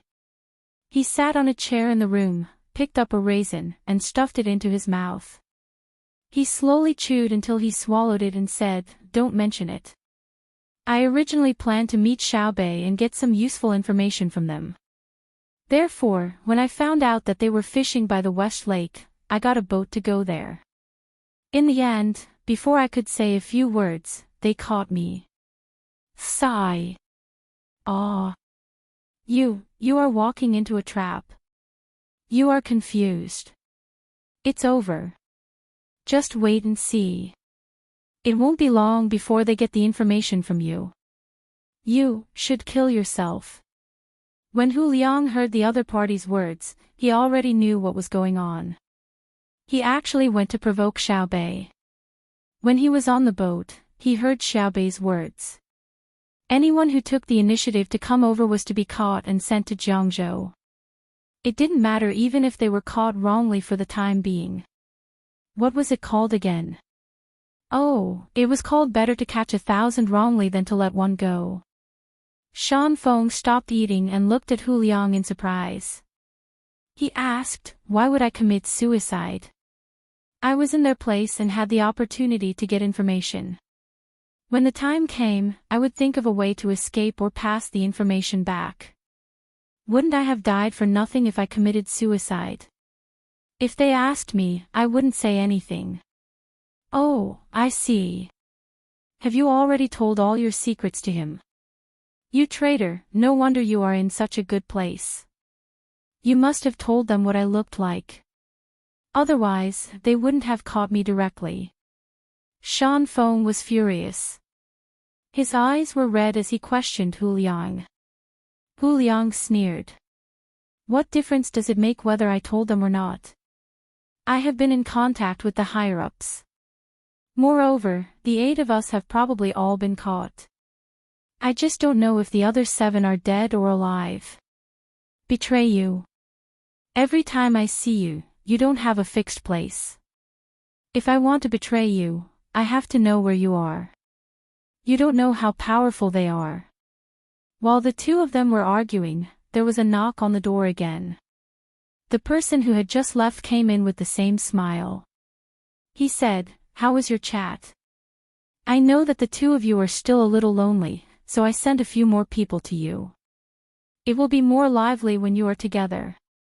After saying that, Hu Liang shouted to the outside like before, bring them in. This time, 7 people came in. All of them looked weak. When both parties saw them, they said at the same time, why are you guys here? Chapter 1055. Hu Liang didn't know what to feel at this moment. He was a little happy that he had finally seen his other 7 brothers, and they were all still alive. There was no shortage of people. It was the same as what he had heard on the boat. The Zhang family and Wang family had really captured the other 7 people, but they had been sent to him a little later. At the same time, he felt a sense of self-blame. If he hadn't come to test them, he wouldn't have been captured.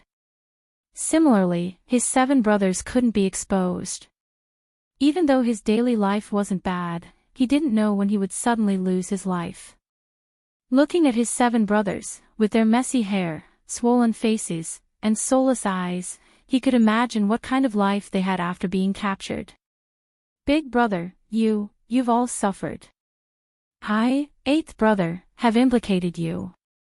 Hu Liang couldn't hold back the sadness in his heart and said sorrowfully. At this time, the Zhang family and Wang family's inner courtyard had already left.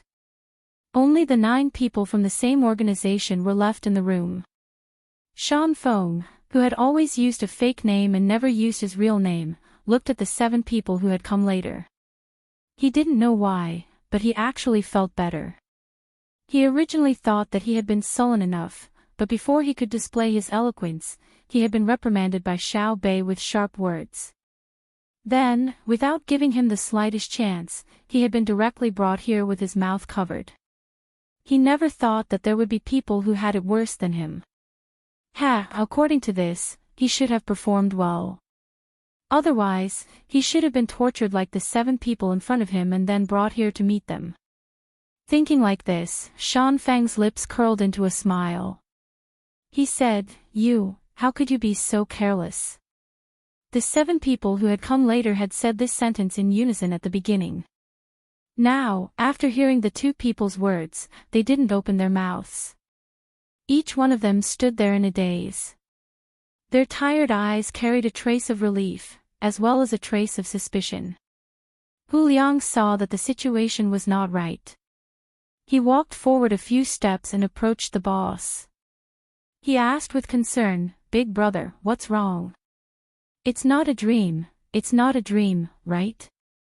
We brothers will meet again one day." "Eighth brother, you didn't die." The eldest of the sworn brothers finally murmured, but his voice was light, and the words that came out of his mouth made people feel sad. "Big brother, it's not a dream. I pinched myself. It hurts.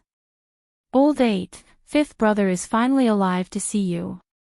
Quick, give me something to eat. Fifth brother is starving to death." Lao Wu, who was in the crowd, was still the most direct. He pinched his thigh hard, and the pain made him sober up a lot. As he spoke, he looked at the furnishings in the room. To be precise, he was looking at the small table in front of the chair. As soon as he finished speaking, he had already leaped out.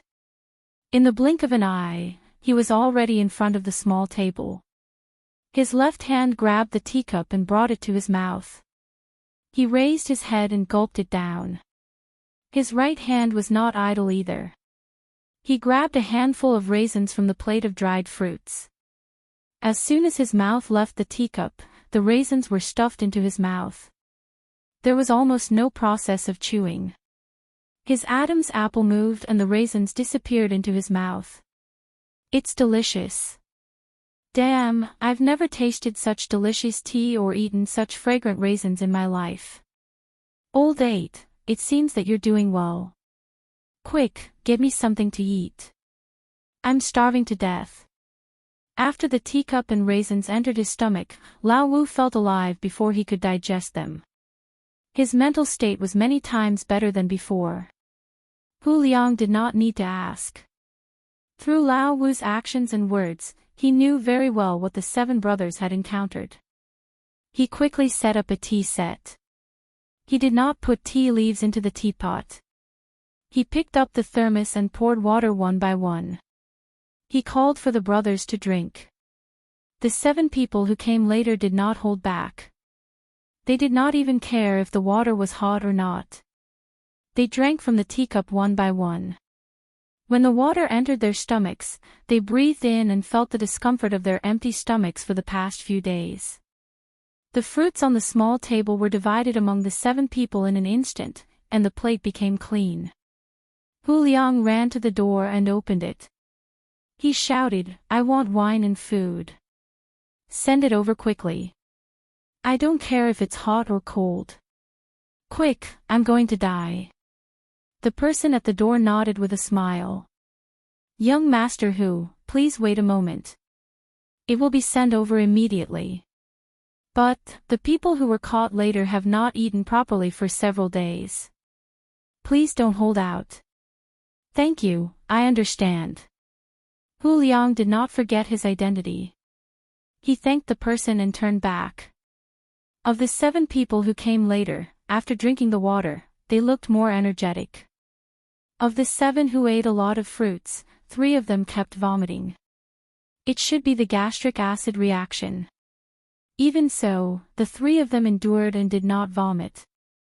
They knew that they would be fine after a while. Hu Liang picked up the nut pliers on the small table and used the fastest speed to open the shells of the nuts. He did not say anything and just let his brothers deliver the food. Shan Feng did not help. He found an empty chair in the room and sat on it to size up the 8 people. When he looked at the 8 people, he was puzzled. Hu Liang had been caught and received a separate room, books and other things. Why did the other 7 not have it? It seemed that they had been hungry for a period of time. This made him feel strange. Did the other party's different methods mean something?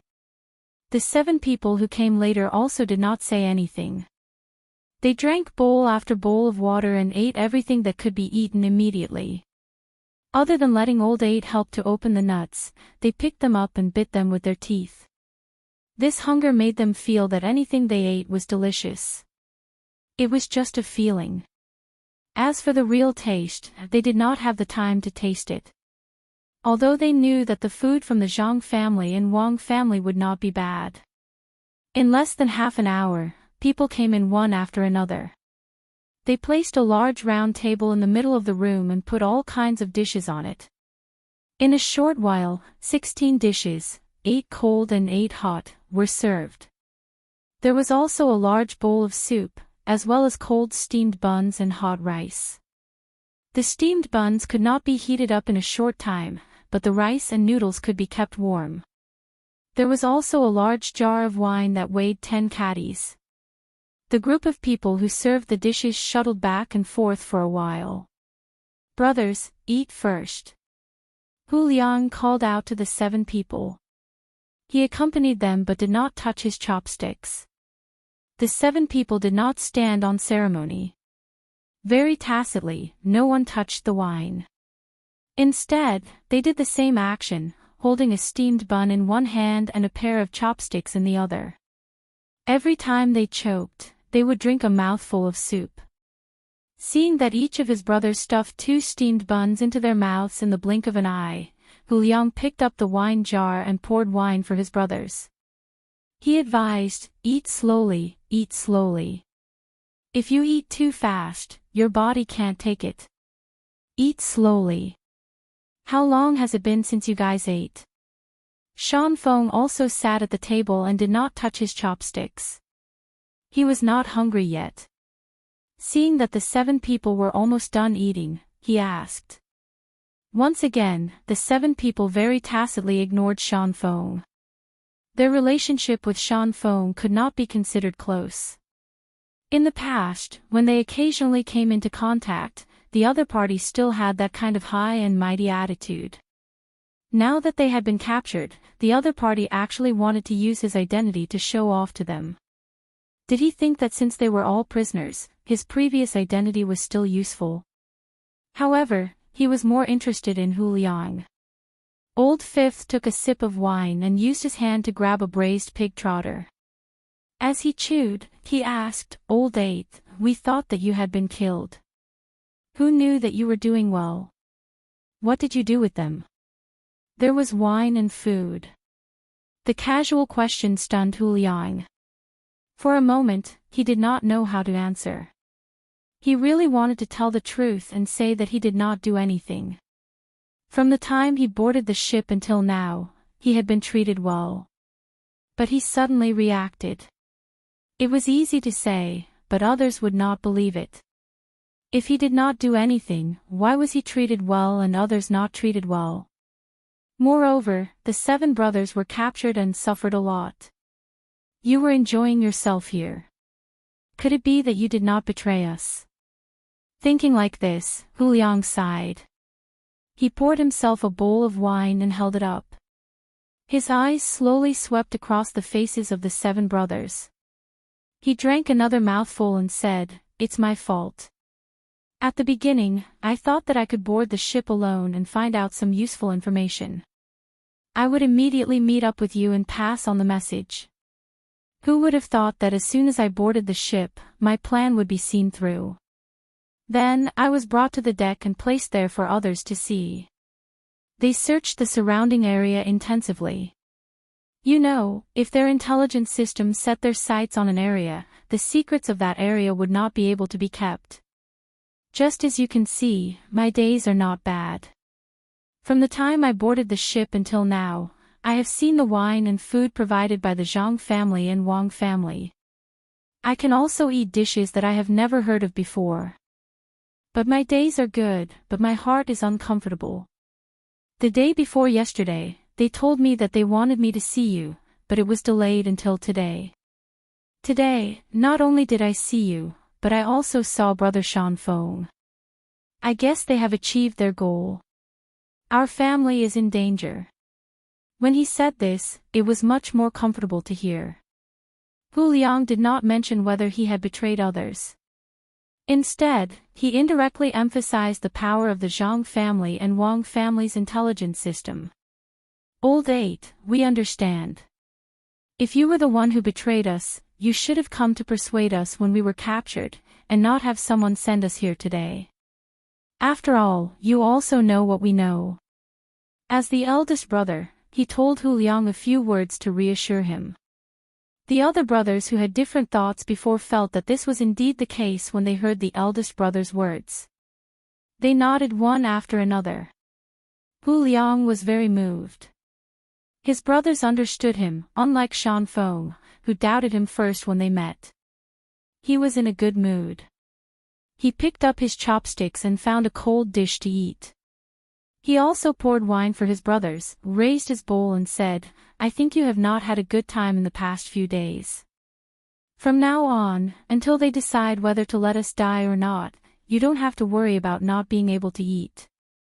Cheers." Cheers. The 7 of them raised their bowls at the same time. You guys are really open-minded. Don't you know the other party's methods? They want you to live a comfortable life for a while, then torture you. Now, you should listen to me. Rest for today, and wait for me to find an opportunity. Follow me out. Even if you have to risk your lives, you have to deliver this important news to the higher-ups. God is watching us. Shan Feng still did not touch anything on the table. He sat up straight, looked around, and said in a deep voice. His words received cold looks from the 8 of them. Hu Liang directly asked, "You think you can break out? You want us brothers to die? If you want to break out, do it yourself. Don't drag us along. We haven't lived long enough." After speaking to Shan Feng, Hu Liang said to the 7 of them, 7 brothers, "In the past few days, I've been following the teams of the Zhang family and Wang family. I've heard and seen a lot. Only now did I know that our God is a fake.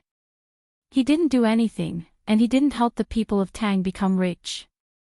Don't talk nonsense. Haven't you seen how powerful our God is? The Zhang family and Wang family are all liars. Our God said that he would make Tang better. In 1 year, everyone would be able to eat delicacies. In the end, Zhang family and Wang family ruined it. But our God is still our God. His ability is not something that mortals can imagine. Even if the demons of the Zhang family and Wang family wanted to stop him, our God still gradually made Tang better." Shan Feng raised his hand and pointed up. His face was full of sincerity, making it seem like he was right.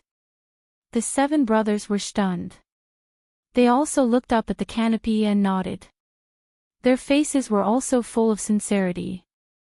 However, Hu Liang snorted in disdain and said, "Liars, you are the liars. The Zhang family and Wang family are not.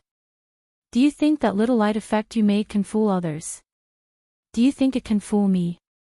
Do you know what Xiaobei's reaction was when I told her how powerful our God was? Old 8, what is a light effect? You told Xiaobei. Xiaobei, that little girl from the Zhang family and Wang family. You can still see her." Old 5 put away his pious expression and looked at Hu Liang. Although the Lord was powerful in his heart, he felt closer to a brother like Old 8 who had gone through life and death together. The Lord was too distant, but brothers were real. Hu Liang glanced at Mountain Wind and explained to his 7 brothers, "The lighting effect is to make use of the various changes in light and the different reactions of people's eyes to light. Then, it's a fake thing. Anyway, that's what Xiaobei told me. In the past, when we were pulled into a room and looked out of the window at night, we saw people flying into the sky and making all kinds of movements. Fake, all fake. Xiaobei let me see something even more amazing. That thing Xiaobei called a movie, also called an animation. I could only see it clearly when I saw it. Humans were humans, animals were animals. They appeared on a piece of white cloth, as though they were right in front of my eyes. There were also sounds coming from all directions. Xiaobei is the little princess of the Zhang family and Wang family. Since I boarded the ship, I saw them every day. I saw what they did for Tang, and I saw all kinds of news about Tang from the inner yard. Only then did I know that the one who was really thinking about Tang was not the god, but the Zhang family and Wang family. Xiaobei, They are still children, so they have to think of ways to help the children in other places of Tang. Hu Liang thought about the days on the ship and felt endless emotions. Not only did he see shocking images, but he also saw and heard what the Zhang family and Wang family had done. When Hu Liang said this, the 7 people's expressions changed. They were more willing to believe in their 8th brother. Old 5, who had always been straightforward, asked curiously, "Is Xiao Bei as cute as the rumors say? Is it easy to make a movie?" Old 8, "Can you ask them to show it to us? Just hearing about it makes my heart itch. It's better to see it with my own eyes." "No problem. When we get on the ship again, I'll mention it to them. It won't be long. Xiao Bei will only stay in Hangzhou for 2 days. She has to leave for Jiangzhou soon." Hu Liang agreed without hesitation.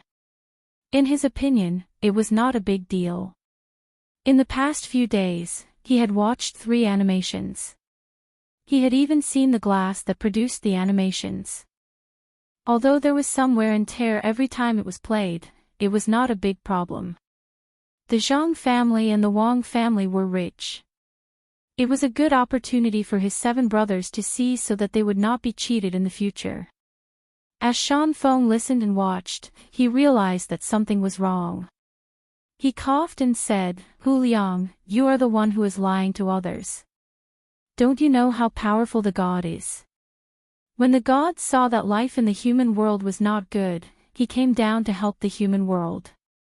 First, he asked an old man. When he passed by a village, he told the people in the village to believe in him. He could help people to get rid of their suffering and let them live a good life. At that time, there was a seriously ill person in the village. He believed in the god and gave the god the best food to eat and the best room to sleep in. The god saw that he was pious, so the god helped him. His illness was cured immediately. There was another person who did not believe in the god and mocked him. The god did not say anything. After the god left, this person fell ill because he knew how powerful the god was and was afraid. When Shan Feng spoke, his eyes were fixed in one direction. He did not move, as if he was the incarnation of the god.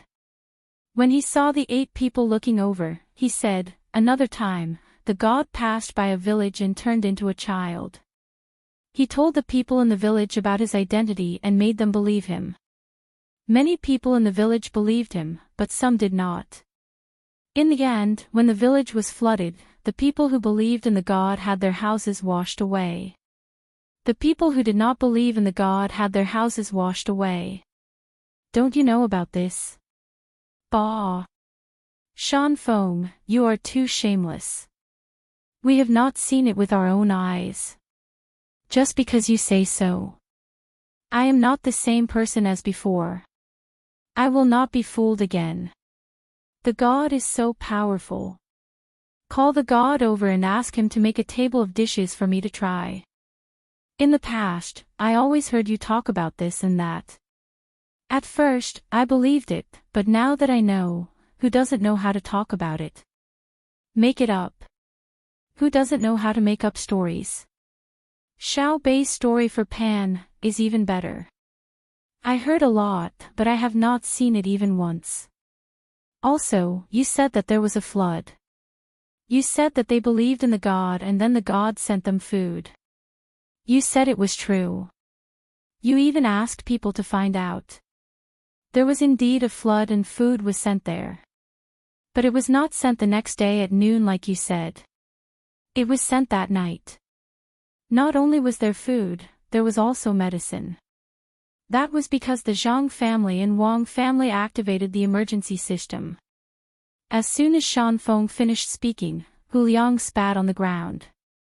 In the past, he had heard a lot of things like this.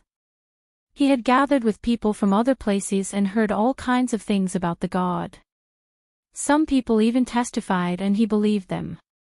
But when he got on Xiao Bei's boat, he compared some of the things he had heard before and asked the people from the Zhang and Wang families. The inner courtyard directly gave him the data. including how many people were affected by the disaster, how large the area was, how many things were sent, who paid for it, how the disaster happened, and everything else.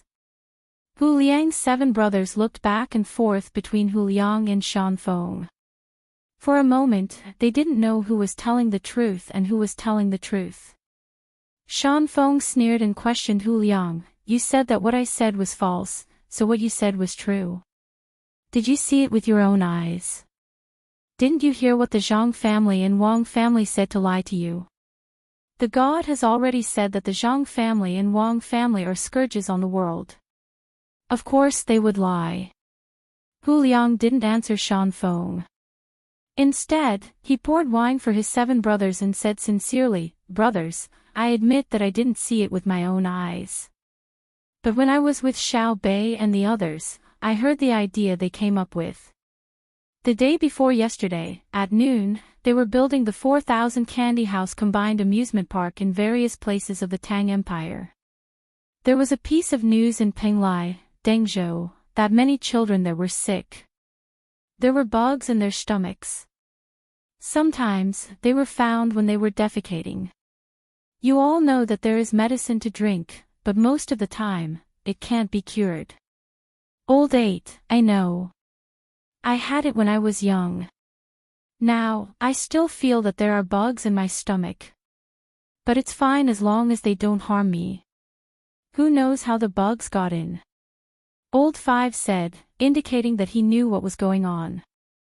The eldest brother also asked, Old 8, it's normal for children to have bugs in their stomachs. Why? Do they have a solution? I heard from the elders that it's okay to drink vinegar, but not all. It's uncomfortable when you get sick. Hu Liang nodded and said, Yes, it's not easy to cure, but that was in the past.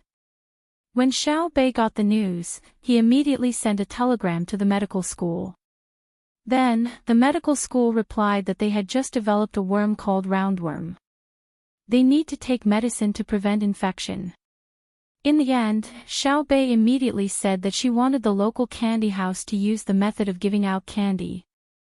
She wanted to turn the originally tasteless things into candy according to her brother and sister's instructions and give them out for free. Furthermore, all the local pigs started to undergo special treatment. Also, they started to ask and investigate all over the Tang Empire. The cost is also covered by the Candy House Fund. Do you know how much it costs? I asked Xiao Bei. Xiao Bei got someone to do a rough calculation. If there is 1 child in every 5, it will cost 500,000 strings of coins because there is also the transportation fee. I heard it from others, but whether it's true or not, wait until we go out and ask a local candy house to see if there are children there for treatment. Then, everything will be clear. Shan Feng, can the Lord you mentioned give us a chance to see what he does? Xiao Bei and the others use the money they earn to buy the things they send. Do you think the Lord's gifts come out of thin air? Then why don't you let the Lord do more? Why do you let others send things to the Lord? The Lord directly sends food, clothes, and other things to everyone's home. Will there be anyone who doesn't believe in the Lord? Yes, yes. If the Lord is so powerful, why didn't the Lord send us some food when we were almost starved to death after being caught? I was already starving to death, how can I still believe in the Lord? Lao Wu completely changed and began to question Shan Feng. Wei Wei smiled, not afraid of others asking this question. She nodded at Lao Wu and said, That is the Lord testing you to see if you are pious and believe in the Lord. What Hu Liang said just now is what I want to say. When the Lord came to this world, he already knew that there would be people with worms in their stomachs. He proposed a solution early on, but was stopped by the Zhang family and Wang family. In the end, the Lord was angry. They were afraid of the Lord, so they took out the solution at this time. Everything in this world is given to you by the Lord. Those who believe in the Lord will live a good life. Those who do not believe in the Lord will not live a good life. If the Lord did not exist, your land would not be able to grow food. The Lord is high above. He cares for those who believe in the Lord, but he also tests them. Only by following the Lord's will unwaveringly can one finally obtain eternal life. The 7 of you did not pass the Lord's test, but the Lord still gave you a chance to see Hu Liang and eat. This is the Lord's arrangement. Bah! This time, the 8 of them spat at Shan Feng at the same time. Lao Wu stood up and called out, "Brothers, beat him. I finally know what it means to be shameless. I want to see when the Lord will save him. Let's do it." With a whoosh, the 8 of them rushed forward. Hu Liang was the first. He had recovered well these past few days. The other 7 brothers had just eaten and were still weak. Shan Feng was first hugged by Hu Liang, and then he fell down for some reason. The rest was simple. Even when he was knocked unconscious, Hu Liang's 8 brothers didn't see the Lord come to help him. Only the inner courtyard of the Zhang family and Wang family opened the door and took a look. He said, "Don't beat him to death. He's still useful." Then, he left. Awesome, really fucking awesome. He lied to us for a long time. I really thought there was a Lord. If he said something else, I might have believed him. But in the end, he was actually so shameless. He continued to drink. After all, the dishes were given by the Lord. Lao Wu said happily. Seeing that Shan Feng had fainted, he clapped his hands and sat back down. Hu Liang went to the door and opened it. He said to the person outside, "He might be sleepy. Find a place for him to sleep." "Yes, young Master Hu. The medical staff is already here. I think the bed has been arranged." The person at the door nodded and answered. Turning back, Hu Liang felt very relaxed. There was also a special kind of carefreeness in his heart. He asked the 7 brothers, "Do you believe me?" "Yes, you are the 8th brother." "Actually, not all of us do. Our family used to be poor and can read. Look at what is written on the plate." Lao Wu, who looked like a rough man, actually said that he could read. He pointed to the plate that was half eaten and said. Hu Liang really paid attention to this. He used his chopsticks to move the plate to the side and saw the words that were printed when the porcelain was baked. Since ancient times, food is the god of the people. Perhaps some rich people think that food is cheap. If you want to show off that you bought a Cheong pavilion, you have to be rich to waste rice and noodles. Zhang Xiaobao. This is. Hu Liang was surprised. The eldest brother said, "This should be prepared for the people who go to between the clouds and the water and blue sea silver sand. I heard that the pictures and words under the plates are very good. If the restaurant gives away the dishes, there will be such words under the plates. It is a very good method. The people who can go to Zhang Xiaobao and Wang restaurant are not ordinary people. Otherwise, they can't even afford to order a dish. Each of them will probably think that they are extraordinary and rich. Therefore, Zhang Xiaobao was afraid that they would waste it. For example, they would spend a lot of money to buy a lot of food. Therefore, he specially wrote his name on the plate for the complimentary dishes. Think about it, in the Tang dynasty, who dares to compete with Zhang Xiaobao in terms of money? I guess the complimentary dishes are chosen by the restaurant staff according to the number of dishes ordered by the guests. For example, if there are 8 of us and we order 20 dishes, the staff will give us the complimentary dishes because they think we can finish them. If we order 40 dishes and ask for 50 trays of steamed buns, the staff will give us the complimentary dishes first. Do you think that if we see the words on the plate, we will dare to order more? Ordering more would be a provocation.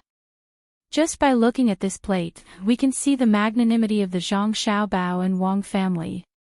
They want to make money, but they want to do it openly.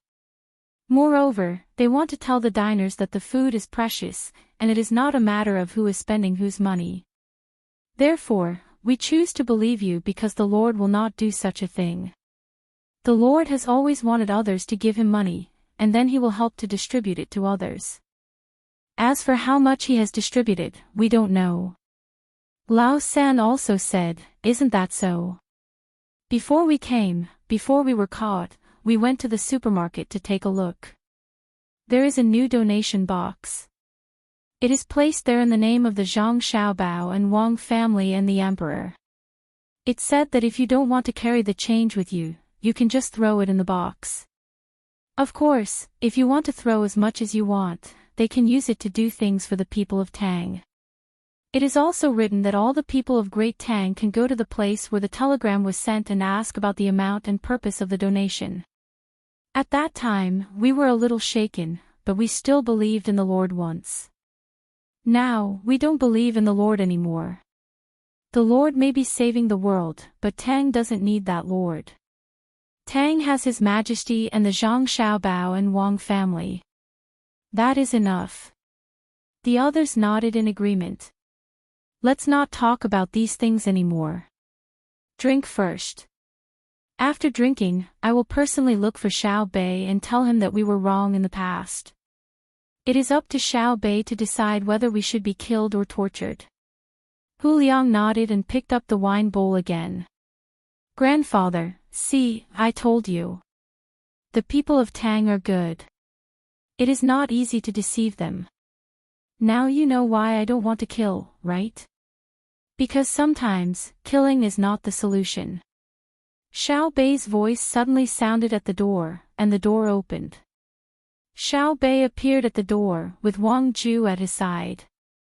At the sight of Xiao Bei, Hu Liang stood up first.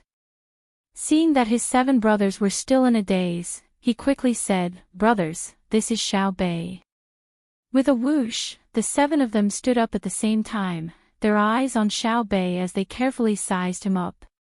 Xiao Bei did not have stage fright and generously allowed them to see.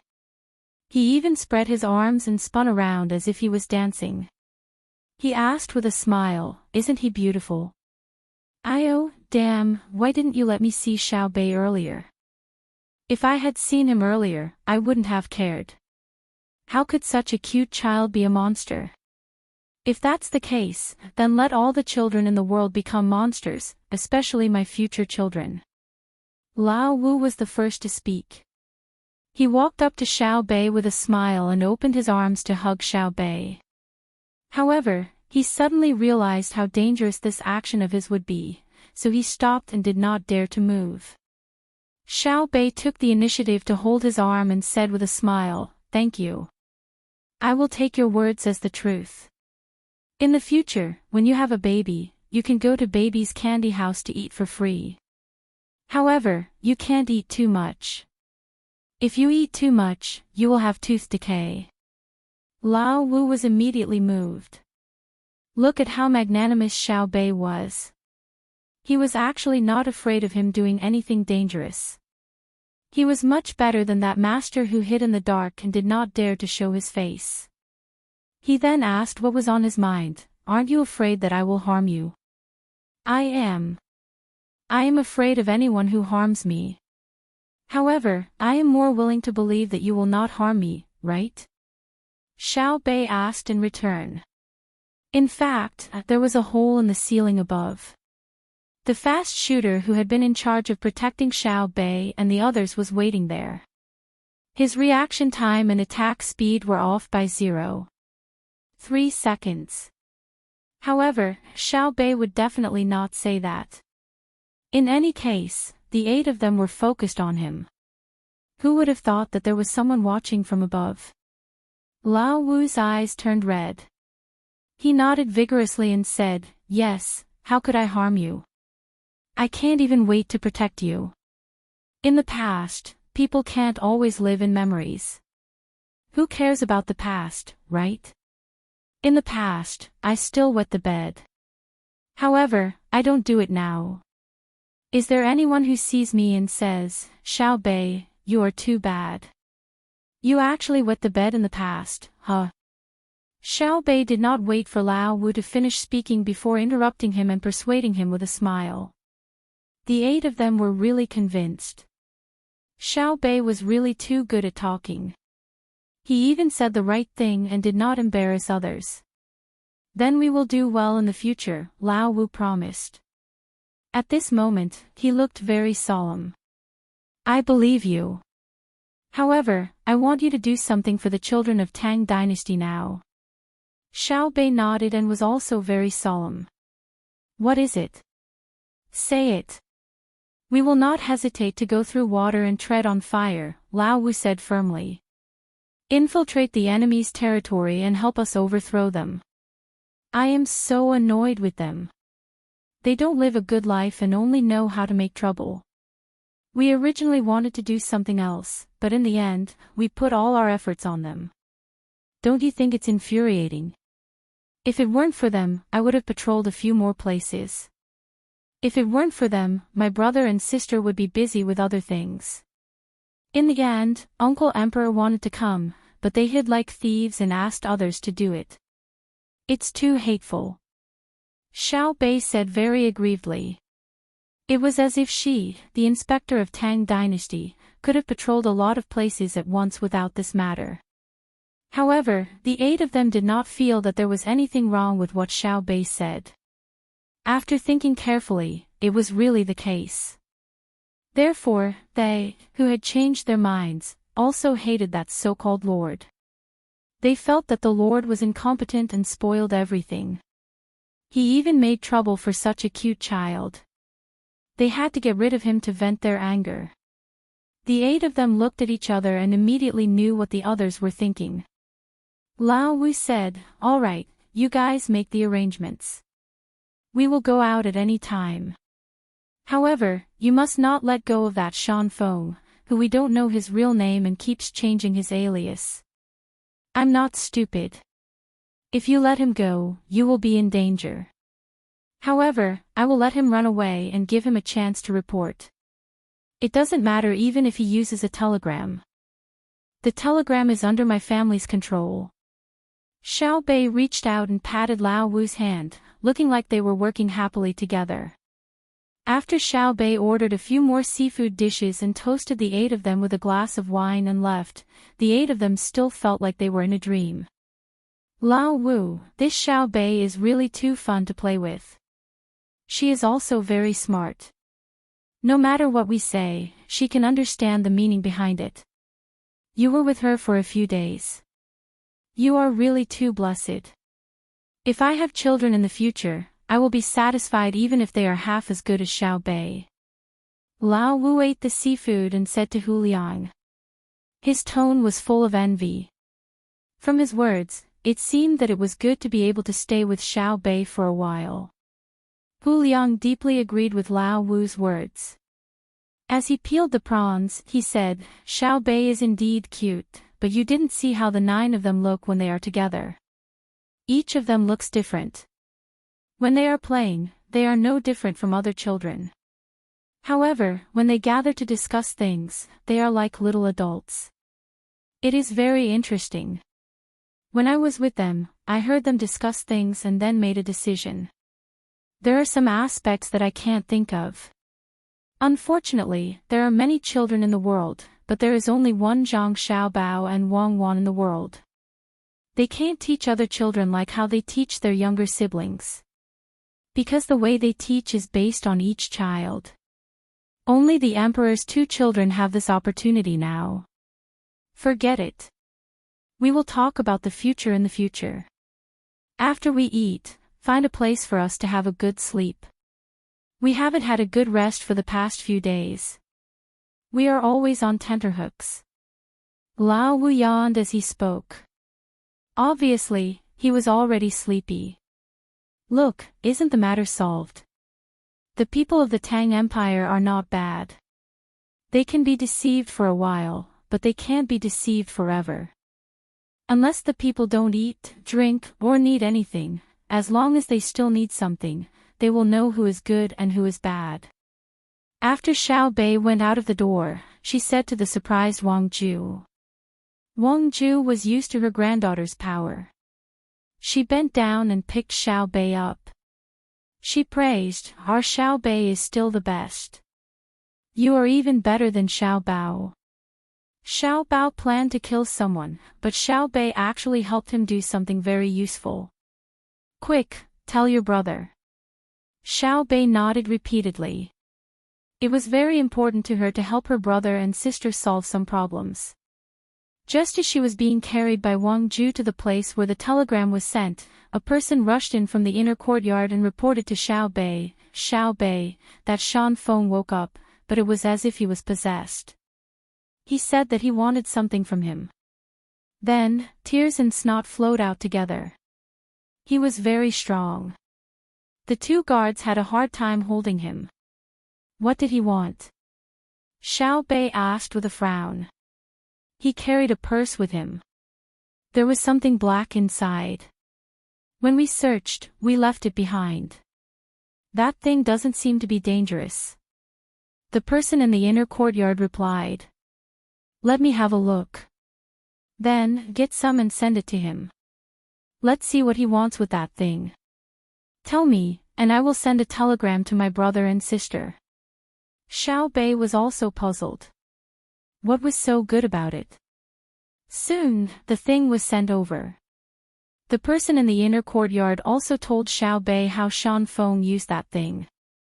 Xiao Bei sent a telegram to her brother and sister as quickly as possible. Chapter 1056. What do you mean by keeping your hair? Tell me. Li Longji's voice sounded at the door. Zhang Xiaobao was very helpless. He didn't close the door now because if he did, Li Longji would put his ear against the door to listen. Therefore, in order to prevent his ears from hurting, Zhang Xiaobao and Wang Wan didn't close the door. Anyway, they didn't do anything during the day, so they weren't afraid of being seen. Therefore, Li Longji got rid of his bad habit of leaning against the door to eavesdrop. At least he didn't have to worry about his ears turning red when he touched something.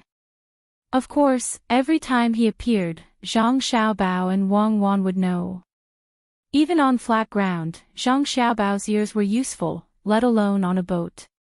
Unless Li Longji had a half-meter thick cushion under his feet, it was impossible for Zhang Xiaobao not to hear. Do you want people to shave their hair like nuns and monks? Li Longji didn't feel that his appearance was too abrupt and continued to speak.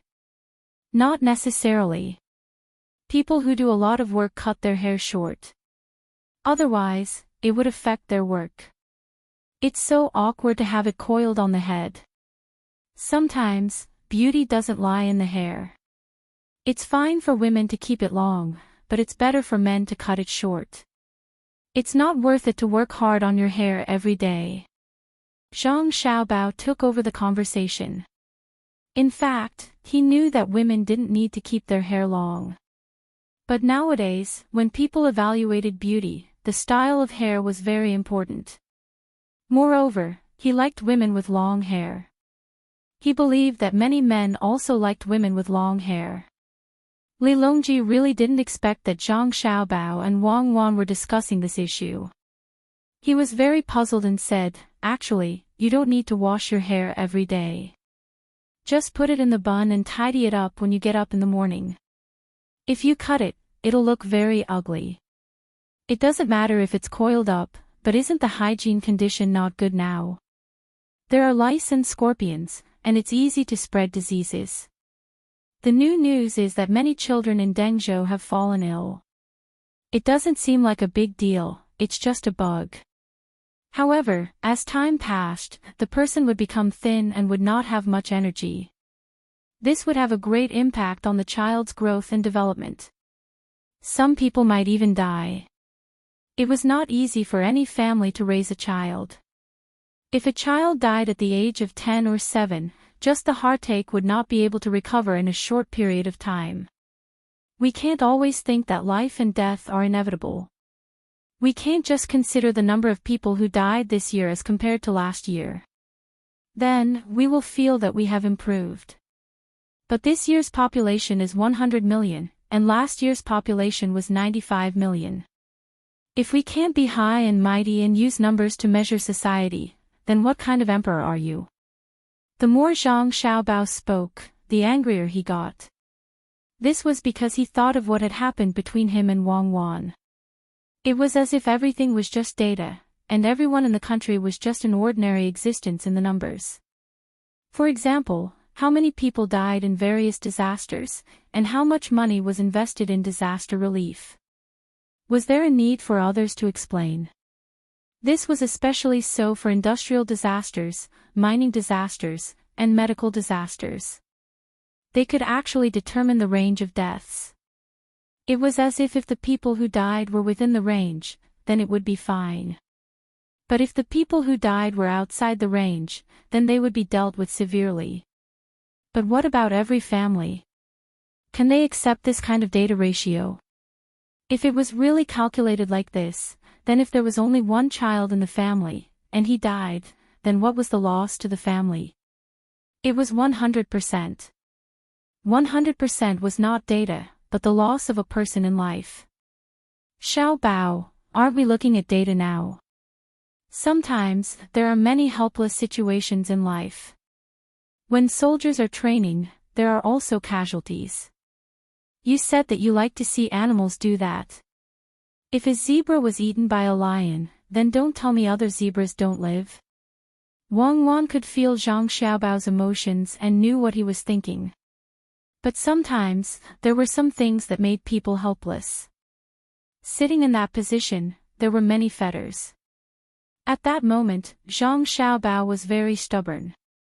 He said angrily, the data doesn't matter, but what we want now is not to pursue profits or an increase in the GNP. What we want is the survival rate of people. Even if your local government pays me 1 billion strings of cash a year, I won't allow you to kill people according to this ratio. What do you mean by helpless? If you're incompetent, then say that you're incompetent. Why are you saying that you're helpless? If you spend all your energy on climbing up, then of course you're helpless about the people's livelihood. When you sit in that position, then you start complaining, it's not easy for me either. Is it easy to sit in that position? Why don't you give in when you're fighting for the position? If you let others sit in it easily, won't they have the energy to care about the people's livelihood? Isn't it because you want to fight for power? After the fight, you still have to check and balance. Then, just say that you're selfish. Don't fucking say that you're selfless and fucking president. Xiao Bao, Her Majesty is talking to you. What president? Wang Wan glared at him. In fact, she also agreed with what Zhang Xiaobao said. Of course, people were for themselves and their families, including her family. All the selfless words were to deceive the stupid people, Zhang Xiaobao said. But people were like this. They were a complicated species. Even if it were someone else, it would still be the same. She felt that Zhang Xiaobao was idealizing people. President. Manager, book, knife and pen, okay. Your Majesty, what did you just say? Zhang Xiaobao took 2 deep breaths and asked. Li Longji knew that Zhang Xiaobao and Wang Wan didn't seem to be so peaceful, but he didn't understand the hint in their words. He coughed softly and said, I just said that cutting short hair doesn't look good, right? Ah, this? It's my fault. I thought too much. That, about hair. In fact, short hair is also beautiful. My family is going to launch a new shampoo. Any man with short hair will be given a set. One for himself, the other for his wife or his mother. Tonight, I'll find a few men in the inner courtyard and help them cut their hair. Then tomorrow, Your Majesty, you can see if they have to be like monks. To be honest, I don't like the monks' hairstyle. It's just that when they came here, there were more diseases in their place, so they cut their hair and didn't eat beef. When they came here, they didn't eat meat. In fact, there's no need for that. Buddhism talks about the 6 realms of reincarnation. Sometimes, killing is also to help animals enter the human path. Yes, the human path is not the human path, nor is it the infernal path. People say that it's pure and clean, but it has nothing to do with shaving their hair. There are many people who don't have hair, but their hearts are not pure. They always think too much about utilitarian things. I'll cut a few hairstyles. Your Majesty, take a look and decide which one you think is good. Let the working people of the Tang Empire try their best to learn. Zhang Xiaobao realized that he had thought too far. To be precise, the scope of the connection was too wide. It was better to return to the problem of hair. Li Longji was confused. When he came here, he was talking about the problem of growing his hair. Why did it become a mess when it came to Zhang Xiaobao and Wang Wan? When he heard Zhang Xiaobao's words, Li Longji nodded in confusion. He said, "There's also smallpox. You've done well in the past few years.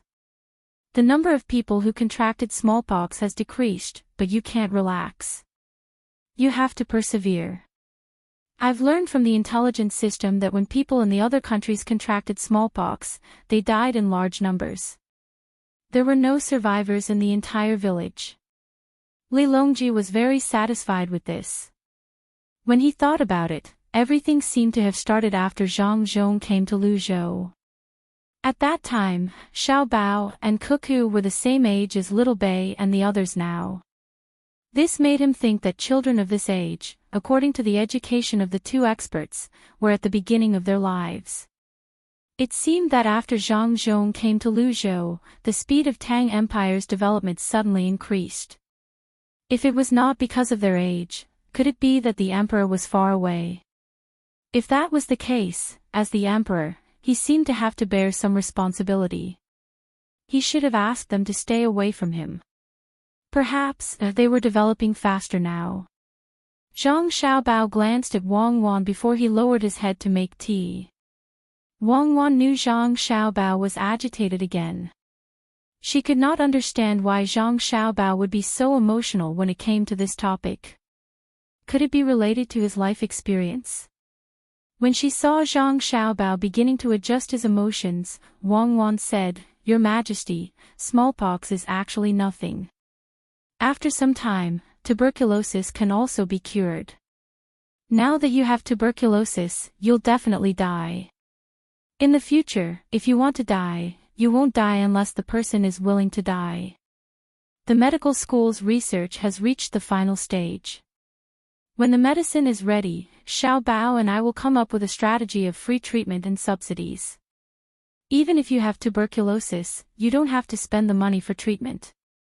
During the treatment, we'll also compensate them for the money they need for their normal work.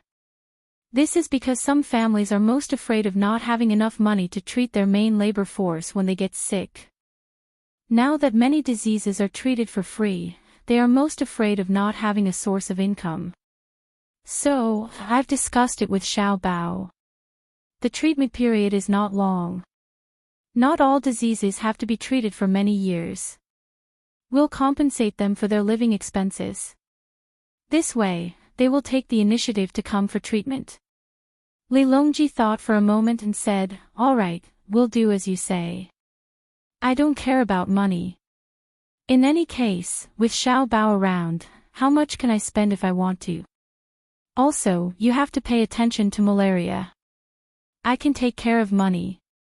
Every time I think of people losing their lives because of money, I feel that I am not qualified to be an emperor. It's just like the primitive society in the past. Could it be that the leader of a tribe, just because someone in his tribe didn't hunt more prey, would watch that person slowly die after he was injured without doing anything? I believe that no tribe leader would do this. He might not be able to keep up with medical science or technology, but he would definitely think of a way to save this person. Because of various conditions, it's helpless that he can't be saved. However, the conditions in the Tang Empire now are already good. If someone who should have survived with such technology dies in the end because the emperor doesn't care, then what's the point of being an emperor?" Wang Wan was taken aback. She carefully sized up Li Longji and solemnly nodded. "Your Majesty, don't worry. In the Tang Empire, no one dares to compete with you for the position, not even the crown prince. As long as he shows the slightest intention, Xiao Bao and I will wipe out him and his forces. You can be an emperor. Not to mention that when you're on the throne, all the people in the Tang Empire won't have any problems. As long as you have a clear conscience, you can focus all your energy on the people. You can maintain this heart.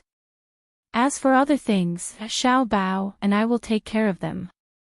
This is the first time I've found that an imperial country is so good. With a good emperor, the people only need to listen to the emperor. It's so simple. What imperial country? Li Longji found that he had come into contact with a lot of things today and couldn't understand them for a while. Nothing, Your Majesty. You can go and try the tower candy. The people on the ship just made it for children. Try it and see if it's sweet. Zhang Xiaobao took over and smiled at Li Longji. You too. Li Longji truly didn't know what to say. He felt very comfortable because Wang Wan's words just now had been very clear. He didn't need to worry about whether his position as emperor could be taken away by others. Just as he had thought, Xiao Bao and Cuckoo didn't want to be emperor, but they liked to treat the Tang Empire as their own. If he cooperated with them, they would protect him. It was very confusing. They clearly had the power to be emperor, so why didn't they want to be? Instead, they were willing to stay below and do things. Of course, they weren't above everyone else. He understood that they didn't fear him at all.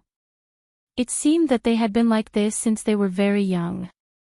Perhaps it was precisely because of this that they didn't want to be emperor. In their eyes, imperial power was truly insignificant.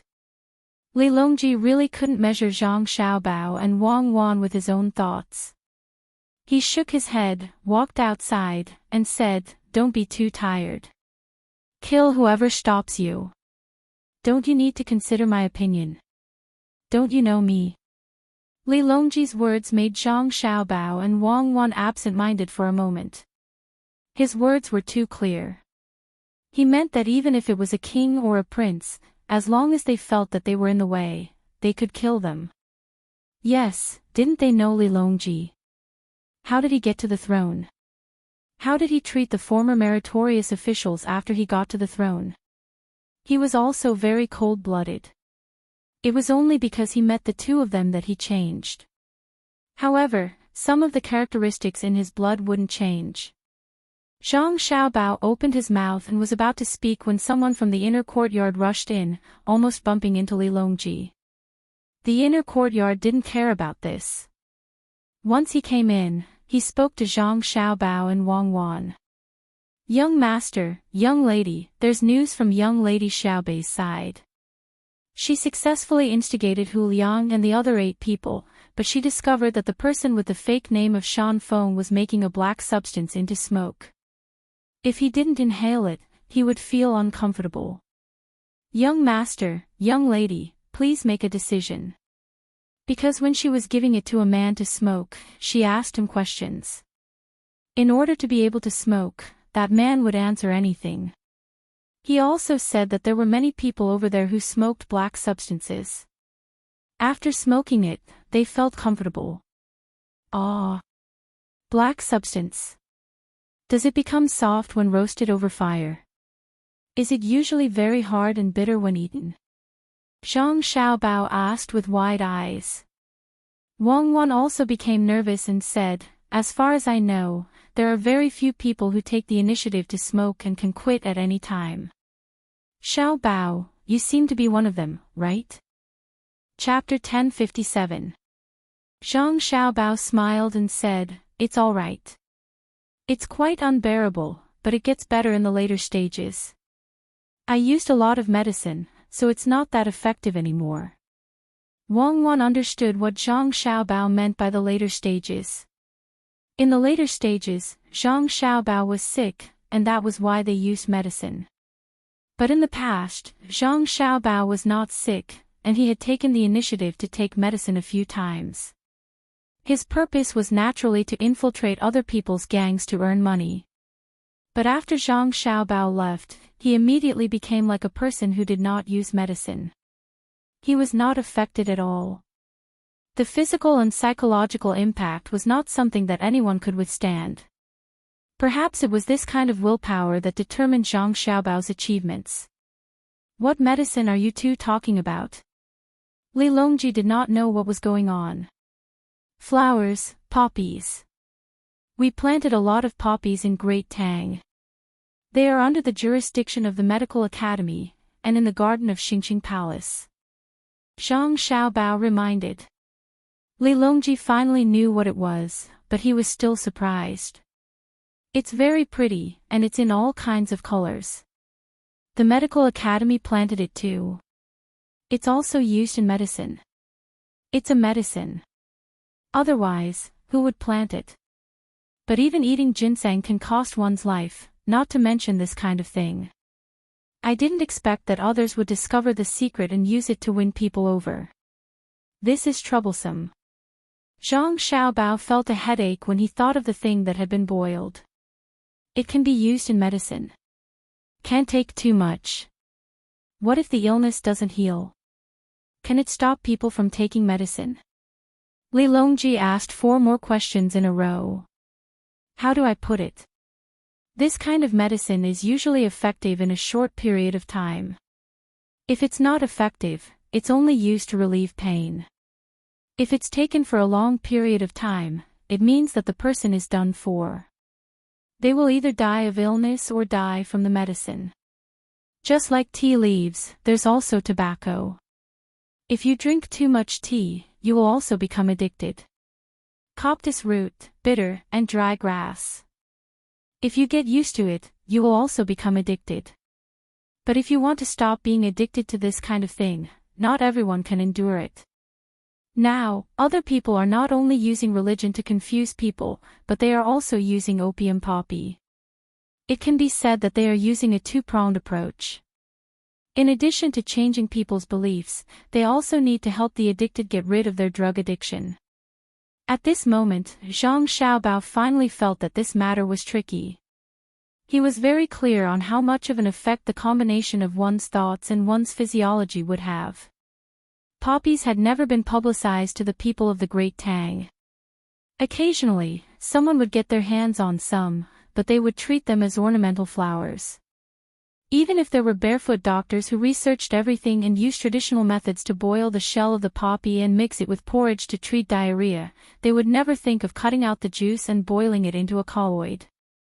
Now, people were promoting religions, and then those who believed in them, the core members, would eat such things or smoke. This would cause people to hallucinate and think that it was the power of the Lord of the religion. In this way, the believers would definitely be more confident. Zhang Xiaobao was all too clear on the feeling of taking drugs. It was very comfortable, and that feeling wasn't something that ordinary people could understand. But once it was gone, they would first feel empty in their hearts, followed by all kinds of reactions from their bodies. Not to mention that most people were ignorant, even he and Wang Wan were in the same situation. There were countless organizations that used drugs to control people. The scary thing about drugs was that they were clearly aware of the dangers, but they were still unwilling to resist. Even if they knew that taking drugs was wrong, they were willing to make mistakes again and again. Thinking of this, Zhang Xiaobao covered his face with his hands and knocked his head on the table with a loud thud. He sat there motionless. Wang Wan's reaction wasn't much better. She sat there dejectedly inside. This was the first time Li Longji saw Zhang Xiaobao and Wang Wan like this. He was puzzled and asked, "Cuckoo, that flower, is it really harmful?" "It's true. If you use it, even if someone tells you that it can help you become an immortal and live forever, you will still believe it. Especially now, the common people are still not very knowledgeable and can't understand the effects of that thing. It's like a dream, and people can't distinguish between reality and illusion. If it's used by the army, their combat power will be very strong for a short period of time. Even if you cut off a few pieces of flesh from their body with a knife, they won't be affected. Even if they are shot normally and should die, they can still hold on for a while. Now you understand, right?" Wang Wan hated the person who invented opium. If one didn't get sick, there was no benefit to taking it. Then why not use it in the army? The flowers planted in my Xingqing palace won't harm me, right? Li Longji still couldn't understand. Wang Wan shook her head. It's fine if it's just the flowers. Who said that the army didn't use it? Everyone in the seedling protection team carries it with them, but no one will eat it normally. They will only eat it at critical times, such as when they are seriously injured or extremely tired. Then, they will eat it when there is a mission that needs to be completed, and when there is danger, they will overdraw their life force in a short period of time to make a last stand. When we go to war, the special forces will also carry it. Oh, so that's how it is. It's good to use it for good, and it's evil to use it for evil. Is the addiction really that big? I want to try it and see if it's as you two said. Li Longji made a very normal reaction. Absolutely not. Zhang Xiaobao raised his head and kept waving his hand. He said, many people are addicted to it because they are curious. The first few times they eat it, they don't feel anything, and they might even feel uncomfortable. When they feel comfortable, they won't touch it anymore. Out of 10,000 people, only one will succeed. From what Cuckoo said just now, Xiaobao, you seem to have used it before. And you are fine, so why can't I try it? Li Longji remembered what the two of them said just now. When Zhang Xiaobao was about to say something, Wang Wan interrupted, there will be a chance in the future, Your Majesty. We will let you try it, but not now. As for Xiaobao, how many Xiaobaos are there in the world? Let the boat speed up. I think Xiaobei and the others won't be able to handle it, especially when such a situation occurs. Zhang Xiaobao rubbed his face and regained his confidence. He also thought it through. After all, he wasn't the one who was addicted. If it was someone else, he could just lock it up and wait for them to slowly recover from it. Wang Wan nodded. We have to go there quickly. Also, the newspapers should increase the publicity and tell people that that thing can't be eaten. If they eat it, it will cause harm. The harm is... Thinking of the harm, Wang Wan hesitated. Telling people that it would cause them to become addicted to it, causing them to become sluggish. In the end, they might even die and spend all their family's money. Back then, everyone seemed to understand this principle, but the effect was not obvious. Tell them that if they use that thing, it will harm their children, and they won't be able to reincarnate. If they have already taken it, quickly tell the Zhang family and Wang family in other places. The Zhang family and Wang family will help them get rid of the poison curse. Zhang Xiaobao helped to think of a solution. Li Longji was stunned for a moment, then he said in admiration, Xiaobao is really smart. According to what you said, I also know how great the harm is. Nowadays, when treating diseases in Great Tang, there is a subject of curses. Its effect is similar to the comforting medicine that your medical school gives out. The medicine itself doesn't have any effect, but it can make people feel that it's effective. Thus, the success rate of treatment will increase. If that thing can really produce hallucinations, perhaps it can also play a big role in treating diseases. If people eat it, they will have comfortable hallucinations, and then they will be able to win people's hearts. The effect is not small. Yes, that thing itself can produce such effects. Otherwise, we wouldn't have allowed the medical school to research it. We're afraid that the rich will ask them for more money if they eat it. Zhang Xiaobao agreed with Li Longji's words. At the same time, he also had a higher opinion of Li Longji. He was actually able to see through the essence of the matter. In this unique era and environment, opium wasn't that easy to control. Unless, at the very beginning, no one discovered the benefits of opium. Xiaobao, Cuckoo, since the two of you know about it, why don't you prohibit others from planting it? Li Longji asked. If they plant a little in front of or behind their houses, or find a remote place to plant a little, how would we know that they're planting opium poppies? We've already controlled it, and we've never sent the seeds out. The medical school's planting area is also strictly guarded. From today onwards, new laws will be promulgated. Those who plant opium poppies will be considered criminals, and those who sell them will be killed as soon as they're caught. Strictly control the inflow of seeds, and increase the reward for reports. The inspection of land and sea entry channels will also be strengthened. Without the seeds, they won't be able to plant it. If they want to treat their illness, they can go to the local medical school. Why would they use their own folk prescription? Zhang Xiaobao explained, feeling wronged. Then, he solemnly explained the way to deal with it. Although Li Longji hadn't truly understood the extent of the dangers of opium poppies, he knew that Zhang Xiaobao and Wang Wan wouldn't lie to him for no reason. Thus, he agreed, we'll immediately send people to deal with this matter. Don't forget to let us have a taste. We don't believe and fear this thing. Alright, if there's a chance, we'll definitely let your majesty try it. Our great Tang should increase our efforts in planting opium poppies. Perhaps after this year, when we go to deal with Duosher, we can use this thing to pave the way. We'll need to process it a little so that others won't be able to tell what it is. At first, we'll give it to them for free, then slowly collect money from them. If we don't have money, we'll get them to help sell it so that more people can use it. We'll use this medicine as a reward. I'm really too smart. Zhang Xiaobao finally thought of the use of opium, just like how the British used to attack Great Tang. Not only could it earn money, but it could also win over local powers and influence the enemy's soldiers. The influence of opium wouldn't be eliminated for decades or even centuries, and it could even topple a regime. The most important thing was to increase the publicity. Just like when he was with Wang Wan, there were still people in some villages who planted opium poppies. However, they didn't plant much and used it as a folk prescription.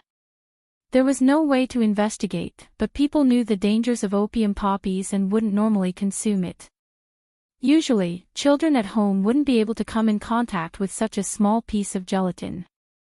Usually, they would wait until they had diarrhea before taking out a piece the size of a matchstick and feeding it with water. Li Longji didn't want to stay any longer because of the Great Tang's laws. After chatting for a while, he got up and left. After he left, Zhang Xiaobao smacked his lips and said, "It's so bitter. It doesn't taste good at all. It tastes like coffee. According to what you're saying, I'm also taking drugs when I drink coffee. Are you really going to make that thing for Li Longji? Be careful not to let him get addicted to it. Normally, he should be eating pills now. However, with our interference, he can't even see Taoists, let alone concocting pills. If you make him hallucinate, he won't be able to do anything. You have to think carefully. I don't believe that everyone can resist the temptation of drugs." Wang Wan smacked her lips. She had eaten opium poppies before, but it wasn't this kind of black opium.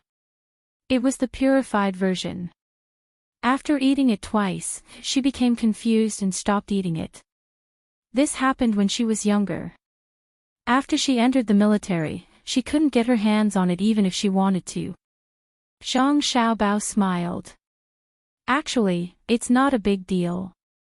If he gets addicted to it, we can just throw him in the desert and throw him there for a few days. Then, he won't be addicted anymore.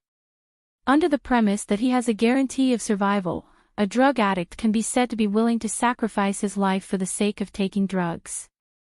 However, under the situation where there are no drugs and the environment is dangerous, drugs will be placed in a secondary position. I believe that Li Longji's willpower won't be bad. Besides, it's not like he's like that immediately after eating opium. That's because he's taking it without restraint. The amount is not controlled well, and there's no regularity. That's why he can't stand it. Besides, if we can, we won't let him try it. I'm against it, but you're not allowed to touch it. Don't think that you would show off when you had nothing to do in the past. Wang Wan said seriously. If I wanted to, I would have done it long ago. There are so many in the medical school. If I want to eat it, how can I not eat it? It's not like I have nothing to do. My spirit isn't empty. With such a good wife, my life is full. Just now, I said that we should let the people who eat more to take it. You have to help me put it on the agenda. Zhang Xiaobao reached out his arm to hug Wang Wan. Wang Wan dodged and said, "A broken pot has a good mouth. You found a way to harm people again. The teapot is really the most difficult part to make. I'm not harming people, I'm speeding up the speed of ethnic integration. Whoever dares to stop or oppose will be the sinner of history. I want to unify the world, walk out of the solar system and the Milky Way, lead the people of Earth to the extragalactic star system, and spread the seeds of unity." You look like you're taking drugs. Go, what are you doing in broad daylight? People who take drugs usually don't know what they've done. This is the thing. Look at him smoking it after it's softened. How enjoyable. Looking at the servants packing up and preparing to leave, Xiaobei pinched a small piece of hard black lump in his hand. He was very puzzled. Why did Shan Feng become so energetic after he inhaled this thing? He stuck out his tongue and licked it. He didn't feel anything, so he bit off a little with his teeth. After grinding it with his front teeth, he finally understood the taste. Bah, bitter. What taste is there? It's not delicious at all. It's worse than taking medicine. Take it away. I really admire Shan Feng. He uses everything. As he spoke, Xiaobei passed the black lump in his hand to the inner courtyard. Xiao Yuan and the others watched from the side and didn't say anything. They didn't have much of a reaction to Xiaobei tasting something that the elder brother and sister didn't allow him to touch. The elder brother and sister had said that he could try a little and then not eat it. As the fleet packed up, Xiaobei and the others boarded the ship one after another. The two pregnant girls from the Jiang Wang clan stayed in Hangzhou. They couldn't follow them. They had to wait for Zhang Xiaobao and Wang Wan to come over to discuss the matter of their unborn child. If it were other families, it would be better to just wait for the child to be born. Even if it was a wealthy family, it would just be better in terms of food and they could go to the doctor every few days. However, the news that the Jiang Wang clan received was that her son and daughter-in-law were coming over personally. When they were pregnant, they would start a series of education. It was called prenatal education, but they didn't know what kind of education it was. Anyway, to the Jiang Wang clan, as long as it was something that her son Xiao Bao and daughter-in-law Cuckoo said, she would listen to them. She believed that the elder brother and sister wouldn't harm their unborn younger brother or sister. Mother, wait for us to come back. We'll bring you good things. They are the specialties of Jiangzhou. I'll pick them myself. Xiaobei waited for the ship to sail against the current. He stood at the stern and shouted to the people below. The people below just smiled and waved. They didn't feel too sad. With a large number of guards, it was impossible for Xiaobei and the others to be in any danger. They just thought that they were going to have fun. After the fleet had gone far and disappeared, Wang Ju said to his daughter, "Qiao, go back. It's windy outside. Be careful of the child in your belly. I believe that after Xiaobei and the others go over, they will be back soon. Don't worry. Xiao Bao and Cuckoo are coming over. I have to prepare to welcome them. I can't be careless. These 2 days have been the happiest days of my life. Xiaobei and the others are really interesting." The meaning of Wang Ju's words was naturally not to welcome Zhang Xiaobao and Wang Wan. Although the two of them were worthy of the local people's grand reception wherever they went, when they came to Hangzhou, they were considered juniors. As long as he didn't show his official status, Zhang Xiaobao and Wang Wan had to be treated with the etiquette of juniors. Perhaps it was this that made him happier. No matter how powerful Zhang Xiaobao and Wang Wan were, he didn't need to be very capable. As long as his daughter, Qiao, acknowledged him as her father, her child would also be treated according to this line of succession. The one who needed to welcome them was the emperor. Although the emperor's influence on the local people was getting smaller and smaller, this small was referring to the money spent by the local people. It didn't mean that the emperor's influence was not really enough. No matter where the emperor went, as long as he praised the local food or other local specialties, the value of the local things would immediately increase. In Hangzhou, when it came to the good things, the tea leaves were naturally the Westlake Longjing. Longjing didn't become good because the emperor said it was good. It was Zhang Xiaobao and Wang Wan who pushed the price up, although they liked to drink it. The Longjing tea leaves in the area they circled couldn't be touched by others, but there were many places in Hangzhou where tea could be grown. Now, many of the original things in the mountains had been removed and replaced with the same kind of tea trees, which increased the income of Hangzhou a lot, although he was not the provincial governor of Hangzhou. When he thought that he could see the emperor again, the excitement in Wang Ju's heart began to become indescribable.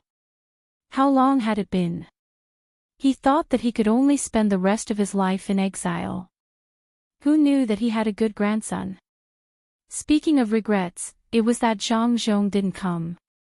That son-in-law of his who had a conflict with him always sent him bad things out of courtesy every year. But what could those things be worth? What he wanted was to sit down with his son-in-law and talk things over. Is Yongqing still busy in the capital? Wang Ju sighed and said. Father, you know Yongqing's position. That's the Ministry of Works. In the past, the Ministry of Works of the Tang Empire might not be as good as the Ministry of Revenue and the Ministry of Personnel, but now the Ministry of Works is the most important. If Yongqing comes, Xiao Bao and Cuckoo will have to stay in the capital. After this period of busy, I will ask Yongqing to come and see you. Usually, he always says that he doesn't have the time to accompany me back to my parents' home.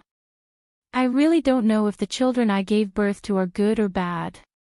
Hearing her father's sigh, Jiang Wang Clan comforted him. Her hand gently stroked her stomach, which hadn't changed at all, as if feeling a new life. When Wang Ju heard his daughter mention children, he couldn't help but show a kind smile and said, I don't believe that Yongqing will complain like this. If it's not good, why didn't he give his children away? Let's not talk about giving Xiao Bao away. Even Xiao Bei, he will shout out a price. It's like an auction. Many people will go bankrupt to buy one. If he's busy, then let him be busy. When I'm free here, I'll go to the capital. It was not easy to enter before, but His Majesty sent me outside. When I'm free, I can hide in the house in Hangzhou, but I can't go back to the capital. That's a big crime. After meeting His Majesty, it will be easy to go to the capital. Yongqing is busy with his own things, and I go to see him. It's the same for everyone. When my father-in-law comes, how dare he give me the cold shoulder? Wang Ju started to show his identity, but he didn't have much confidence. He was really afraid to face Zhang Zhong and the in-laws he hadn't met before. How did he treat them in the past? He really couldn't free himself, and he was also afraid that his political opponents would attack him. Otherwise, it would be easy to destroy his family. He thought that Yongqing knew it in his heart, but he couldn't help but admire him. Even in that situation, he didn't send Xiao back. It could be said that he was persistent, stubborn, or even did not know when to advance or retreat. But in any case, Yongqing survived, and then Xiao Bao was born. It would be difficult for him to make a move again.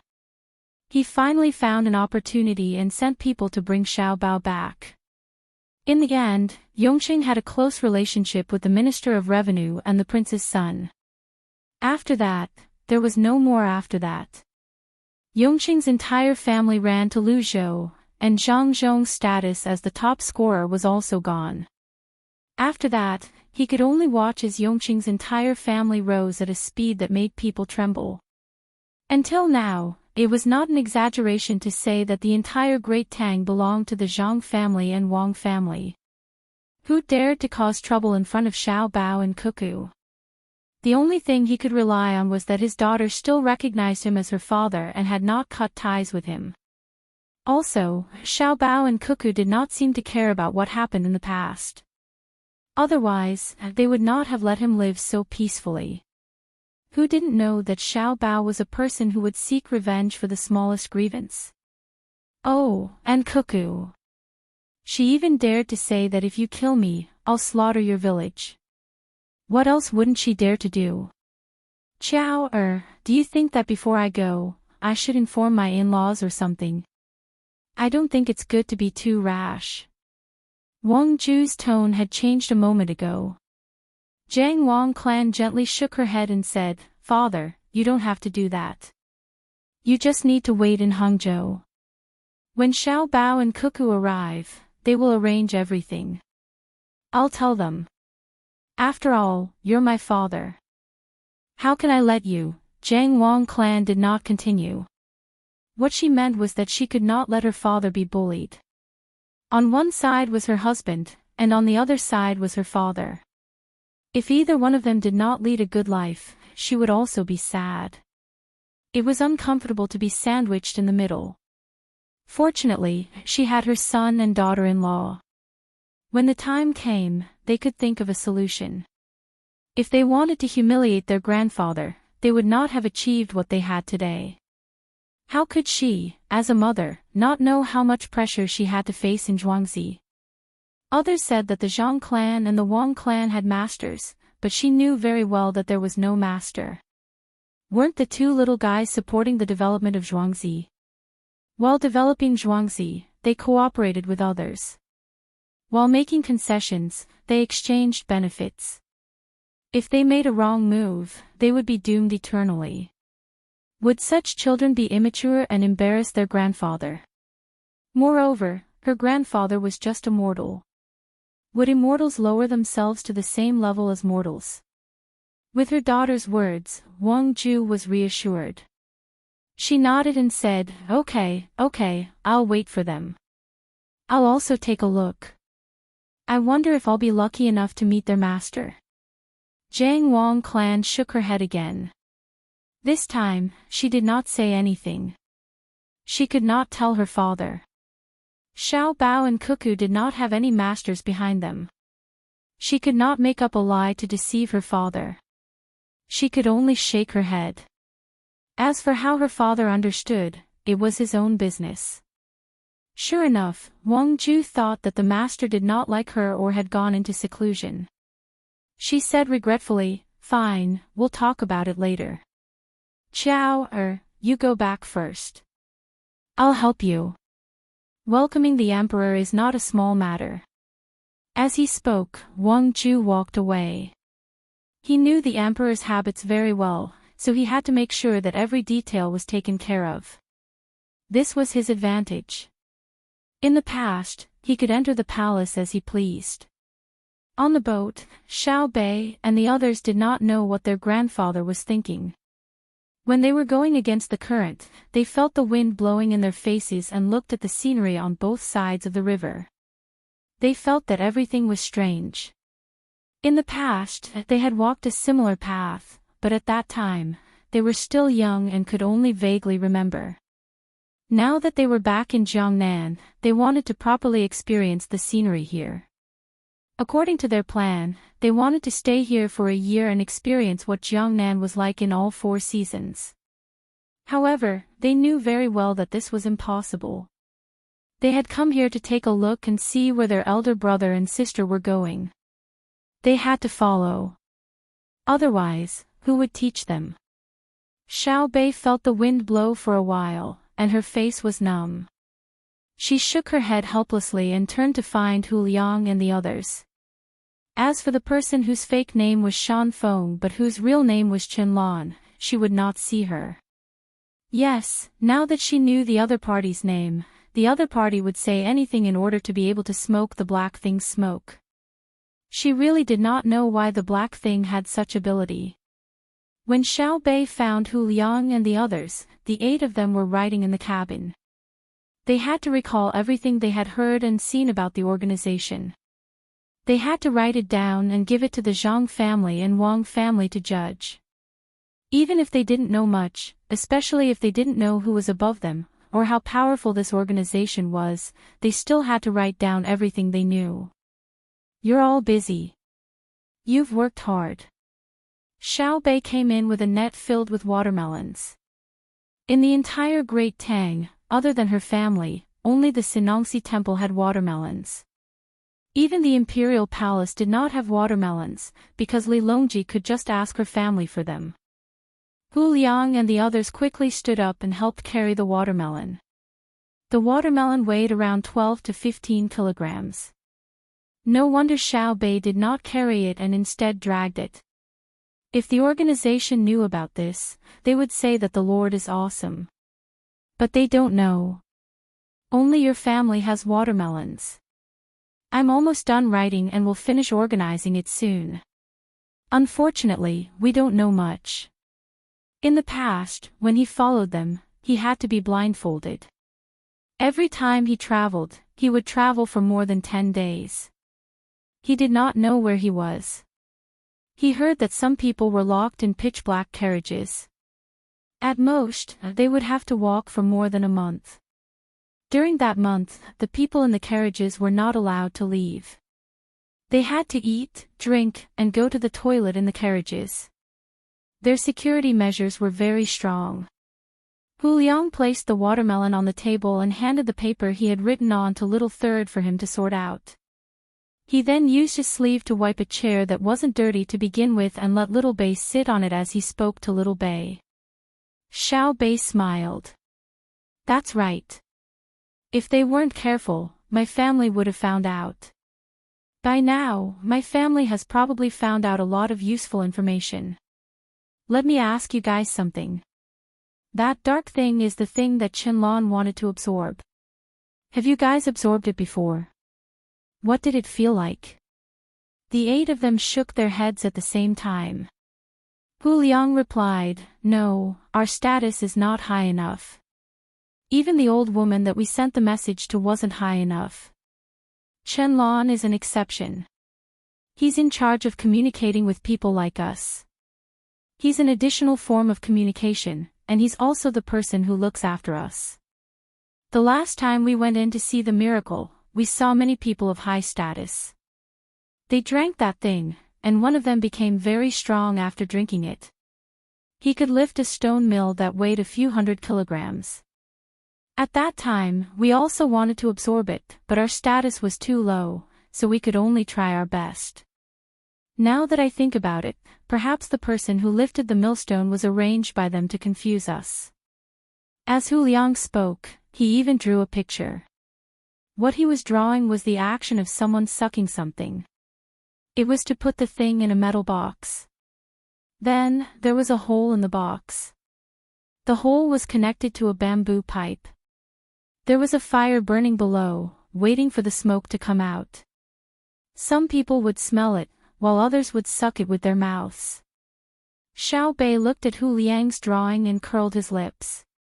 He said disdainfully, So that's how it is. I thought they would be able to make something good. What master? Why would they use such a simple and crude thing?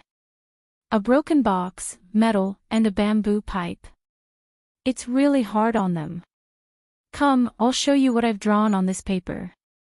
It's described in the information sent by Big Brother and Big Sister Xiaozhu. Basically, it's about the same. Someone has already made it into a real thing. As Xiao Bei spoke, he took out a folded piece of paper from his bag and unfolded it for Hu Liang and the others to see. Hu Liang and the others had never seen the thing on the paper before. They were all very puzzled. This is? Hu Liang asked. An opium pipe. Big Brother and Big Sister said that if you don't have a good opium pipe, it's very inconvenient and unprofessional to smoke that thing. Therefore, they designed an opium pipe to make it more comfortable for others to smoke. Your mission is to bring the real thing after it's made and find the person who contacted you. We didn't get rid of that person and dealt with him very severely. However, we still deliberately let a few places go and only monitored him. After you've contacted him, you'll hand over the opium pipe and gain the favor of the higher-ups. Also, we'll give you a kind of technology that you've stolen. For example, the technology to make guns. When Xiao Bei heard that there was no one else, he showed his brother and sister's prowess even more. He proudly instructed Hu Liang and the others. When Hu Liang heard that Xiao Bei was going to hand over the technology to make guns to him and bring it to the organization, his face turned pale. He shook his head vigorously. No, guns, definitely not. That's our Tang dynasty's secret. If we tell them, when our Tang dynasty fights others in the future, if others learn how to use it, how many people will die in our Tang dynasty? It's not like the guns of the current army. It's a gunpowder gun. A gun that uses the gunpowder in a firecracker to shoot iron balls is powerful, but it's not easy to kill people. Their gun barrel manufacturing technology is not at that level. If they had the ability, they would have already made a real gun. If iron balls are not easy to make, they can use lead bullets. This is easy to shape, right? Big brother and big sister said that it's not a problem to hit birds, but it's useless to hit rabbits unless it hits the head. Xiao Bei had a well-thought-out look. Since her brother and sister were not here, she thought that she was smart. However, she kept mentioning her brother and sister. Now, the 8 people understood. It was not the guns used by the current Tang dynasty army, nor was it a newly developed gun that had not been widely used. It was a toy that could only be used to hit birds. Although it could be used to hit birds and blind people, or accidentally kill people, such as hitting the throat, it was not as good as a crossbow or a bow. The gunpowder in a firecracker would not be able to shoot very far. They had bought fireworks before, but the places that sold fireworks did not sell a lot at one time. They only sold a few sporadically. Unless many people took turns to buy, they could buy more. Because the firework looked more powerful than the firecrackers, when the 8 people thought that it was just right, Lao Wu suddenly thought of something else and said, if we send the bird guns, will the people in that organization not believe us? At the same time, will they feel that the things we send are useless? How can that be? Big brother and big sister have already thought about it. We'll let you say that this is a training gun, and it was made by the Zhang family and Wang family first. Only by making this kind of gun and then improving it step by step can we make the guns of the current Tang dynasty. The Zhang family and Wang family do not have the ability to reach the sky in one step. Moreover, everything was sent by the Lord, and it was our family who stopped it. Since the Lord is so powerful, how can he not know the reason behind it? Xiao Bei continued speaking, and the 8 people nodded. Good idea. Perhaps the leader of the organization, even if he thought that it was very difficult to use the guns they sent to research the guns that appeared in the Tang dynasty, he had to be very happy in the name of the Lord. Alright, you guys have a good rest first.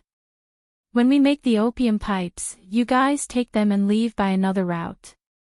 You must be fast.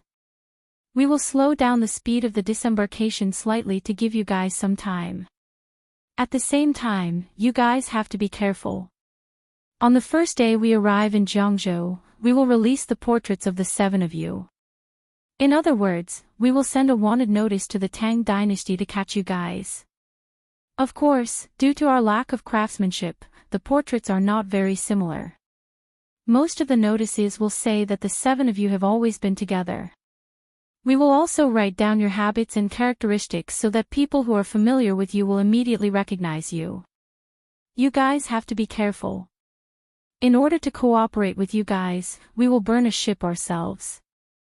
I can't bear to burn a big ship. You guys should think about how to escape. Anyway, the other party will not come over to compare with us. That way, we will directly catch you guys. As Xiao Bei spoke, he walked towards the door. The 8 of them looked at each other. Hu Liang stopped Xiao Bei and asked, why are there 7 and not 8? Because according to what we said, you have already betrayed us. It was because of your existence that we caught the 7 of them. Therefore, we will not catch you. We will send an order to the local government to rescue you as soon as we see you and protect you well. I believe that the other party must have someone hiding in the local government to send this news back. When the time comes, you will be together with the 7 of them. When you reach the organization, you will take out the opium pipes and shotguns and reveal a few secrets of our ship. What do you think the other party will think? Xiao Bei explained and then asked in return. Hu Liang suddenly understood and gave him a thumbs up. Brilliant, really brilliant. The other party will think that you guys hate me so much that you can't wait to skin me alive. That's why you deliberately did not catch me. You are trying to sow discord and have the people in the organization kill me because I know too much about you guys. You don't want me to live for even a moment. Yes, they are not idiots. Therefore, we will use this method. Even if they are just in case, they will not kill you. Instead, they will lock you up. You must remember that if they ask you to inhale that thing, you must not inhale it into your stomach. Inhale it into your mouth and spit it out. When they don't give you the thing, you must pretend to be dispirited. If they ask you questions, you must say that you want to inhale that thing first, just like Qinlan. And the 7 of you, you must remember not to think that you are so capable that you can try anything. Otherwise, you will regret it. Xiao Bei suddenly thought of an important matter. He instructed the 8 of them and then walked out again. When he was almost at the door and was about to leave, Old Fifth suddenly shouted, Xiao Bei, do you really believe in us that much? Xiao Bei did not turn around. He stood there and said, we believe in every Tang person, just like how the Tang people believe that Tang can provide them with help when they are out there. For the dignity of a person, Tang will do everything we can. We will not rest until we are dead. When Xiao Bei's figure disappeared, the 8 of them were still standing there in a daze, thinking about his words. Damn it, anyone who believes in someone else deserves to die. Look at how good our great Tang is, yet they still believe in someone else. If it were some other country backing them, would their country dare to make such bold claims when their people came out? However, Tang is a man of his word. I heard that Lu Zhou's Hurricane Battalion has already subdued all the islands out there. Those who are not convinced are gone. We have to do this job, and we have to do it well. Old Fifth slapped his thigh and said excitedly. Let's do it. The others chimed in and began to divide the watermelon. This might be the last time they would eat on the ship. Chapter 1058. Cuckoo, do you think they'll be able to develop a rapid-fire shotgun? Zhang Xiaobao didn't answer Li Longji's question directly. Instead, he continued to ask Cuckoo. That's impossible. The blueprint we sent them didn't call for a gun to be loaded with bullets from the back. Instead, they first pressed the gunpowder from the front, then pressed the bullets, and used a paper cannon as a primer at the back. If they were to really follow the blueprint, they would need to use a rod to clear the gun chamber after firing a couple of shots. Otherwise, if they continue firing, who knows where the bullets will end up? Wang Wan didn't say anything earlier. She knew that Zhang Xiaobao was doing it on purpose. He didn't want Li Longji to disturb their time together. Your Majesty, it's impossible, Zhang Xiaobao replied to Li Longji. I heard you. If it's impossible, why would they be willing to produce it? Besides, even if they do produce it, they'll still be good at hunting. Aren't you worried that they're from another country? Li Longji turned his head to glare at Zhang Xiaobao. Unfortunately, Zhang Xiaobao's back was facing him, so he didn't see it. I just hope that they're from another country. Otherwise, what's the point of me and Cuckoo's previous series of internal affairs and military arrangements? They came to cause trouble, so if I don't cause trouble for them, wouldn't that be letting them off too easily? Zhang Xiaobao said casually. He picked up a corn and brought it to Wang Wan's mouth. Cuckoo, eat one. Li Longji tossed the paper aside. Xiaobao, can you still respect me? Let me ask you, if they make a bunch of guns, won't they be very useful at critical moments, such as charging? Zhang Xiaobao turned his chair around and sat up straight. With a reporting look, he said, yes, even if it's a shotgun, it has its uses. Not to mention a shotgun with gunpowder, even a slingshot has the same destructive power. However, if there are those who can make guns out of steel, why don't they make bows and crossbows? This subject hopes that they are from another country, as long as they dare to follow this subject's train of thought. First of all, they had to find iron ore. Without iron ore, where would they find ironware? I can even use other means to teach them the method of prospecting. Secondly, they can't keep buying firecrackers from Great Tang. It's inconvenient to transport them. When the firecrackers are transported over in humid conditions or on rainy days, the gunpowder inside will be damp. Tearing apart the paper outside will cause a lot of damage. Therefore, they can only search for gunpowder on their own. It's very simple: saltpeter, charcoal, and sulfur. As for whether they can purify it well, it's not up to this subject to decide. Perhaps they can even create a more powerful gunpowder. Seeing Zhang Xiaobao speaking so seriously, Li Longji felt very uncomfortable. Thinking about it carefully, it turned out that he was already used to Zhang Xiaobao's way of speaking. Thinking of this, Li Longji smiled. Speak properly, just like before. Do you know that you're encouraging them to research on their own?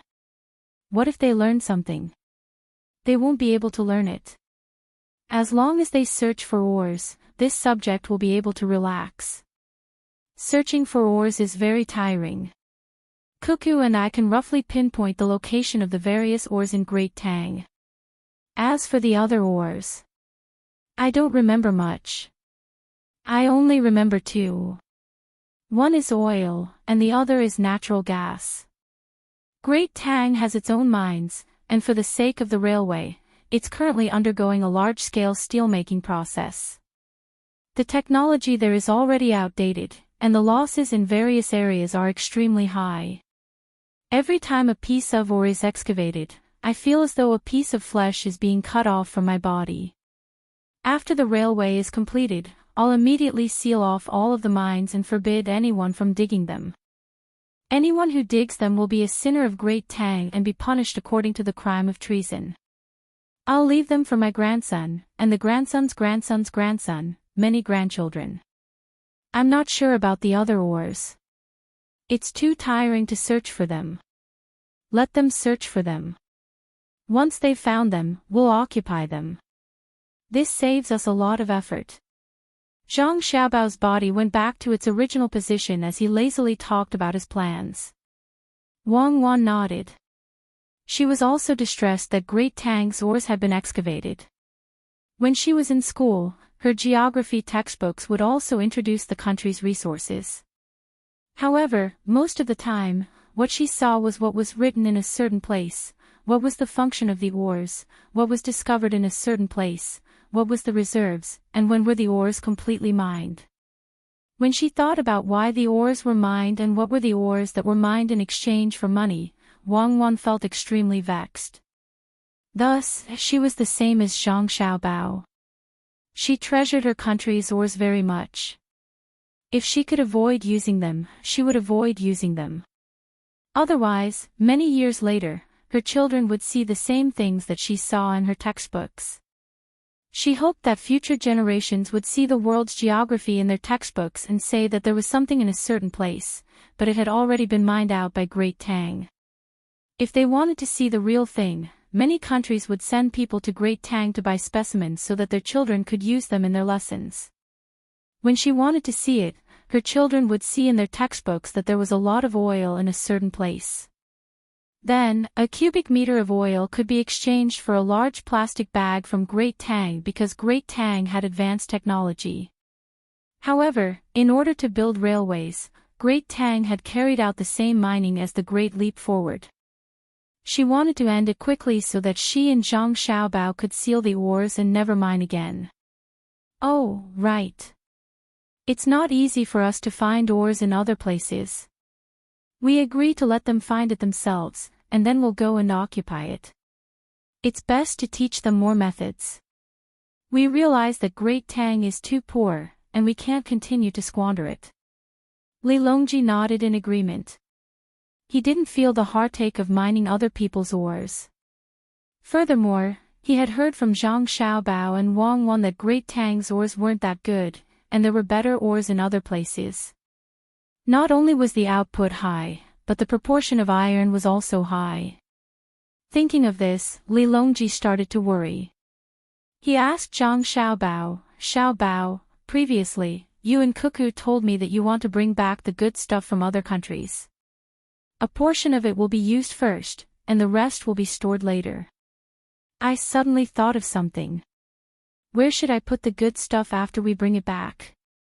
Also, if you let the merchants go overseas and other places on the mainland to help with the transportation, wouldn't that create a large number of rich merchants?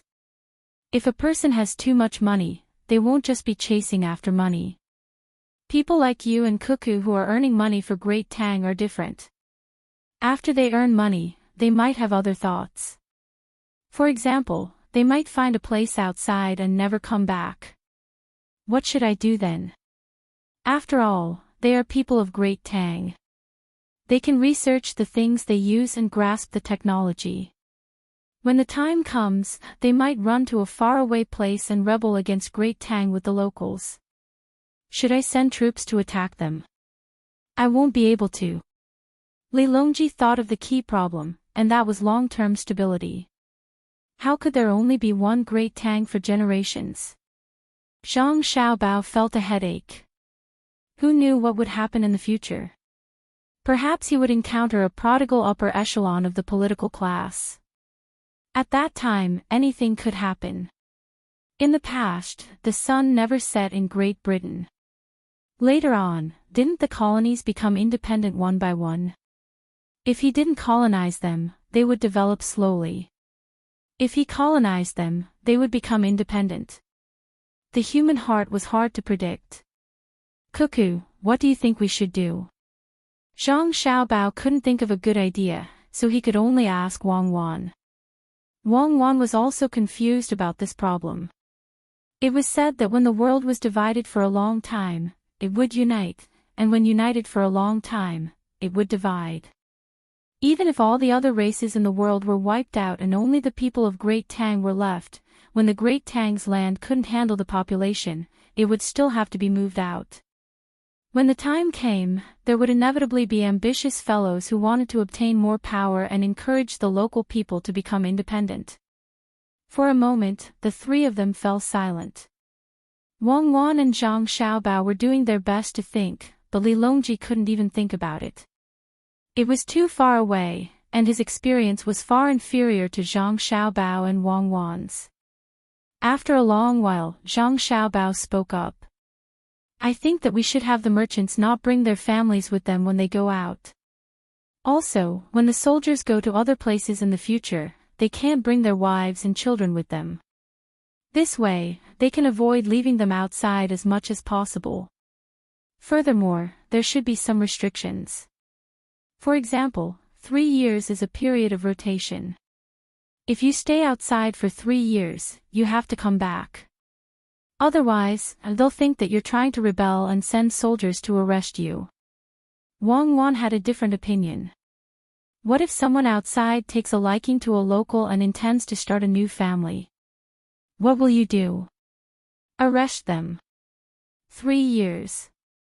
If they don't come back by then, it won't work even if they start a new family. Li Longji still agreed with Zhang Xiaobao's words. Wang Wan frowned. In my opinion, it's still too early to worry about this matter. The reason why others can become independent is because Great Tang's martial prowess can't reach them when the time comes. At the same time, the technology of that place has also reached a certain level. As long as their martial prowess can't keep up, Great Tang's army can rush over as quickly as possible. If the people of Great Tang want to live together with the locals outside and fall sick, they will naturally think of Great Tang's medical standards. That's right. The speed of technological development is faster than the speed of the colonies, so they won't dare to become independent.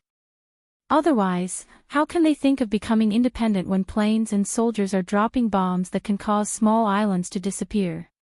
Furthermore, with the appearance of all kinds of communication tools, they can communicate with each other.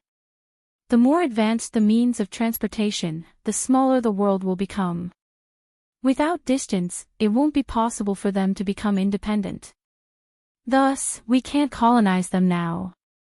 We have to wait until the technological development reaches a certain level. I still believe in the people of Huaxia. Many colonies eventually become independent because they don't have any hope of returning to their homeland for many years. They can only reproduce locally. If the transportation is convenient, they will naturally be able to travel back and forth.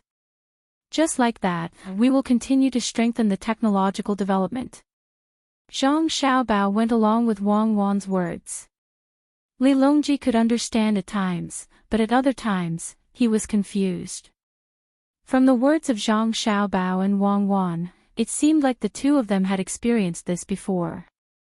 Could it be that that powerful country had already run into trouble? This world was truly large. Hopefully, the more trouble their country ran into, the more they wouldn't immediately attack Great Tang. Once Great Tang caught up, it would be too late to attack them. We understand. We will issue a decree telling the merchants that they are not allowed to find local women to do that kind of thing, and they are especially not allowed to have children. If they really do have children, they have to report it immediately.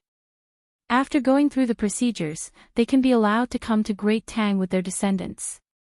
But the army definitely won't allow such a thing. Anyone who doesn't stay in the barracks will be executed on the spot. We will issue the decree first, even if such a thing doesn't happen yet. Li Longji said to Zhang Xiaobao and Wang Wan. He wanted to hear their views on this idea. All right, Your Majesty, go ahead. Cuckoo and I will definitely support you. Zhang Xiaobao was about to turn his chair back to bask in the sun again. Seeing Zhang Xiaobao's attitude, Li Longji stood up and walked towards his cabin.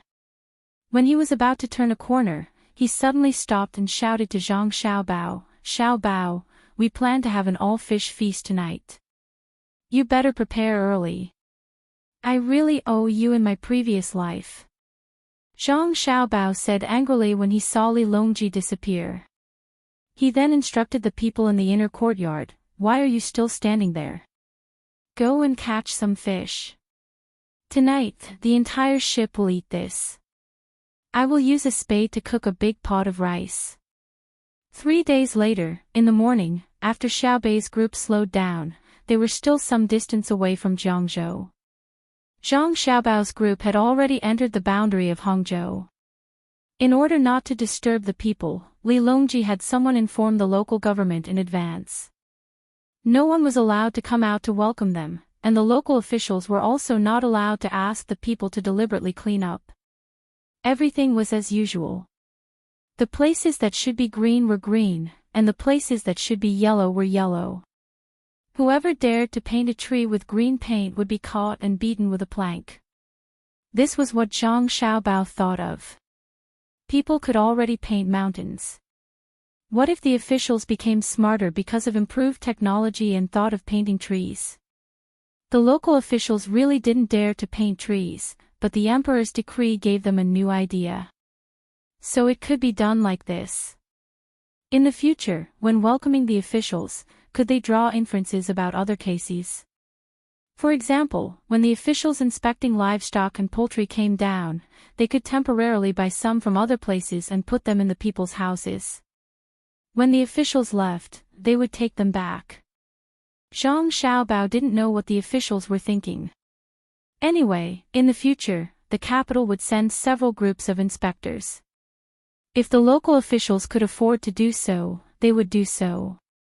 Zhang Xiaobao was thinking about whether he should appear together with Li Longji or appear first. If it was the former, his grandfather would probably be in a difficult position when facing him. Once he wore an official's uniform, his status would be lowered. If he chose the latter, what would happen to his godfather? Should he go with him first? It was hard to get a good identity. Cuckoo, what should we do? You should have experience. Zhang Xiaobao asked Wang Wan for advice. You are yours, and your godfather is your godfather. It's not like your grandfather doesn't know Gaolisher. He has his own connections. Let's go down first and change boats. It's also good to leave 1 hour earlier. Wang Wan didn't care about this at all and said casually. Okay, sigh. I have to kowtow again. Li Longji, we don't even kowtow. We have to kowtow to a grandfather that we haven't seen for many years. As Zhang Xiaobao spoke, he followed Wang Wan and changed boats. The two of them got a small boat and asked someone to row it. Like an arrow, they flew towards Hangzhou's pier. Chapter 1059. At this time, Wang Ju was already standing at the dock, holding the binoculars he got from his daughter and looking at the waterway. He only had one of these binoculars, and it was still somewhere else. He was also wearing his official robes, waiting for the emperor to come. While he was looking, he suddenly saw a small boat leaving the fleet and flying towards him. This is Xiao Bao and Cuckoo. Ah, look at my grandson and granddaughter-in-law. Although Wang Ju had never seen Zhang Xiaobao and Wang Wan, he had seen pictures, and he could judge a thing or two from their clothes. He held the binoculars in one hand and pointed with the other, speaking to the people around him. The people around him could only faintly see a small black dot coming over. They were still far away, so they couldn't see who was on the boat, but it didn't affect them from praising. All kinds of good words were said. In any case, it was good. At this time, the fleet of large ships deliberately slowed down. Otherwise, it would be difficult to reach the shore later. Zhang Xiaobao and Wang Wan's small boat arrived first. Without waiting for the small boat to stop at the side, which was specially used for docking small boats, the two of them jumped in one after another. From there to Wangju, the people standing on the road naturally made a path for the two of them to pass through. Zhang Xiaobao and Wang Wan strode over. Without looking deliberately, they knew who Wangju was. When they were 5 steps away, they almost knelt down and kowtowed at the same time. Grandson greets grandfather. Grandfather is well. Zhang Xiaobao said loudly. This made Wangju very happy. He smiled and went to help Zhang Xiaobao. Wang Wan also stood up. Good, very good. I can tell at a glance that you are my grandson. Other people's grandsons don't look so good. Cuckoo is also good. What a pair of golden boy and jade girl. Take it, grandfather gave it to you. Wang Ju's mouth was open, but his hands were not idle. He took out a piece of paper and gave it to Zhang Xiaobao as a gift. Zhang Xiaobao didn't need to look to know that it was a deed to a large area of land in a good place. Otherwise, Wang Ju wouldn't be able to give it away. With a turn of his hand, Zhang Xiaobao handed the deed to Wang Wan and said, Grandfather gave it to us. Take it. Wang Wan took it with a smile. Similarly, she didn't look at it. It didn't matter to her where the land was. She and Xiaobao didn't lack land. However, she thought that Wang Ju definitely wouldn't take out a small piece of land. She thought that Wang Ju would have to take out at least a third of her family's property. Perhaps she would have to split half of the family's property because this wasn't just a gift for her and Xiaobao, it also included a portion to compensate Zhang Wang clan. In other words, it was a dowry. When Zhang Wang clan came, she only brought her own personal savings and jewelry. Her family didn't give her anything. Now Wang Wan knew that Wang Ju saw that she and Xiaobao were basically in charge of the family, so he gave her 2 to make up for it. If they met again in the future and saw Zhang Zhong, it would be easier to talk things over. Zhang Xiaobao stood there, motionless. He allowed Wang Ju to size him up. When the fleet of ships gradually approached, Wang Ju still hadn't finished sizing him up. To him, this grandson was like a free gift. Furthermore, he was someone that everyone in the world wanted to pick up.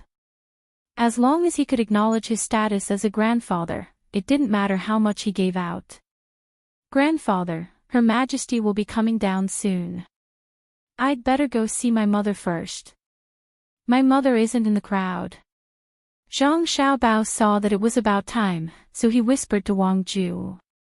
"No, your mother is pregnant. It's not convenient for her to see outsiders." Good. You and Cuckoo go first. Someone, lead the way." Wang Ju nodded repeatedly. He was even more satisfied. He looked at his grandson and granddaughter-in-law. It was clearly the emperor who wanted to come, but they actually left the emperor alone.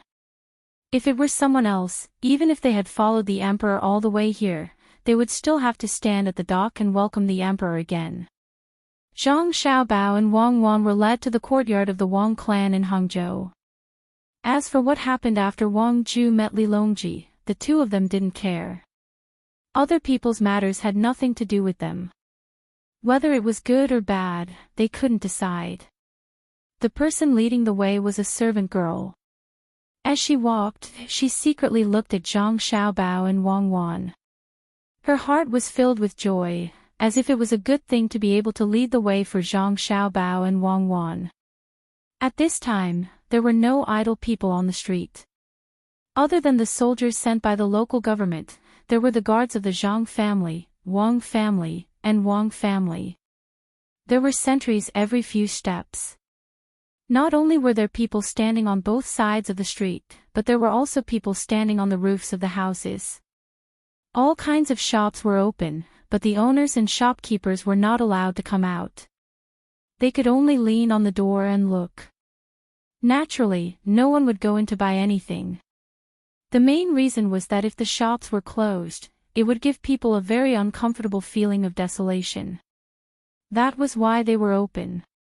In case the emperor suddenly became interested and wanted to enter a shop to take a look, it would be more convenient.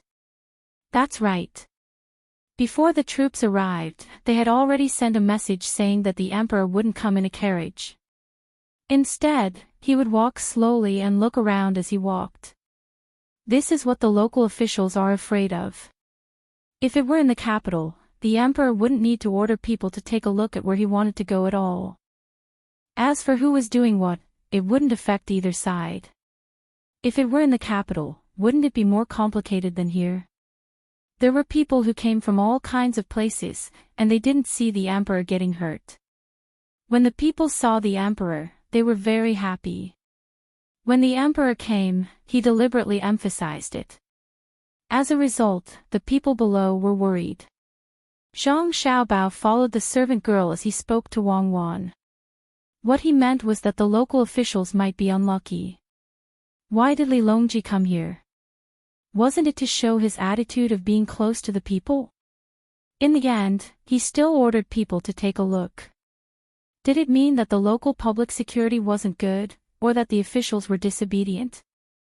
Wang Wan smiled indifferently and said, "I think that after the emperor saw this situation, he would think of a way to do something that would make the local officials afraid. That is, he must take us out for a stroll when no one is prepared." Sigh. He's not worried. The work that he's worried about is all done by other people. Or how to say, it's sometimes inconvenient to have a high status. It's difficult to live a normal life. It's not only the emperor, it's the same for us. In the past, we could go out and play as we pleased. Now, how can we live without people by our side? That's right. There's also Xiao Bei and the others. They can't go out as freely as other children. The only good thing is that they are still young and can play with children of the same age. The children here don't have to practice boxing from a young age like other places. Their attack power isn't high, so it's relatively safe. Look, what kind of place did our maternal grandfather give us?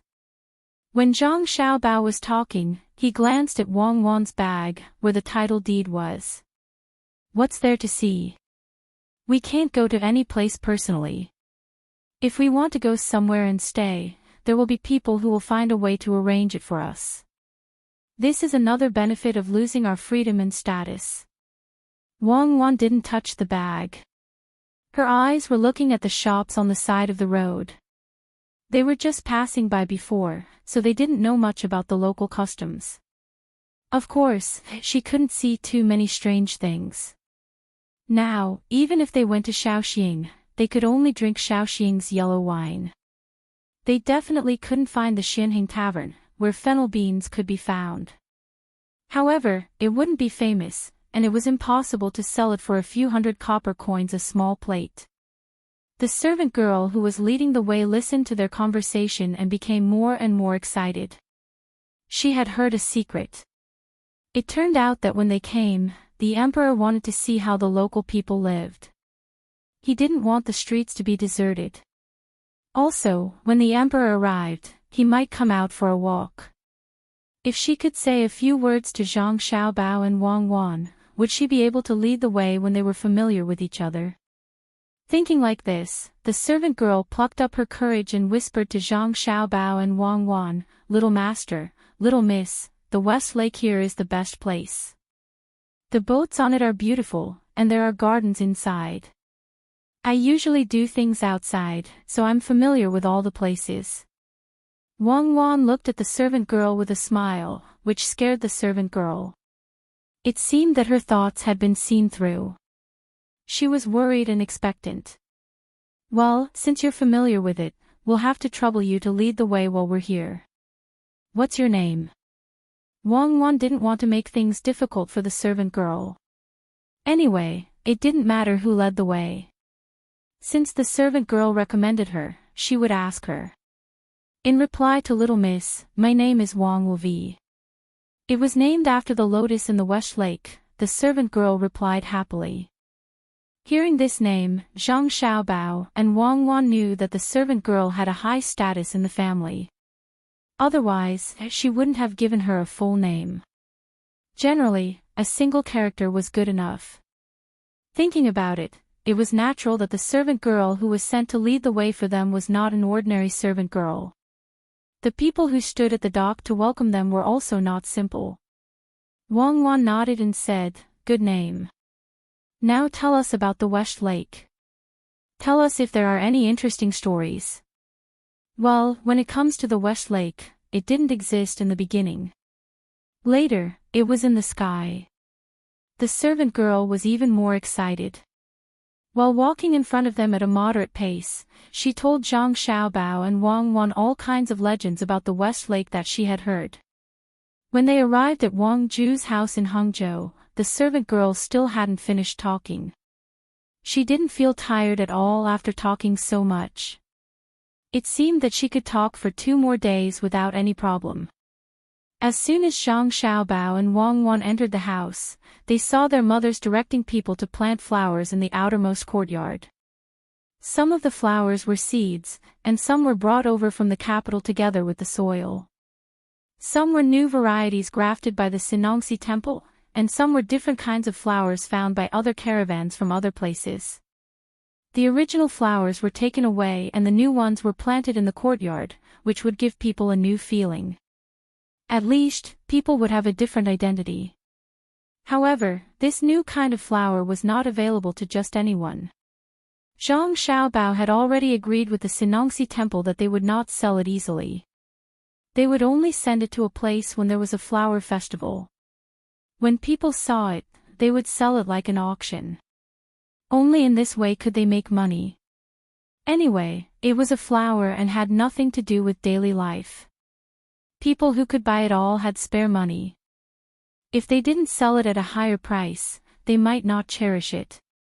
When Zhang Xiaobao and Wang Wan came in, Zhang Wang clan and Wang Wan didn't notice them. They were just about to help.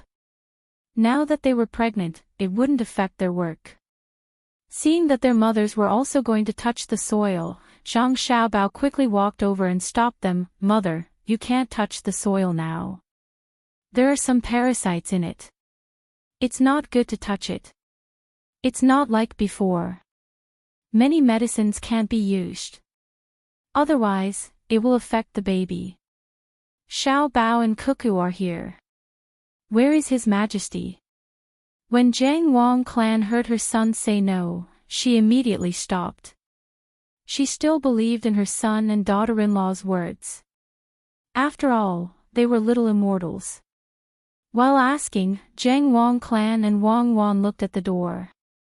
It wasn't that they hadn't seen the emperor before.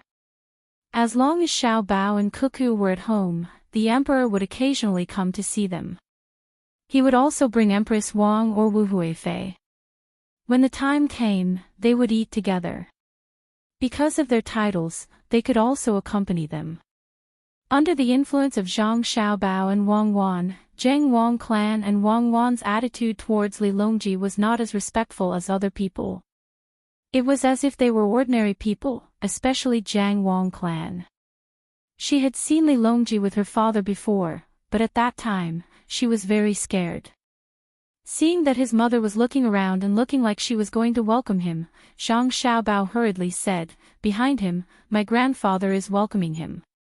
I think it will take a while before he comes. It's troublesome, so he won't leave quickly. Mother, if you two want to stay in Hangzhou for a few more days, I will ask someone to make a good beach for you. When the weather is warm, you can go to the water. Every day when you are in a good mood, you can listen to songs. Cuckoo and I have asked someone to make a song for the baby." Wang Wan also advised from the side, "Try to eat less seafood here. Eat some occasionally, especially crabs. Even if there's meat, try not to touch them as much as possible.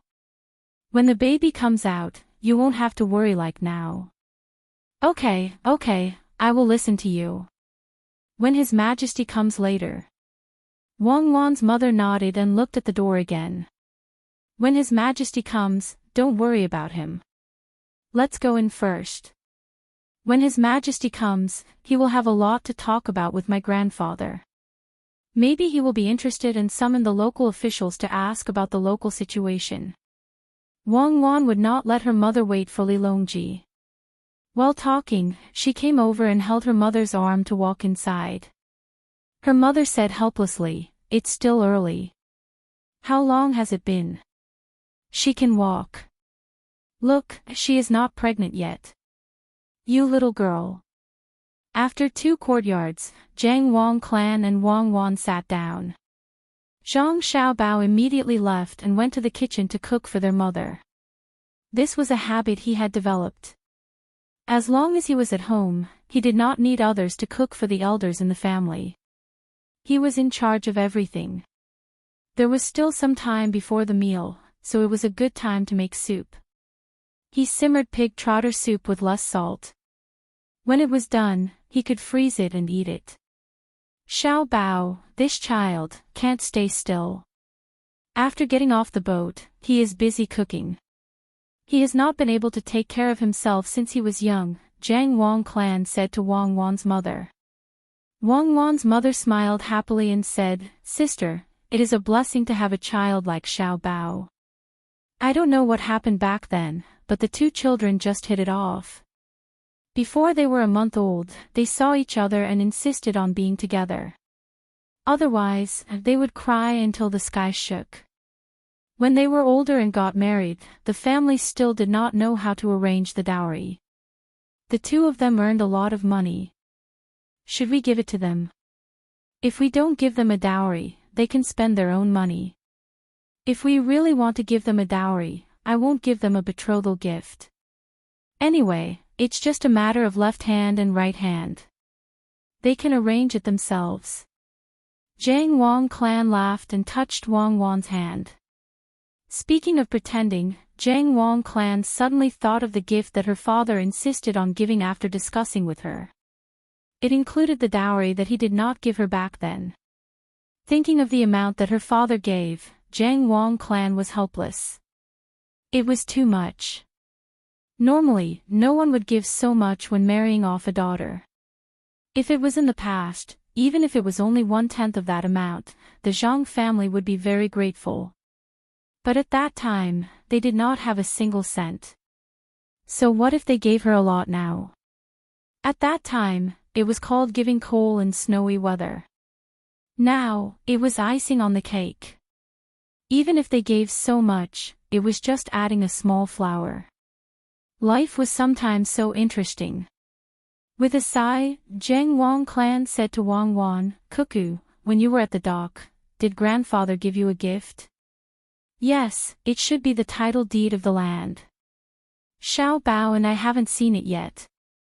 Wang Wan reached out and took the paper. "That's 80% of all your maternal grandfather's assets combined. Even after discounting, it's worth 6 million strings of coins. If it was given to others, the family would definitely object. But if it was given to you, no one said anything. I think you know what it means. But the property is given to you. 6 million yuan is nothing to you, but to the Wang family, it is a big blow. If you don't accept it, it won't be good. After you accept it, I hope you can help to think of a way. It doesn't matter how much money you make, as long as the Wang family has a guarantee for their lives." Zhang Wang clan told Wang Wan the value of the paper. At the same time, she also told Wang Wan that after she gave the money, her father would not be able to live well. Wang Wan was also stunned. She did not expect that Wang Ju would give 80% of the property. The remaining 20% was probably not easy to transfer immediately. Maybe he had a cooperation with someone else. Wang Ju was using this method to express his attitude. To be more precise, he was apologizing to the Zhang family. It was his fault for making the wrong choice. However, this was Xiaobao's mother's family. If he didn't say anything and took the property, Wang Ju's family wouldn't have a good life. Xiaobao's mother would also suffer. Wang Wan shook the paper in her hand. She did not agree directly. She wanted to wait for Xiao Bao to come back and discuss. It was not to discuss whether to give the other party benefits, but to discuss what to give. First of all, the return period must be short, and at the same time, the profits must be high. Otherwise, Wang Ju's family would not be able to live well. Even if they save 20% of the property, it does not mean that they can make a lot of money, unless they sell it. Seeing Zhang Wang clan looking at her, Wang Wan replied with a smile, "Mom. Don't worry. Xiao Bao has a lot of ideas. I will tell him later. We will see what projects are good. We will accept the gifts. We've accepted the gift, and if there's any land inside, we'll dispose of it." Xiao Bao's next move is to take back the land that others have forcibly taken away. Otherwise, the people of the Great Tang won't have any land to farm, and they'll have to work in the handicrafts and service industries, which will be detrimental to the development of the Great Tang. With Wang Wan's reply, Zhang Wang clan was relieved. Most of the time, Wang Wan and Xiao Bao had the same thoughts. She was afraid that the two of them would not forgive their father because of what happened in the past. After chatting for a while, Xiao Bao returned. He did not need to care about the soup. Someone else was in charge of the small fire. He sealed the lid of the pot and did not even need to add water. Wang Wan naturally had to tell Zhang Xiaobao. Zhang Xiaobao was magnanimous and did not mention the past. He pulled Wang Wan to another room to think of a way to make money. Wang Ju is indeed smart. He knows that we will not take the things for free. That's why he gave us so much. He probably felt that his family's business was not making money fast enough and wanted to change it. Since we are here, he wants to make his idea come true. Zhang Xiaobao said to Wang Wan the moment he entered the room. He did not look at the deeds. I think he must have heard something from Li Longji when he used us as an excuse. He knows that we are going to make a move on the rich people in Tang Dynasty, especially those who have taken over the land. We will not allow it, so he might as well give it to us. Do you think we should sell this land to the people in the surrounding area? I'm afraid that after we sell it, the people will encounter something unexpected and end up selling it again or renting it out. Basically, the land will no longer belong to them after being rented for decades. Wang Wan considered the problem of keeping the land. Should they sell it or keep it? Zhang Xiaobao pondered for a moment and said, "Why should we sell it? The people can't buy a huge piece of land. If we spread it out, it would be a waste of manpower. Furthermore, there will be less planning for the things that can be planted, which will result in less land production. It might seem like splitting up the land is a kind of ideological advancement, but it is not beneficial to Tang dynasty. You also know that in the end, the land will be gathered together again and machines will be used." That's right. It is similar to land acquisition now, but there are some differences. Back then, there were other industries and jobs. If the people lose their land, they will lose their source of income. Thus, I feel that we shouldn't encourage land acquisition for now. Instead, we should crack down on those who own a lot of land. Wang Wan pointed out the crux of the problem. There was no such thing as a fixed policy, and it had to be adjusted according to the situation.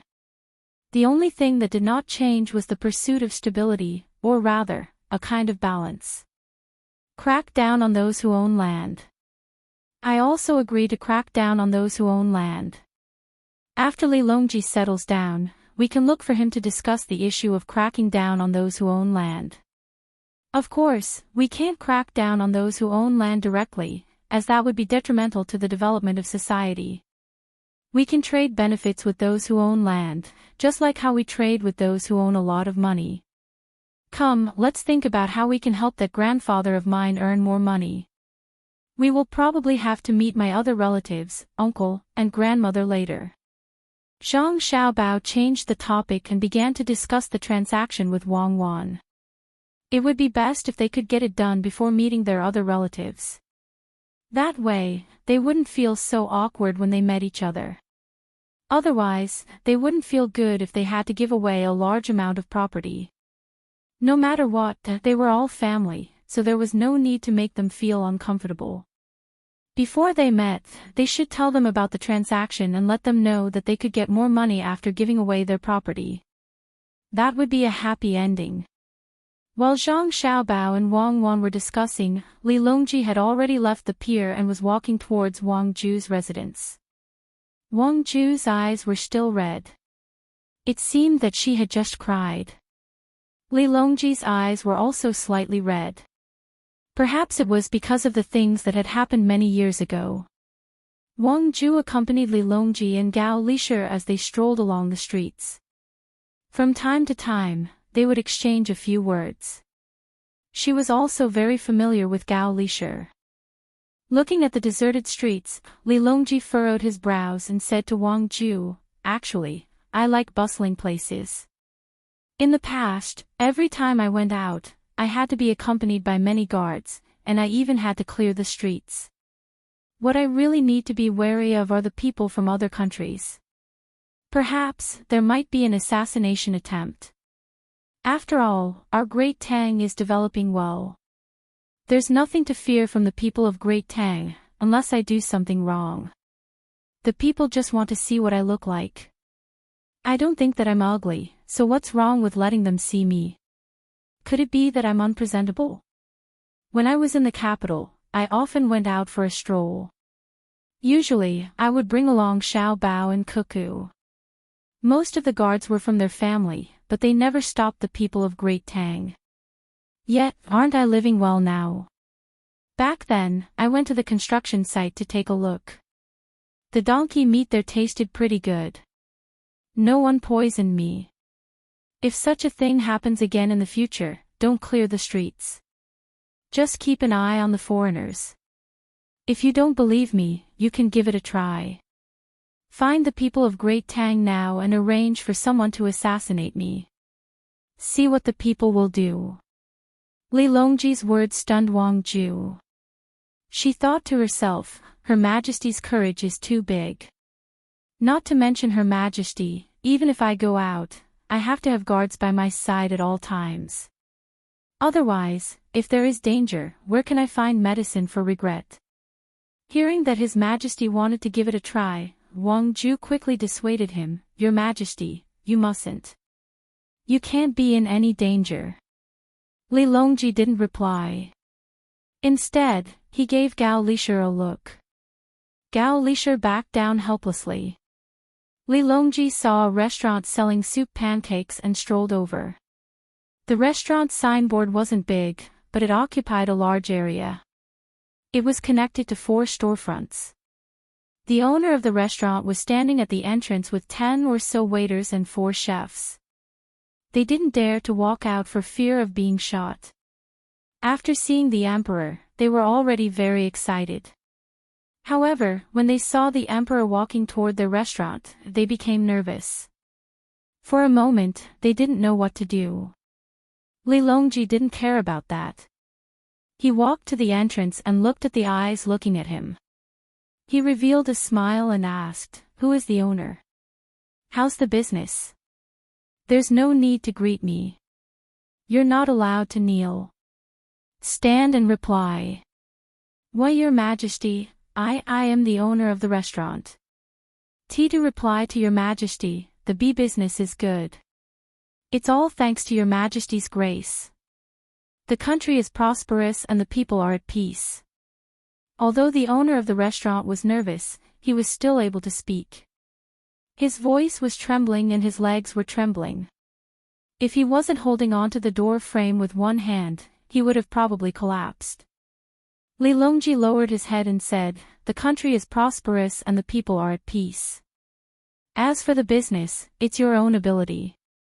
Go in and take a look." As he spoke, Li Longji walked in. The people standing at the entrance immediately opened up a path for him. Their eyes were filled with disbelief, as if they were dreaming. The emperor, the one in front of them, was the emperor. He was actually willing to enter their shop. Although their business was good, the highest status among the people who had been here before was only the local registrar. They had only been here twice, so they could be considered to have reached the heavens. Li Longji wasn't the first person to enter the restaurant. The guards went in first, followed by Wang Ju, who had a bitter expression. He also didn't dare to believe that the emperor was really going to enter. He had never even heard of the emperor before, let alone seeing him. "Do you have shredded pork noodles? Give me a small bowl. I want to try it." Li Longji didn't mind the dirty stool and casually found one to sit down. "Why, yes, we do. But Your Majesty, I eat noodles, but I also eat rice. Go and make it." Li Longji interrupted the other party. Okay. Hurry up and make shredded pork noodles for the emperor. Show your skills and do it well. Change the bowl and wash it 10 times. The owner's face was flush red as he ordered the servants to do the work. Right at that moment, someone suddenly shouted from outside, "Protect His Majesty. There's an assassination attempt. Protect His Majesty." As soon as the voice was shouted, the guards outside immediately rushed into the restaurant. Li Longji immediately stood up and shouted, "Who dares to be so bold? Stop working. Protect His Majesty." The owner of the restaurant also reacted. He was both shocked and scared, but he was the first to run in front of Li Longji and spread his arms to shout at the other workers. With a whoosh, the workers also rushed over and stood there with their arms spread. Their eyes scanned the various windows, afraid that someone would suddenly jump in through the half-open paper window. The cook who had just gone to the back of the restaurant ran out with a big spoon and a knife. He also stood in the outermost circle to protect His Majesty. "Your Majesty, you should leave quickly. If the thief jumps down and knows where you are, you will be in danger." Wang Ju was so scared that his face was deathly pale. His breathing was rapid as he advised. Unexpectedly, not only did Li Longji not leave, he even laughed and sat back down. He said to the owner, "Go, it's fine. It's just a drill. It's fake. See how the guards react." Quickly serve the noodles. Make 2 more servings. I still have 2 ministers who want to eat. Aw. Fake. It's good that it's fake. You scared me to death. I thought they were going to harm your majesty. I was prepared to risk my life. Motherfucker, go and make 2 more servings for your majesty. At this moment, the owner's forehead was covered in sweat. However, his words were more nimble. Perhaps after this incident, his mentality had improved and he was no longer so afraid of the emperor. Wang Ju was dumbfounded. He didn't know what to say with his mouth agape. Li Longji looked at Wang Ju with a smile and asked, "How was it? Did you see how the people of Great Tang are doing? With such people, why should I be worried? With the people, I don't need to worry about my safety. What I need to consider is what the people need. If I can't let the people live a good life, how can I stand behind the people when they are in danger?"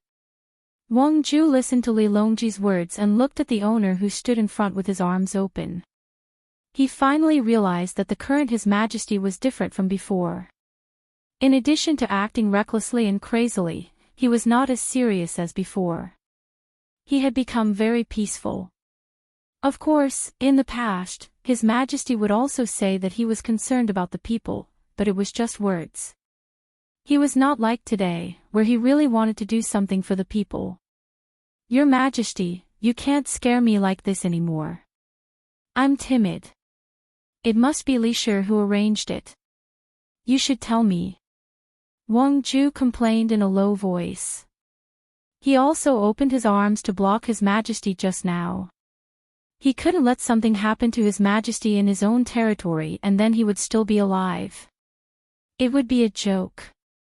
Li Longji smiled and said, "I'll tell you in advance. How can I see that you are so loyal? Were you scared just now? Later, I'll ask Xiao Bao to make some good food for you to eat and nourish your body." Xiao Bao and Cuckoo are right. The better Great Tang develops, the more comfortable the lives of the people will be, and the safer I will be. The walls of the capital have all been torn down. There is no need to use that wall to block out danger. Walls are dead, but people are alive. If the people really have no way to make a living, then the wall will not be there to protect me, but to hinder my escape. I will not continue to build the Great Wall. Or, as Xiao Bao said, when I am bored, I will build something for the future generations to enjoy. After discussing with Xiao Bao and personally visiting the construction site, I decided not to build a brick by brick, because the people of Great Tang are the Great Wall of flesh and blood in front of me. As long as the people of Great Tang are not lost, the Great Wall will not fall.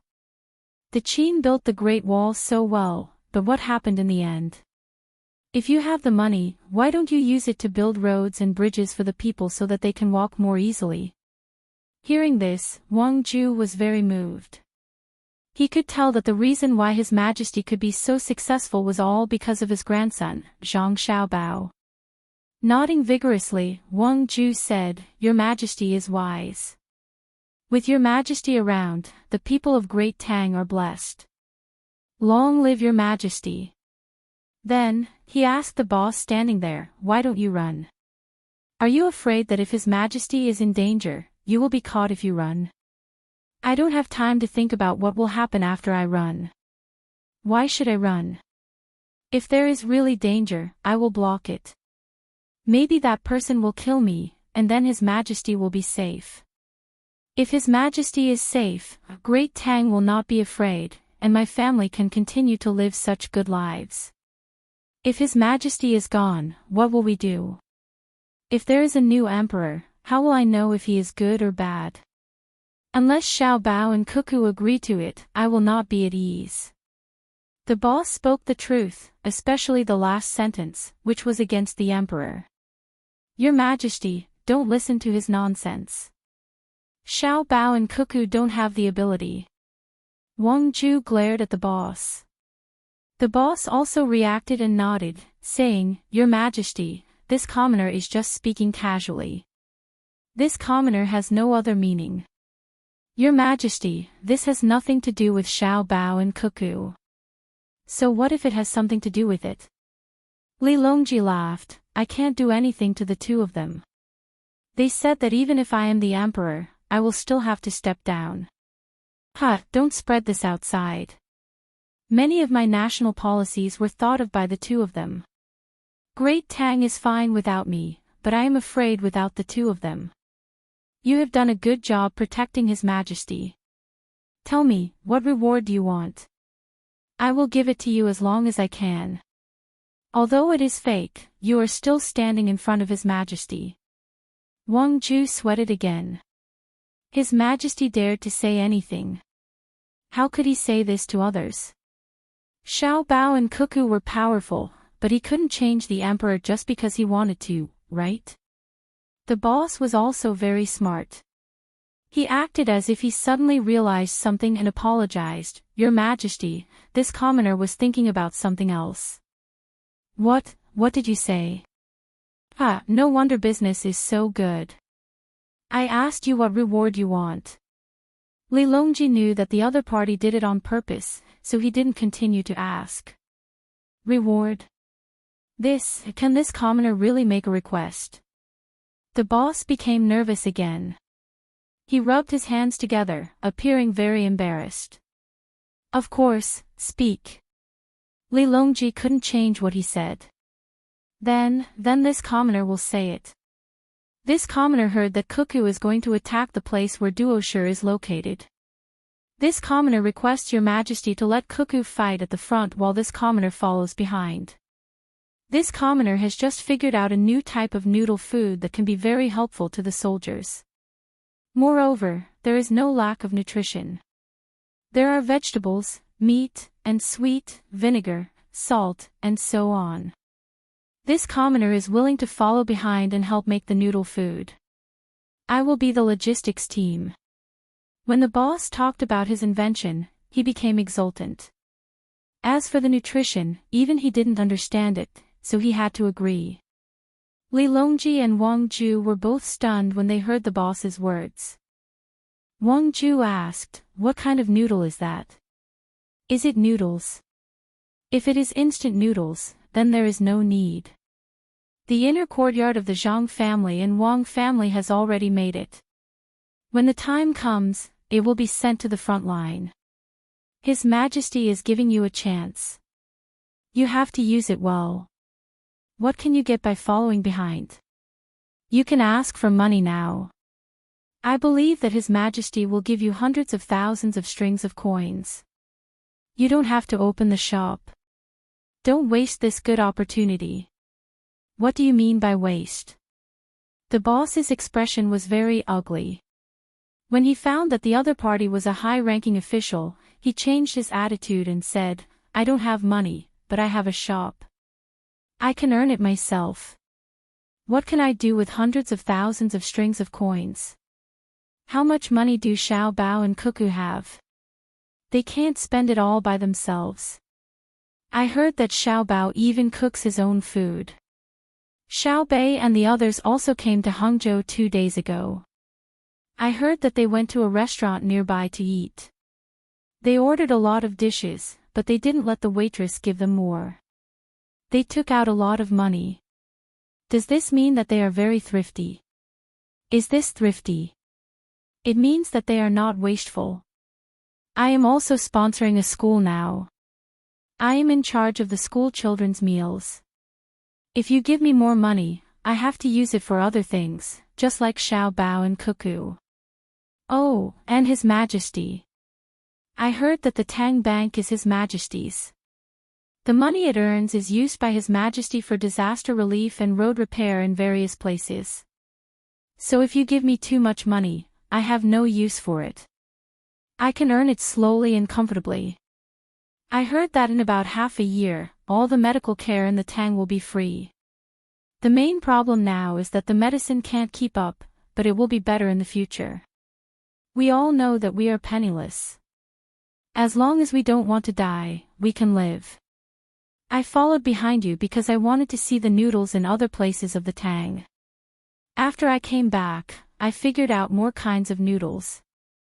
A person's life doesn't necessarily depend on how much money they have. If that was the case, Xiao Bao and Cuckoo should be dead. They have enough money. I am the owner of a soup pancake restaurant, so I have to make good soup pancakes. When I was young, I was starving. Later on, when I passed by a soup pancake restaurant, the owner gave me a bowl.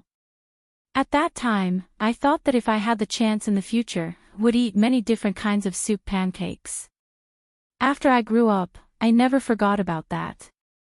I also want to run a good soup pancake restaurant and help others. I want to make many different kinds of soup pancakes so that people can taste different flavors. Unfortunately, it seems that I don't need to help others now. Our Tang will not let people starve to death. So I want to make the best soup pancakes. If I follow behind Cuckoo's army, won't I be able to see the noodles in various places? After saying this, the owner of the restaurant looked at Li Longji and Wang Ju, asking them if they would agree to his request. Wang Ju was moved. He had never been so deeply involved in the lives of the common people like Li Longji. He had been high and mighty for too long. Even after being neglected, he was still the provincial governor of a province. He wasn't someone that the common people could see. A provincial governor was equivalent to the municipal secretary and municipal mayor of Zhang Xiaobao and Wang Wan's era. They were high and mighty, and the common people usually didn't know what they looked like. In that era where information was very easy to obtain, it was even more so in the current Great Tang. Of course, Zhang Xiaobao and Wang Wan didn't care about mayors. Their rank wasn't high enough, but they could interact with the common people. Sometimes, it was just that interesting. Today, when Wang Ju heard the voice of a common person, he realized that he had done too little in the past. As the provincial governor of a province, the common people usually didn't know his name. Now, it seemed that it wasn't worth bragging about. Xiao Bao and Cuckoo's status was so high that there was almost no position that could be said to be suitable for them. It was obvious that it wasn't enough to judge them by their official rank. Even if they were just county magistrates, they were still county magistrates who could decide the affairs of the Great Tang. The two of them didn't care about their official rank.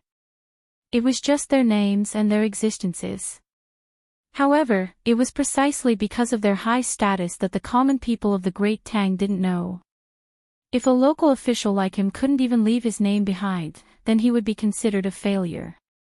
Thinking of this, Wang Ju stood up, lowered his head, and said to Li Longji, "Your Majesty, this subject has decided. After your Majesty leaves, this subject will return to his province and be a good provincial governor. Now that this subject isn't afraid of encountering trouble and can't solve it, this subject can ask Xiao Bao and Cuckoo." Li Longji understood the meaning behind Wang Ju's words. Xiao Bao and Cuckoo were here, so naturally, they had let go of all their grudges. Wang Ju didn't have to worry about not doing a good job.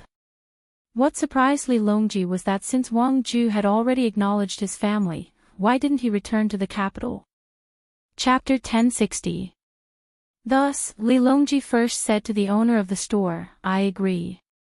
You can follow behind me, or I can pay for you to go anywhere to see the local noodles." What's the point of wasting time? Follow me later, and I'll bring you to see Xiao Bao. Xiao Bao is very knowledgeable when it comes to cooking. I believe your cooking skills are far inferior to his. You haven't seen the noodles that Xiao Bao makes for his brothers and sisters. There are all kinds of noodles.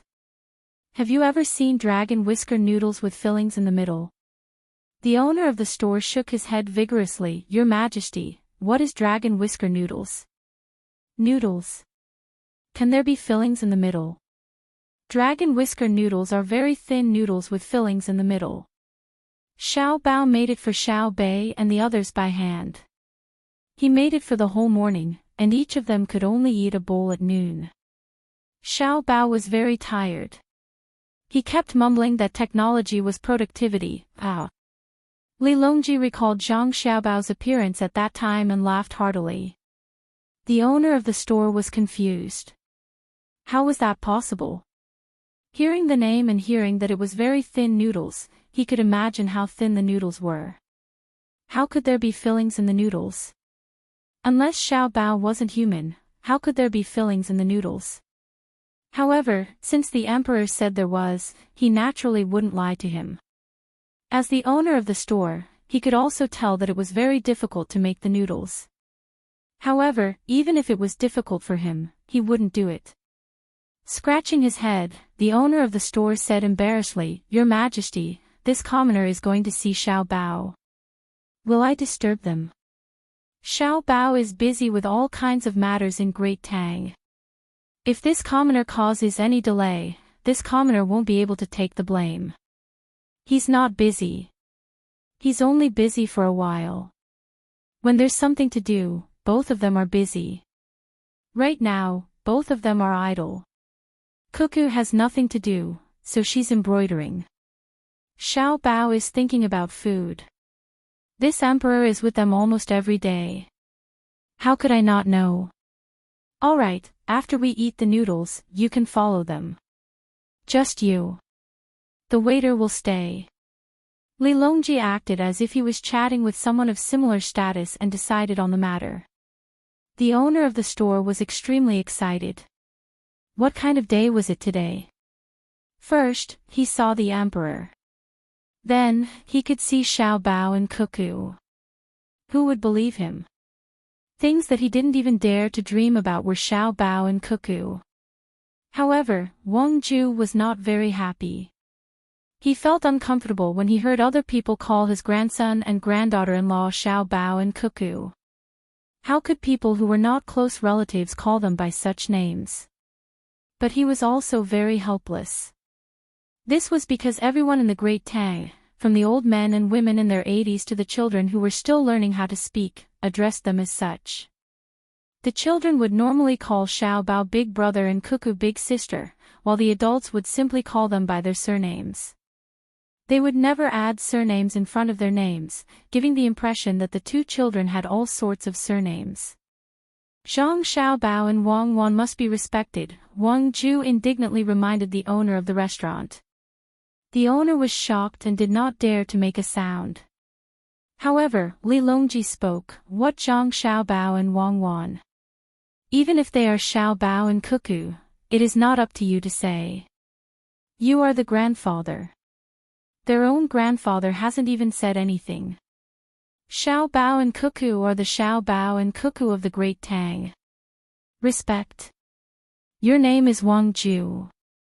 If you stand out now and let 10,000 people call you that, how many of them will respect you? You want others to call you Wang Ju, but will they pay attention to you?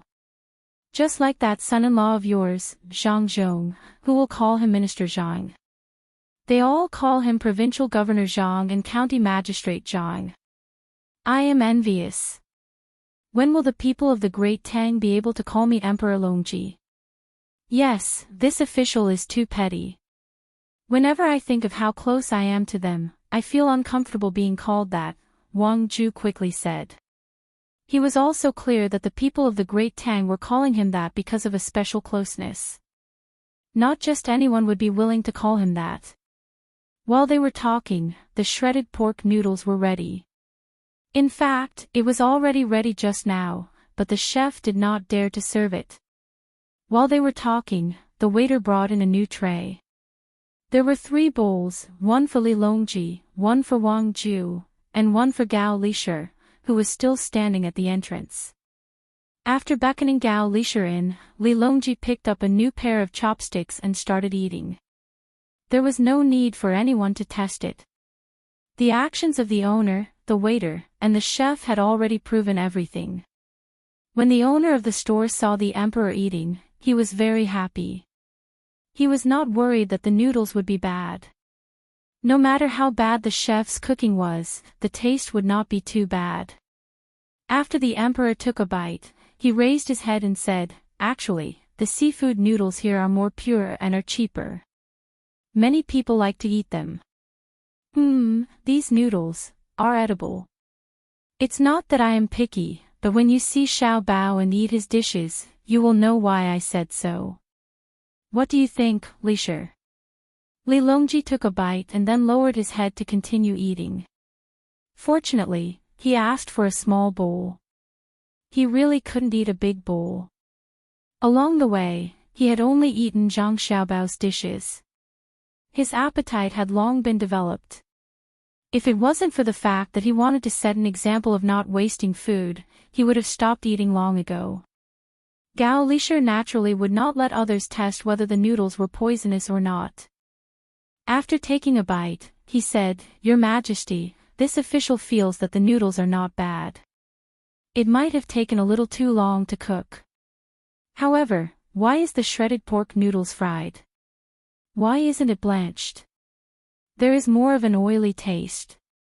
Also, the chopped green onions are cut from small onions instead of green onions. It lacks the unique sweetness of green onions. As for the noodles, they are ramen, not handmade noodles. They are not chewy enough." Li Longji's mouth was not idle. Wei Wei nodded in agreement. In the past, he really didn't think much about it. However, after he met Zhang Xiaobao, he could always see how Zhang Xiaobao cooked. When he casually asked about it, Zhang Xiaobao would give him an answer. Even though it was just a bowl of noodles, there was a lot to it. Wang Ju didn't have the opportunity to eat Zhang Xiaobao's dishes. He felt that the noodles were pretty good. However, when he thought about the emperor's and Gao Lishir's comments, he was filled with yearning for the dishes that his grandson made. The owner of the store was stupefied. The emperor and that official were too good with their mouths, right? They could tell how the noodles were cooked the moment they ate them. It turned out that the flavor of stir-fried meat and blanched meat was very different. The 3 bowls of noodles were finished by the 3 of them. There was no waste, even though Li Longji and Gao Lishir didn't feel comfortable eating them. After calling the owner of the store, the group continued to walk toward Wang Ju's residence.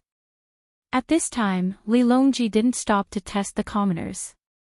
He had heard the story of the boy who cried wolf from Xiaobei. If he really tested the commoners time and time again when there was danger, the commoners would treat it as a drill. That would be troublesome. Because they were delayed by the noodles, by the time they arrived at the residence, Zhang Xiaobao and Wang Wan had already taken a nap. Zhang Wang clan didn't come out to welcome them. They hid in another room to make small clothes for the unborn child. They didn't know how many children were in their bellies, so they had to make a few more sets. With the addition of the clothes made by Wang Wan, they believed that they would be able to use them. After entering the residence, Li Longji asked someone to find Zhang Xiaobao and Wang Wan. As soon as the 2 of them entered, Li Longji said, "Xiaobao, we're eating noodles tonight. I want to eat shredded meat noodles. You make it. Why don't we eat seafood noodles?" Zhang Xiaobao asked Li Longji when he saw someone he didn't know looking at them excitedly. "Shredded meat noodles are delicious. This is the owner of a soup pancake shop. He wants to discuss the production of soup pancakes with you. You can talk to him later." Li Longji arranged some work for Zhang Xiaobao.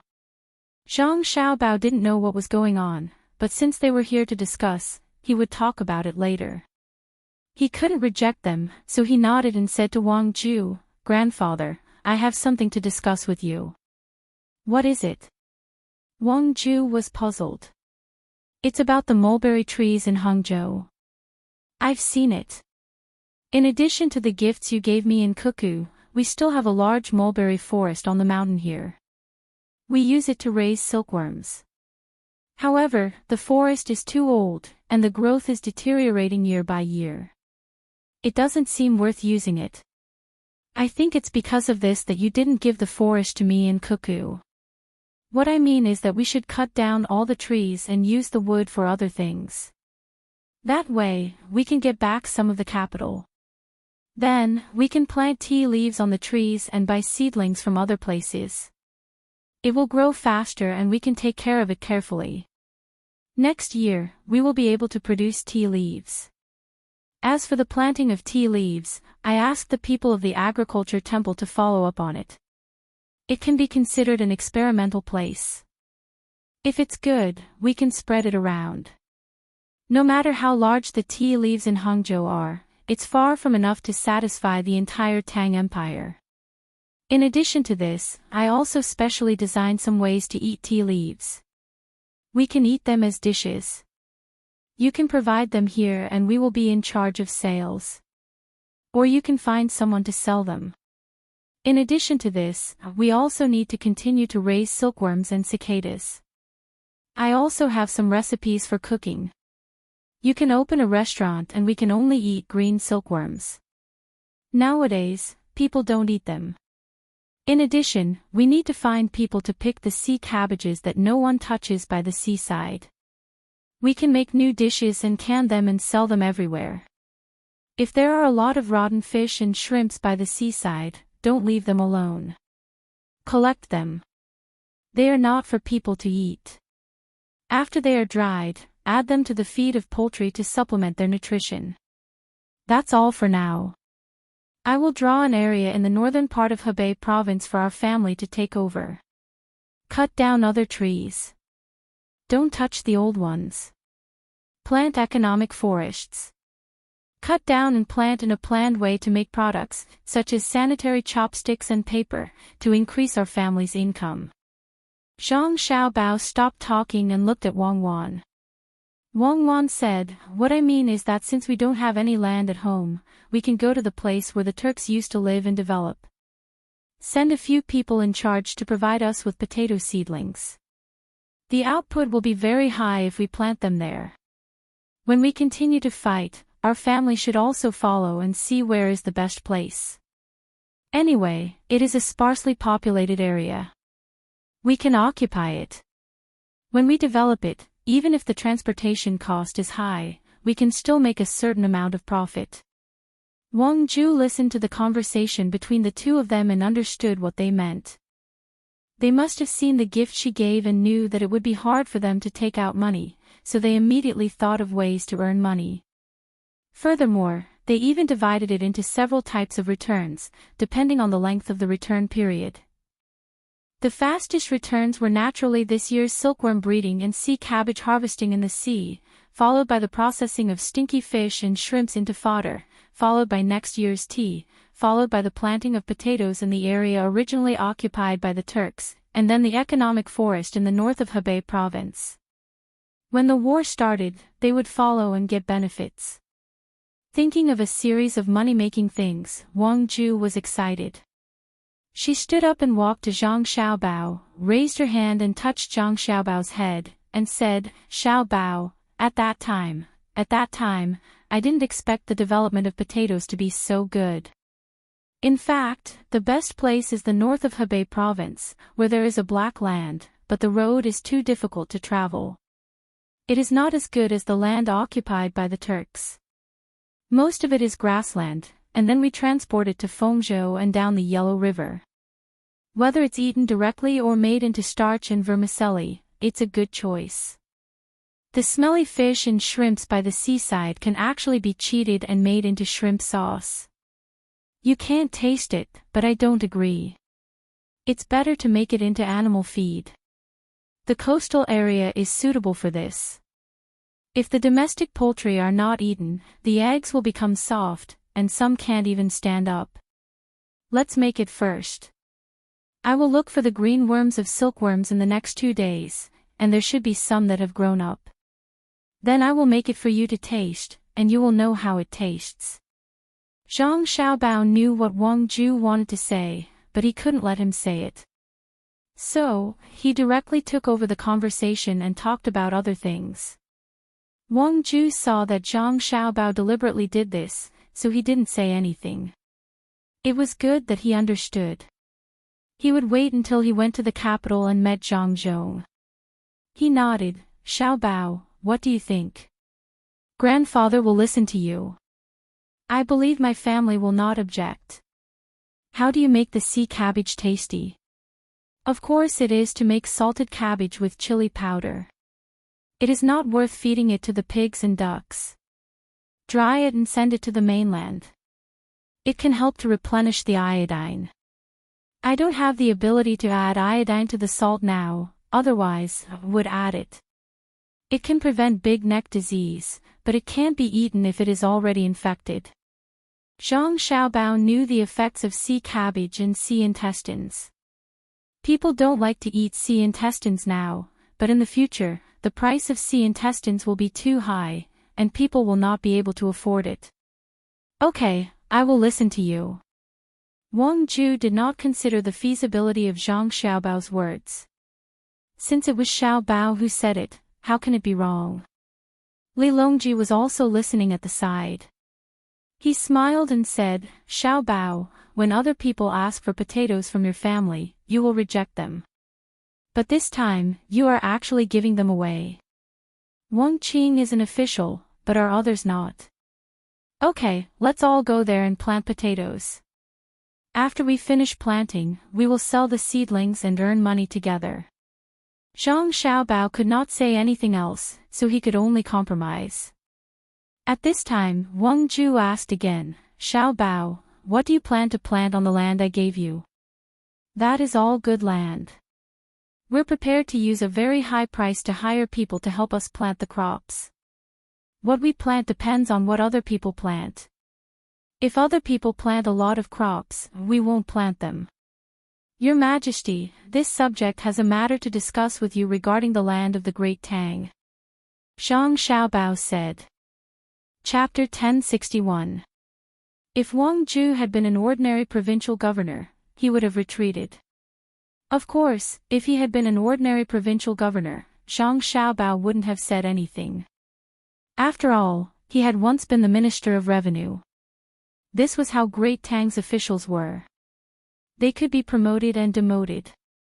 Unlike Zhang Xiaobao and Wang Wan's era, officials would either be demoted to the very end.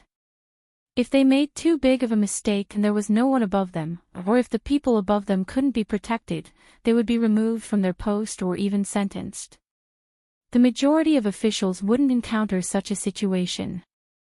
If someone protected them, they would destroy some evidence of their crimes and push the blame onto the officials below them. There were two kinds of situations. One was that they would be transferred to an important position and moved to a more leisurely place. The other was that they would be demoted and wait for the right time to come up. Comparing the two, Zhang Xiaobao felt that the Great Tang system was better. Officials didn't have any thoughts of being lucky.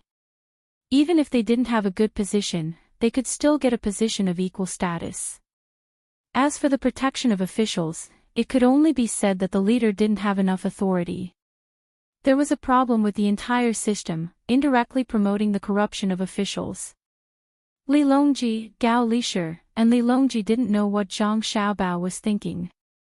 The three of them only knew that Zhang Xiaobao and Wang Wan had just pushed for the adjustment of the Great Tang's tax rates, and it hadn't been fully implemented yet.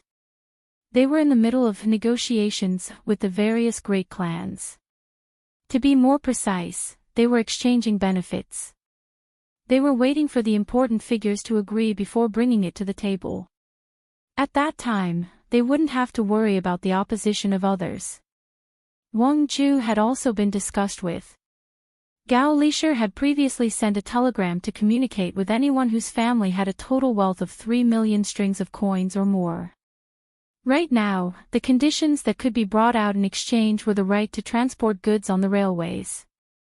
This was the example that Zhang Xiaobao and Wang Wan had given. Because the railways were being built using the Great Leap Forward model, the wealthy would have a specific reference. As long as one wasn't too stupid, they would agree. The first reason was that the profits were indeed high and the power was great. The second reason was that if everyone else agreed but he didn't, it seemed that, with his strength, he would only end up suffering a greater loss in the end.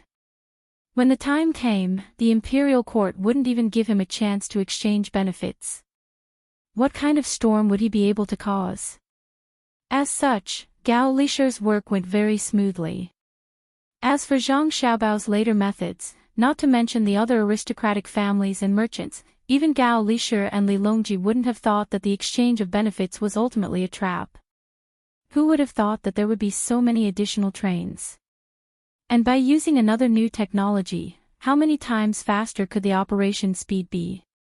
Who would have thought that the proportion of increased taxes would be transferred by the imperial court and used to curb the regional monopoly that they had obtained after obtaining the right to allocate railway goods, while others would have to bear the loss of subsidies?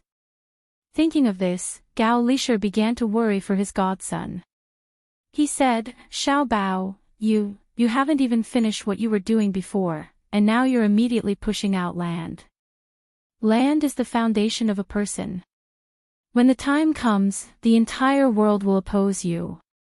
Are you really going to force His Majesty to give you military power in a few more places? In the exchange of benefits on the railways, other than a portion of the imperial court's profits, more of it is squeezing your family's share.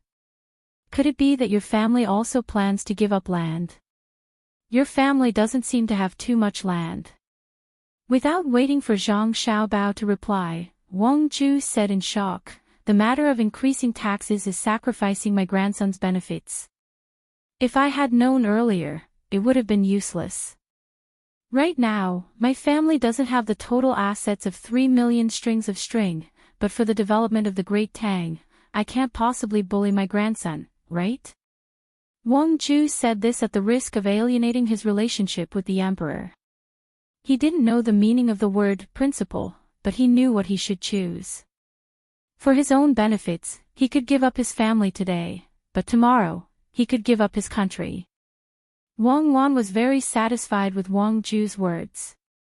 She knew very well that when she and Zhang Xiaobao were in the disaster 100 years ago, some officials clearly knew that their children were buried underneath, but they didn't save them. Instead, they temporarily left them there to save others. In the end, their children died, but what did that official get in return? His selflessness, which contained selfishness, was only publicized by the media. After that, he could forget about having any further development for the rest of his life. It was impossible for him to be promoted. In fact, as soon as the matter passed, he would immediately be transferred from an important position. This was because the officials above him were also bitterly disappointed. Today, for the sake of advancement, you can even disregard your own family. What if it were me tomorrow? Promote you. Dream on. Wang Wan, who was in a good mood, said with a smile, "Grandfather, very soon, our family will have 3 million strings of cash. Sea cabbage can be farmed. You can circle a place and raise it in large quantities. Xiao Bao will then come up with a series of ways to eat it. There will also be free advertisements in the newspapers. It's not that we're specifically promoting our sea cabbage, but we're also helping other places that have sea cabbage. Our goal is to let the people of Great Tang know that eating this thing can prevent diseases." The price would rise, but it was controllable. Just like sea salt, there was a maximum sales price control in every place, and it could not be increased casually. With the improvement of water transport and railway networks, many mainlanders could also eat seafood. The problem now is the construction of roads and bridges. The main problem is that Xiao Bao and I don't know how to design bridges. It's not that we can just take out the people who make the cannons and put them on the bridge pier. Otherwise, the bridge pier on the Yangtze River would not be made of iron chains. Iron chains make it impossible for trains to pass. Wang Wan's words reassured Wang Ju. It seemed that everyone in Great Tang knew that with Xiao Bao in charge, it was impossible for there to be a loss, unless there was a natural disaster in the farming industry. However, natural disasters would not come every year. The corners of Wang Ju's mouth curled up, and he said with a smile, "I thought that I wouldn't have to pay more taxes, but I still can't escape." Sigh. You're still pretending to be obedient after receiving such benefits. Li Longji said to Wang Ju. He did not care how much benefits Zhang Xiaobao gave Wang Ju. That was his own business. In the end, Wang Ju protested a little and said, "Zhang Xiaobao and Wang family's share in the railway transportation is indeed being squeezed. However, they have a lot of income in other areas, and the materials used to make the trains are not good. At least, they can't meet the standards set by Xiao Bao and Cuckoo. There will always be all kinds of small problems. The industry is in their hands, and when the trains and railways need to be maintained, those who have the right to allocate them have to pay for it. Besides, most of the industries of Zhang Xiaobao and Wang family rely on the local resources to develop, and they rarely need to transport. When they really need to transport, it is usually to transport people's livelihood goods to the disaster area or to balance the price of goods in a certain place. In this kind of situation, they can forcefully compete for the carriage share of others at any time, and others don't have the right to agree. Let's talk about the land. Xiao Bao, what price do you plan to pay in exchange? Hearing Li Longji's words, Zhang Xiaobao curled his lips and said, I don't understand. The land policy of the Tang Empire is beneficial to the people of the Tang Empire. Why do I have to pay for it in the end? Because I have always been listening to the two of you. No matter what you say, I will agree and help you after asking clearly. It's like when the two of you are playing billiards. I am in charge of setting the ball and passing the cue stick to you. The ball and the cue stick are mine, but the two of you have the right to decide which hole to put the ball into.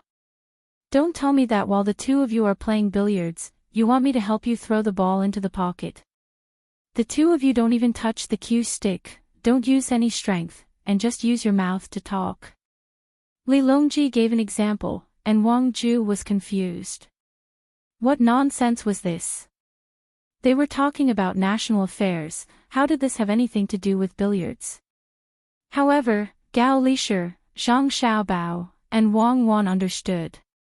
What Li Longji meant was that the two of them were treating the Tang Empire as their own, right? Since it was the two of them who came up with the idea, it was up to the two of them to decide. Ah, that's true, right? Zhang Xiaobao turned to Wang Wan and asked. Wang Wan nodded. She admitted that this was what she and Zhang Xiaobao were doing. Their goal wasn't to earn money, but to develop the Tang Empire into the shape of their hearts. Thus, they didn't allow anyone to stand in their way. At times, they would display an extremely domineering attitude, carrying a conviction that they would slay gods and devils if they stood in their way.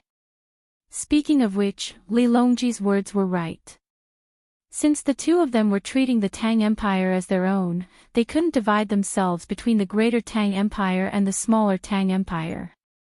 Seeing that the two of them were in agreement, Li Longji said, since the two of you are playing, you have to bear the consequences of losing. I'll bear the consequences with you. When it's time for you to be serious, you have to be serious. Don't worry about money. After all, even if you spend money, there won't be a game for you to play, right? More or less, right? Zhang Xiaobao was rendered speechless by Li Longji's words. Then tell me, what should we do with the land? Li Longji asked. Of course, we have to exchange it. Even if we were to buy it directly, the other party wouldn't agree to it. Let's expand outward, and we'll have more land. Tell them that those who occupy a large area of land can exchange 1 mu of land for 5 mu of land. Furthermore, they won't have to pay rent for 30 years. In other words, they won't have to pay a single copper coin for farming. Zhang Xiaobao raised a finger. Then, he raised 5 fingers. What if the other party doesn't want to exchange? Li Longji asked. Doesn't want to exchange? That's right. The land elsewhere is too far away from their home. Why should they give up what's near and seek what's far away? They can continue to annex the surrounding land. Can you kill them? Li Longji sneered, as if he was representing a group with a lot of land. Zhang Xiaobao also sneered, who do I want to kill? I'll force them to their deaths. I'd rather pay a higher price to lower the price of grain. At that time, I'll pay 2 copper coins for a dough of grain. Let's see if it's worth it for them to farm. If they don't want the land elsewhere, I'll go and plant it. When the time comes, I'll transport it back. Even if I have to pay a copper coin for every dough of grain sold, I'm willing to do so. Besides, hasn't our great Tang started to collect rent based on the number of mu of land? I'll use the seeds provided by the Sinongsi to plant, and then the great Tang will raise the rent. They won't be able to object even if they want to, because the great Tang will increase the tax based on the quality of the new seeds. In the end, I'll make sure that they can't earn back the money they used to buy the seeds. Not to mention other things. If I plant a large amount of high-quality rice in the northern area of Hebei province, once the price is lowered to the same level as here, they won't be able to sell even 1 gene of grain. Not to mention 2 ripening a year, even 3 ripening a year, they'll have to keep the grain in their hands. Zhang Xiaobao's ruthless words made Wang Ju and the other 2 shudder involuntarily. They had just eaten the freshly made rice, which was only ripening once a year. This was still a variety that could be further improved. The Sinongsi had been very useful these years. Wang Ju indeed knew that the rice over there was much more delicious than here. When it was steamed, it smelled good. When it was eaten, it tasted many times better than here. In the past, he didn't know the reason, but now he knew that it was because of the length of the ripening period. If it were someone else who said this, Li Longji would take it as a joke, but since it was Zhang Xiaobao, Li Longji had to take it seriously. He knew that if it really reached that level, Zhang Xiaobao would definitely do it. When he felt that the method was feasible, Li Longji suddenly found a loophole and said, "Xiaobao, if you do this, what about the people who have land? Wouldn't they be done for?" The local people. Subsidies, according to the number of people. Hasn't the court already stipulated how much land each person can get? Furthermore, officials are also calculated according to their ranks. Since it has been stipulated, when the time comes, subsidies will be given to each person according to the ownership of the land deed. But the tenant farmers won't give, because the land doesn't belong to them. The servant girls won't give, but a new contract will be released and signed directly with the people who have the land deed. If the court needs that piece of land, when they forcibly expropriate it, they will send the people who have signed the contract to another place and give them additional land subsidies. The key is not the policy, but the people who implement the policy. Your Majesty, your patrol team needs to be strengthened. The cost of their patrol is insignificant compared to the local officials' greed and goodwill when they don't patrol. If they patrol a place once, it might cost them 1,000 strings of coins. But if they don't patrol, the loss to the court is estimated to be tens or even millions of strings of coins. Zhang Xiaobao had already discussed this matter with Wang Wan. In fact, the two of them had many ideas, and they also knew that the people of their time also had many ideas that they could use. But no matter what, it had to be implemented on the officials below. But their situation back then wasn't optimistic at all. There were layers of connections and countermeasures. The reason for this situation was that no one was clean. In those 100 years, the people had already formed a habit. Everyone said that officials were bad before they became officials, but after they became officials, they did the same. When they criticized others for having more women, they also wanted to have one in each hand. That was the fall of the era, the change in the people's hearts. Thus, only a small portion of people persisted, but it was useless. But the current Great Tang was different. The people of Great Tang still knew that they had to be loyal to the emperor and love their country. There were also few thieves in Great Tang. When they were caught, they wouldn't resist because they knew that they were in the wrong. In Great Tang, if you saved someone's life, they would bring their entire family to kowtow and thank you. If it wasn't for the rapid development of technology, the advanced production technology, and the sharper weapons, the society back then would have long been ruined. And the most fundamental reason for all of this was the development of technology. When other countries developed quickly, the threat to a slow developing country wasn't just in terms of military strength, but also in terms of the beliefs of the people. Thus, what Zhang Xiaobao and Wang Wan had to do was to seal off the advanced technology and then use Great Tang's technology to bully others. As long as they were powerful enough, they could get the peace prize no matter how many people they killed. The prerequisite was that they had to deal with the internal affairs of Great Tang first. At this time, the two of them thought of this matter and looked at each other tacitly. Then, they revealed gratified smiles.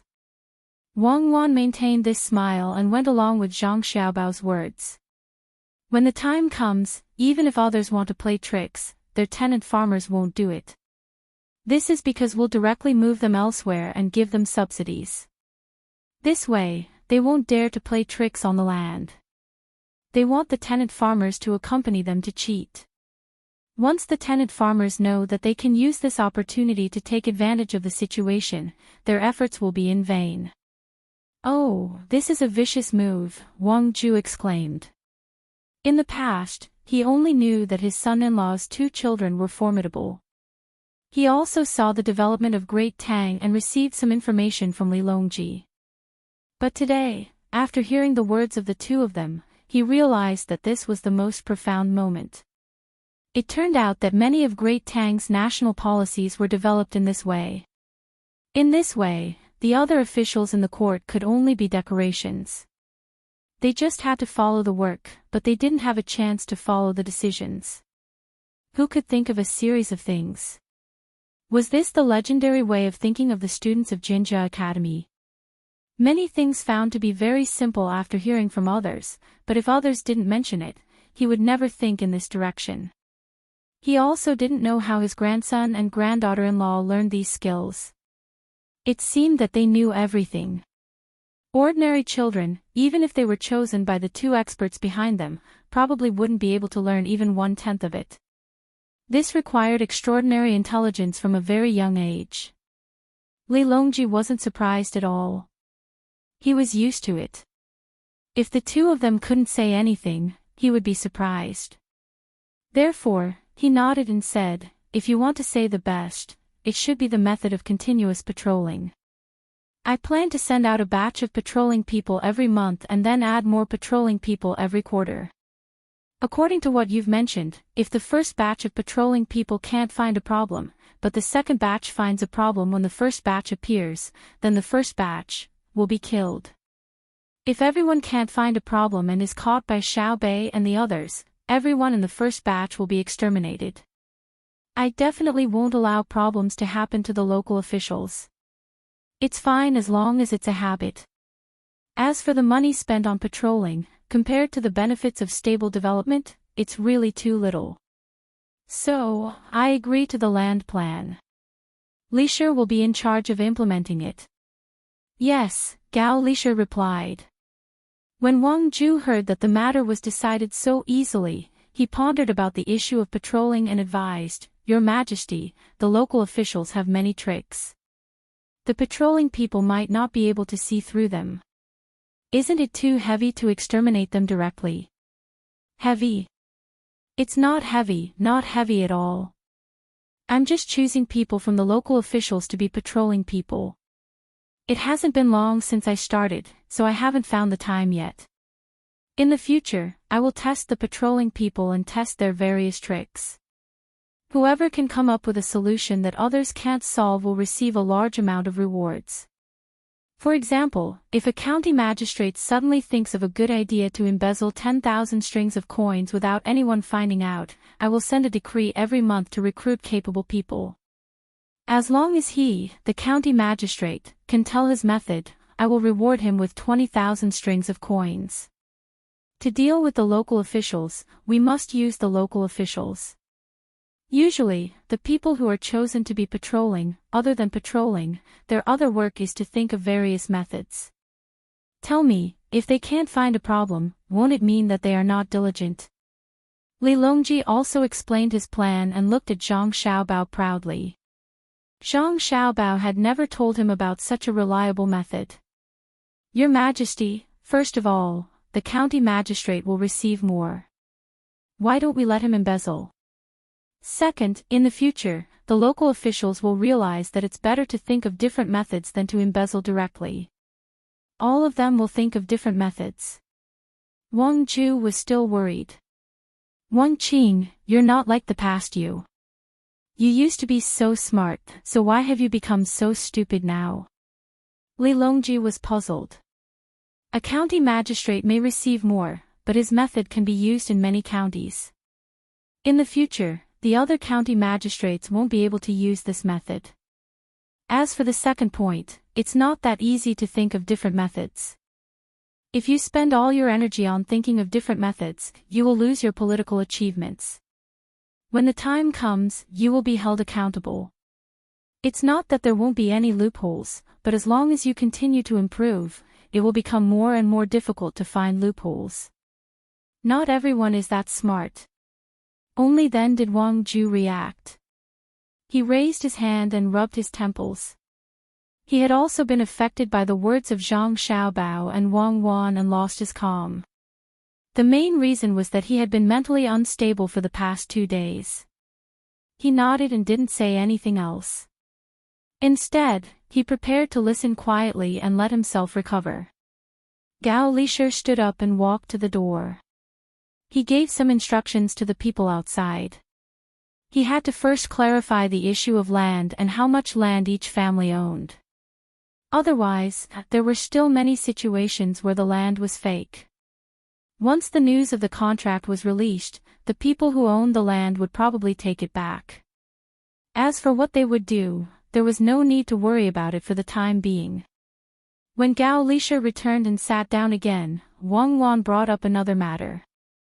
Your Majesty, I've discussed with Xiao Bao. In the future, we won't give the officials land. Instead, we'll just give them money. In the past, we gave them land because the imperial court's treasury wasn't very abundant. However, we still need to let the officials do their work. If we don't give them land, the officials won't be able to survive. Now that the imperial court has more money, we don't need to continue giving them land. On one hand, it's good that the children of the officials don't like to do business. In the future, we will have to think of ways to control it. Otherwise, it'll be easy for the local officials to seek benefits for their children. Xiao Bao and I propose that the current official's salary be doubled during his term. After his term ends, he will be given a one-time reward according to his evaluation results. This is called raising honest people with high salaries. For a provincial governor, if he can really increase the standard of living of the people in his province by 10 times and develop the place in a non-destructive way and generate 1 billion strings of cash, what's wrong with rewarding him with 1 billion strings of cash? Zhang Xiaobao also cooperated and said, not allowing the officials to hold a post in the local area can be postponed. After all, if they don't hold a post in the local area, they won't understand the situation in other places. In fact, Zhang Xiaobao also wanted to say that in the future, the local officials should be like Sanshui County. Whoever could become a local official wasn't appointed by the imperial court, but by the willingness of the local people. However, after considering the current political system, he felt that it was too early, so he stopped. Li Longji didn't directly agree this time. He still had to discuss with the other officials and see if they wanted money or land. The former was easy to handle. Money could be earned. If it was the latter, then he would have to discuss with Zhang Xiaobao and Wang Wan.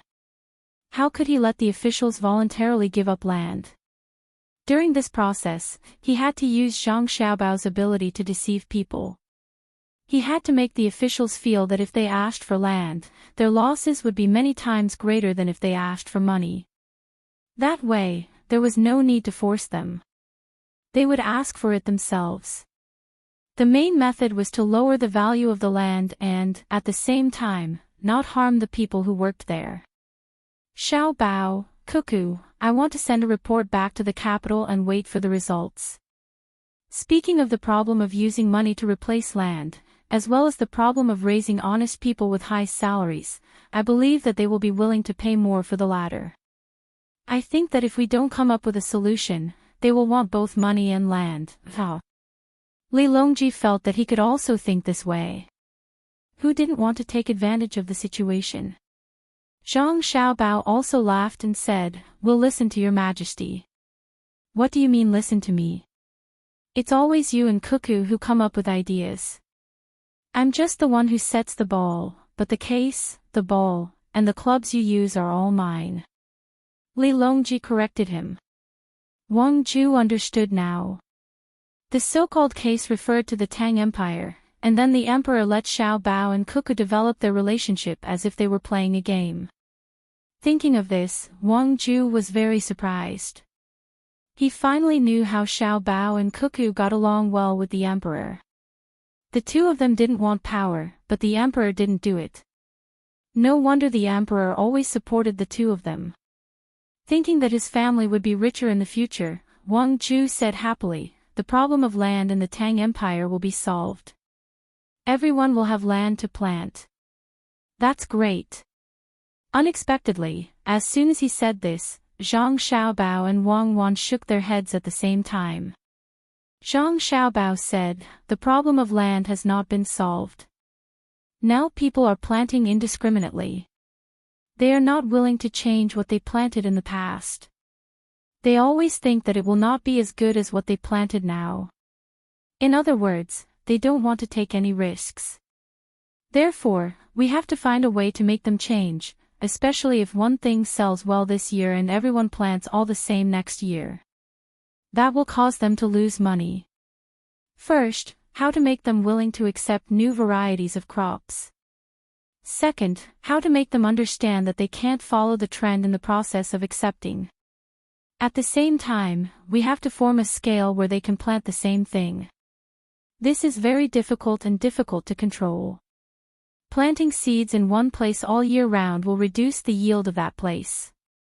Now, the Tang Empire is facing this situation because there is a lot of land, so there is a fallow. However, in fact, there is no need for a fallow. There are other ways to solve this problem.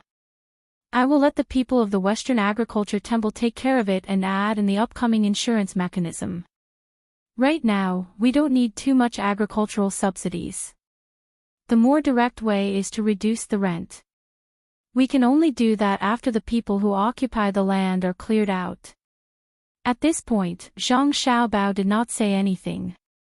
Whether or not agricultural subsidies would depend on the speed of economic development, the proportion of land in the entire society, and the amount of land per capita. It was not to say that the people who planted the land had to suffer and receive subsidies. It would depend on the average income and the price of other products. A balance was the goal. All right. Xiao Bao, go and prepare some food. Eat the noodles. Go and call that boss and let him see how you do it. We can discuss the future matters in the future. If we continue to listen, we will be confused. Li Longji ate a small bowl of shredded pork noodles.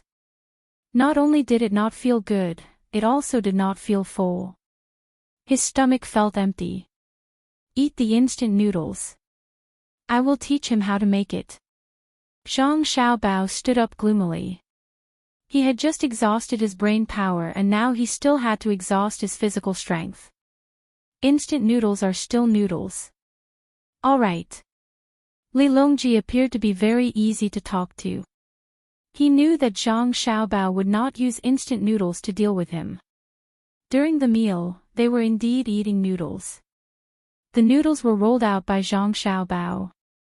To make the noodles taste good, one was the type of wheat and the other was the processing process.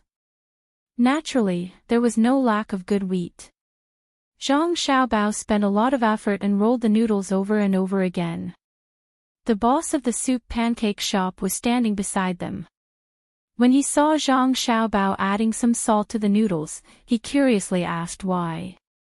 Zhang Xiaobao did not hide anything and directly told him that the texture was good. The noodles were smooth and tender and would not stick together easily when cooked. Whether the noodles tasted good or not, apart from these 2 points, the most important factor was the type of noodles eaten and how to prepare the soup and sauces. Zhang Xiaobao made 4 types of soup and 6 types of sauces. Some of the sauces could not be prepared immediately and had to be prepared beforehand.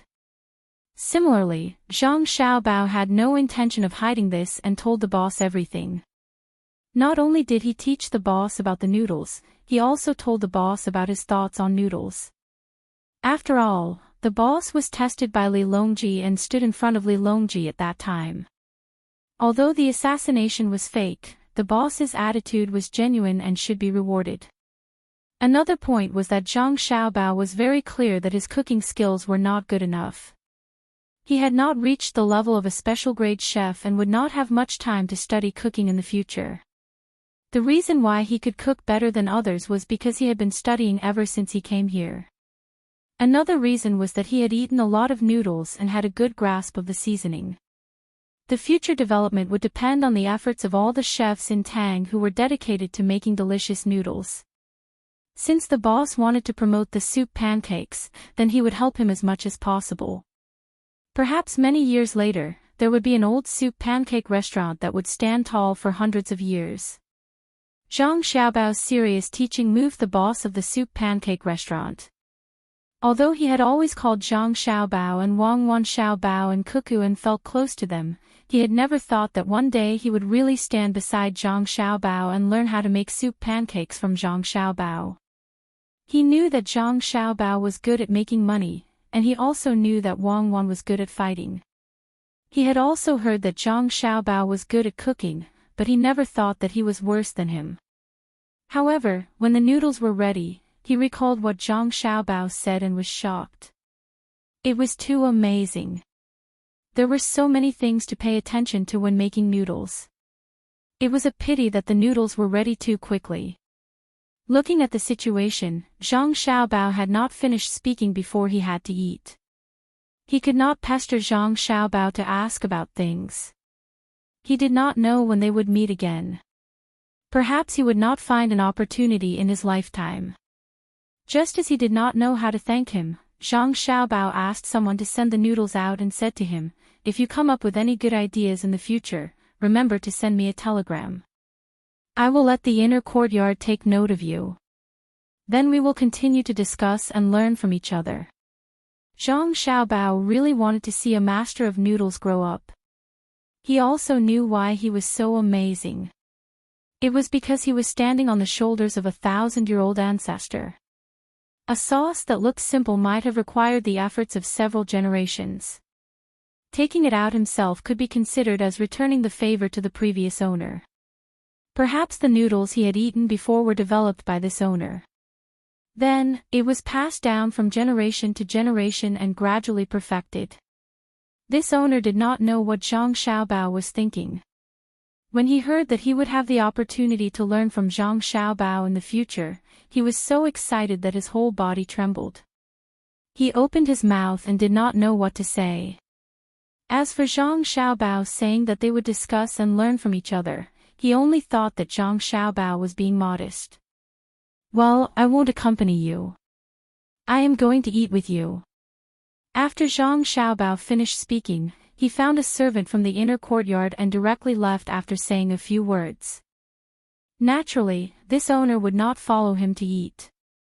After explaining his situation to the inner courtyard and seeing that the kitchen had left a bowl of noodles for him, he thought for a while and picked it up, greeted the servant, and ran back to his own restaurant. He wanted to let the cooks try it. At the same time, he did not forget to take away a portion of the various sauces and soups. As for how much the utensils were worth and what he would do if he broke them, he did not even think about it. In any case, the owner was rich and did not care about him. If it was not broken, he would send it back. If it was broken, he would ask the owner to buy another set. Early the next morning, Zhang Xiaobao had just prepared a light breakfast for his mother and mother-in-law and was waiting for them to eat.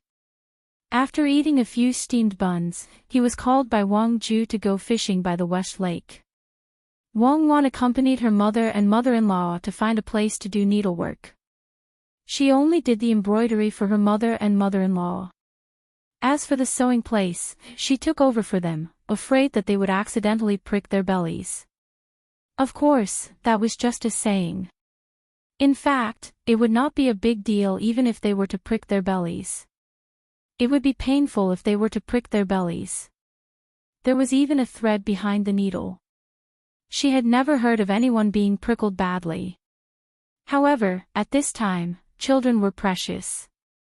From the moment they had children, they had to be careful. This referred to the wealthy. As for ordinary families, many women even gave birth while they were still working. But there was nothing that could be done about it. A person was a labor force, and only after Zhang Xiaobao and Wang Wan began to implement free medical treatment with Li Longji did the situation improve. This was especially so now that the Great Tang was helping to raise children, and the Great Tang's population was rapidly increasing. Zhang Wang clan looked at Wang Wan, who was earnestly doing needlework, and said with a smile, "The later the child is born, the happier he will be. When you and Xiaobao were born, our family was not as good as now.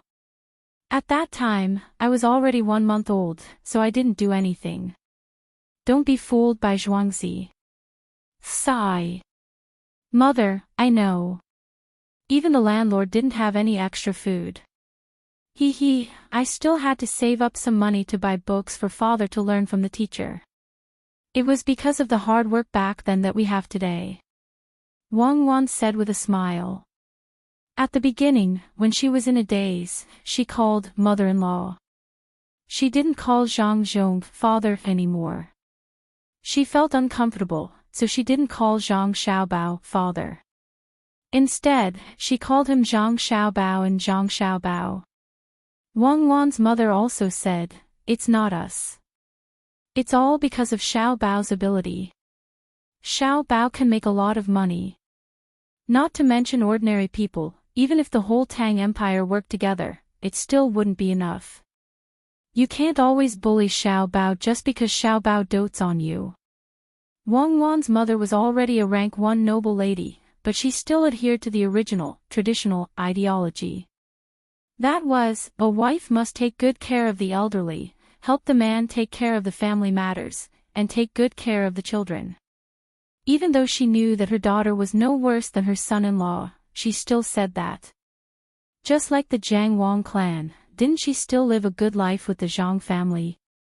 Zhang Wang clan naturally defended her daughter-in-law.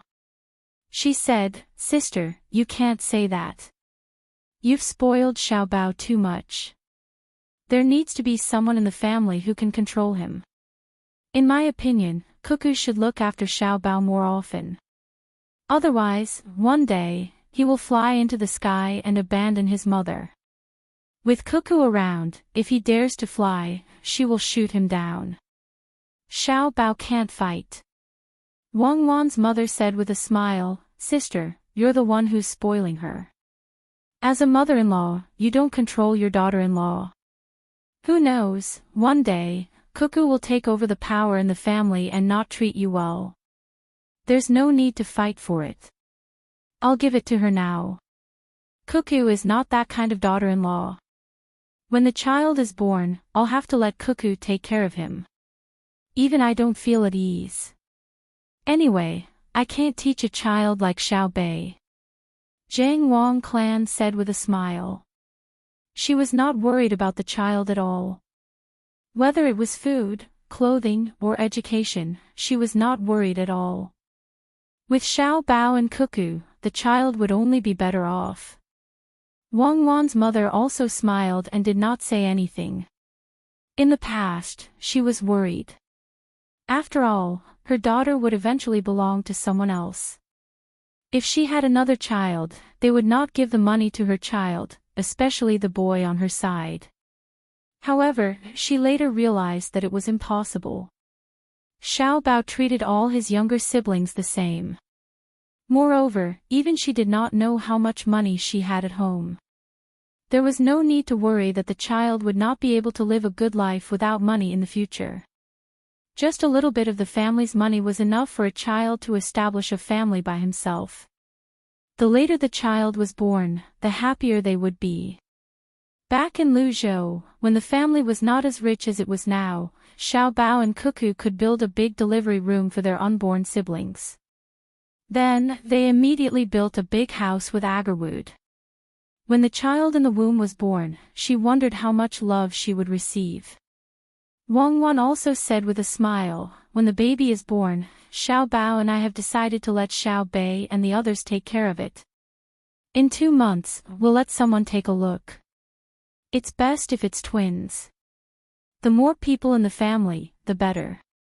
At the mention of Xiao Bao, Jiang Wang clan remembered that her son had been dragged by her father to go fishing. She shook her head helplessly. Xiao Bao is too much. He's busy all day, but he still has to go fishing. Xiao Bei and the others went to Jiang district by themselves. They're worried. I don't know what's so good about fishing. Chapter 1062. Zhang Xiaobao looked straight into Wang Ju's eyes, shook his head blankly, and asked, "Grandfather, we are here to fish. Is this thing a crawler? Can it walk on the ground?" As soon as he finished speaking, Zhang Xiaobao regretted it. Who was the other party? It was Wang Ju, a close official of Li Longji. How could he be an ordinary person? He had overdone it. Sigh, it was all Wang Ju's fault. Sure enough, after hearing Zhang Xiaobao's words, Wang Ju's joy faded a little. He finally knew what it meant to understand the ways of the world.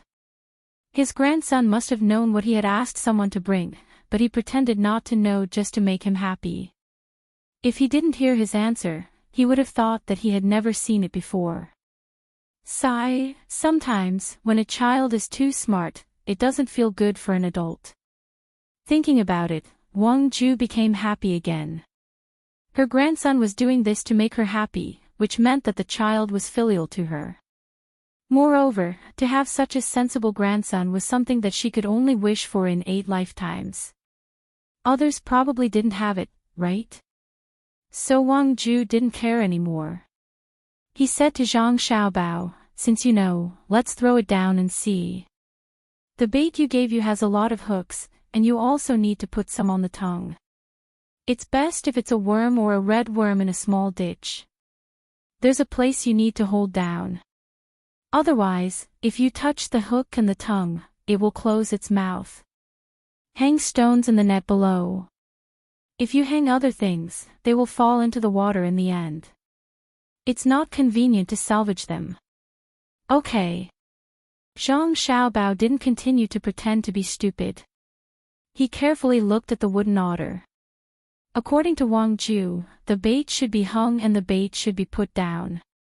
This was to attract different kinds of fish.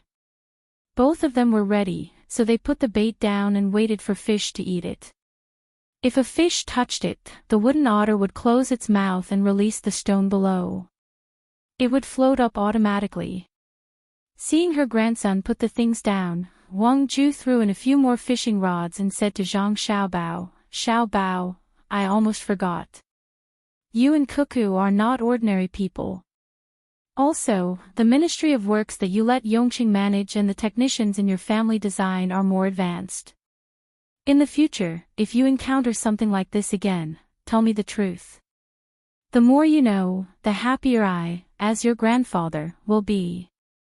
Xiaobao, tell me the truth. Did you use your skills to make this thing?" Wang Ju felt that with the technology wise Sun Tzu had, he could make better wooden otters, so he asked. Zhang Xiaobao waved his hand and replied, "Grandfather, how could I possibly make such a thing? This thing can only catch one fish at a time. I can play with it for myself, but I don't have much time to play with it. I have to think about things all day. Although I came here to fish with you, I also have to think about other things. It's either I don't make it, but as long as it's something that Cuckoo and I make, it will definitely be something that the people of Tang Empire need. We also made tools to catch fish, but not just small things like this. We put big things on the fishing boats. They can help with the fishing nets and make it easier for the fishermen to catch and collect the fish. If we do it for ourselves, that is truly for ourselves. If we do it for the people of Tang Empire, Cuckoo and I will be happy. We don't care about the world, but we care about what we can do for Tang Empire. Compared to how many fish we can catch, a word of gratitude from the people makes us feel more comfortable. Selflessness is selfishness. I haven't seen true selflessness. Even if you don't leave your name when you make something, it's because as long as you think about how much help your product can bring to others and feel gratified, that's the embodiment of selfishness. It's just that one kind of selfishness brings benefits to oneself, while the other selfishness brings benefits to others. There's nothing wrong with selfishness.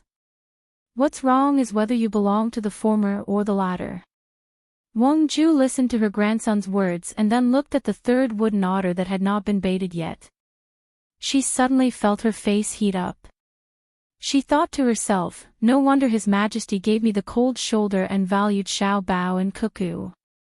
She was just an opportunist who helped His Majesty seize power. Xiao Bao and Cuckoo were the ones who were truly magnanimous. They might have flaws and all kinds of small problems, but the people of Tang Empire approved of them because of their persistence and sincerity in the matters of Tang Empire. Just like how Xiao Bei refuted Shan Feng, who had come looking for trouble and wanted to attack Xiao Bei and the others, his meaning was very straightforward. He said, "Don't put ethics and morals on me. I'm not a saint. This is all I can do. I'm doing it, and I'm working very hard. As for what I did wrong, it's wrong. I'm willing to take responsibility. I have a good brother and sister, but you don't. With the help of my brother and sister, I can help others. As for you, you can only be a mountain village man. You can just be a good village man. Why do you have to question me?" She had originally wondered why Xiao Bei and the other children were so direct, but now it was clear that their brothers and sisters were the same. The strength and calmness in their bones, and then they brought benefits to the people, were what the people liked the most. They were not something that a noble man full of benevolence and righteousness could compare to. The people admired morality, but what they needed more was rice. The people needed benevolence and righteousness, but what they needed more was invincibility. And what Xiao Bao and Cuckoo were doing was what the people needed. One was improving their lives, while the other was conquering the world. Thus, the emperor did not need someone who would rebel. What he needed was someone who could stabilize the country. Everything was that simple. Wang Ju finally understood why she was alienated. It was because she did not immediately change. At the same time, she also understood why the emperor appreciated her. It was because of her relationship with Xiao Bao and Cuckoo. Xiao Bao was her grandson, and Cuckoo was her granddaughter-in-law. If she was still the same opportunist as before, then there were two possible situations. One was that Xiao Bao and Cuckoo would rebel with her, and the other was that the two of them would watch over her. This was the emperor's idea. In that case, the emperor's trust in Xiao Bao and Cuckoo had reached a terrifying level. Did the emperor believe that Xiao Bao and Cuckoo would not rebel with her? Zhang Xiaobao's words made Wang Ju think of many things. After thinking about it, the way Wang Ju looked at his grandson changed. He waved his hand, and everyone around him retreated. He asked, "Xiao Bao, if you and Cuckoo rebel, what will the result be?" Zhang Xiaobao's expression was still so calm, as if what Wang Ju asked was a very small problem. He smiled and replied, "Then we will have to find a new emperor. It is very troublesome and not worth it. The people of Tang will also be at a loss for a period of time. A person's life has an end. Cuckoo and I do not want to waste years or even decades to restore the confidence of the people of Tang. It is not worth it. Grandfather, do you know? Right now, Cuckoo and I are developing Tang's industrial development in a very effective and direct way. If we do not take detours, it will develop very quickly. You will see that Tang's technology is developing by leaps and bounds. What Cuckoo and I need to do is to train talents. We have bypassed all the detours in the development process. We will make the researchers believe that there is absolutely nothing wrong with their research. In less than a year, you will see a new carriage. Carriage? Alright, let's call for a carriage. It will definitely appear, because Cuckoo and I know what it is. We won't let the researchers waste too much time on uncertain experiments. We will not let them borrow money and find investments for the materials they test. We have omitted this process. This is the super-industrial revolution that Cuckoo and I are building. Just like this fishing device you made. Just like you said, I know that Cuckoo and I know that it is too simple. It is just a few interactive links. It is not a big deal at all. But how long did you think when you made it? How many times did you fail? And in the Ministry of Works, failure is only due to the difference in the choice of materials and proficiency. It is not because the thing itself is wrong. Cuckoo and I will control the direction and thinking of the research. Zhang Xiaobao's meaning was extremely clear. Without making any mistakes, he and Wang Wan could make the great Tang develop its industry as quickly as possible, and then lead other industries along the way. Every day was very precious. They were not willing to waste years or even decades on the matter of who became the emperor. With that time, Tang would have developed to another level. Wang Ju was frightened by his grandson's words. He really did not know the progress of Tang's industrial development, but after hearing this, he finally had a general impression and expectations. He wondered what the carriage that could replace a horse would look like. How fast could it travel? Would it be able to travel on all the roads? A year would pass very quickly. He was about to witness the emergence of a new thing. Compared to the fishing device he made, the fishing device was more useful. After thinking about it, Wang Ju asked again, Xiao Bao, what if someone wants to rebel? Or is it someone close to you? Impossible. People close to us will never rebel, because they know that rebellion will interfere with my and Cuckoo's plans. Anyone who has such thoughts is not close to us, but an enemy. Therefore, in my and Cuckoo's opinion, there is only one way to deal with those who rebel, and that is, to kill them. Zhang Xiaobao's tone was still so calm, and there was no other expression on his face. However, his words made Wang Ju's heart tremble. Xiao Bao, I am just asking. Since that is the case, you can go back to work. There is no need to fish. Fishing a few dozen fish is not good for the people of Tang. Wang Ju suddenly felt that asking his grandson to fish with him was a crime against the people of Tang. Xiao Bao was not his Xiao Bao, but the whole Tang. With a swish, Xiao Bao lifted a fishing rod with a foot-long grass carp wriggling on it. He looked at Wang Ju and said, Grandpa, I'll make braised grass carp for you later. If I can get a fat head carp, I'll make a fat head carp for you. Grandfather, I suddenly thought of something interesting. Not only can it make money, but it can also improve your reputation. At the same time, it can also give the people a way to make money, and let the rich people spend more money to generate profits and taxes. Ah! Wang Ju was confused. Did he not express clearly enough just now? He said that there was no need to fish. Why was Xiao Bao addicted to it? Furthermore, if one were to say that Xiao Bao was absent-minded when it came to fishing, he caught the most fish, and his timing was even better. However, if one were to say that he was focused on fishing, how could he combine that with earning money and reputation, as well as making the people rich and raising taxes? Xiao Bao, what's the matter?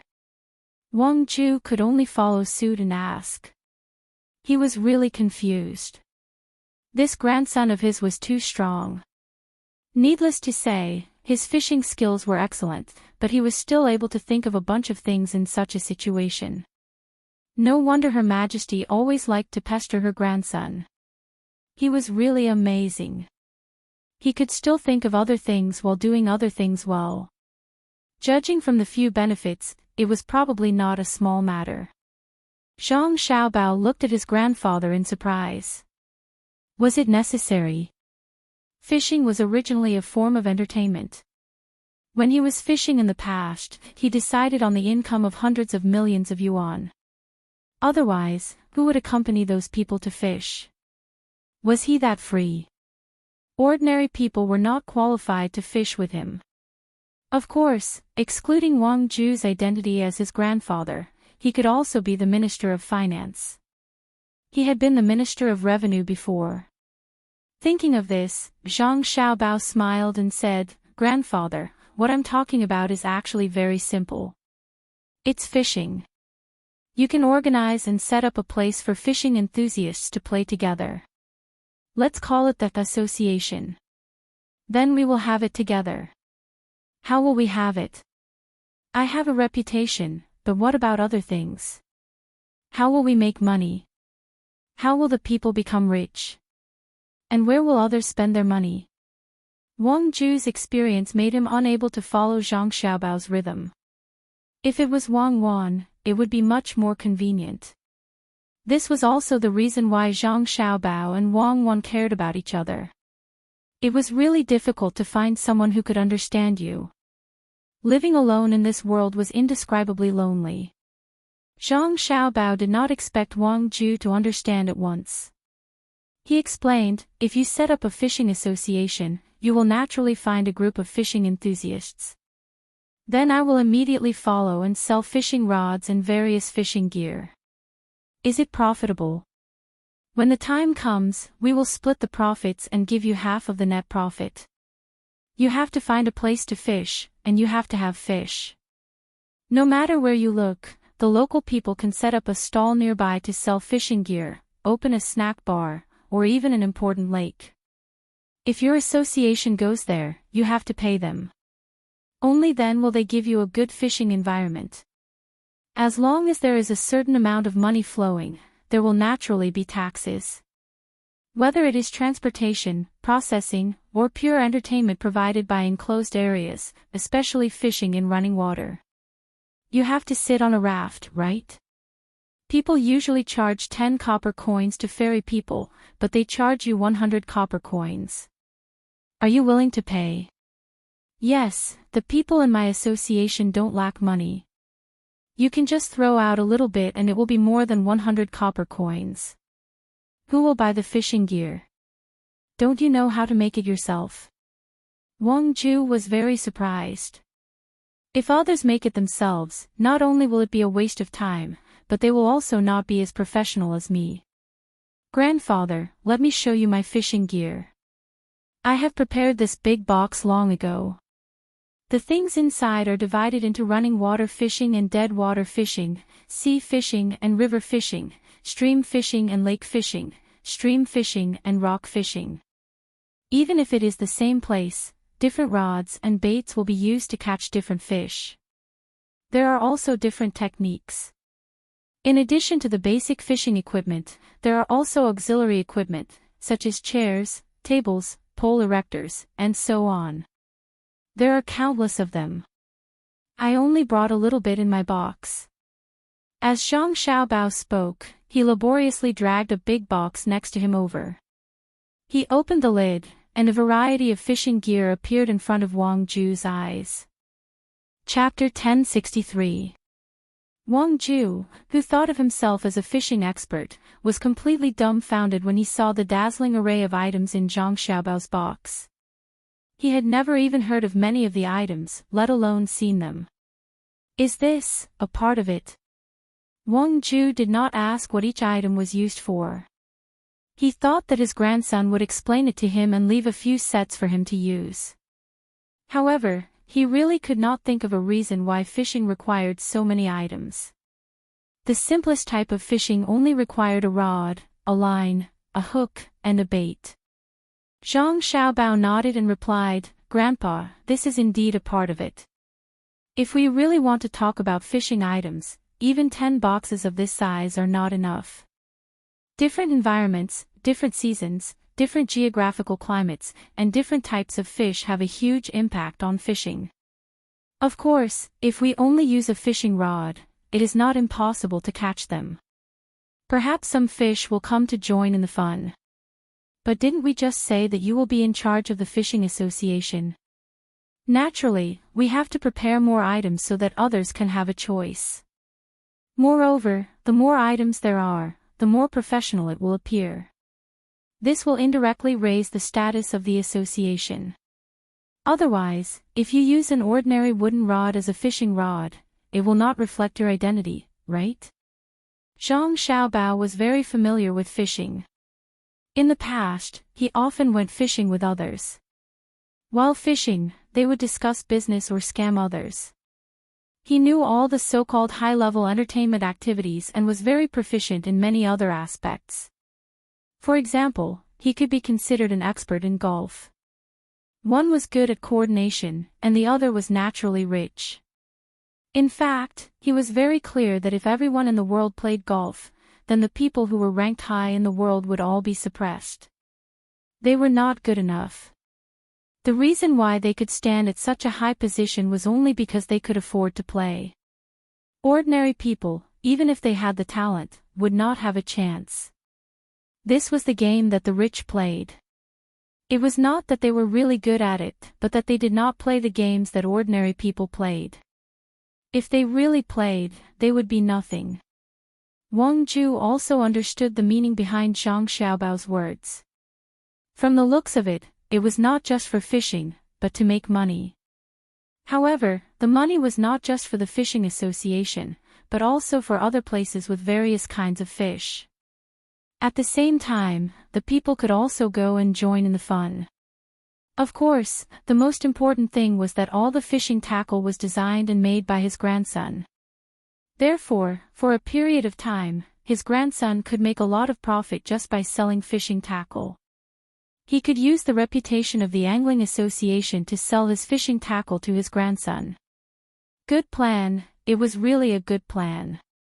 Thinking of her grandson's ability to make money, Wang Ju smiled and said, "Xiao Bao, according to what you said, if I become the president, won't my fishing ability be better than others? Stay a few more days and tell me how to use the things in the box." However, Zhang Xiaobao shook his head and said, "Grandpa, you don't need to be very good at fishing. What you need to do is to know the habits of each fish, know what kind of fish are in which place, and know how to use the rod, bait, and hook. Your role is to organize fishing activities and manage the departments under you. You used to be the Minister of Revenue, so I don't think there will be any problems, right?" Zhang Xiaobao knew the power of an organization too well. Whether an organization was good or not did not depend on the masters in a certain activity, but on the ability of the leader. It was easy to be a master. If one's own ability was not good enough, he could train them. If he could not train them, he could hire them. Just like in football, no matter how valuable the players were, they could not earn as much as the people in the club. Otherwise, the club would lose money. It was the same for car racing. In the end, the people who benefited from it were the people in the organization behind the scenes, not the people who risked all kinds of dangers on the field. This was the knowledge of using people. Wang Ju also thought of this and said with a smile, "Organization. I know how to organize an organization, but why does the fishing association need departments? Is there someone who takes you out to play, and someone who sells fishing tackle?" As he spoke, Wang Ju narrowed his eyes and looked at his grandson. Zhang Xiaobao's eyebrows and Weiwei frowned. He felt that his grandpa was getting more and more stupid. What a simple question. How could he ask such a question? Thinking but not showing it on the surface, Zhang Xiaobao explained, "Grandpa, the fishing association is not the inner court of our family. What we need is unity. In fact, it is no different from the court, except that the court is at a higher level and the association is at a lower level. Fishing fans from all over the Tang Empire can't be so united, so what you need to do is the simplest and most difficult work of internal balance. You don't allow them to be united and make them have conflicts. One is the temptation from power, and the other is the temptation from economics.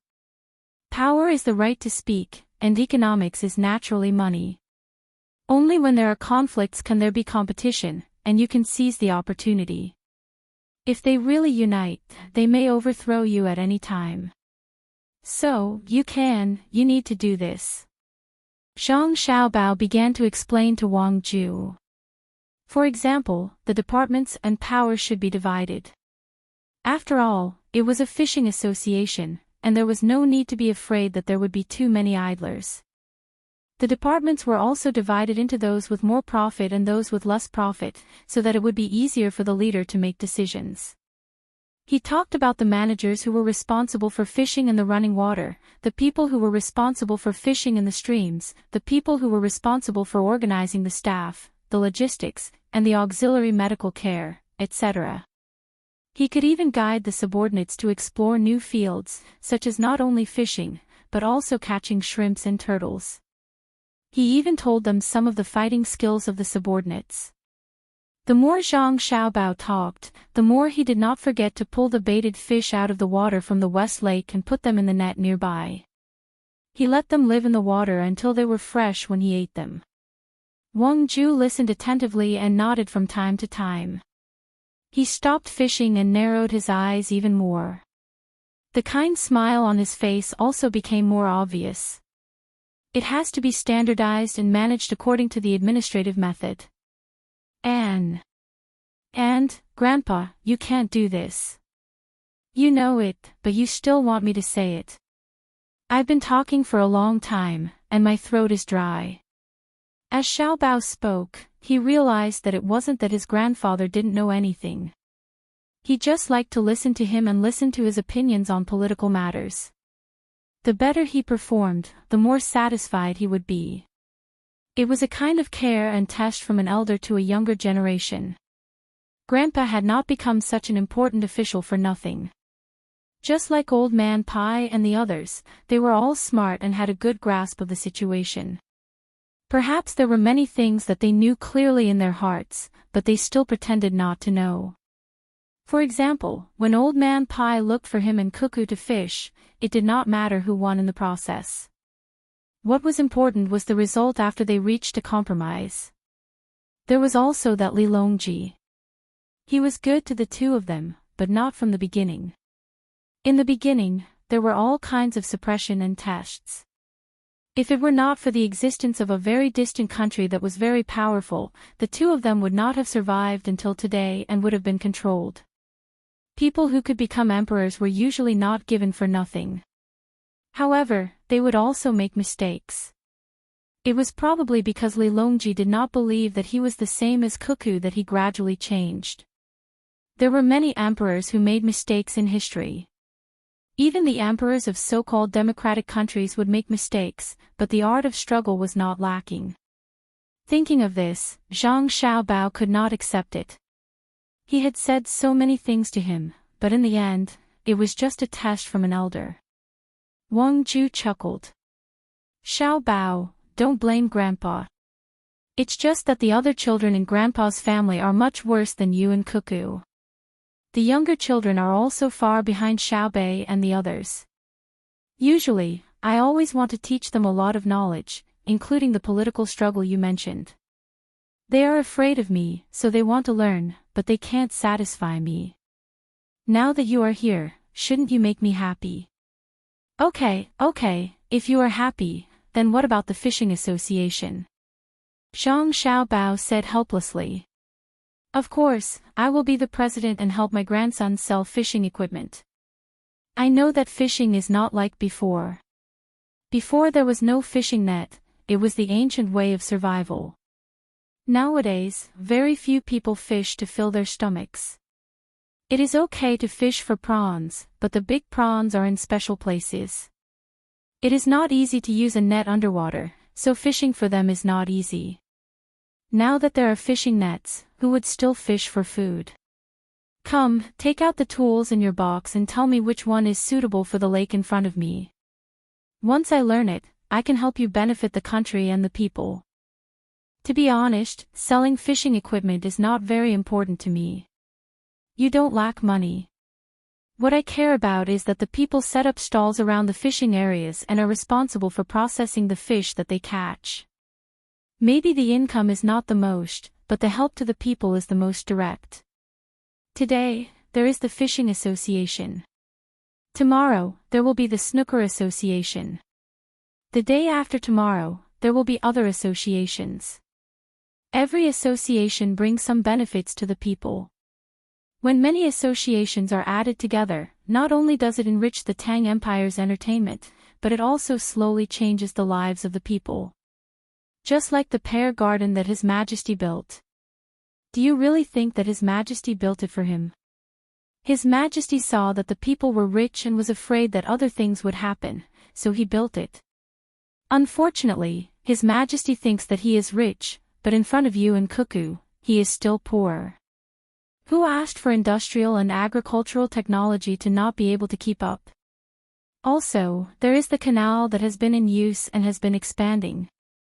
Back then, Yang Guang said that it was for him to play, but he is not that stupid. Playing is just an excuse. His Majesty is also playing, and he goes to every place with a purpose. It is not His Majesty's purpose, but it is also the purpose of you and Cuckoo, right? Wang Ju also said a lot of things. Hearing this, Zhang Xiaobao became even more depressed. Since they all knew, why didn't the book say so? Wasn't it because of political needs? None of these people were good people. Sighing, Zhang Xiaobao took out something from the box. Alright, then let's try out the various tools. While Zhang Xiaobao accompanied Wang Ju to fish, Xiaobei's team was getting closer and closer to Jiangzhou. However, they deliberately slowed down their speed. Now, the team was bigger than when they had just left Hangzhou. A portion of the gunboats had entered Poyang Lake, while the other portion had joined up with Xiaobei's team. There were also more hot air balloons in the sky. When they first started, no one could guess what was going on. However, when the identities of Xiaobei and the others were revealed, and when they started to encircle and annihilate the religious organization, everything became clear. Not only did the other party know, but the government also knew. Even the smarter people also knew. When a smart person said something, the other people would follow suit and spread the news. In the end, the more the news spread, the more ridiculous it became. In the end, some people no longer said that they wanted to encircle and annihilate someone. Instead, they said that there was a monster in Poyang Lake and that it was disadvantageous to the Tang Empire. It would overthrow the Tang Empire and cause the people to live in an abyss of suffering. The Zhang family and the Wang family gathered all their forces to find the monster and kill it. They wanted to protect the Tang Empire and allow the people to live a stable life. At the same time, there was another saying. The Tang Empire had angered the heavens and there was a monster in the Tang imperial court. Therefore, the heavens sent immortals to kill the monster. However, the monster had already cultivated and was not easy to kill, so the immortals could only hide in the lake for the time being. Many people spread the former, but the latter was so rare that it was less than 1 in 1,000 people. Furthermore, it was very secretive. It was so secretive that no one dared to tell others. Instead, it was written on very small pieces of paper and pasted everywhere. Children were the most literate. Ordinary people would only take time out of their free time to make up for their literacy lessons. There were not many of them now. The effect of pasting paper strips was naturally not good. Ordinary people could not understand it, but children could. However, once they told their parents would immediately tell them to shut up. Some even followed their children on the streets. Early in the morning, they would see the paper strips that had been pasted everywhere last night. When the children read them, they would immediately tear them down. Ordinary people were not stupid. They could tell who was good and who was bad just by looking at their lives. Some ordinary people even spoke bluntly in places like tea houses. They said that the Tang Empire did not have monsters, but immortals helping the Tang Empire. Moreover, even if there were monsters, they were good ones. The immortals sent by the heavens were bad immortals. When the immortals in the mortal world saw that people in the mortal world lived better lives than immortals, they were jealous. As a result, when Xiao Bei slowed down the speed of the team, there would always be many citizens on the shore during the day. They would bring local specialties and ask the fairies in the river to help deliver them to Xiao Bei's boat for Xiao Bei and the others to eat. They used this to express their support for the Tang Empire. Ordinary people would not talk too much like the officials. They used the most practical actions to tell the rumormongers whose side they were on and who they supported. Rice noodles again. We can't finish them either. Did you pay? When it was almost noon, Xiaobei helplessly said to the inner courtyard as he looked at the items delivered by the ordinary people on the shore. We did, but the ordinary people were not willing to accept them.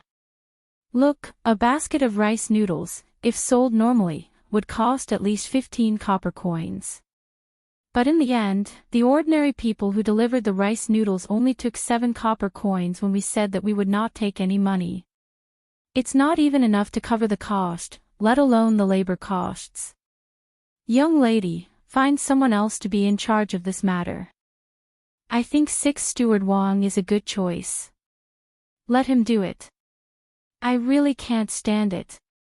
Arguing with the ordinary people over a few copper coins is like fighting a war. The inner courtyard complained. He wanted to divert the trouble and did not want to do this work himself. Xiaobei chuckled and said, it's the same no matter who does it. You work hard first. I'll discuss with them and see if they have any good ideas. After saying this, Xiaobei went to look for Xiao Yuan and the others. It wasn't until noon when they were eating rice noodles that they finally came up with a solution. That was to take out the things that were supposed to be sold at every bustling port on the road and exchange them with the people who sent them to the shore. The fleet had bought and sold along the way. Now, not only had they earned back the money they had spent, they even had a slight surplus. Most importantly, they had enriched the dining tables of the ordinary people. This was because the ships usually carried a lot of food, all of which were local specialties.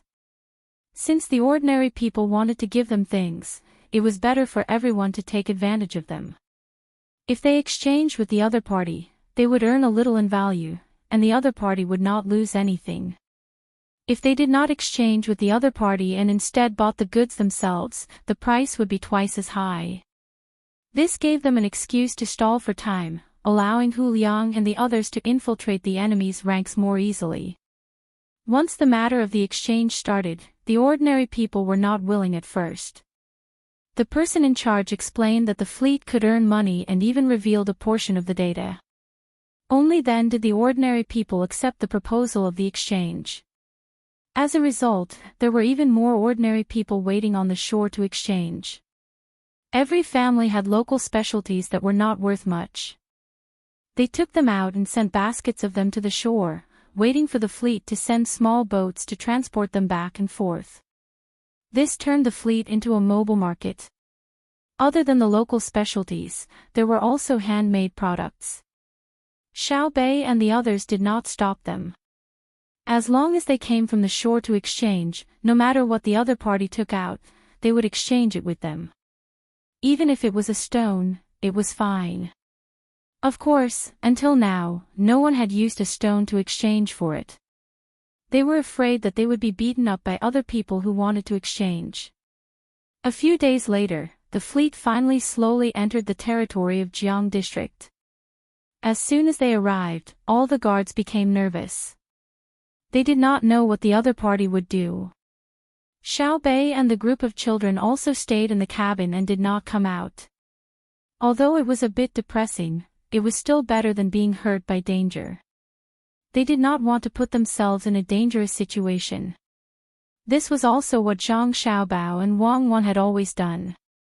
In the beginning, when their family only had Zhuangzi, they took out a portion of their money to protect themselves. They did not want to wait until they had earned money and status before accidentally dying.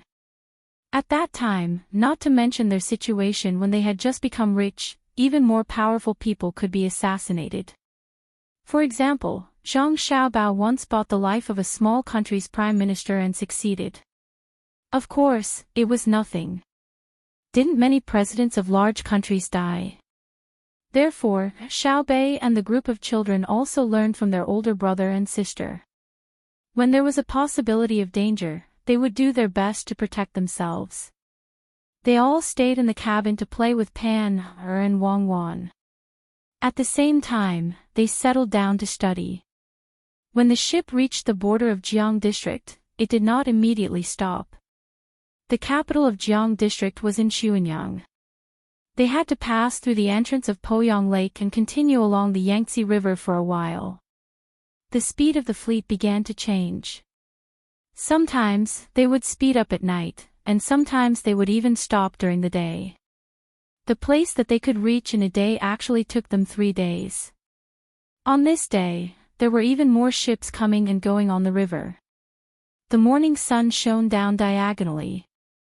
There were not only cargo ships on the river, but also ferries and slightly larger fishing boats. On the river, there were no small boats like the ones in Sanshui County. Otherwise, with the Yangtze River's speed and volume of water, as many small boats as there were, they would capsize.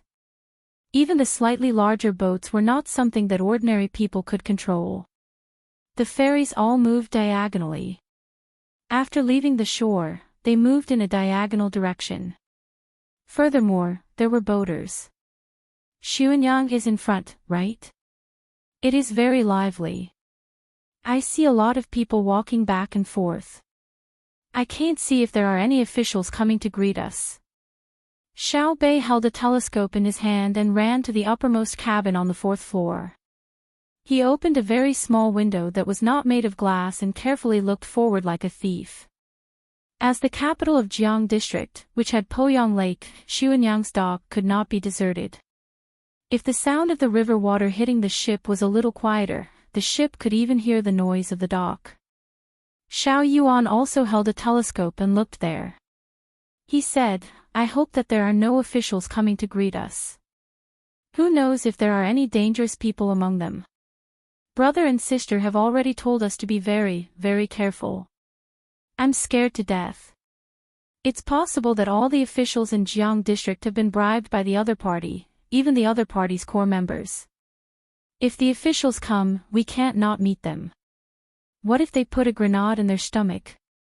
Nonsense. How can a grenade be put in the stomach?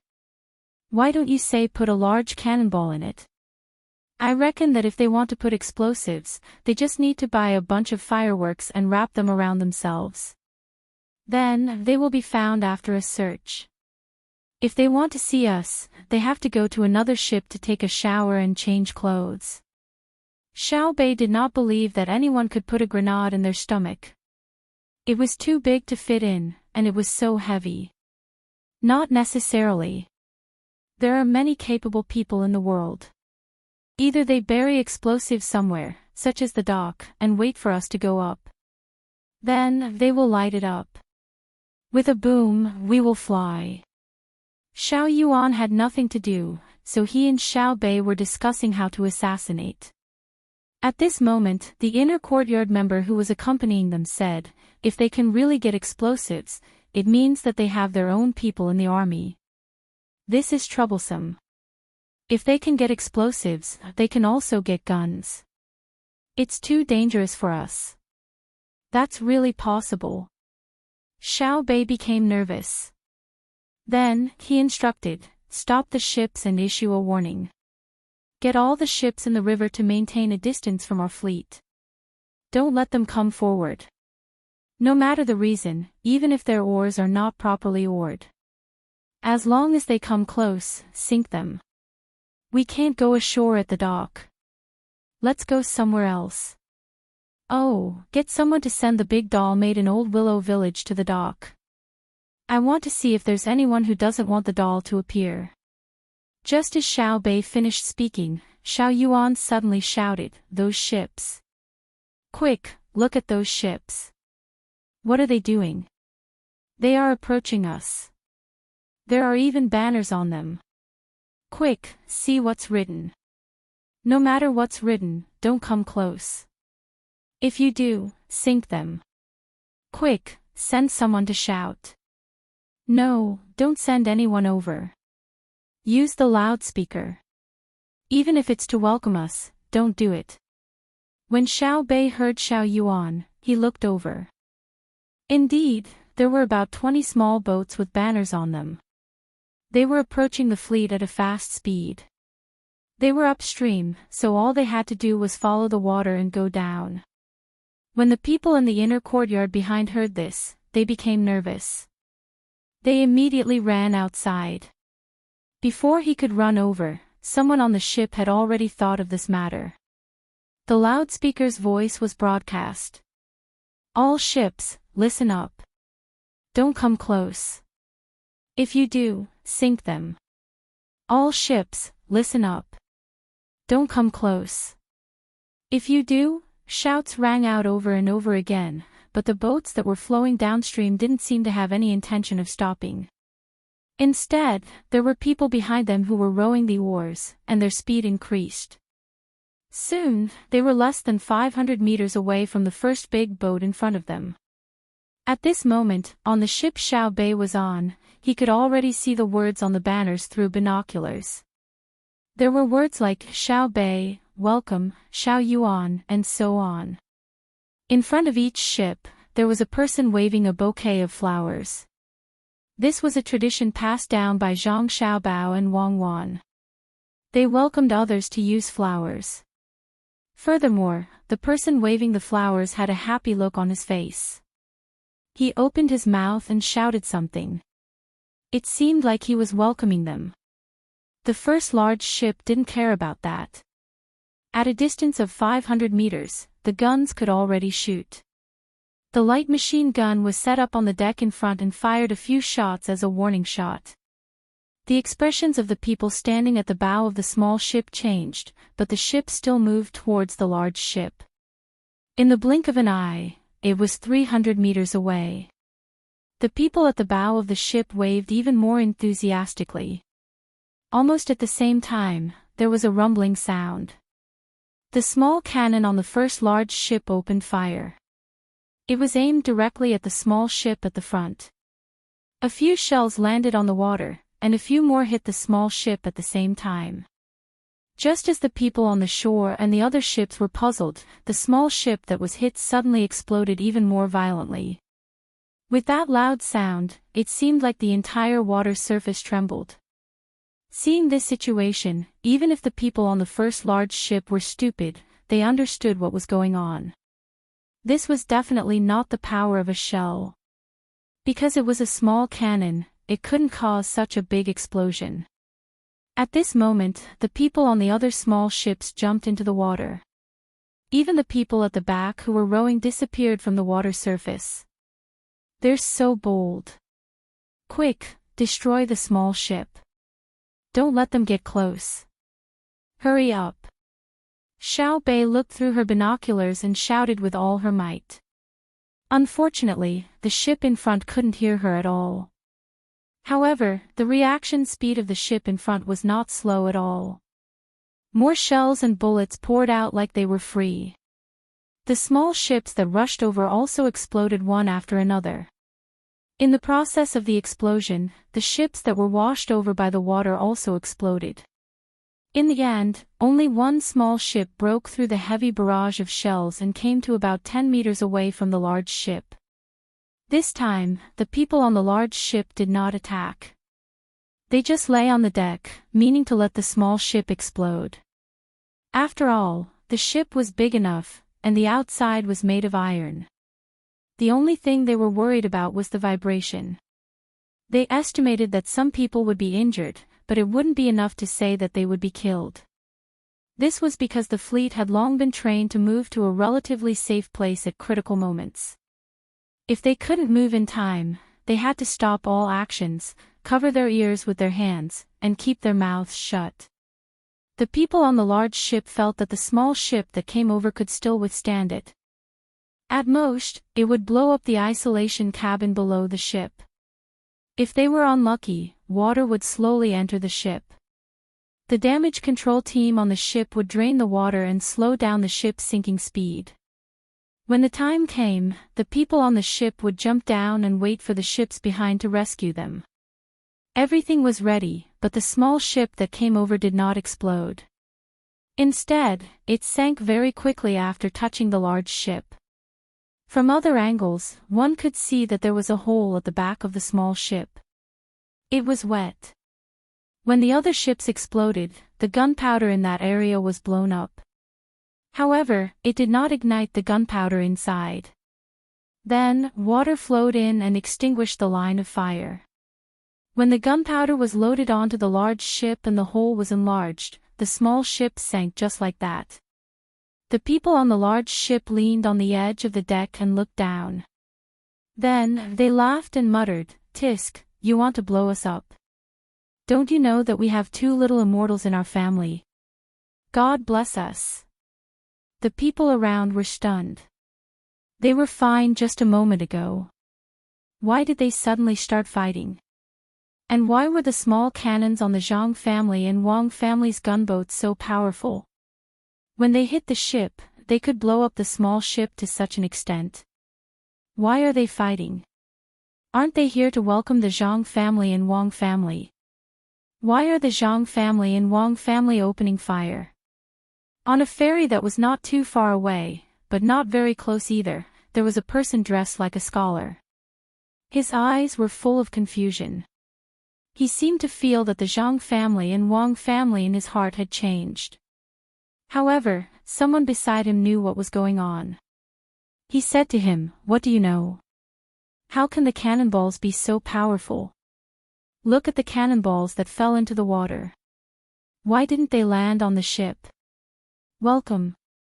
The small ship must be carrying something that can explode. It's either the military's explosives or the gunpowder from the fireworks store." Fortunately, the Zhang family and Wang family reacted quickly. Otherwise, Xiaobei might have been killed by the explosion. There are other children too. Damn it, who did it? Who wants their lives? It must be someone who was instigated by the monster in the lake. Don't let me catch him. Otherwise, I'll kill him. The scholar was shocked. He turned his head and saw that it was a person dressed like a butcher. Only then did he understand why the other party was so ruthless. The other people on the ferry also felt that it made sense. After carefully thinking about what happened earlier, they felt that it was indeed so. The other party had already shouted and told them not to approach, but they still moved forward. Then, when the other party fired 2 warning shots, they moved even faster. That's too bad. They are all bad people. They want to blow up people in the name of welcoming. If the ship's reaction was too slow, wouldn't it have been blown up? A young man of 14 or 15 years old said angrily. Another person said, "How can the ship's reaction be too slow? That's the most powerful team in Tang. Some rascals also want to mess with them. Humph, they don't know how powerful the Zhang family and Wang family are. Now that they have interfered, the people who are supposed to welcome them first don't dare to do so." For a moment, the people on the ferry started cursing one after another. It was the same for the people in other places. There were always smart people who could see what had just happened. Therefore, the people on the river and on the pier started cursing. At the pier, there were 4 people with gloomy expressions. They looked at each other and spread out to squeeze through the crowd. However, when they reached a place where there were fewer people, only 2 people appeared. The 2 of them looked at each other, turned around, and ran, squeezing into the cluster of houses next to them. After running for less than 15 minutes, 6 people appeared at the place where they had just come from. One of them observed for a moment, shook his head, and said, "We didn't keep an eye on them. They escaped. Let's go back and continue the interrogation."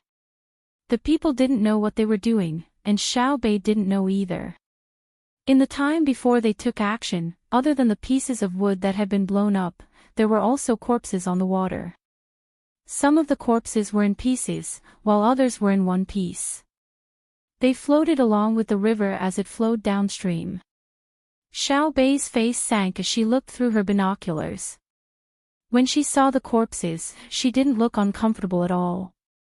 She had experienced a lot of things and had seen all kinds of people die. She only felt sad, but she didn't feel disgusted or anything. After looking at the corpses, Xiaobei curled her lips and said, "A bunch of fools.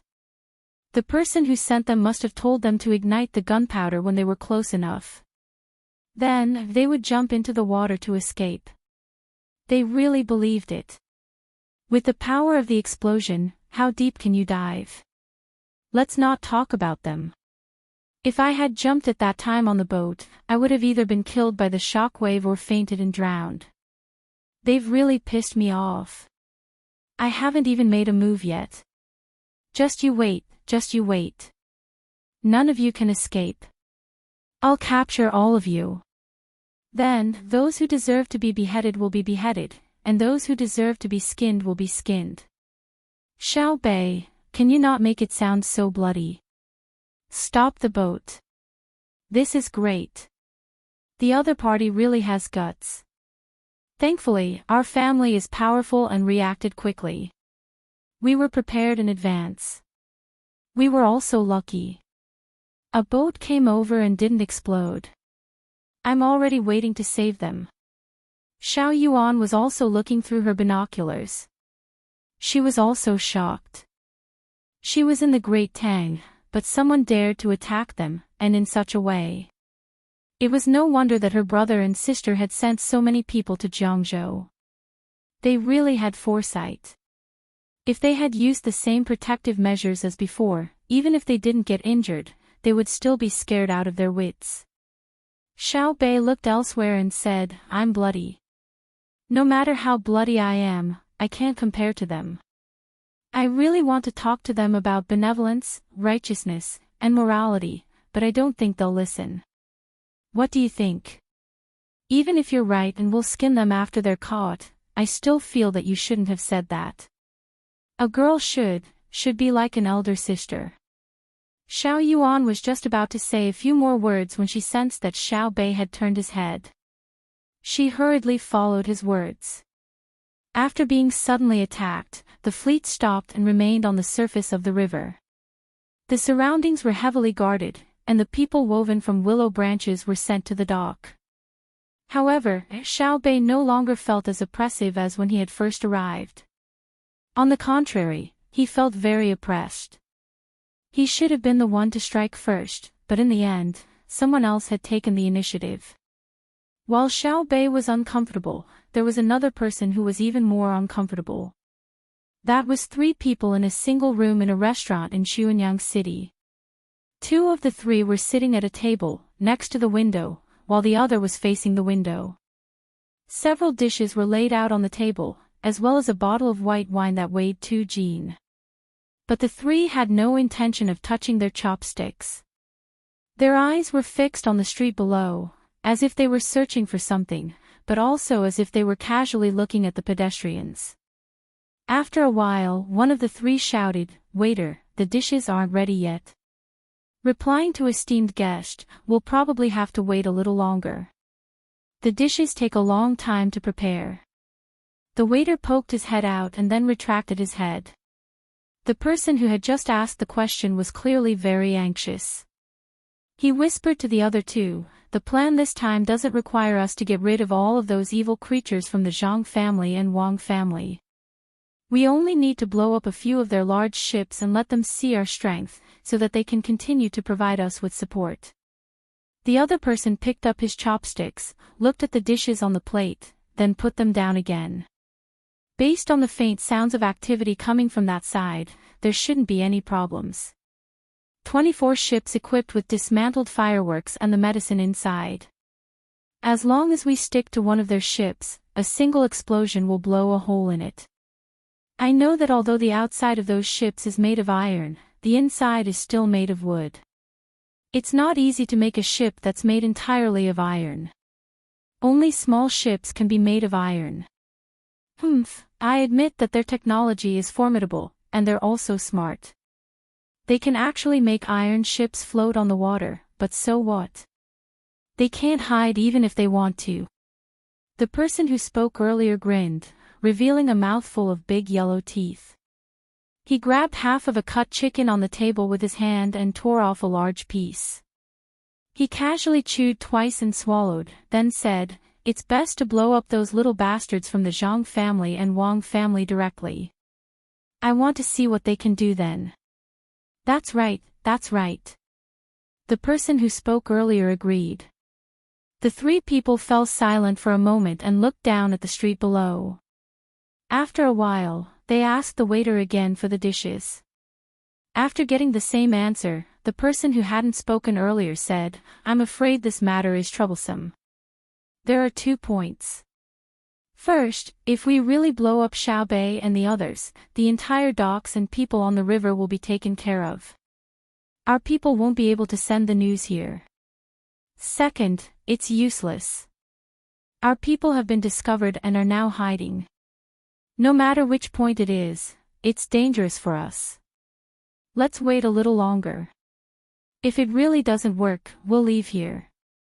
That can't be, right? Our people have been hiding in the crowd this entire time, and what's even more impossible is that the explosion didn't hit anyone. The people we sent out have all smoked cigarettes.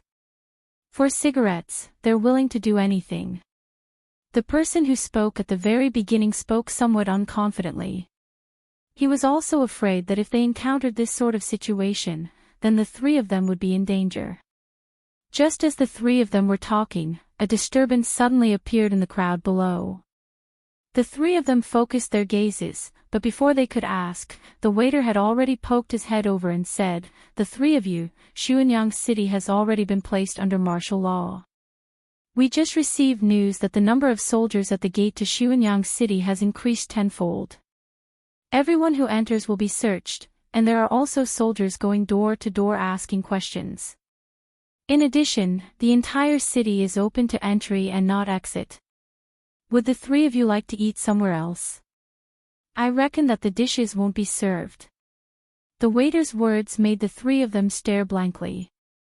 They looked at each other and realized that their clothes were instantly drenched in sweat.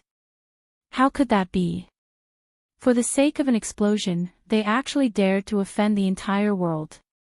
The person who spoke at the very beginning exclaimed in shock. This was Xuanyang, not some ordinary small city. Didn't the Zhang family and Wang family say that they were always concerned about the common people? If they really did as they were told, just how great of an effect would the local area receive? Moreover, this had always been a struggle in the shadows. To be more precise, the intelligence agents of the Zhang family and Wang family had never openly appeared to arrest anyone. After saying this person revealed a delighted expression. Could it really be that Xiao Bei and the others were all killed by the explosion? Otherwise, why would the Zhang family and Wang family put on such a display? Fine, are we going to withdraw or not? The other 2 people prepared to stand up. Just at this moment, another waiter ran up from below, leading a person with a dusty face. The moment he entered, he said, "The dishes are here, they've been directly delivered." The 3 of them simultaneously turned their heads and asked in unison, "How was it?" The waiter shook his head and shook his head. After taking a few deep breaths, he said, "It's over, we were all killed. Before we could even touch their ship, we were blown up by their cannons. One of them managed to get past with great difficulty, but in the end, it sank on its own and didn't explode. Of the 4 of us, I don't know where the other 2 went, while the other one split up with me. This place is dangerous." What? Didn't explode? 24 ships, but not a single one was blown up. Did they open fire? Could it be that your ships didn't put up a welcoming banner? One of them asked in shock. We did, but they used a loudspeaker to shout for us to stop. We didn't stop, so they attacked. They didn't give us the slightest chance. They all died. The people on the 24 ships should all be dead. The 4 of us split up and left. When we arrived at the rendezvous point, only 2 of us were there. The other 2 were probably captured by them, so we're already in danger. The person who came back said in a trembling voice. Ah! How could this be? They were actually that smart. They even dared to attack the people welcoming them. Weren't they afraid? It's already happened. What's the use of saying this? Let's go. Their people might come here soon. The restaurant has been exposed. Tell the people in the restaurant to retreat together. Quickly, those who can't escape should end their own lives. Don't drag us down. The person facing the window stood up and said, and immediately walked down. He turned around and said to the waiter, quickly retreat to all the hidden places we have. Tell the people there to retreat too, otherwise it's easy to be caught. Send out the secret signal. The other two people followed and walked down. The waiter said, we know. Take care. Soon, the entire restaurant's shopkeeper, waiter, and cook were all gone. The people eating didn't know about this situation until someone called the waiter a few times, but no one answered. When they came out to check, they found that the entire restaurant was almost empty. Chapter 1064. Do you really think we don't dare to make any big moves? That's a fool. The explosion has already reached my head, so why would I care about the people's livelihood? I believe that the common people will also support us. On the boat stopped on the river, Xiao Bei had someone cut half a watermelon. As he ate it with a spoon, he angrily spoke. Xiao Yuan, on the other hand, was using a toothpick to stick the watermelon that had been cut into small pieces. Looking at Xiao Bei's eating manners, he shook his head and said, Xiao Bei, aren't you afraid that you'll get fat while eating with all your might while being angry? Can eating watermelon make people fat? Unless you take the sugar out of the watermelon and specifically eat it. Xiao Yuan, do you think that if Big Brother and Big Sister knew that we ordered a lockdown on Xuanyang, they would scold us? Xiao Bei stopped eating and worriedly asked. Xiao Yuan continued to shake his head. They probably won't. Isn't it just affecting the people's livelihood? Besides, we came up with this idea together. Even if they want to scold us, they'll scold all of us.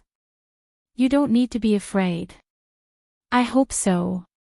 Xiao Bei was still unsure, so he took another spoon of watermelon and ate it. Sealing off Xuanyang and conducting house-to-house searches had been their orders, so everyone present had to listen to them.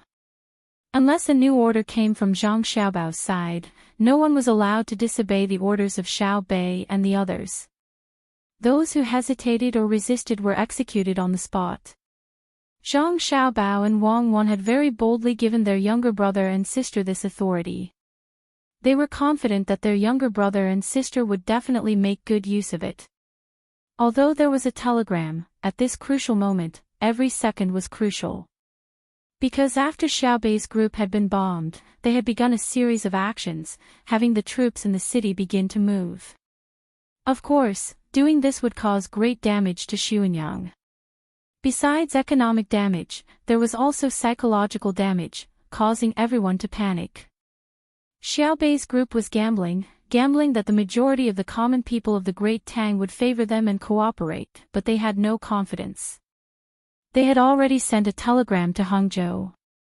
But they had not expected the degree to which the common people of Xuanyang would favor them. When the people conducting the search went from house to house, the people naturally wanted to know the reason. When they heard that Xiao Bei's ship was almost blown up, the people were even angrier than the people conducting the search. One by one, they walked out of their houses and helped the people who were searching the area to introduce the people who lived in this area, who came later, what their surname was, who was usually in the family, who was often mysterious, and so on.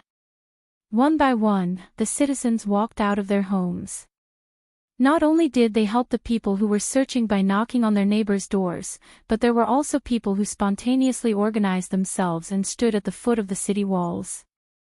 They were a few steps away from each other and stood at the foot of the city walls. They did not give anyone a chance to climb over the city walls or crawl out through the hidden dog holes.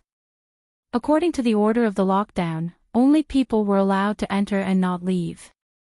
The commoners were about to go crazy from anger. Someone actually dared to lay a hand on Xiao Bei and the others. How preposterous! When they heard that Xiao Bei was coming over, they had been looking forward to it again and again. Everyone knew that when the people from the Zhang and Wang families arrived, no matter where they went, they would immediately come up with ideas. Moreover, they would come up with good ideas based on the local conditions and circumstances. Thus, the lives of the local commoners would be much better than before. If they were willing to become local officials, then the commoners would be itching to personally organize a group and snatch them away. Thus, if Xiaobei and the others came to Xuanyang, it would naturally be beneficial to their own Xuanyang. But now, before they even reached the shore, someone had gone to blow up the boat. Although no one had been injured, if Xiaobei and the other children were scared off and blown away, who would come up with ideas to raise the standard of living in Xuanyang? This was what the commoners of Xuanyang City were thinking, and then the entire city began to mobilize. Needless to say, with the help of the people searching the area really did manage to capture quite a few members of that organization and were now investigating further. While Xuanyang was carrying out the entire search, Zhang Xiaobao in Hangzhou also received the news. In the past 2 days, he had been fishing with Wang Ju.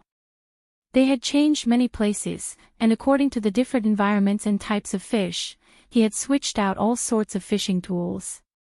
Wang Ju was truly dazzled by all this. She couldn't understand just how her grandson had managed to learn all these skills. There was a limit to one's strength, and no matter how smart one was, learning this and that would always take some time. But this grandson of hers truly knew too many things. If it was just her grandson alone, perhaps there would be someone who could think of a way to contend against him, but with her granddaughter-in-law, it made one feel utterly powerless when facing the two of them. Taking one person alone was already very formidable, but it was still possible to find a few flaws. But when the two of them were together, they seemed to be perfect and unassailable. When one person made a decision, the other person would always voice out a different opinion. Then, they would discuss, supplement, or improve, and thus arrive at a result. No one was an absolute leader. Depending on the situation, the two of them would constantly switch positions. This was the truly formidable aspect. For this reason, Wang Ju would always beat around the bush, wanting to ask just what else her grandson knew. But just as she was about to ask, a telegram arrived. Wang Wan had personally ridden a horse to deliver it, her face a mask of indifference. Seeing Wang Wan like this, Zhang Xiaobao knew that something had happened. Throwing away his fishing rod, he asked, "What happened to Xiaobei and the others?" Xiaobei. Wang Ju was puzzled. How did Xiaobao know that it was about Xiaobei and the others? Just as she was puzzled, Wang Wan said, "They were blown up." "Did you catch them?" Zhang Xiaobao asked again. Wang Ju was even more puzzled. "Why didn't you, Xiaobao, ask your little brother or sister if they were injured?" "We're catching them.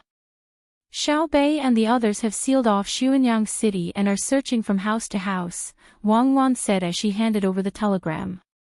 Wang Ju now understood. She didn't even need to speak. Just an expression, a glance, or even a feeling was enough to know what she wanted to say. No wonder Xiaobao directly asked Xiaobei and then didn't ask about their injuries. They had their own way of communicating. Hearing the two's question and answer, Wang Ju's heart, which had just been raised, calmed down. She also threw down her fishing rod and went to Zhang Xiaobao's side to read the contents of the telegram. As soon as she finished reading, without waiting for Zhang Xiaobao and Wang Wan to speak, Wang Ju began to shout. "They're too daring, actually daring to blow up my grandson and granddaughter's boat. Ah, if this was Hangzhou, I would catch them and skin them alive. Xiaobao, look at the news they sent. They were even worried that you wouldn't let them seal off Xuanyang. You can't talk about them." Zhang Xiaobao saw that Wang Ju was protecting his little brother and sister and laughed. "Why not talk about them? So petty. You're worried about just sealing off Xuanyang. Come, pass down my order. Seal off all of Jiangzhou. If you report one person in the Jiangnan West Road, you can get money. If you report more than 5 people, you can get money. If someone from another country reports someone from another country, they can get money of tens of millions of strings. They can also choose 5 technologies from the Great Tang. The informant will not be held responsible. As long as he or she is not the mastermind, he or she will be exempt from punishment. Someone to the side received the order and left. Zhang Xiaobao continued, send a report to Xiaobei and the others. Tell them to kill at least 100 people. Anyone who participated in this operation but didn't take the initiative to confess, anyone who didn't report, will be killed. Hearing this, Wang Ju finally understood what Xiaobao meant. He was blaming Xiaobei and the others for being too cautious. Wang Wan now said to Zhang Xiaobao, it seems that we need to change our education. We've already been bullied to the point of being bullied, yet Xiaobei and the others still consider this and that. Our Zhang family and Wang family usually protect the common people, but at the crucial moment, we ourselves are being threatened. What are we worried about? When we need to be strong, we need to be strong. There's no need to explain anything to others, and there's no need to explain anything to others. At worst, we can compensate them after the matter is over. There's no rush. If we teach them wrongly and they start doing things with great fanfare in the future, it'll be troublesome. They're still children, so we can't treat them like adults. Interesting, truly interesting. The other side knows how to strike first and explode, haha. I've decided. Once we catch them, we'll tie fireworks to their bodies one by one and then let them have a taste of what it's like to be blown up. We won't blow them up one by one.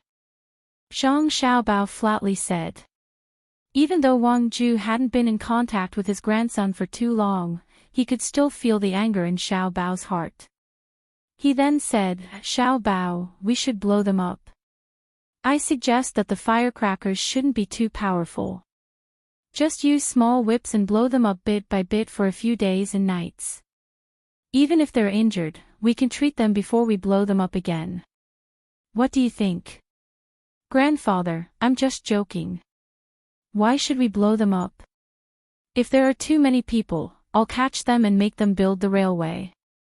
It's best if other countries are involved. Then, I'll have a reason to ask Cuckoo to send troops to catch more people to build the railway. Isn't that right, Cuckoo? Zhang Xiaobao smiled and said. He really didn't want to kill more people. If he killed them, then so be it. But who would do the dangerous work? The current safety technology wasn't in place. If the railway was built at a high speed without any regard for anything else, it would be almost fatal. Oh, right. Catch them to build the railway. When the time comes, you should lead troops to catch Cuckoo. Wang Ju nodded in agreement. He had never taken a train before, but he had heard that it was very fast from the capital to Luoyang. Although the current speed wasn't as fast as the 800 km per hour emergency report, the technology could be improved. The breed of horses was just that. It was too difficult to improve it. In the future, it would definitely be much faster than the 800 km per hour emergency report. And most importantly, the emergency report could only take one or a few people at a time. The train could transport many things. A carriage could carry many people and a lot of goods. It was far from comparable to a horse. Wang Wan had a different idea. She said to the two of them, Grandfather, Xiaobao, I won't directly catch people. If there's really a need for war, I'll directly attack their country's capital. I'll surround them outside and not attack in. I'll force their emperor or king to sign a contract. That's how much labor they send to our Tang Empire every year. Like slaves, they don't care if they live or die. They don't get any wages, and they don't have food or drink. I'll make them lose the hearts of the people. I'll make them use force to suppress their people to work.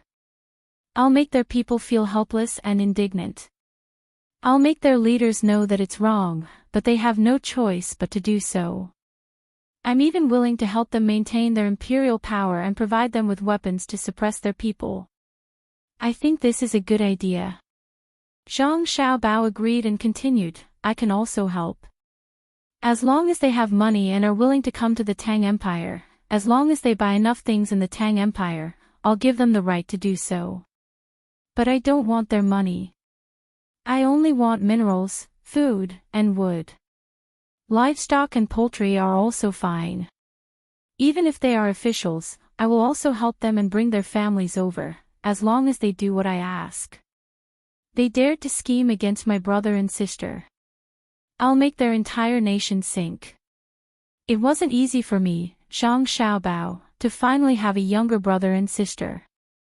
They still want to deal with them. Humph, do they think I'm made of mud? Hearing the two of them speak, Wang Ju couldn't help but shiver. Killing people was just a matter of nodding their heads. Her grandson and granddaughter-in-law actually wanted to torture people non-stop. They wanted their rulers to take the initiative to force their people to do work that had a high mortality rate. What was the difference between that and forcing parents to cook their children? Eat their children. Their desire for revenge was too strong. Weren't Xiao Bei and the others fine? It was said that Xiao Bao and Cuckoo were very good to their younger brother and sister. Today, she saw it with her own eyes. Xiao Bao, Cuckoo, since Xiao Bei and the others are in trouble, aren't you going to go over? Wang Ju saw that her grandson and granddaughter-in-law had no intention of leaving and asked. Zhang Xiaobao shook his head. We can't go over. Xiao Bei and the others have already gone, so let them take care of them. Children need to be raised bit by bit. My request for them is very simple. As long as they don't deliberately harm the common people and don't do something when they know it might harm the common people, then I won't care about them. The harm I'm talking about is direct physical harm, not economic harm. Economic harm doesn't matter. If any commoner suffers a loss, I'll help compensate. For every copper coin they lose, I'll compensate them 2 copper coins. In other words, if they steal food from the common people's fields, I'll condone it and compensate them. But I won't allow them to ride their horses on the streets. That will hurt people. Of course, I'm just giving an example. Usually, Cuckoo and I never teach them to do that. You can tell from their usual behavior what kind of education they received. Zhang Xiaobao explained to Wang Ju. In fact, there was something he didn't say. Jiangzhou was dangerous, but Hangzhou was not necessarily safe. If he were the other party, he would include Hangzhou. Therefore, he and Cuckoo had to guard Hangzhou. But he couldn't say it out loud. If he did, wouldn't he be saying that his grandfather, Wang Ju, was incompetent? Wang Ju didn't know what Xiao Bao was thinking. After hearing her grandson's words, she nodded and said, Indeed, Xiao Bei and the others may do something wrong. But if you say that they deliberately do bad things, then you're definitely falsely accusing them. They have always wanted all the Tang people to live a good life. So, you and Cuckoo will stay here. No, Cuckoo and I will leave at night. We'll take a boat and go against the current to the north. We'll act like we're heading towards the capital, Zhang Xiaobao replied. Chapter 1065. Zhang Xiaobao didn't tell Wang Ju what he was going to do. Even the inner courtyard of the Wang family didn't know what Zhang Xiaobao was going to do, let alone Wang Ju. Only a small part of the inner courtyard of the Zhang family knew, but they kept their mouths shut. Similarly, before they arrived in Hangzhou, the inner courtyard of the Zhang family didn't know what Wang Wan was going to do. They were originally a family, but now, they had formed their own system. The next morning, Zhang Xiaobao and Wang Wan packed up a little, boarded a big boat at the dock, and headed north. Half a day later, a shop about 300 meters to the east of the same street as the Wang family in Hangzhou was bought. It was on the other side of the road, and the Wang family was diagonally across the street. The shop originally sold braised food, including chicken and pig. There was no braised beef. The business wasn't good, but it wasn't bad either. Braised food was very simple. It was salt. Braised food was usually boiled in salt water. Later, Zhang Xiaobao specially made a few simple seasonings to make braised food. Most of the braised food shops bought the ingredients themselves and used them according to the recipe. Seasonings were also very expensive.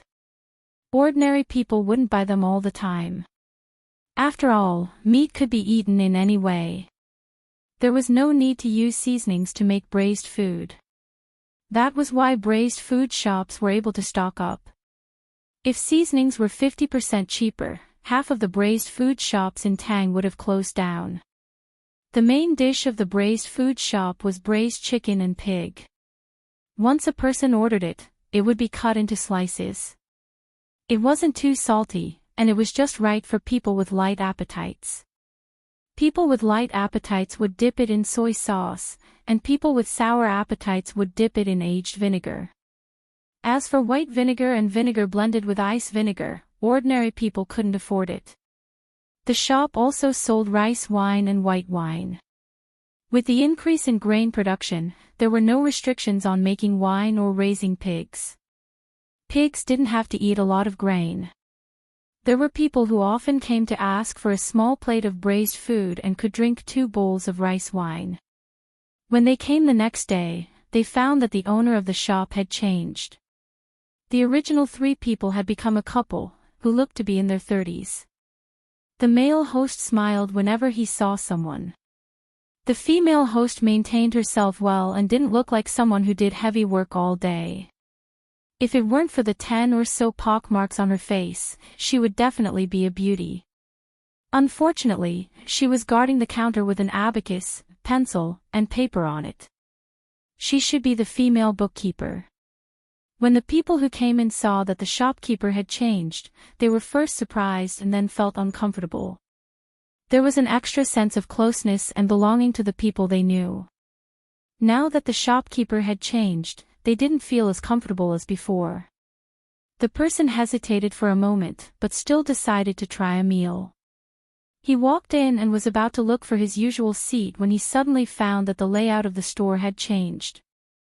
There were originally 6 tables, but now there were 4 tables. There were even 2 tables with long stools placed horizontally on both sides. In front of the 4 stools were 2 or 4 tables, which were much narrower and much longer than the tables. The tables were originally 5 feet wide, but now they were 2 feet wide. Connected together, they were very long, even as long as the stools. There were even lines drawn on the tables. It gave people the feeling that the person who was eating was sitting on the stools with a grid in front of him.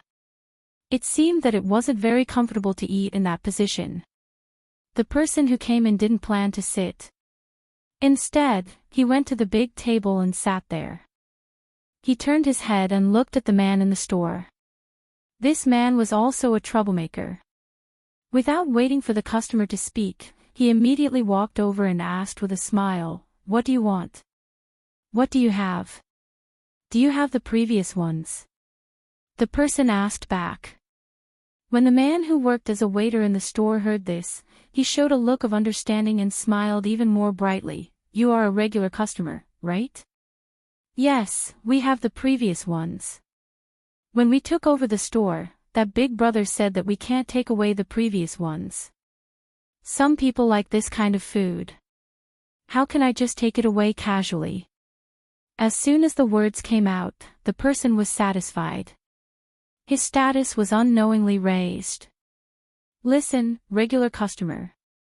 The new owner also knew that he was a regular customer. A plate of pig head meat, a bowl of rice wine, and a plate of salt beans.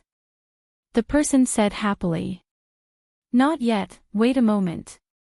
The man was still smiling like he shouldn't. He nodded and turned back. The female owner standing behind the counter had already served the tea. The tea was brewed, which was popular in Tang now. Usually, no one drank the brewed tea. Not to mention that it was time-consuming, the taste was also not as good as the brewed tea. Of course, if one really wanted to set up a tea ceremony, it would also take a lot of time. However, if this was not a place that specialized in drinking tea, no one would set up a tea ceremony for you. The tea was very strong, but the tea leaves were not good tea leaves. When poured from the pot into the cup, there was still foam. However, the customer didn't care. If the tea was really good, he might feel that the taste was not strong enough. What he drank was bitter and astringent, like the taste of the tea leaves foam. Just as he blew on the tea and drank a mouthful, the male waiter and owner came back with a tray. This was very professional. Who in ordinary small stores would use a tray to serve food? Well, there is a tray. I also enjoy the feeling of eating in a restaurant. In the past, I usually ate in the wind-riding pavilion near the lake. Only then could I enjoy this treatment. You also have it here, ah.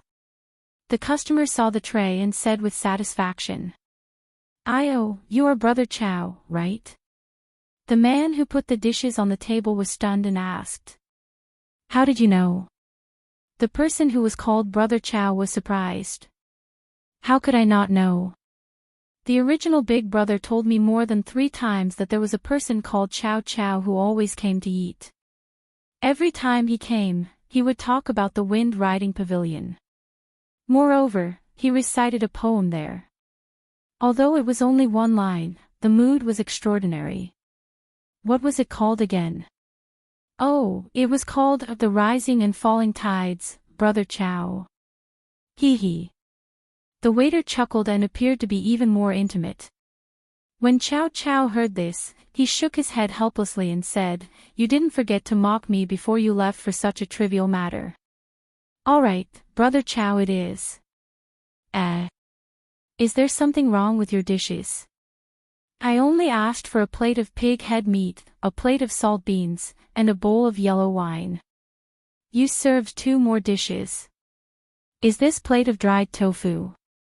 And this plate of quinoa?" Yes, it's dried tofu and quinoa. Well, many people call it kimchi now. The 2 of us saw that there was still meat in the brine, so we put the dried tofu in and cooked it for a while. Then we took it out and cut it for you to try. Brother Chow, you are an old customer. It is normal to add 2 more dishes. I didn't know Brother Chow was coming. Wait a moment, I will go back. The waiter nodded and explained. Then he turned around and went back to the back. When Chow Chow was happy, he came back again with 2 more plates in his hands. He put them on the table one by one and said, "This is chicken wing tip, just right for the wine. This is pig skin salad. Although it is just skin, it is more fragrant than meat. Others who come in can't even order this dish. Oh, how can I accept this?" Chow Chow showed an embarrassed expression. "Brother Chow, there is no need to be so polite with me. Although this is the first time we met, we still have a long way to go.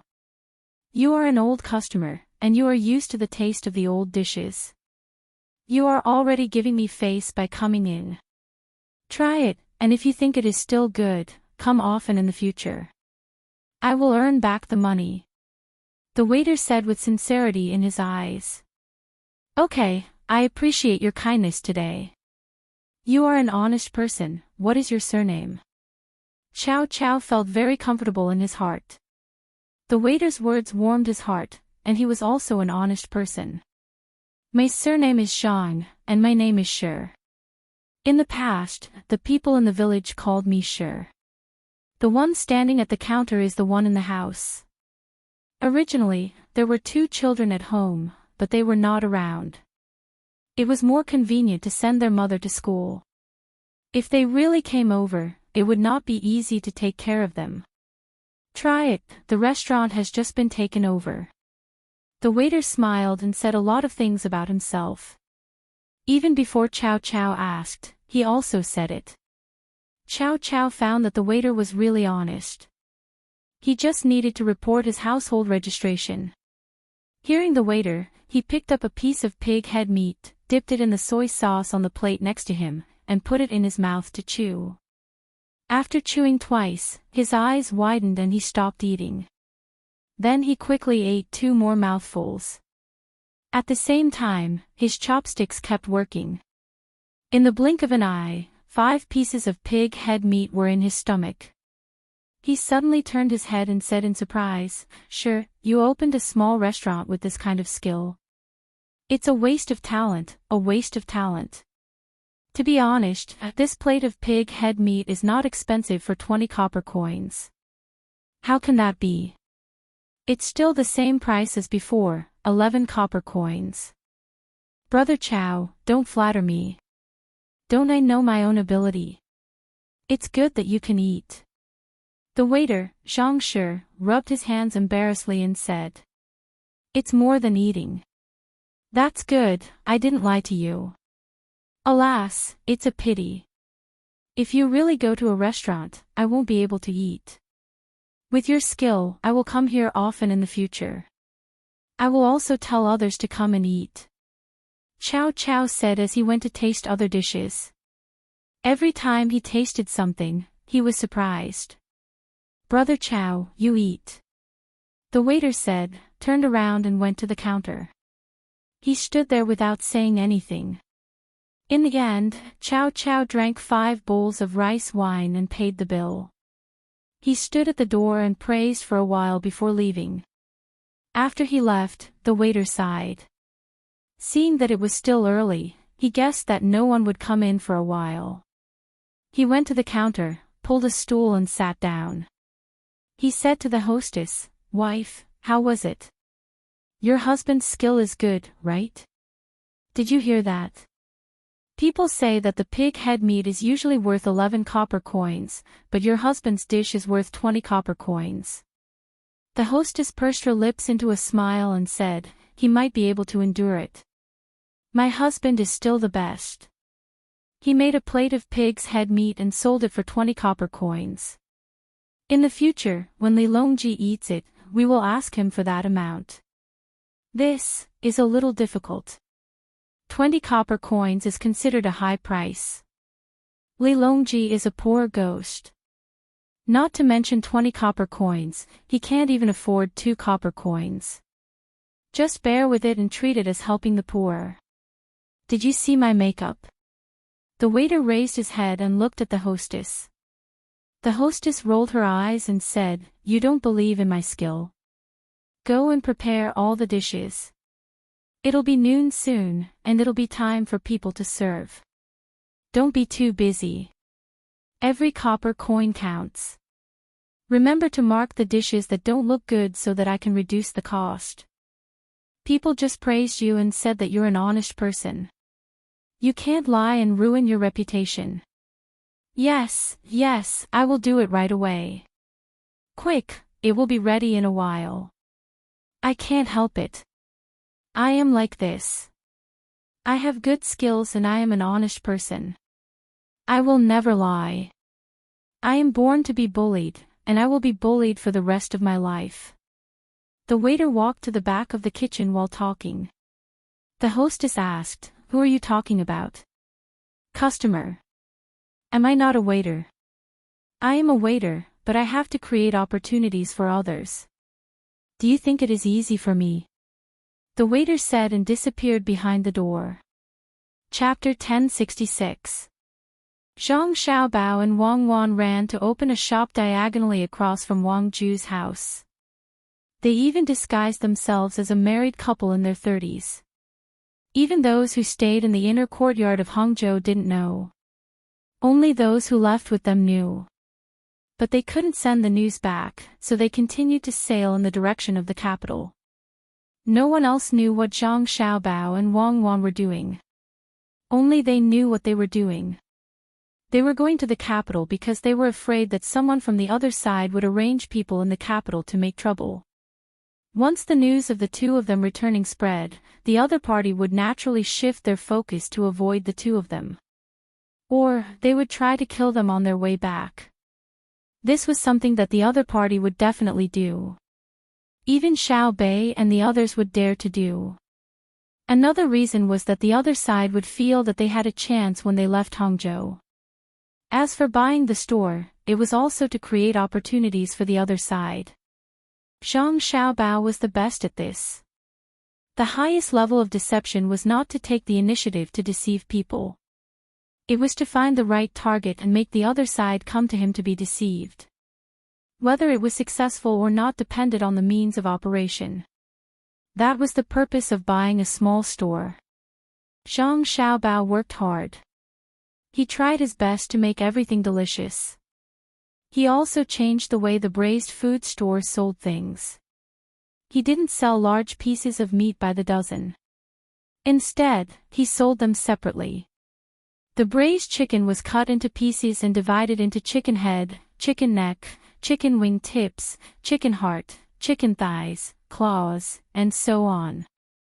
The pork was also divided in the same way, especially the pig head. The pig ears were bought at a high price from a butcher. Together with the pickles he made a few days ago, it could last for a few days. Now, he bought a new jar to make it. In addition to the above, there were all kinds of side dishes. They were placed on plates. Beside the counter, there was a shelf. The side dishes were all 1 copper coin per plate. The rice wine jar was also placed outside. There was a grape hanging on it. The washed bowls were placed on the side. Whoever wanted to drink could go and get a bowl. If the wine was good enough, no one would care if the wine was about to overflow. It was 3 copper coins per bowl. If he was willing to eat the side dishes, he would take a plate to the table or the narrow table. He would eat and drink while chatting, and when he was done, he would pay the bill when he left. As for the other dishes, they were also placed on the shelves. Plate by plate, there might be more on a certain plate, or less on a certain plate. It was up to the customer to choose. Of course, Zhang Xiaobao would always place a plate that was obviously missing something. With that comparison, the other dishes would sell well. This was the psychology of consumers. Zhang Xiaobao was only responsible for wiping the table and cleaning up the dishes, while Wang Wan was in charge of accounting and replenishing the shelves. There was another job for Wang Wan. It was a new model in the restaurant. She could mix the dishes with the same price. For example, the chicken heart and pig ears would cost the same. If the customers didn't want to spend 2 sets of money to buy 2 plates, they could order the same dish and put it together. On the day that Brother Chow came, the business was pretty good by noon. Most of the customers were former customers. Zhang Xiaobao dealt with them with ease.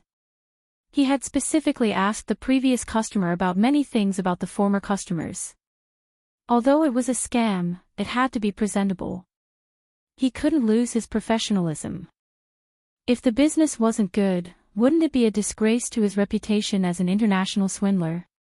Most of the former customers were willing to come in and try the dishes. Only a small portion of them left when they saw the new customers. Some of them even asked where the original customers were as they missed them very much. The food that Zhang Xiaobao meticulously prepared naturally wouldn't taste bad. When he selected the ingredients, he chose the best ones and was very careful. He only calculated the cost of the ingredients. Every time he sold a set, he would only get a profit of slightly more than 10%.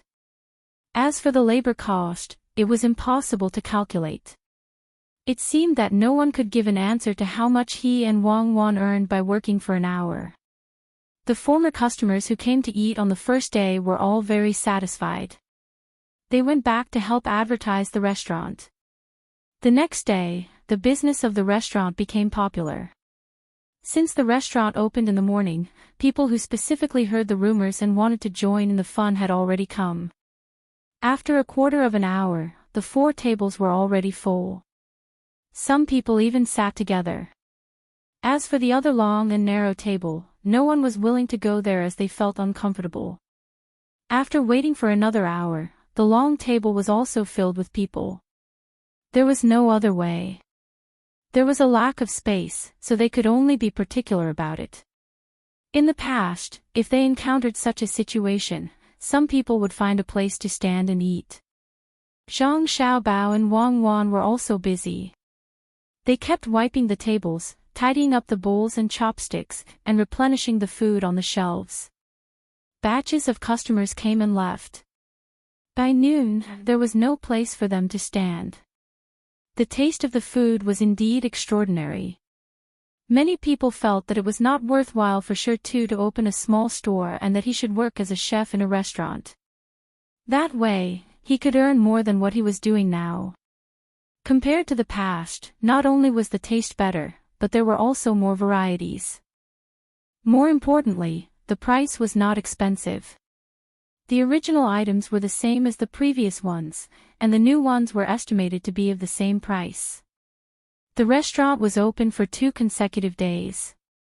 On the 3rd day, more people squeezed in. Seeing that there was no place to eat, they packed and brought back to eat with their families or find a few friends to drink together. People said that the braised food was in the wind riding restaurant, but it was in fact bought by the restaurant between the clouds and the water in Hangzhou. Xiao Bao, it's been 3 days. I think the effect is almost there, right? Is it time to move on to the next step? After finishing the work on the 3rd day, the restaurant was closed at night. Zhang Xiaobao cooked 2 dishes and made several plates of braised food. When he was drinking and eating with Wang Wan moved her shoulders and asked Zhang Xiaobao. Zhang Xiaobao was also tired. At noon and in the evening, the 2 of them didn't have time to eat properly at all. Too many people came to buy food, and they all thought that they had taken advantage of the situation. The 2 of them only ate a few pieces of meat to fill their stomachs. Wang Wan's arms were tired, and Zhang Xiaobao's waist and legs were sore. After hearing Wang Wan's words, Zhang Xiaobao shook his head slightly. Let's wait for 2 more days. We have to let people see that we are really too busy. More importantly, our reputation is not big enough. We have to let Grandpa's family like our food, and then I'll adjust the ingredients. Alright, let's work on the ingredients. In the end, I estimate that we will lose some money every time we sell a dish.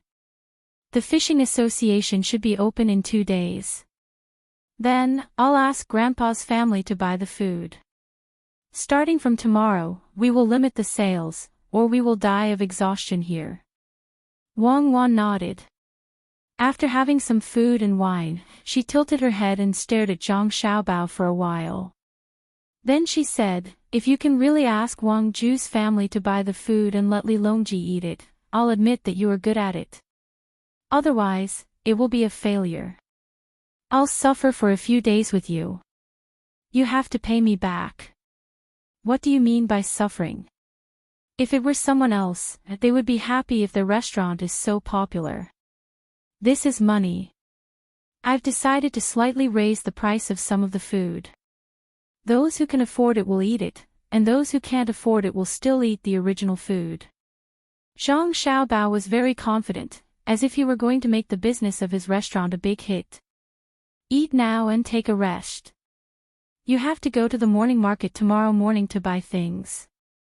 After Wang Wan finished speaking, she lowered her head and ate quickly. When she was almost full, she thought of something and said, you should prepare something tonight. We'll eat together tomorrow. It's not worth it to open a shop with you and starve me to gastric problems. That's what I think too. As for the staple food, I'll make pancakes tomorrow morning. I'll buy some crabs and sea hares and roll them in the pancakes. I won't sell them to the people who come here for the braised food. Zhang Xiaobao finished the wine in the bowl. The 2 of them cleaned up quickly, took a cold shower, and slept next to each other in the bedroom. The next day, the store only opened at 4 in the morning. There were already people waiting anxiously outside, and there were even people knocking on the door. Zhang Xiaobao and Wang Wan woke up at 6 in the morning. They went to buy some things first, and when they came back, they were busy again, just like real businessmen. The difference between the 2 of them and other people was that they had to spare some time to dress each other up. As soon as the door opened, people rushed in from outside. Some of them were packing and some of them were looking for seats. They were all idlers who did not work and came here to eat. Some of the people who were packing were very unhappy and suggested to Zhang Xiaobao that they should open the restaurant earlier next time as they still had something to do after they bought things. Zhang Xiaobao did not know what they were going to do. They came to buy things at 9 o'clock. Normally, if they had something to do, it would be too late to open the restaurant at 7 o'clock, which was 7 o'clock in the morning. He did not say this, but nodded and explained with a smile that they should open the restaurant earlier next day. It was a special situation today and they were busy with other things. When the people who came in to eat saw the various kinds of food, they found that it was indeed so. There were new things added today, and some of them looked more delicate. It was just that the price was more than a little expensive. Some people would complain, but most of them could understand. The food in the restaurant was good to begin with, not to mention the more delicate ones. They had to make money, and they also had to make a living. At noon, some people who had earned money from their work in the morning and were not going to work in the afternoon came to drink some wine, eat some food, and buy some back home. They were done for the day. There were not many people like this, and most of them had to work for another day. Chow Chow, who came on the first day of the restaurant, also came today. When he saw Zhang Xiaobao, he smiled and said, "Sure too, good business. Brother Chow, I'm counting on your auspicious words." "Seat, eh? There is a person over there who is almost done eating. I'll reserve a seat for you. You can first see what you want to eat today." Zhang Xiaobao knew that Chow Chow was a helper at the docks. He was also a small leader. The main thing was that he knew a lot. Not only did he have strength, but he also knew how to use rope to make sailor knots, help with the packing, and arrange a place. He was much better than the average person, so there were more than 10 brothers who followed him. In the Hangzhou docks, he was also a little famous. The ships that often came to load and unload goods also liked to let him take over, even if he had to pay more. He was familiar with it, so they could rest assured. Therefore, he was more relaxed. When he had work to do, he could work for 2 days and earn a month's wages of others. The helpers at the docks were also divided according to their working ability. It was not just strength. When it came to skills, their value was naturally different. He didn't come for 2 days, probably because he had a good job. After 2 days of work, the sky was a little cloudy today. It looked like it was going to rain. He probably didn't plan to work. Zhang Xiaobao wanted to get more information from him, so his attitude was the most enthusiastic. As for waiting for the other person to finish eating and leaving a seat for him, that was because he came in the right order. Otherwise, it would be another story. Ordinary shop assistants didn't have such eyesight and skills, but Zhang Xiaobao's current profession was a swindler. A swindler had to be professional. It was the most basic professional quality. This profession was not something that anyone could do. The requirements were too high. It was very difficult to reach the highest level of a swindler who didn't think of himself as a swindler. After waiting for the other person to finish eating, Zhang Xiaobao arranged for Chow Chow to go over. Similarly, he added 2 small plates of side dishes. After glancing at the situation in the restaurant, he felt that he wouldn't be busy for the time being, so he brought out another plate of food and went to Chow Chow's side. "Brother Chow, I specially made some staple food. It's not for sale. I brought it over for you to try. It's all seafood," Zhang Xiaobao said with a smile. For a moment, Chow Chow felt that his identity was different. He inadvertently looked at the other people who were eating. Under the different gazes, he also smiled and said, "Sure too, you are always too polite. It's embarrassing. I have to pay as much as I can. I can't let you do business at a loss. Brother Chow, that's a long way to go. If I say that I'm not for sale, how can I give you money?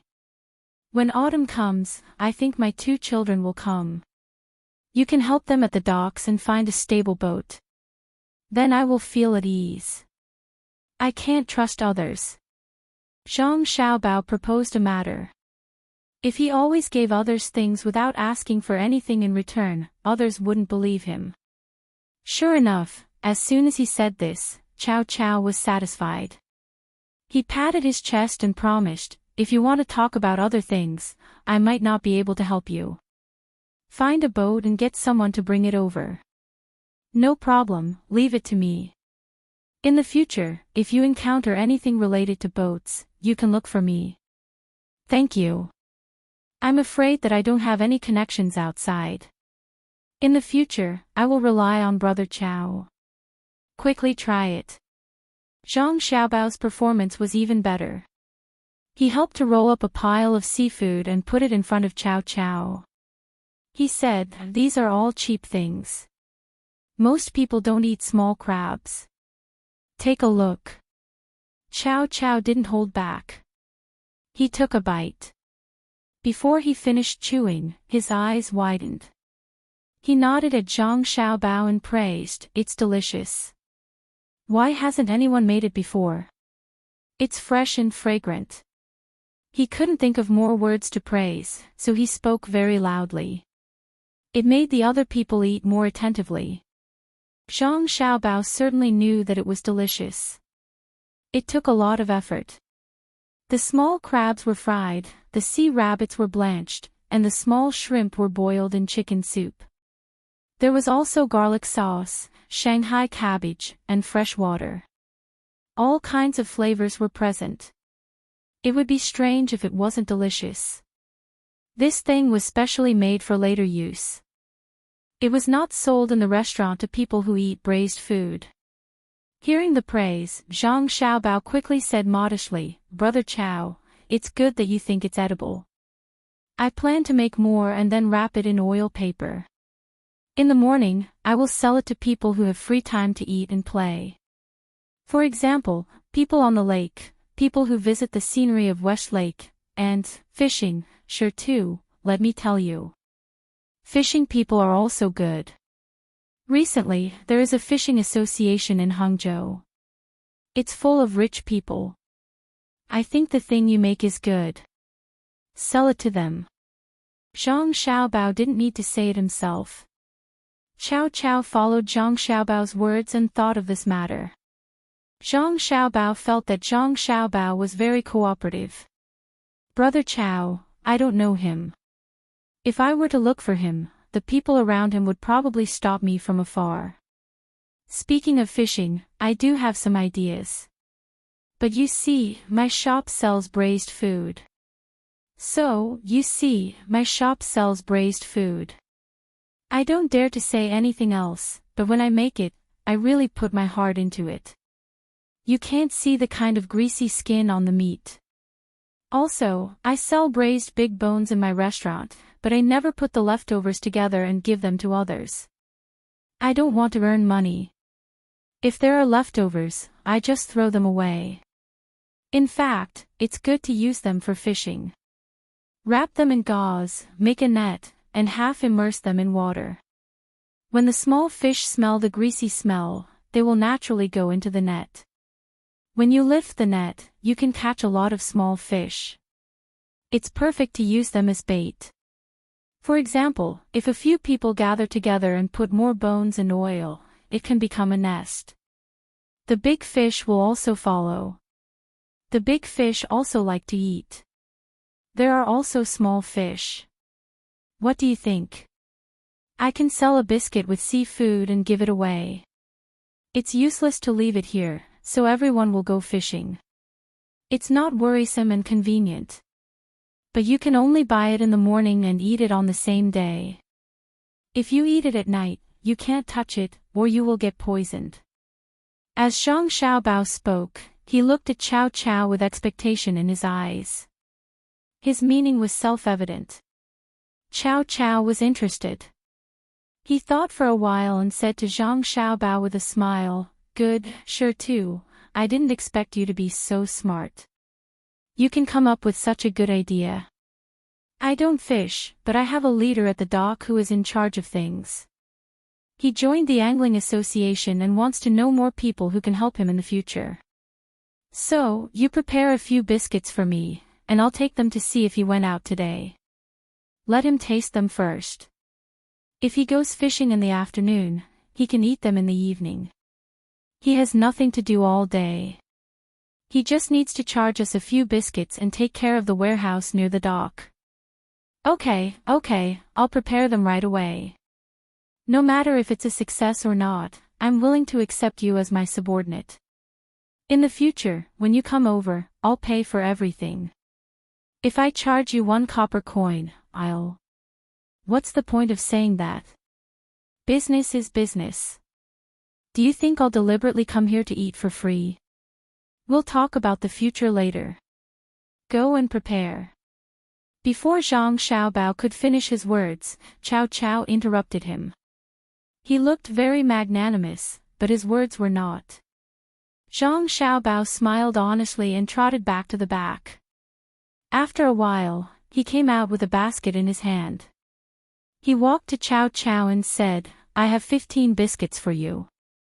There are 10 biscuits for fishing and 10 biscuits for a small roll of fine gauze net. You don't have to worry about it. The remaining 5 biscuits naturally belong to Cao Cao. Moreover, he couldn't charge him. He was going to help deliver the biscuits. How could he dare to charge him?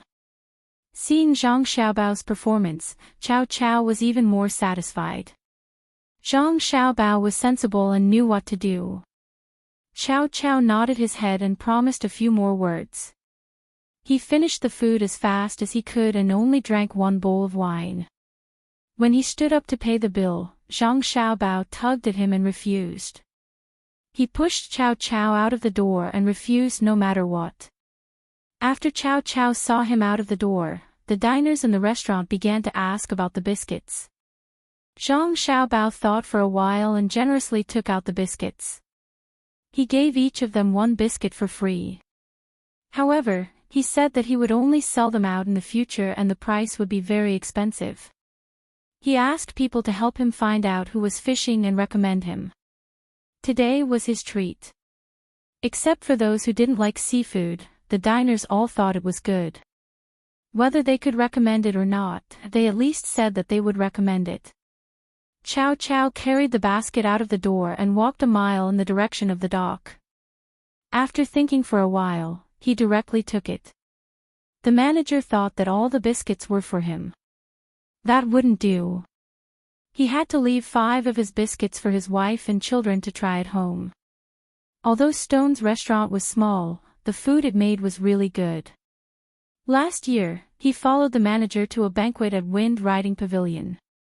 Now that he thought about it, it seemed to be much worse than Stone's restaurant. Especially when it came to the same staple food, biscuits. How did Stone make them? They were thin and chewy. They were chewy. If he made a good relationship with Stone, his wife and children would have a good meal in the future. There was nothing to say about Stone's craftsmanship. Thinking of this, Cao Cao planned to find a shop and get something. He separated the biscuits in the basket and opened the lid. When he looked inside, he was stunned. In addition to a pile of oiled paper packets, there was also a cloth bag and a roll of gauze.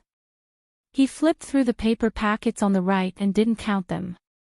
There were about 20 of them. Then he carried the basket and took out the cloth bag.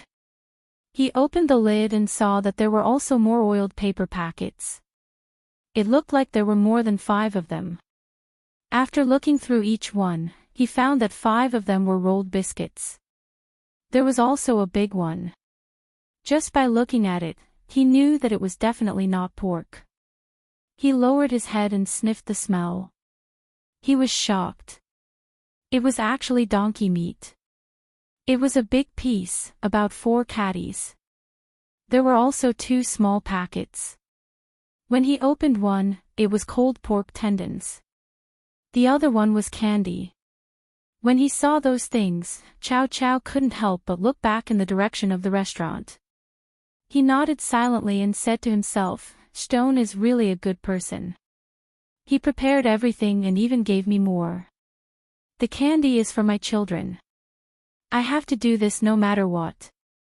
Otherwise, how can I have the face to eat in the future? The next morning, Zhang Xiaobao opened the door at 8:00 in the morning. It was half an hour earlier than yesterday. The people who were waiting were very satisfied. Yesterday, he said that he should be early. Even if it was a quarter of an hour earlier, it was still giving face. Not to mention that it was half an hour earlier. Zhang Xiaobao yawned. It seemed that he didn't have a good rest. Wang Wan also had dark circles under her eyes. However, she still appeared to be very energetic. The customers came to eat, not to see how you look. Just as the two groups of people were about to eat, Cao Cao hurried in from outside. He anxiously said to Zhang Xiaobao, "Quick, Stone, hurry up. Prepare 20 portions. I'll give them to you immediately. I'll take them away." "How much?" Zhang Xiaobao and Wei Wei were stunned. They opened their mouths and asked, "Brother Cao, it's done. You don't trust me." "Yesterday I went back just in time. The person in charge was going fishing in the afternoon. I gave him 10 portions. This morning, when I just arrived at the dock, he found me and said that he wanted 20 portions. He will leave immediately. You have to calculate how much it will cost." Cao Cao had taken care of the matter. He spoke with confidence. Zhang Xiaobao immediately turned around and went into the kitchen. After a while, he came out with a basket. He handed it to Cao Cao and said, "Brother Cao, you haven't eaten yet, right? I brought you a portion. It's free today. Starting tomorrow, it'll be 30 coins per portion. Today, I added something. Brother Cao, you worked hard." Cao Cao didn't stand on ceremony with Zhang Xiaobao. He took the basket, nodded and said, "Okay, 30 coins is not expensive. If you change to a different restaurant, your portion will be cheap for 300 coins. Then, I'll leave now." After he finished speaking, Cao Cao hurriedly left. Zhang Xiaobao looked at the other person's gradually disappearing figure.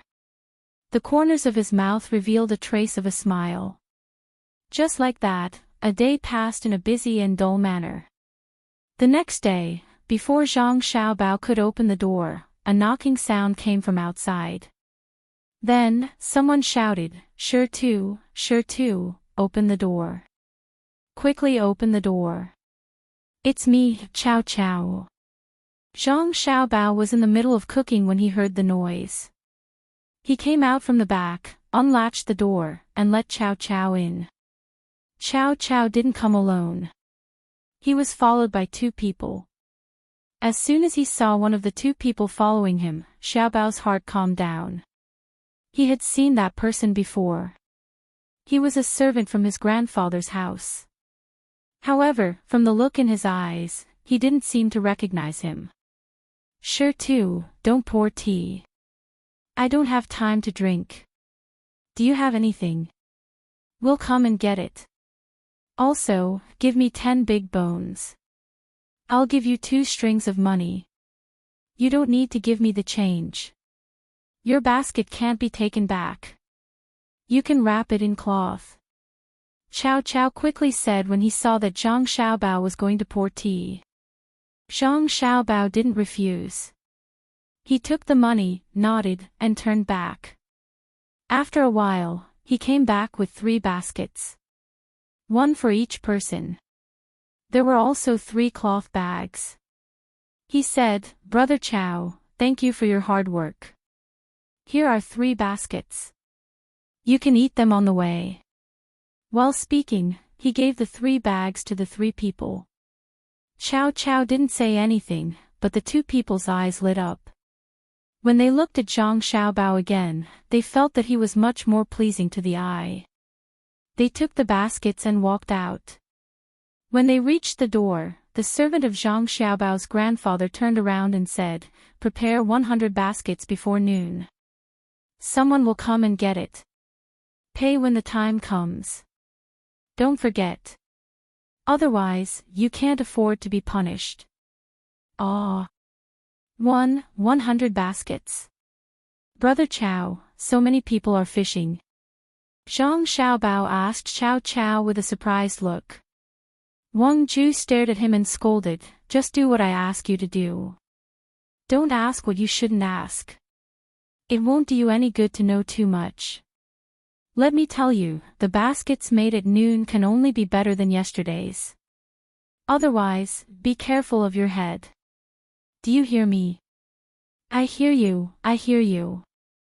"Yes, you did well. Otherwise, be careful of your head. Take care, take care." Zhang Xiaobao repeatedly bowed and nodded. But in his heart, he thought angrily, "Brat, I can't teach you a lesson now, but you dare to teach me a lesson? Wait for me, I'll let you know who is the one who is careful of their head." After sending the servant away, Zhang Xiaobao let out a long breath. He didn't close the door. He put the things in place and walked to the back. He said to the busy Wang Wan, "Okay, there is one last step. Let's see what the other party will do. I'm afraid they are stupid." Wang Wan took the last bit of food out of the pot and asked, "Grandpa's family is here?" "Yes, that brat still dares to scold me. If it was the inner courtyard of our family, he would definitely not speak like that. If he offends people for no reason, it will cause trouble for the main family. I'll ask my grandpa to teach him a lesson. I'm not deliberately taking revenge." Zhang Xiaobao picked up the big pot, turned to the shelf outside and began to put new things. Wang Wan pursed her lips into a smile and said, "I know. You're not seeking revenge. You're helping that kid. He's grateful to you for being beaten up. You used the most direct method to show him the way of life. You're as great as a lighthouse in the dark night of the sea. Madam knows me best. Why am I so kind? I plan to buy a big mirror and put it in the bedroom. The first thing I do when I wake up every morning is to kowtow to myself in the mirror." Zhang Xiaobao said with a smile. Chow Chow and the other two went out, each carrying a basket. Chow Chow's status was much lower than the other two's. He wanted to help them carry the basket several times, but they refused, saying that he carried too many things and walked too slowly. They were afraid of wasting time. On the way, the three opened the cloth bags. They did not eat breakfast. The two's cloth bags were filled with seafood and a bag of salty pig ears. In addition to these two things, Chow Chow's cloth bag also had a few notes. Chow Chow secretly glanced at the two and checked the amount of money. There was a total of 350 copper coins. After calculating, he took out 1,500 copper coins, which was the usual 5 cents for the rolls and 15 cents for the 10 large bones. The remaining 350 copper coins were all given to him by Shirtu. He did not even take the money in the basket. While feeling grateful, Chow Chow was puzzled. Why did Shirtu prepare so many baskets?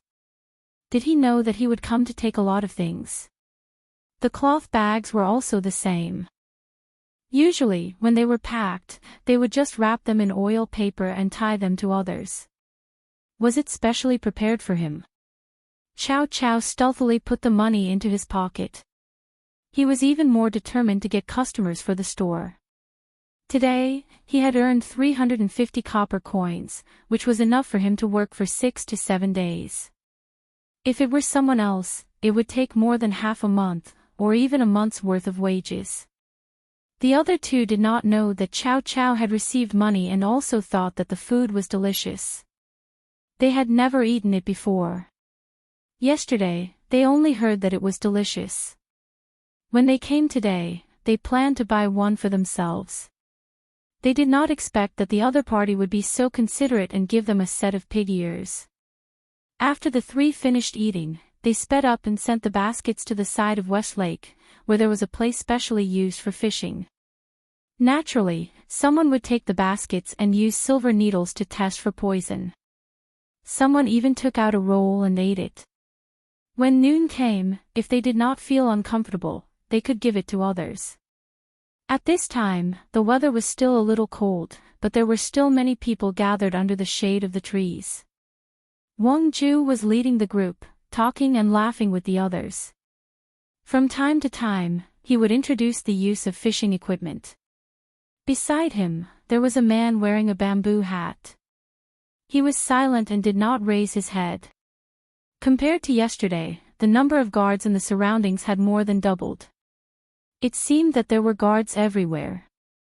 When Wang Ju was talking to others, he would occasionally glance at this person. He seemed to be very careful. When the food was delivered, they planned to eat it at noon, but the man wearing the bamboo hat said, "Give me one to try first. I want to see how good it is." "Okay, but the person who tested it just." Wang Ju agreed and then hesitated. "It's just a braised food store. The owner of the store would not poison it. Give me one. Besides, the doctor is next to him." "What are you afraid of?" the man wearing the bamboo hat said again. Okay. Wang Ju took a deep breath and asked someone to bring the food over. He opened a few oil paper bags and picked out a good-looking roll.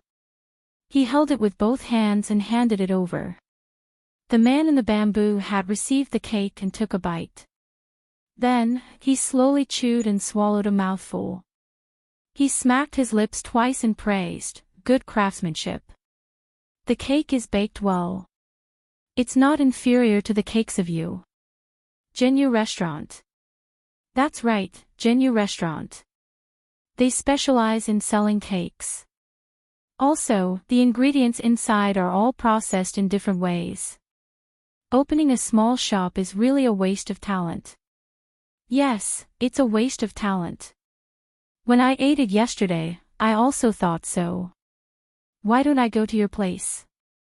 Do you specialize in making things?" Wang Ju suggested. The man wearing the bamboo hat shook his head. "There's no need. No matter how good his food is, I can't eat better. It's not like you don't know who makes the food I usually eat. It's a pity that I won't be able to eat it for a while. Ask the person in the store what else he knows how to make." Yes. No matter how good his food is, it won't work. If it's brought to the house, every time we eat it, we have to test it for poison first. Hot food will be cold by the time it's ready to eat. Besides, the food he makes is just average. Wang Ju followed up. When the people around them heard the conversation, they had already guessed who the man wearing the bamboo hat was. It seemed that the only person who could make Wang Ju so respectful was. The people who guessed it all became nervous and excited.